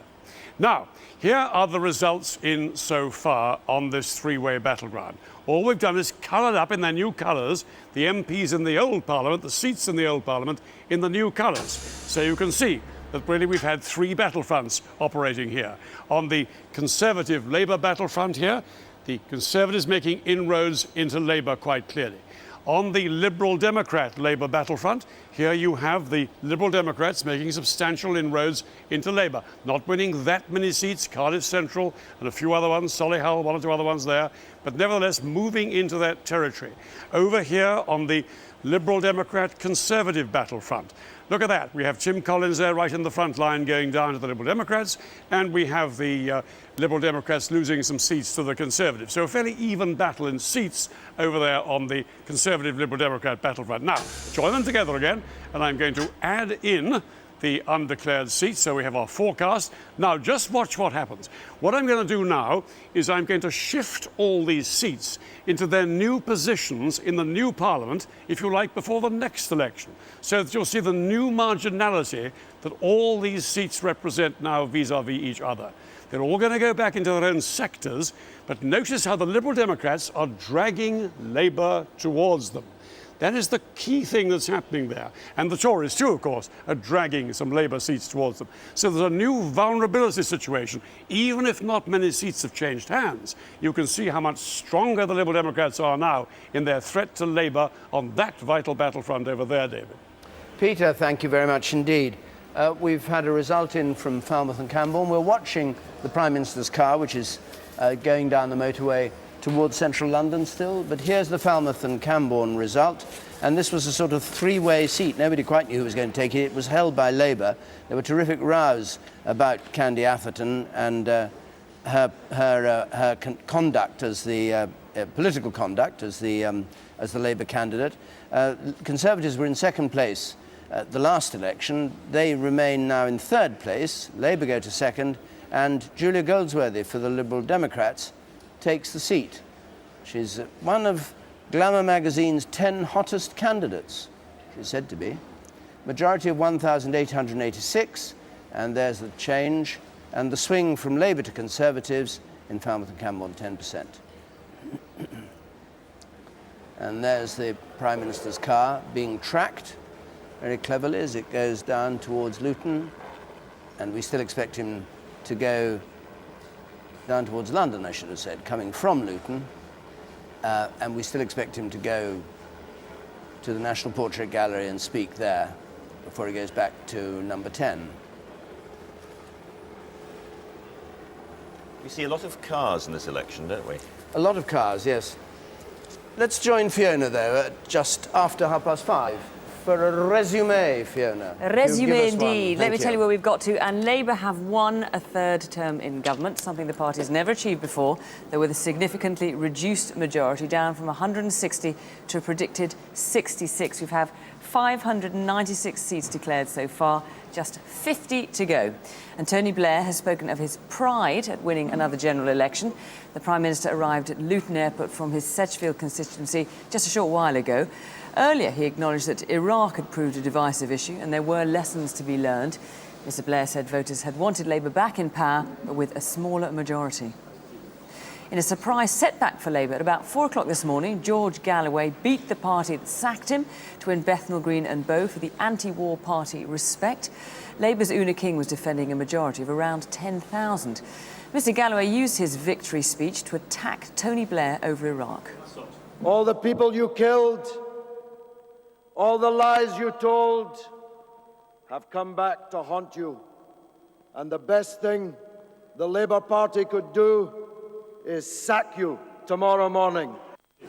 Now, what about the Conservatives? They've made gains from both the other main parties and look set to end the night, it's the morning now, with about 200 MPs, 35 more than at the last general election. One of their latest gains was Northampton South, where Brian Binley took the seat from Labour with a majority of more than 4,000. A couple of hours ago, Michael Howard conceded defeat, but he said the Tories had made progress.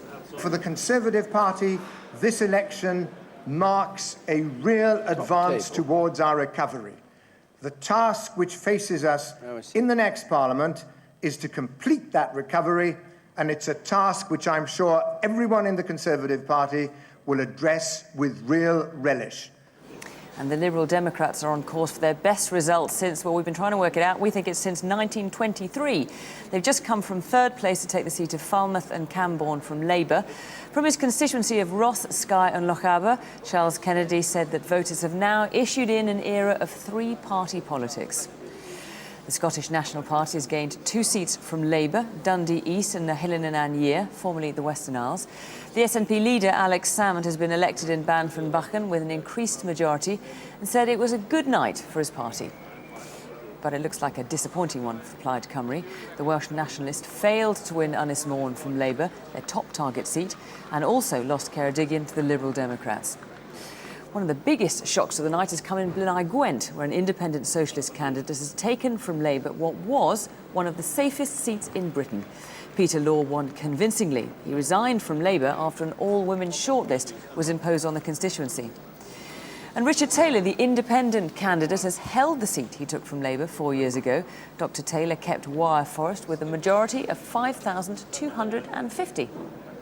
And that's the latest for now. David, back to you. Thanks very much, Fiona. We all thought we'd have difficulty with Nahilen and Anyer. I think we've been doing rather well, don't you? Well, I made a bit of an effort to learn it before I came in. Yes. No, I think I've done it all right too. Do you think, Andrew? I know you're a great Gaelic speaker. Nahilen and Anyer. Yes, Nahilen and Anyer. Something. It's a lovely sound, but if more and more constituencies adopt either Welsh names or Gaelic names, we're going to be in some difficulty. Let alone counting in those languges. Counting announcing the results. Well, now, Peter Henley joins. No, Brian Taylor joins us from Glasgow. Brian, good morning. Good morning indeed. You're looking hale and hearty this morning in a fine Glasgow dawn. A fine Glasgow dawn that it's bucketing rain. Is it bucketing rain? Oh, it is. Indeed, yes. Poor you, Alce. Oh, my goodness, yes, so it is. Your shirt's getting wet. Be as quick as you like. Tell us what's happened. In Scotland or in the UK? In your view, in Scotland, what's the story been? How would you sum it up? I think the Liberal Democrats have had a good night, an unalloyed good night. They're second place in terms of share of the vote for the first time since 1992. The SNP have slipped down from second to third place.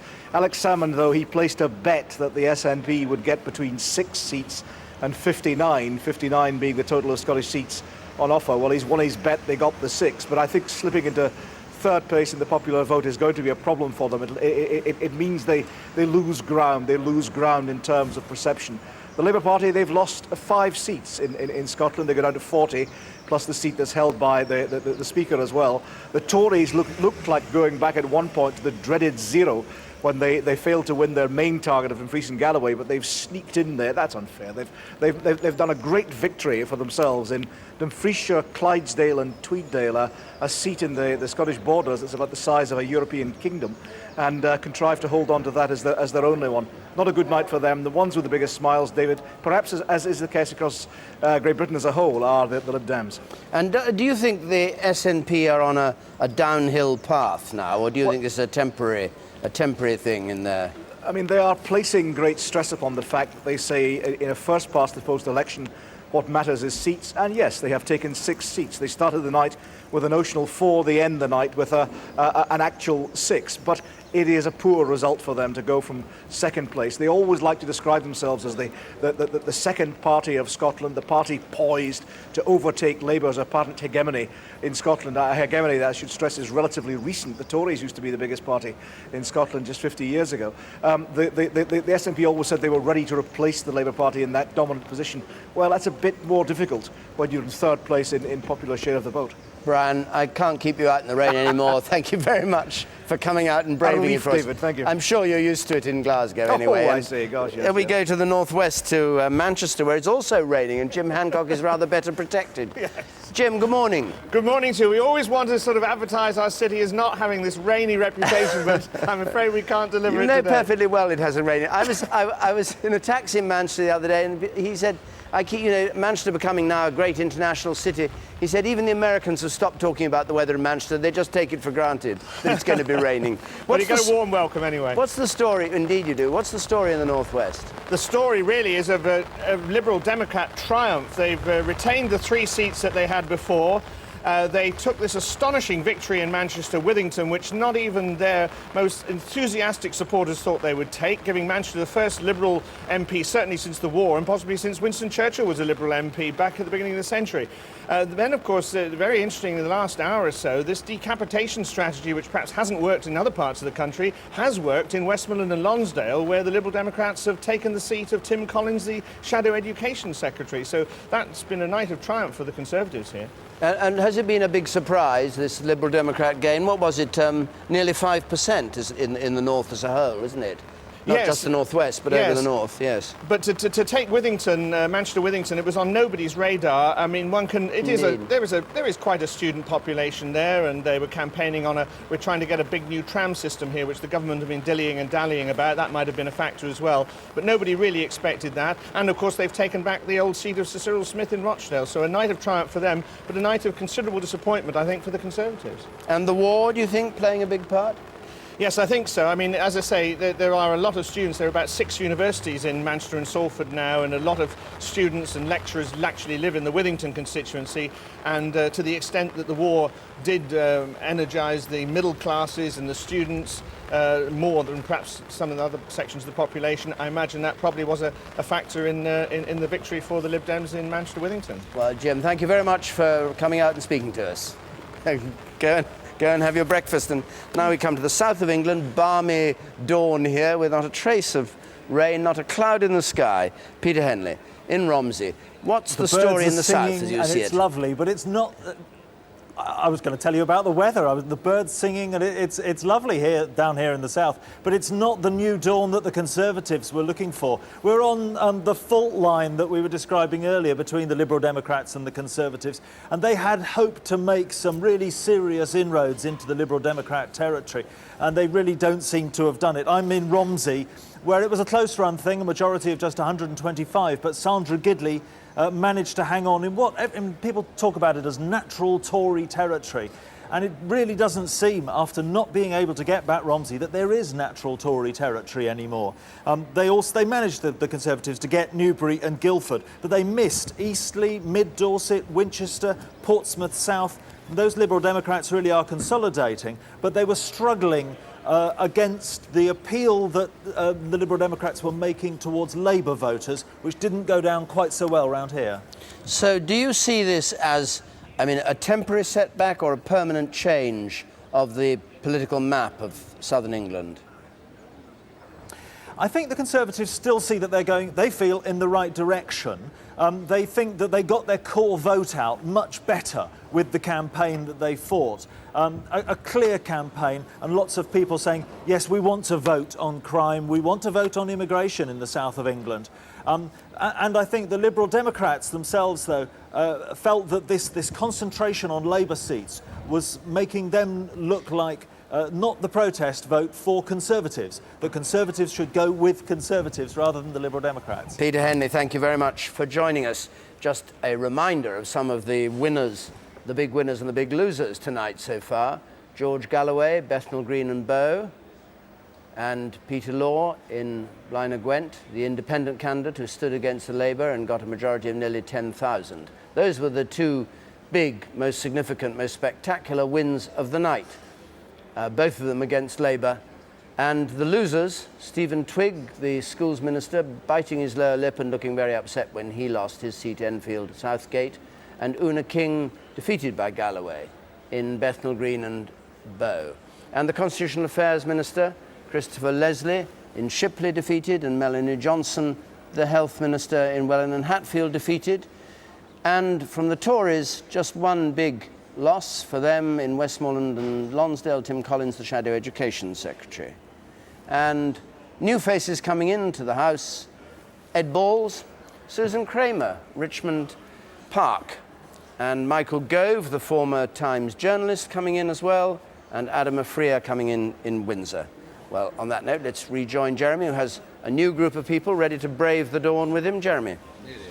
Indeed, yes, it's Diane Abbott, Eric Pickles and Simon Hughes. As far as I can see, if you look at it, there's no great comfort for any of you here. I mean, you've lost all sorts of seats that you were taken as great indices of the arrival of New Labour on the scene. You've got about the same shares of the vote as you had last time, and you were in no position to do what you were planning to do, which was try to form a government at the next election. So, I mean, where is the comfort for any of you in this? The comfort is we have a majority, possibly of over 60, a majority that Harold Wilson would have killed for. Absolutely, but it's perfectly workable majority. But it's based on a pathetic share of the vote, isn't it? Well, I mean, I think we're seeing decreasing levels of participation across the Western world. It's a very workable majority. All that the leadership has to do is work with the grain of the party. And the fact that you've lost all these places, Wimbledon, St Albans, Enfield and so on, these places that were taken to be litmus tests of the arrival of New Labour as the party, the natural party of government, you've lost all those places. Some of those seats were not sustained. We've certainly not got back to our core. We've got seats that we haven't held for years and years. No. Some of those seats were never sustainable. We are in a very handsome position to continue all that was best about the past 8 years. Eric Pickles, what comfort do you draw from this? I think I have reasons to be cheerful on a couple of levels. But yesterday morning I woke up to all these polls that just said, well, I'm a naturally cheerful disposition. But I woke with lots that are saying that we're actually going to lose seats, and we haven't lost seats, we've moved forward. And the second reason why, Jeremy, I am just so full of cheerfulness this morning is that the political system is back. We no longer have a government with an overwhelming majority. I doubt there's a majority to support Tony Blair in the Commons right now. Seems to me it's got an overwhelming majority, currently predicted somewhere in the mid-60s. What do you call that? I call that a lot less than 176. You don't call it overwhelming? I think they'll find it great difficulty trying to whip a bunch of reluctant Labour MPs through again. I think we'll find that not only will it change the relationship on committees, it's going to be so much more difficult. And I suspect they're going to spend a lot of time saying, well, why didn't we do this when we had a majority of 176? Why didn't we do that? Because they're going to be quite limited what they're going to do. We're not reluctant, we're extremely enthusiastic. Well, yeah, I'm sure you are now. I'm sure you are now, but... Simon Hughes, can I take you back to something you said when you were elected as party president? He would now be, quote, going for gold. We believe we can go on building. My honest view is that we should aim to be in government by the election after next. That is the next election. It is now the next election. Yes. We've got, I don't know, well, hang on. Cat in hell's chance. It is such a lottery, this system, as we've all, I think, have to accept. We've got, I think, 23% of the vote. Once you get, as you know, under the system to about 30%, the seats start falling in. You just have to get over that. Now, the Tories have not moved. Labour have come down. We've gone up. We've gone up, what, 4-5%? Forgive me, I thought your majority's been halved tonight, hasn't it? My majority is, I've lost 4,000, but as I was explaining I explained to Diane. Well, there's not a bagatelle at all. But I was explaining to Diane, for the first time I've been defending my seat whilst we've been running the local council, which is never an advantage when you're the establishment. So I got punished, which is fine.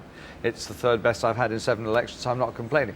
No, the reality is we have to build from probably between 60 and 70 seats, our best number of seats ever since the party was formed, I gather since 1923, and our best share of the vote since the party was formed. Yes, we haven't caught up the Tories as much as we would have wished, however... Or even at all. However, share of the vote, share of the vote.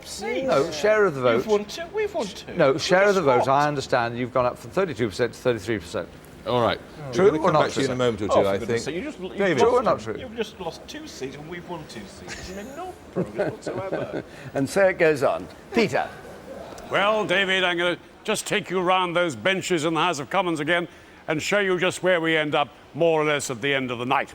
The Liberal Democrat vote is up a bit.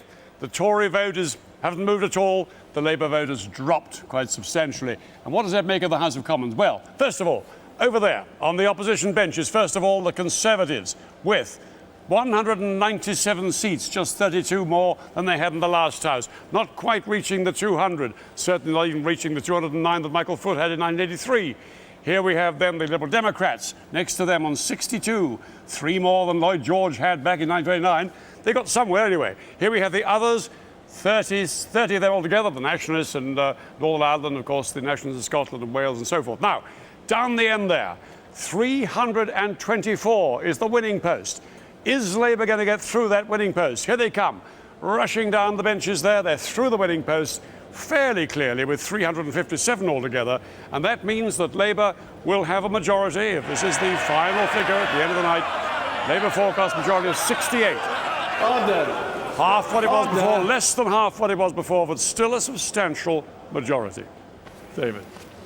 Thanks very much, Peter. Well, it's 10 to 6. We're giving way to breakfast quite soon, but before we do, let's just have a look and allow the two of you to summarise how you see the night. Let's just have a look at the figures, first of all. This is the forecast for the new House of Commons. 356 for Labour, 197 for the Conservatives, 63 for the Liberal Democrats, 30 for others. One of the things that's very striking about that is the fact that the Conservatives have had a pretty good night in terms of seats, but they've only gained 32 seats. That's not an awful lot. The Liberal Democrats, although people in the studio have been accused of talking them up, people in the studio being you, it has to be said, not anybody else, have made gains, but not enormous gains. They certainly hoped for more. There was talk of 20 gains. They've only gained about 9. Their share of the vote is up, but not enormously. The most striking single figure in that graphic that we saw a moment ago is the extent of Labour's losses. I mean, the fact is that Labour has lost seats to both the Liberal Democrats and the Conservatives, and when we have a look at the share of the vote in a moment, we'll see that the big change of the night, the big single change, doesn't relate either to the Tories or to the Liberal Democrats. It relates to the Labour Party. And a good night for whom and a bad night for whom, would you say? Or would you say, generally speaking, a bad night for everybody? I'd say, on the whole, a pretty awful night for Labour, comparatively speaking. Not nearly good enough for the Conservatives, pretty reassuring for the Liberal Democrats. All right. I agree with what Danny Finkelstein was saying a few moments ago. I think if the Conservatives are content with what they did yesterday, then they're content too easily. Having gone up only from 32 to 33%, they need to think very hard about how they advance further. Andrew, I'll come to you in just a moment, but we're just going to two of our reporters who've been moving around their part of the country. Richard Bilton is in Selby. What's happening in Selby now, Richard? David, we're still counting here. There was a very lengthy and detailed check of the postal votes. That meant that they didn't actually start counting till something like 2:30. And then we found that this marginal seat, this Labour marginal, the worry, the vulnerability of Labour was exposed. The rumours started to move around the room that perhaps Labour were right on the edge. And what we found is that the vote is so close that, as you can see behind me, the bundles are being checked to make sure that they are accurate, that they are right. So what we heard from Labour earlier on when the Conservatives were saying, look, you think we may have won this, Labour was saying, wait and see. Well, it's nearly 6 o'clock. We're still waiting. We still haven't seen, but we expect that result maybe in the next quarter of an hour. Thanks very much. And Adrian Childs is in Ludlow. Adrian, you've moved from where you were when you last spoke to us. Now, what's happening in Ludlow?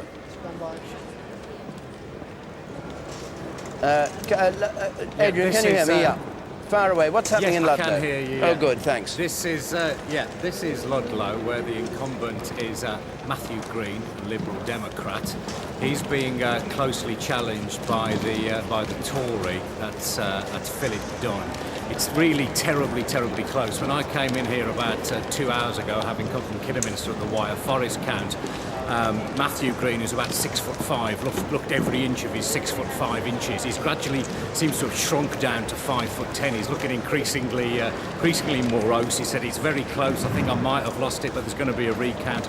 The last thing he said to me, he just said, I don't think it's going to be a recount, I'm afraid. I don't know it's just because he's tired he's being a little bit negative, but I can tell you they're going to declare it in about 10 or 15 minutes, but everybody is betting on a recount here, so it's really getting...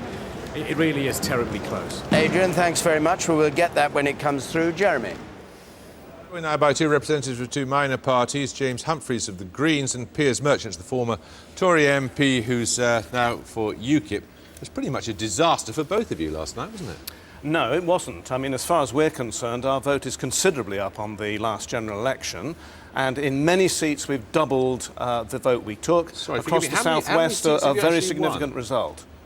How many seats have you actually You know won? very well how many seats we haven't won. Just refresh my mind. We're talking about the vote, that was what you said, how you started off, and our vote is considerably up on the last election. And that is important. I mean, Rome wasn't built in a day. You can't expect us immediately to go into government, and we weren't expecting that. No, there's certainly no danger of that. And as far as, what do you think is... Do you think the Green Star has somehow faded? No, I mean, our vote's gone up 20% where we've stood. We've got for the first time a candidate who's challenging realistically down in Brighton. He was almost knocking the Tories into second place. So I think, I mean, it is very, very hard to make progress under the current electoral system. We see where you have proportional representation, the Greens getting 5, 10, 15% of the vote. So it is hard work. It isn't easy to take seats. We'd hope we'll take them next time. OK, well, thank you both very much, David. Andrew, you're used to people saying to you, well, what do you make of it, Andrew, or what's going on? What is going on? What is going on is that Labour, Tony Blair, have got a majority. We just don't know what they've got a majority for. Do they have a majority for ID cards? Do they have a majority for all the social changes like changing disability benefits or incapacity benefit? Probably not. We don't know, but this is going to change the politics of the next few years quite dramatically. Just because we haven't had a change of government doesn't mean that politics isn't going to change. It challenges Tony Blair's leadership at some point in this Parliament. I think it's going to recast the way the Labour government feels, and I think it's going to have a dramatic effect on the politics of the next 4 or 5 years. Well, thank you very much for that. And from us here, we're going to go off the air in 45 seconds' time, but we're going to be back at 9:30. We're giving way to breakfast with Dermot Murnaghan and Natasha Kaplinsky, and we've had 605 results in. There are only 41 to come. Northern Ireland, of course, comes in tomorrow afternoon. Our prediction, our exit poll for once, was pretty accurate, predicting 66 or so, and 66 is what it's going to be. We've talked about the unfair distribution of these seats. We've seen the Prime Minister go from looking grim-faced to looking rather cheerful, and I'm sure in half an hour or so, if you're watching breakfast, you'll be able to see him speaking at the National Portrait Gallery here in London. Anyway, we'll sign off. We'll be back again with you. I hope you'll join us again at 9:30. Until then, Dermot and Natasha, take it away.